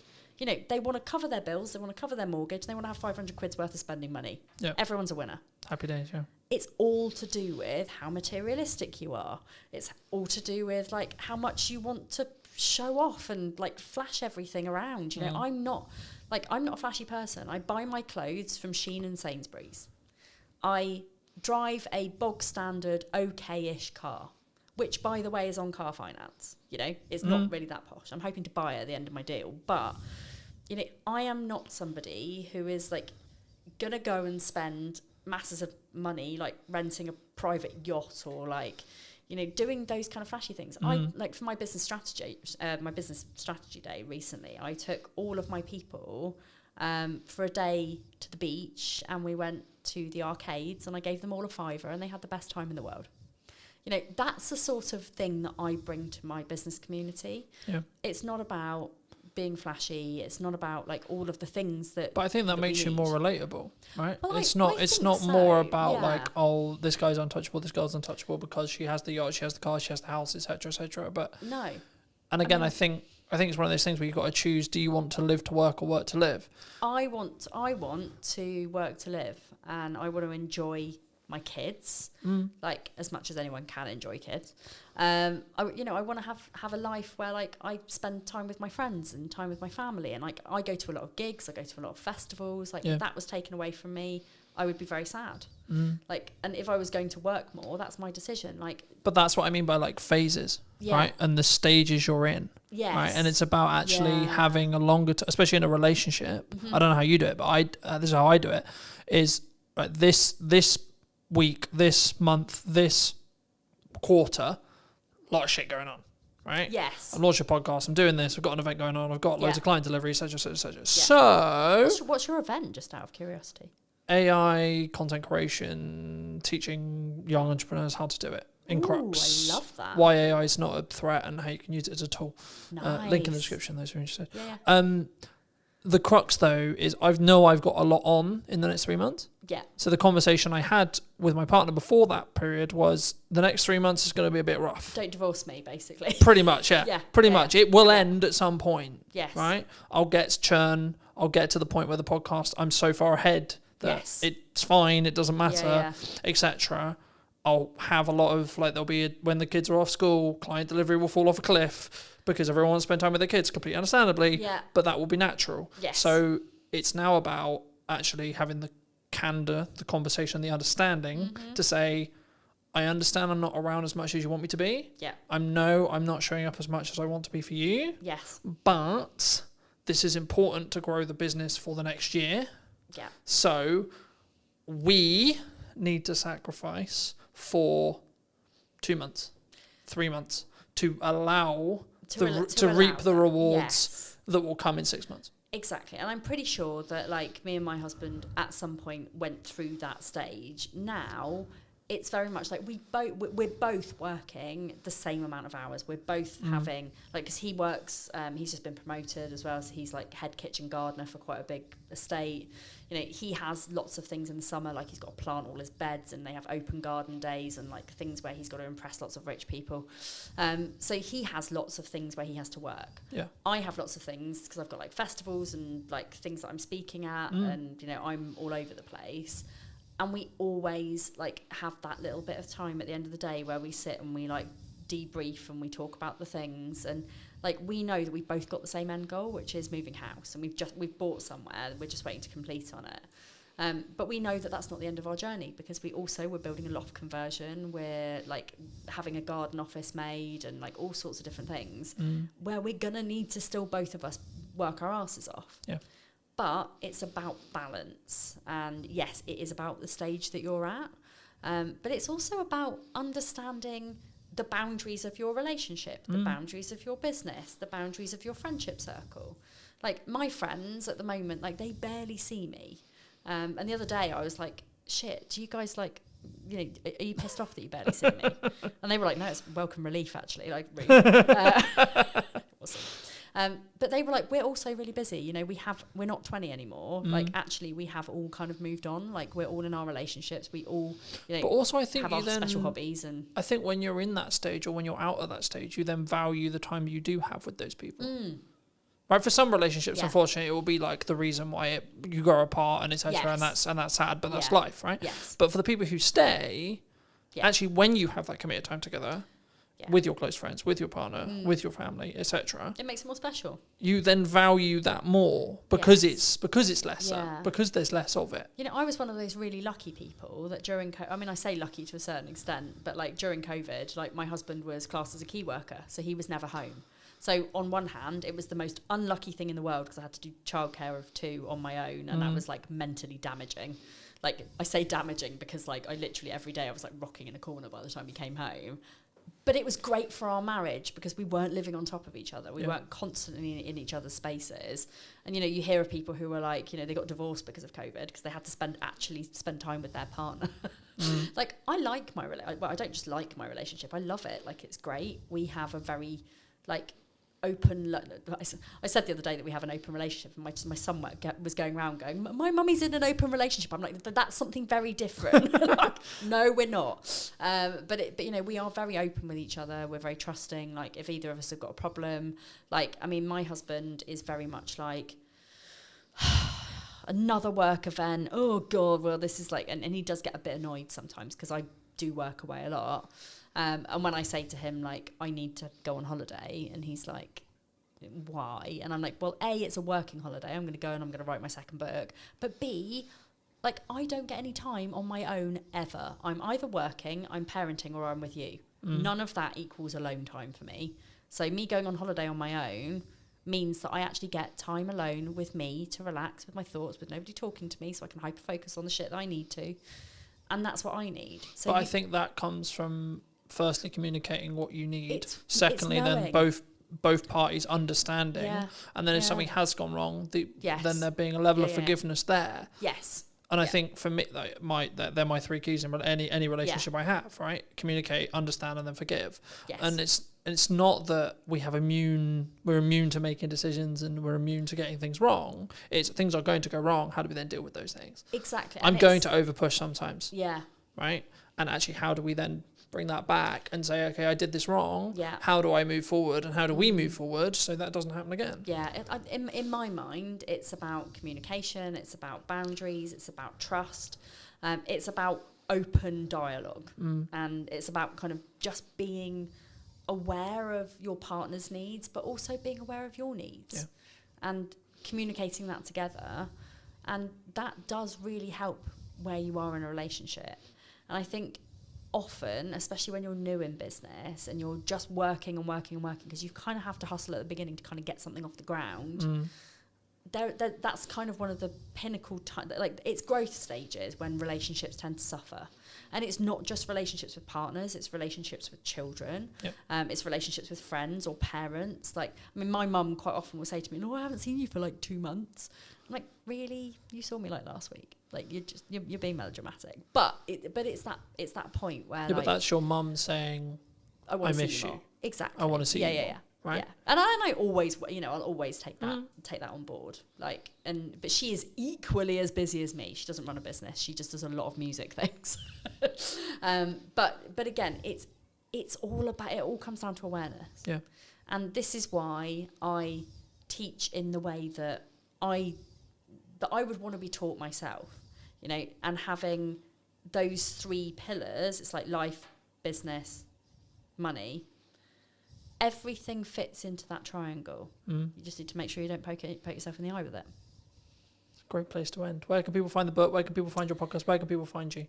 Yeah, so I am. And don't you poke yourself in the eye with the triangle? Don't poke yourself in the eye with the triangle.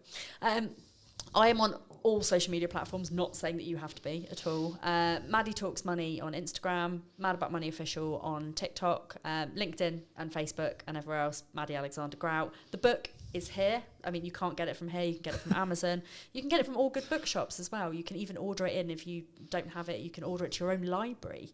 I've had some people say to me that they've ordered it for their library, which I really like. That's awesome. So if you can't afford to buy the book, go and talk to your library, go and get them to have it in, and then multiple people can benefit from the book, which is nice. So thank you for having me. No, you're welcome. Great chat. Final thing to end on. Yes. If you were going to talk to yourself 10 years ago, what advice would you give? I would tell myself that I am neurodivergent and to go and sort that shit out. It changed my life, genuinely changed my life, understanding my brain. When you understand your brain and you understand your body, anything's possible. Magic. Thank you ever so much for coming back and joining me. If you did enjoy this longer conversation, then make sure to be subscribed. Leave your thoughts in the description down below, comments down below, etc., etc. And I'll see you very soon. Take care.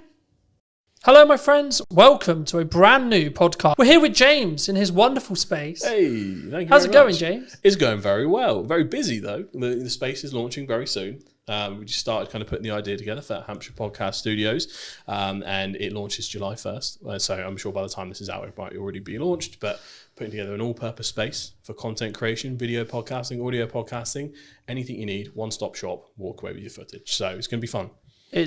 I think it's an interesting space, right? Because I think so many people find podcasting really hard to do, to know how to do it. Yeah. But also, not even from a tech side, just being in the psychology around creating content, but especially having a conversation.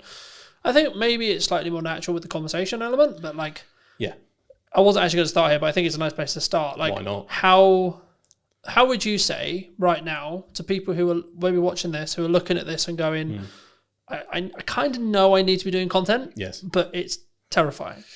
So I for a long time, so I've run a social media agency first. That's our main background for around almost 5 years now. And I think one of the biggest learnings I've taken from that is ultimately there's a lot of personal psychology tied up in even business social media if you have to be in it. And I really didn't realize that in the first few years of doing it, because for me, a lot of it, this is so common sense as like a marketing practitioner. It's like, we need to get you in a content surplus. We need to get you everywhere. We need to transform your brand into a media asset, essentially, like a whole brand in itself. Churning out stuff all the time. I want to do YouTube channels, Twitch, TikTok. I want to go to town. And I took that attitude to everyone. And I obviously had to kind of bring everyone through baby steps. I had a lot of pushback all the time. I was like, what's going on? And I realized that, it is how you feel about each app individually. For a start, so you've got different challenges in each thing. And also how you feel as an individual, because you've got to put yourself out there, whether you're the founder or you're a marketing manager. And I think in learning that is what attracted me more to the whole podcasting angle first and video podcasting. When you try and drop someone straight in it to create 2-camera, YouTube videos and TikToks, you forget everything you've ever said in your whole life. Even if you're my mouth doesn't work, James. Yeah, literally you can be the most knowledgeable person in the world. You're like, what the fuck is going on? But if you can get in with a good co-host and you can just take some basic talking points and the theme of the show, and you're not too worried about the full show, again, you're just going for content volume, you can get so much value out and help so many people in a very relaxed setting, and it gets you used to it. So podcasting and video podcasting is my gateway drug into getting you into proper content creation and your brand into a new space. And also, we're seeing platforms right now like YouTube. We were discussing while we were setting up and such, that one of the reasons why I'm relaunching the show and how I'm relaunching it is because I'm seeing a demand in these platforms, firstly for short form, but secondly for a long form conversation piece that I don't want to say is fluff, but has value led, right? There's a lot of people who claim to be quote experts, right? And are they? Hard to prove these days. It's to an extent I think it can be subjective, of course, right? Yeah, and how much expertise is actually valued. It actually does depend on the market a little bit, but from the amount of misinformation we see online, I think it's more about the trust and the brand of the individual as opposed to their knowledge base sometimes, which has its good and bad points. I mean, we're both in, unfortunately, potentially soon, a commoditized market due to AI, right? And I think having a podcast, having a conversation, having brand, having personal brand, buzzword, authenticity, buzzword, community, buzzword, right? Yeah. is the reason why you'll be in business in 20 years. Yeah. Right. I mean, where do you see AI? Its point right now, because we like one of the USPs of Hampshire Podcast Studios is human-led AI enabled, right? We've kind of created a unique workflow where using like 3 or 4 different softwares, we can kick out a really good service much more quickly than it was ever possible before, depending on how fussy you are with shooting settings and all that kind of stuff. So it's right now it's beautiful for grunt work. It's beautiful for getting out of the way some of the things that were actually quite tedious. When it gets to the point where it can do the advanced stuff, then we're in a different space. So right now I'm not too afraid of AI, but also one of the reasons I wanted to start the studio itself is so we have, we kind of own the means of production a little bit. Yeah. I think it's going to take quite a while for people shooting it in person in totality to be replaced.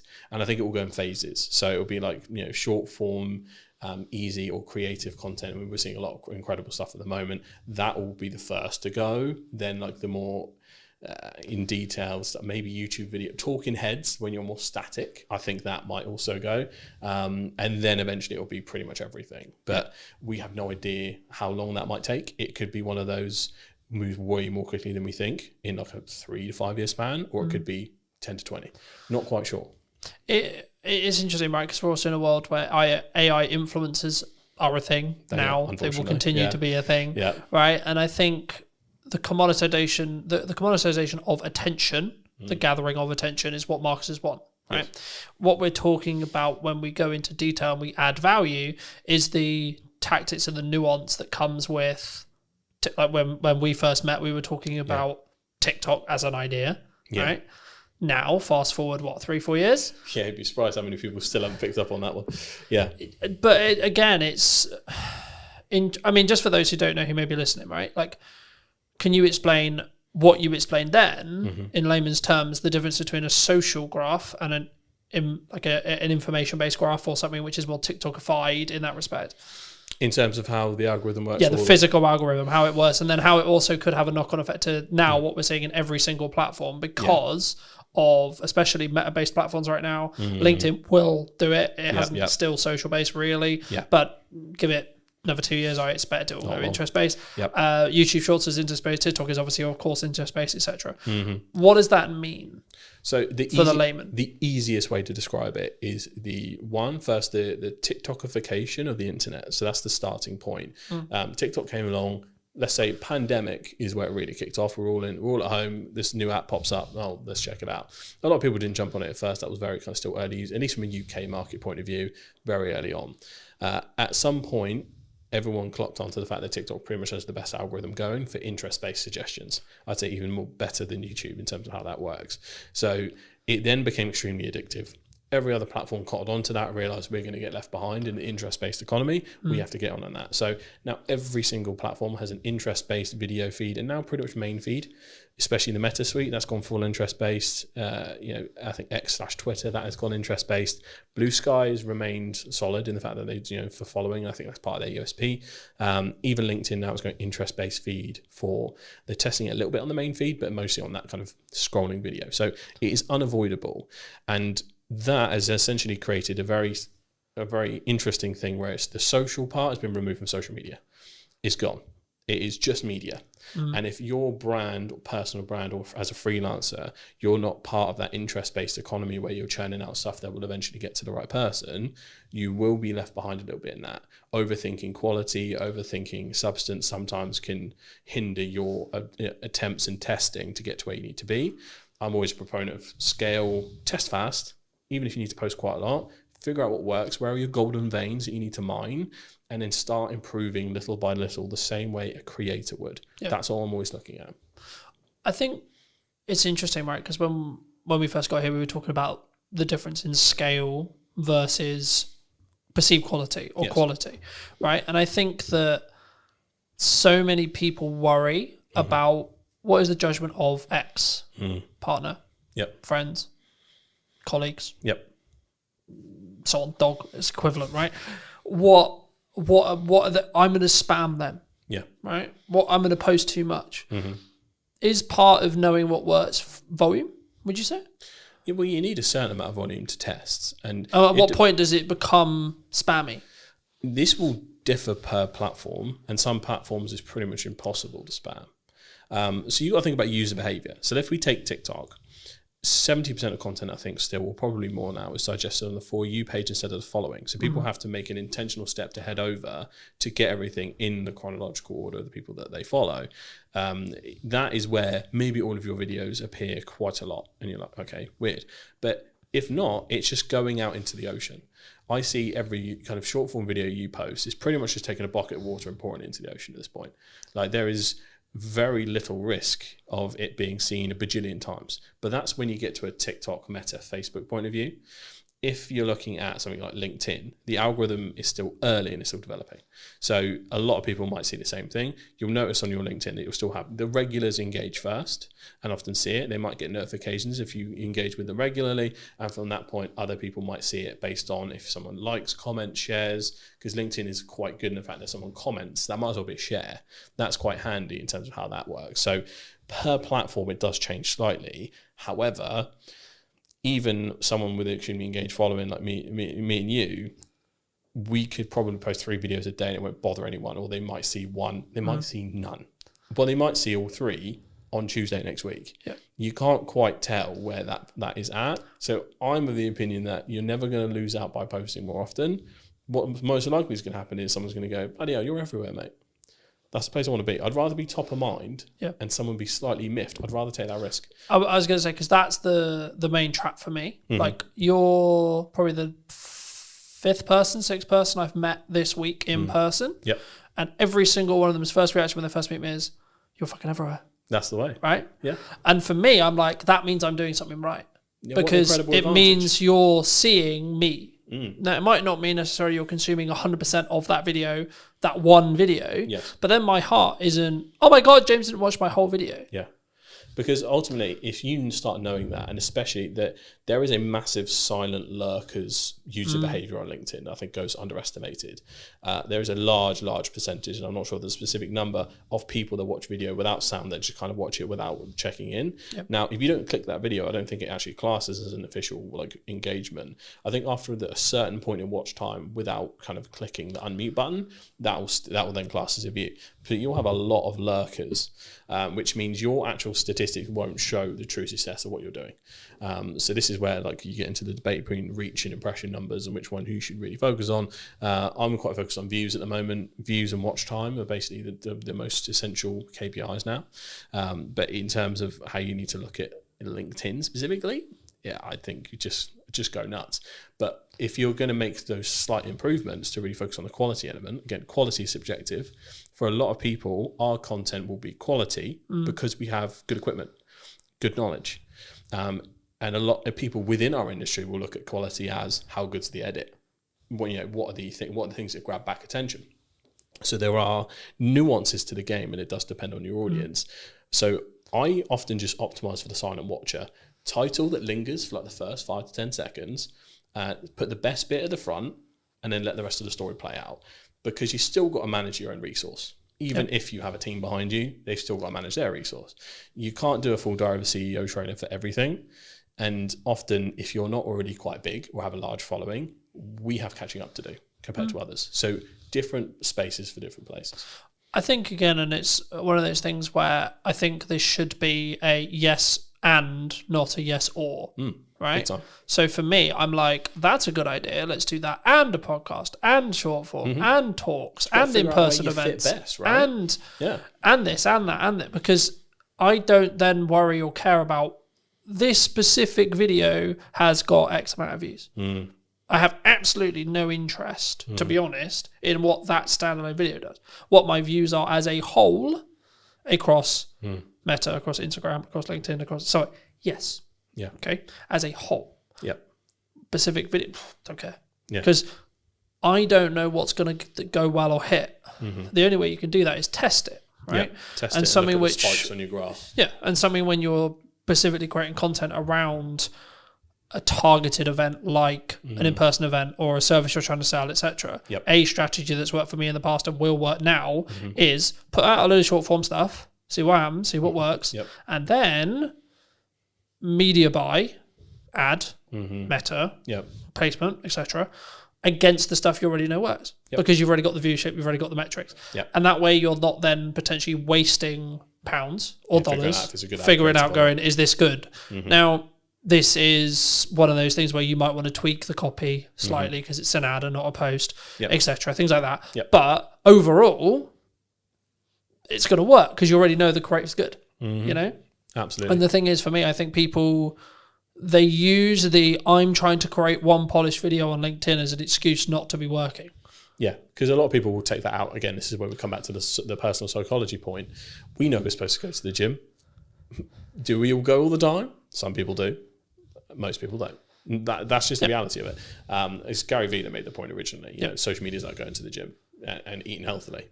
We're going to relapse. We're going to mess up. We're not going to stay consistent all the time. We're going to have sprints where we kill it and then times where life happens. Don't punish yourself for that. Kind of go with the flow. Do what you can do best. And this is what the testing allows you to do. Find what medium is the easiest for you to create and find most comfortable. Because I've noticed that I'm a big proponent of TikTok and its uses and how it works. In terms of me creating TikTok content, I'm actually quite bad at it. In terms of the pacing, in terms of how you need to deliver it, you know, sometimes some of the memes and things like that, like I personally struggle. That's why we have a good team behind us. Whereas in a YouTube or podcast setting, I thrive, and I think that is sometimes a matter of age. Sometimes I'm 28, so I'm either the oldest Gen Z or the youngest millennial. So I'm right in that center point, depending on what blog you read. So, but I grew up with YouTubers, so that is how I often visualize and say my thoughts and verbalize them. And some people will talk as TikTok because, for example, if you got your phone out, the viral hook is as you're putting the phone down. Guys, the other day I did this, right? And they'll prop their phone down. That is the telling the story or popping the phone down in the car or talking in the car or the quick flip up. This is stuff that is derived from TikTok and is done really well. And it's something you can learn, but it's not something that will come natural to you if it wasn't your first port call almost. So you do have to adapt to where you're at. Once you test, once you get used to it, because you've got the barriers of editing, you'll hear yourself, you'll see yourself. We are so used to it at this point, it doesn't matter. But there was a point in time where we were like, oh my God. Wait, I sound like that? Yeah, literally. What the fuck? Literally. And now, for some reason, it sounds exactly the same to me. But before it sounded so different. But there is that hurdle. So I'm very acutely aware, even in a B2B corporate setting at some of the largest companies, if I've got the challenge of bringing a video podcast in or video content, that person has to start from ground zero. It does not matter how big that brand is. If we have to use someone, but I deal with $100 million deals, James. And then and I go, all right, tell me now, and I put my mouth doesn't work. Who am I? What day is it? Who are you?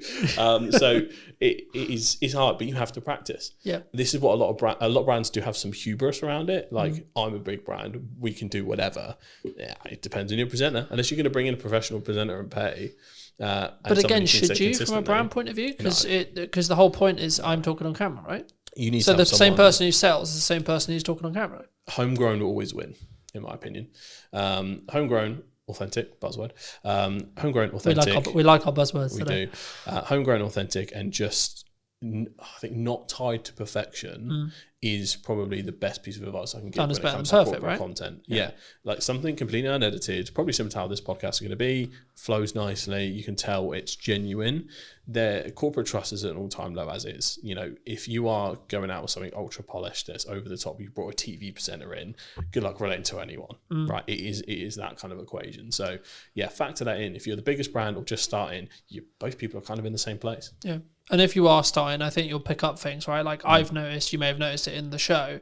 I didn't piss around at the start. No. It was bang, this is who I am talking to, this is what's going on, bang, we're talking to James, cool, straight in, right? That's only because I'm used to doing long form content on YouTube. I've been doing it like 2 years, consistently for 2 years now. Yeah, because a lot of people don't realise the first 10 seconds is the new thumbnail. That auto plays as soon as you hover over the video. So if you don't get straight into it, well, you've lost someone, and I know how the YouTube algorithm will work in the respect to, right, if someone sits and watches it for 10 minutes and is interested in this conversation, they're gonna then be then the video, the big podcast will be served to a larger set of people, and then so on. That's how stuff goes viral, right? Same with short form, but on a more narrow basis. The key, I mean, like, okay, we're probably at the point where people, if they're going to click off, they're going to click off. Hey, happy days. Yeah. So let's give people a bit of a history lesson on you, right? I mean, when we first met, you were not running this. You were running what, from my understanding, was a basically fully serviced social media company that helped B2B brands think like careers. Yes. In Crux, right? Yes. Okay, what happened? How did you get here? How did you start there, and then how did you get here? So it was really interesting. So the official journey was scroll all the way back, lockdown, I think 2021 or 2022, is somewhere in that range.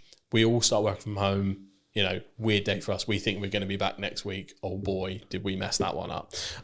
So we were there, and I realised that, you know, I felt like I was outgrowing the place I was at, to put it that way, and I was like, I could probably do this.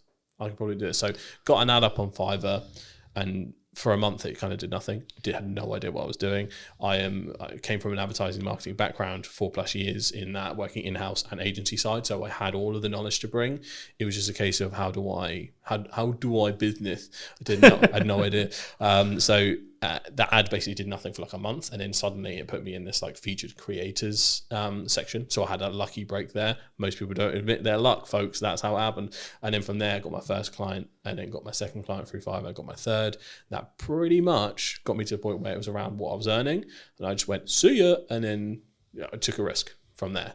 And then from there it started to just me, one person, two person, third person. Ended up kind of, as we're going along the scene, working with the likes of the University of Southampton, Barclays Eagle Labs, American Express, Global Business Travel, people like that, over that 4-year period, almost 5 years, and it grew very fast, very quick. Didn't know how to business, so from that point it was a tricky thing to navigate. And eventually I was like, this is also isn't making me happy. We grew way too fast. Way too much pressure, navigating contracts, chasing people that hadn't paid. It was that essentially, and overspending too. We had office space at the time because I was in my head, and I think a lot of people's minds, we still had the path to return to normal. So I was spending a lot on a hybrid office space to go, come in if you want, you don't have to, but we have a space where you can still be creative, we can collaborate. And then trying to figure out what that was, but that was lots of extra spending on, you know, mostly, you know, UK team. We had an overseas team as well, and helped facilitate both. So we had kind of a hybrid model, but in the end there was a few kind of financial things we ran into in terms of contracts, things like that with larger clients, and it pretty much was it sunk the boat. But I then kind of took some time away because it also happened at the same time as some personal losses, so I was very anti-work for like at least a year or two, I'd say. I was in the mindset of like, why do we do this? You know, reading Buddhist scripture, you know how it gets. I'm going to go mountain, man. Yeah, literally, I was just like, bro, I should be I'm going to vibe out. Yeah, it's all good. Out in the field. I was, you know, when you get into watching like Outdoor Boys on YouTube, and you're just like, oh. Show me the jungle, man. Show me the jungle. Yeah, I was just like, dump me somewhere in the middle of nowhere. I know how to survive now. I watch your YouTube video. I can make fire because I watched it on YouTube. Man, make fire. So I was in that zone for ages. But then, you know, I rebranded, created a new agency with a different spin on it called Straw Hat Social. And you need a straw hat, by the way. Yeah, absolutely. It's inspired by one of my favorite shows, One Piece. I absolutely love it. I kind of made Shogun up on the spot many years ago, so it didn't really have much personal meaning to me. But Straw Hat does. It's basically a show about pirates, and the kid who wants to be the king of the pirates. And it sounds simple, but it's one of the most complex and deeply layered shows in history. 7th best-selling piece of media ever in the entire world. So shout out, check out One Piece. So from there, it's a very different angle in terms of how I approach it. It's a bit more of an in-house agency model in terms of I do spend time at clients' offices at times. It's very involved in terms of more of a consultancy angle, because what I learned a lot of the time is most of the time there's other work to be done in the rest of the marketing cycle compared to when it was just social. So that is what Straw Hat is a little bit more. I'm still working on, I need to create a website still, all the taglines, all the rest of it. But then the next part of that was the podcast studio. And that has now been born from that journey of going. Often a lot of clients had financial troubles, especially some of the smaller ones. A lot of them needed content, but for us to produce it and for me to have a retainer good enough to support my team ended up being too chunky. And I was like, we just need a place where someone can come in, grab their stuff and go, but still have a good experience and get what they need. And it's guided by social first expertise. And that's how this was born. So that's the journey through and through. It's been really interesting. And it's a really interesting space. And I'm kind of curious where it's going to be in a year to two, right? Me too. From what we discussed. But I think that leads on quite nicely to what is the missed opportunities right now in marketing? Because we're talking about like short form is good, but it's kind of 3 years old now. The idea of it is 3 years old. Yeah, it's fairly commonplace at this point. I think a lot of brands know even AI, using AI is kind of like 2-3 years, right? Yeah, and I think a lot of people are so aware of it. I think there's multiple layers, so people are often overwhelmed by the amount of choices now. Even myself, I'm probably sat on, without no matter of a lie, about 150 clips odd that I have trouble distributing because of the time, alongside trying to do your regular duties and biz dev and all that kind of stuff. So sometimes you can hit a content surplus problem. So that's one, overwhelm. But there's also, I think things are undervalued. I don't think there's a silver bullet where like this is super underestimated, but I think because of the rise of TikTok and AI, I think YouTube is a seriously underrated platform. Because for brands especially, like my dream for Amsterdam Podcast Studios is for it to be a full-blown vlog channel, podcast channel. I want it to feel like a living, breathing entity, and this is where the brand part comes in. Eventually, I want someone following me around, the team around as it grows, and just helping people out as much as humanly possible in the most authentic, easy way possible, by also doing what I do on a daily basis. I think that has a really nice ring to it. We love following bloggers. I think I'm lucky enough to, a lot of people do follow for my personality at times, and I can channel that big energy. So it's one of my unfair advantages. And again, a lot of people do have to tap into their unfair advantages, figure out what sticks, what works for them. But yeah, I think YouTube is just seriously underrated. I still think good usage of TikTok from a B2B channel point of view, underrated.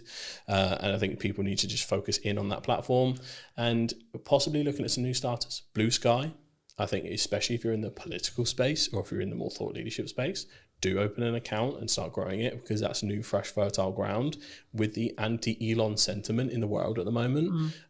X kind of is very much transformed, as a lot of people know. So if you want a kind of non-toxic space, Blue Sky is where you need to be. I mean, Threads is Threads. For me, it's a bit of a non-starter. Most people just dual post across both from Instagram to Threads. So yeah, I think having some kind of home base and making it feel living and breathing is where I want to be at, because that's the part that you couldn't replicate that. I mean, you'd have to go through years and years of stuff and spend lots of time dedicating to prompt engineering to really get almost a sitcom. And this is how I explain it to a lot of big brands. Like, there's so much interwoven intricacies in brands that grow so big. The best example I could possibly give is the Goat Agency. They were like the king of pioneering vlogs, and they still do them to this day. That company probably has the best set of advertising for what work culture is like at Goat.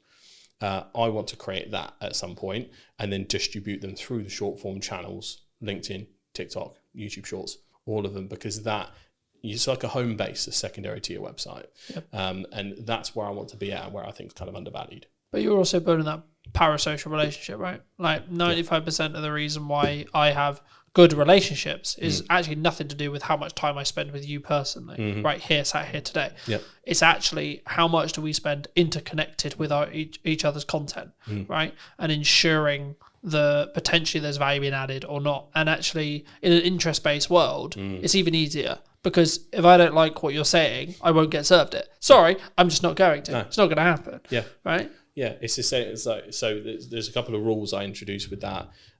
Does it go through the Holy Trinity? Does it educate, inspire, or entertain? If it's not one of those three, don't bother. People's time, they'll be gone.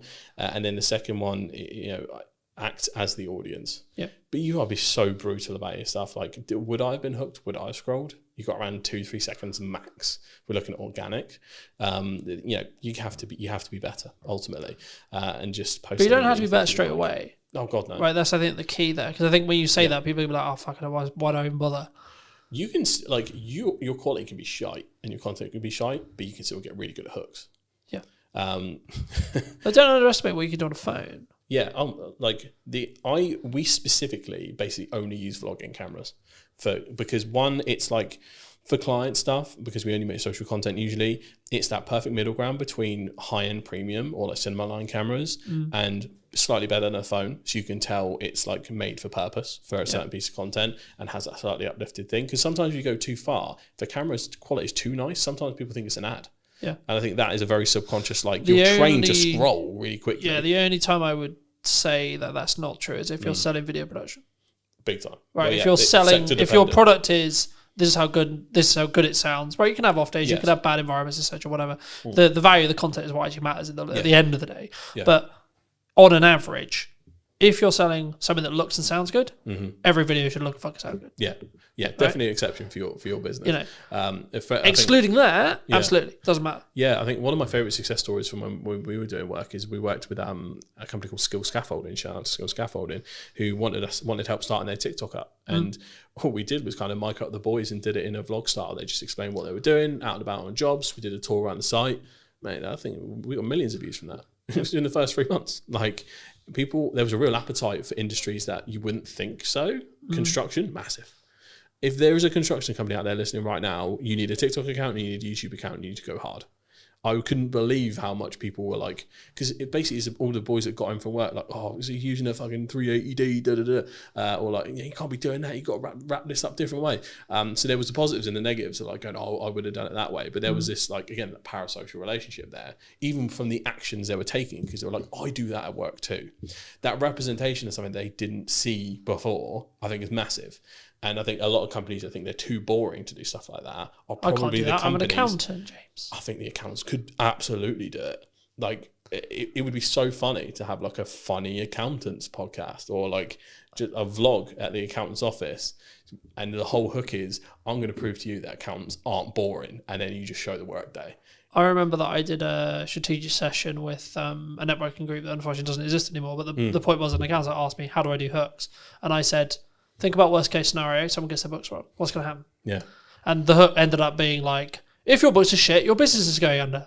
Yeah. And this is and then they went into the whatever, right? But it's like you have to grab the attention straight away. It's like, fuck, shit. Yeah. Okay. And I think a lot of people, here's the personal psychology thing again, you resist that immediately because you don't want to come across as spammy or clickbait or think you're trying to over dramatize the situation. There is something in the this is why the Americans paved the way first in terms of content output, and then we adopt it later once we see it works, because one, we're just a skeptical nation, but two, we're all a bit too frightfully to make all that fuss. Oh, but we also want to speak like this and be stubborn off living, not swear on camera, don't you know? Can't do that. No. Whereas the people that do, meanwhile in America, Gary's screaming on the stage, for example. Yeah, right? Exactly, and he's killed it that way for years. But I think there's an aversion to hooks sometimes because you're worried about perception, even on the brand level, which is really interesting. So there is a removal we need to do of that, and hooks / clickbait is okay as long as you actually deliver. If it's, I'm gonna get you 1 million followers right now, and then it's just bullshit advice, that is bad clickbait. But and also it doesn't work anymore. Yeah. So to give an example from this podcast, if we were doing, here's how my business completely went under, cut to black, and then I just told the story I did before. But that was the hook that made it dramatic enough to stick around. And that is what we need to focus on, essentially. But you still need to deliver in some way or form. I mean, the next thing I was going to ask you is about like fear related to AI, fear related, but I think it's actually about fear of being replaced in content or in jobs in general. I mean, do you see, in the people you speak to, your circles, etc., do you see people scared of AI? Are people like, okay, we're game over here, boys? Yeah, a little bit. I think especially when it comes to, because you can kind of see what's on the chopping block first a little bit in terms of, one, there's company memos going out all over the place. I think the Shopify CEO was like, before we put any new hires out, double check that an AI agent can't do this. So from a leadership level, there is definitely a ruthlessness that is kind of starting a little bit, where cost cutting is becoming the norm, especially in the economy we're in. It's a very risky place to be. So there's a political sentiment and a fear-based sentiment from the top. So that's not good. The leadership shouldn't be thinking that way in general. It should be to enhance every employee, not to replace employee or new hires. So that's a start from large companies that contribute. The second point is looking at, you can tell some areas are getting good fast. For instance, creating fantasy content from scratch with video. Is Google's tool VO? Is it? VO3. VO3. Yeah. I've been entranced with watching like the Yeti and Bigfoot vlogs on TikTok, which sound insane, but like I've never seen. I watched one the other day where Bigfoot was working for the cartel, like dropping drugs in the rainforest, and it's just like we are here, and they are really funny. But you don't sit there and go, "Well, that happened. That's real," because it's Bigfoot dropping drugs in a jungle, right? I think that's why it's fairly accepted because like this is received really positively because it's a whole fantasy thing. It's clearly AI labeled and it's using AI in a way that's funny and not scary. But if you try to then, let's say if you took an audio podcast and went transcribe this but put us in a fake studio and everything else like that, I don't think that'd be received very well at all, because that is just the perceived thing of, right, you've removed the cameraman, you've removed this, you remove that, you're cutting the humanity out of a humanizing process. So I think there's a way you use it can help. Well, we already watched this happen. I can't remember which YouTuber it was, but there was a Minecraft YouTuber who was like, I'm going to AI myself and I'm going to make everything AI. And it completely, his entire audience turned on him. Yeah. The long and the short of that story was the entire audience turned on him. We're not in a place societally where it's like super accepted right now. Like, there are certain ways they're accepted, some ways that aren't, and sometimes you can't actually tell where that is going to fall. And if you're a brand that's just doing nothing but trying to AI everything, whether that's individuals, like I had a studio tour, for instance. I like to take pictures with the people that come down. I forgot to take a selfie with a guy, and I was like, could you send me a picture of you? And I'm just gonna like do a cartoon version, say, I fucked up. AI came to help us though, and here's a picture of us together. And that'll be my saving grace. And that's fine because it's just a little helping hand, as opposed to, it's not like I could have sent that to a designer or a Photoshopper and they would have made that happen because the pictures would have been clearly Photoshopped and weird. So it's a different use case. So if you can see it's helping someone as opposed to replacing someone, I think that's where the sentiment changes. But graphic design is what scares me. For what comes first, I guess. That's getting scarily good fast, even better than the video side. In terms of prompt engineering, if you can get that right, it's like, ooh, that's a bit mad. But I'm mainly worried for entry-level positions, because a lot of the things you have to learn, a lot of the grunt work you do would be the base level edits, will be your standard graphics. It'll be like, that's where you learn your trade.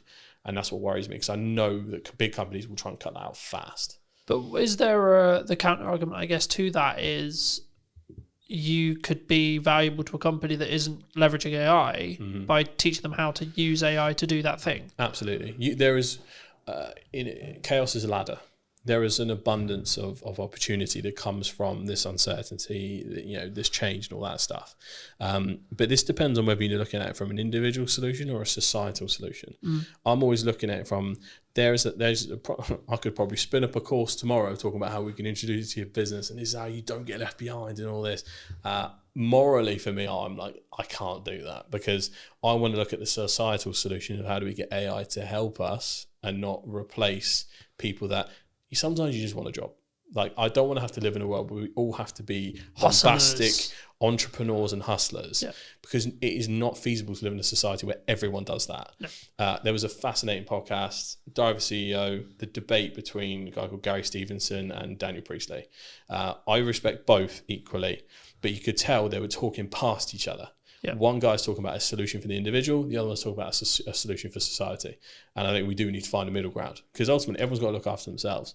If we go too far in the realms of rugged individualism, we leave everyone who's vulnerable behind. And I think there is a place where we can move forward and do this right. But this is what's interesting. What will happen is America and probably China will pave the way in a massive way for AI development.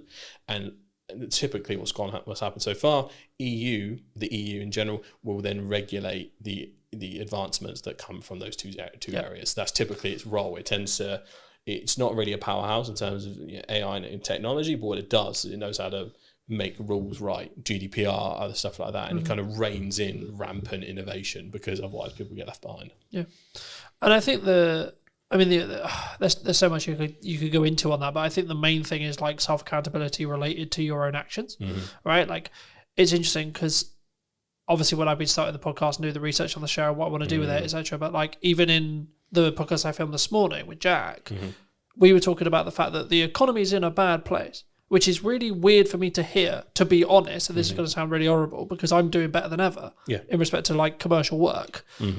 But is that because I'm self-action and I took an audit of what I was doing last year when things were harder?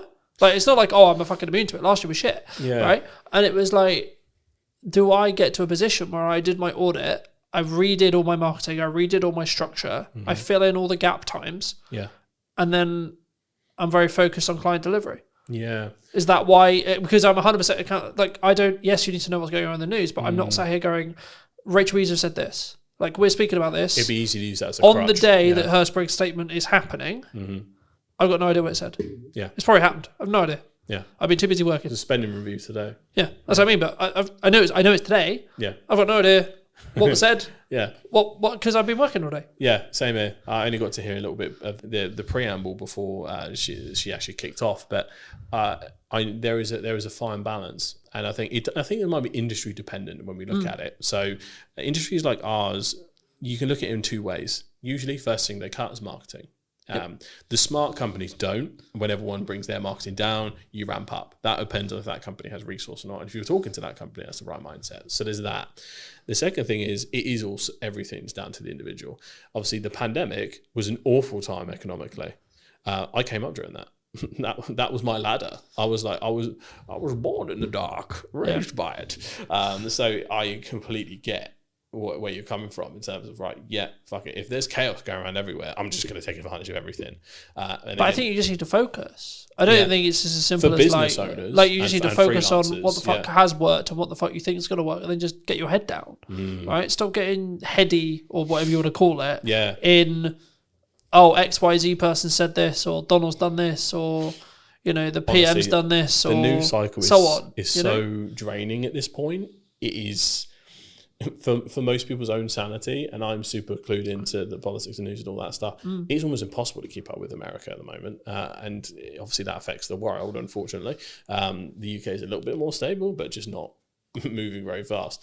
So, but I think the easiest way to describe it is like, I think the motorcyclists have a term for it when they get focused on the big truck that's next to them. If they stare at the truck, they will subconsciously get closer and turn into it. They're like, no, even though they could just like not go that way, but like it's like their hands make it. It's like when you're supposed to look where you're throwing the ball and things like that. So for business owners, freelancers, everyone that has like the agency over what they can do, I think that they need to focus and really kind of hone in, and like you say, just like blinders on. I don't care what's happening, the world is falling down around me, I'm going to make this money. That's the opportunity we have. But then the socialist in me kicks in, where I just want the people that just want a job to be able to have a job, be stable, be happy, without having to be like, mega AI improvements, I'm going to upload your business. Because some people, we need the world to go around with people that just do jobs. Yeah, but you can call it like the people who clean the cars or clean the office or clean the shop or whatever, there needs to be those people. Yeah. But I think people who are willing to be that extra level, right, they should, right? And I think it's important if you can right now, if you're in a functional position where you can push forward, you can. Financially, you can. Energy, you can. Fires me up, right? Something I've noticed as I start doing podcasts and other things is I'm less focused on where the business is. Now you'd be like, but that doesn't make it like that, so on. But with financial planning, I know that I'm fine regardless. Yeah. And actually, I'm like, okay, cool. But actually, I'm then winning more work because of that. Yeah. Which is a really weird Tell you what, concept, I've seen very similar. The biggest learning I had from when the business started to go down on my side was my lead tap almost entirely turned off when I stopped focusing on social. Social was my main pipeline. Inbound was our main pipeline. We weren't. It's not like we had like mega, website inquiries or anything like that. That was my lifeblood. But what happened was, subconsciously, I was like, we've grown to a point now. Bigger companies don't bother with all this social media. Like, maybe I can just calm down a little bit. Ironic enough, considering what I did. But I was like, I almost sat in this complacency of they'll come to us now. I'd have to try as hard. Would it be fair to say your ego got in the way? A little bit, yeah, I think so. But also there was We're big enough now. Look at us. Yeah, it was also a point where I think there was not safety in numbers thing, but we had a fairly good sized team that I was like, we are one of those stable proper companies now. Like it felt like we had like a, when you feel like an institution can't go down or anything like that. So there was a little bit of that, but also because of all the growth and growing pains, there was so many fires to put out individually. Yeah. It just took my eye off the ball. It also drained a lot of my energy. So I couldn't really refocus back on. I couldn't bring that same enthusiasm. The ideas used to come to my head. That was almost taken from me by the stress of a growing organization. Yeah. And I think, again, it's probably another problem that people might be facing that isn't talked about enough. But ultimately, like all of that combined, it made me deprioritize social. And that was essentially the start of the death of 1,000 cuts. So, yeah, social is important, folks. Don't be like me. But we're okay now. It's good. It's, I think in that respect, and I think to an extent, it's also about understanding where you are, right? If you don't want to grow and you're happy where you are, then yes, you should still do social. but it should be less of a priority if you're trying to scale. If you don't want to grow, you should focus on social even more, because you just that pipeline. You want it stuck there for whenever you need something. Just pluck something out of it, like a box of toys. And also, you don't know what projects are going to come from those connections, from those ideas, from those things. Nearly everything that I do now has come from a pipe idea that has happened while I'm asleep, while I'm there. The concept of the new format of the show, it will sometimes be remote, sometimes hybrid, sometimes on location, etc. That came from downtime. That came from me thinking, right, okay, I'm doing this on social, I'm good with this, but what about this? The same with the AI workshop. And the content creation workshop I'm working on at the moment, right? Same thing. It's like, okay, cool, that makes sense. There's demand for that potentially, right? Needs marketing, cool, fab, cool. And the same thing, you know. And I know you want to talk a little bit about live streaming. Where's live streaming fit into this? Dan? Live streaming is really interesting. So when I'm always a proponent of looking at creator economies. So creator economy in general is essentially, where are all the platforms right now where people are making a living from? Where's a lot of the content coming from? Where's a lot of the trends starting? All that stuff. So it's so important to find what's happening right now. YouTube and TikTok essentially had dominated for a long time. Twitch has basically come out of nowhere, and a lot of people do stream on different platforms, but Twitch is the most important one. Live streamers, I think in general, have replaced YouTubers as the main go-tos, because what's happening is, well, in Gen Z circles anyway, what's happened is you've got Kai Cenat, iShowSpeed, Drewski, all these people that are like more often creating content via live stream. They have so much more content they're able to distribute. They started dominating the airwaves, very similar to how podcasters dominate the airwaves via clip distribution. They started winning the war of attribution in regards to kind of just like getting clips out there here and there, and in interest-based content. So, but they have that huge file of long form to be able to then... these people stream 8 hours a day. That's what I mean. If you look at political streamers like Hassan Piker, he literally streams 8 hours a day, Monday to Saturday. Like, it's an insane amount of content. He's giving takes constantly. Every piece of news that happens live, he's staring at the computer, essentially waiting for the next headline to come through so he can give a take. He has full thing. So, but then his editing team, which is important to mention, will then have that clip on YouTube within like 2 hours, whilst he's still streaming. Within a couple of, so he's really unique in the fact that obviously he's a left wing, almost socialist creator. He opens the door, so he has no copyright on his content. So he allows other people to use his content and monetize their YouTube channels without striking them. So he has a content economy where everyone makes stuff for him. He has his own channel where he monetizes and things like that, but his channel is often 1 or 2 days late. There are a multitude of clip channels that get stuff in while he's still live. It'll come out within the hour, and it will just take that 10-minute segment or that 40-minute segment. It's incredible the speed in which those people work, because they make a living off of Hassan making a living. So it was fascinating to see how this happened. But Twitch streamers have become like the front end of like the social cultural zeitgeist, to use a weird term. So ultimately, follow what they're doing. And I think the first few brands that get serious about live streaming, and I think brands like, we've seen Foot Asylum, for instance, lead the way in terms of YouTube channels. If they can find a way to do Twitch, even B2B brands, like, my dream would be to like live stream entire studio days, to be able to stream other people's podcasts if they were comfortable with it, to show what they could do through my channels, to kind of always be sharing the love in that sense.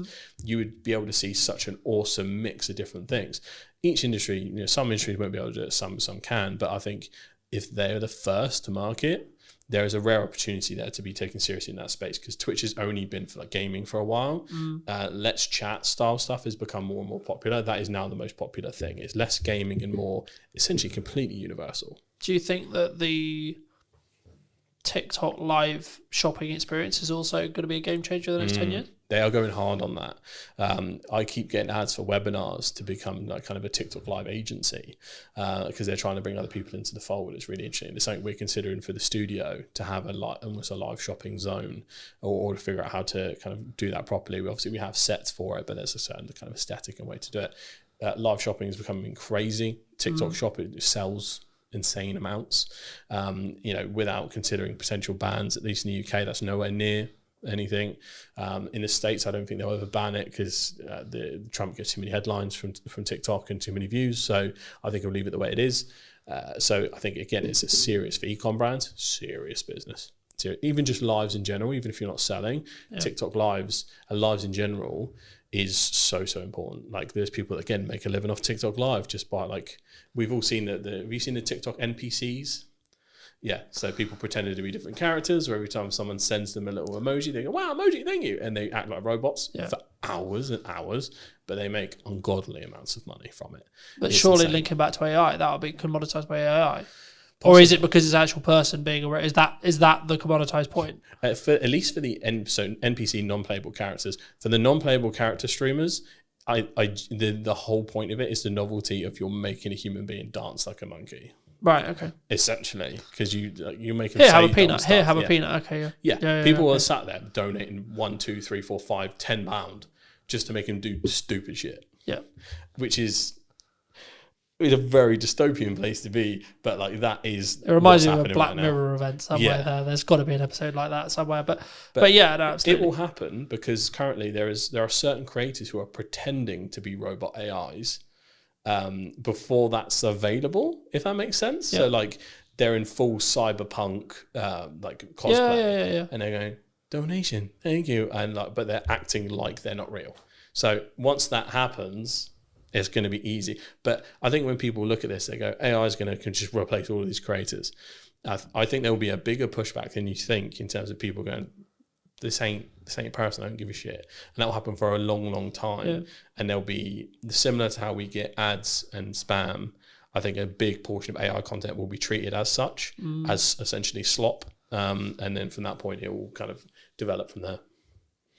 Yeah, I think there's a really important point. I mean, obviously we don't know, right? Like AI is changing every day, All you can do etc. is guess. Right? Like we'll see what the market chooses, because that's who we will ultimately choose will be the market, right? Yes. But as a final point to potentially wrap up on, if you could talk to yourself 10 years ago, right? So you're 18, roughly, like 17, 18. Yeah. What advice would you give? Oh, that's a very interesting one.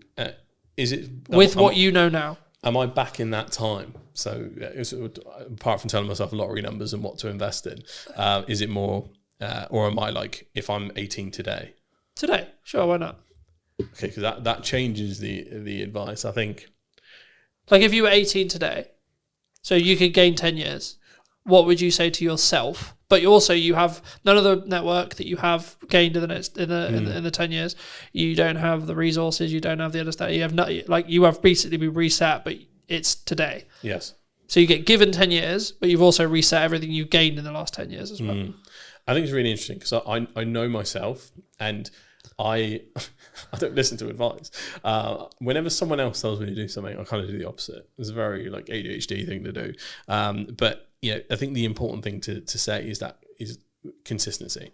I bang on about social constantly. It's what I do for a living. If I'd have been more consistent with my own content, I think I'd be in a very different place. Specifically focusing on platforms that will make me money. Twitch, YouTube, TikTok, all that kind of stuff, and honing in and making sure that being a creator is part of a business model and a part of an overall personal brand.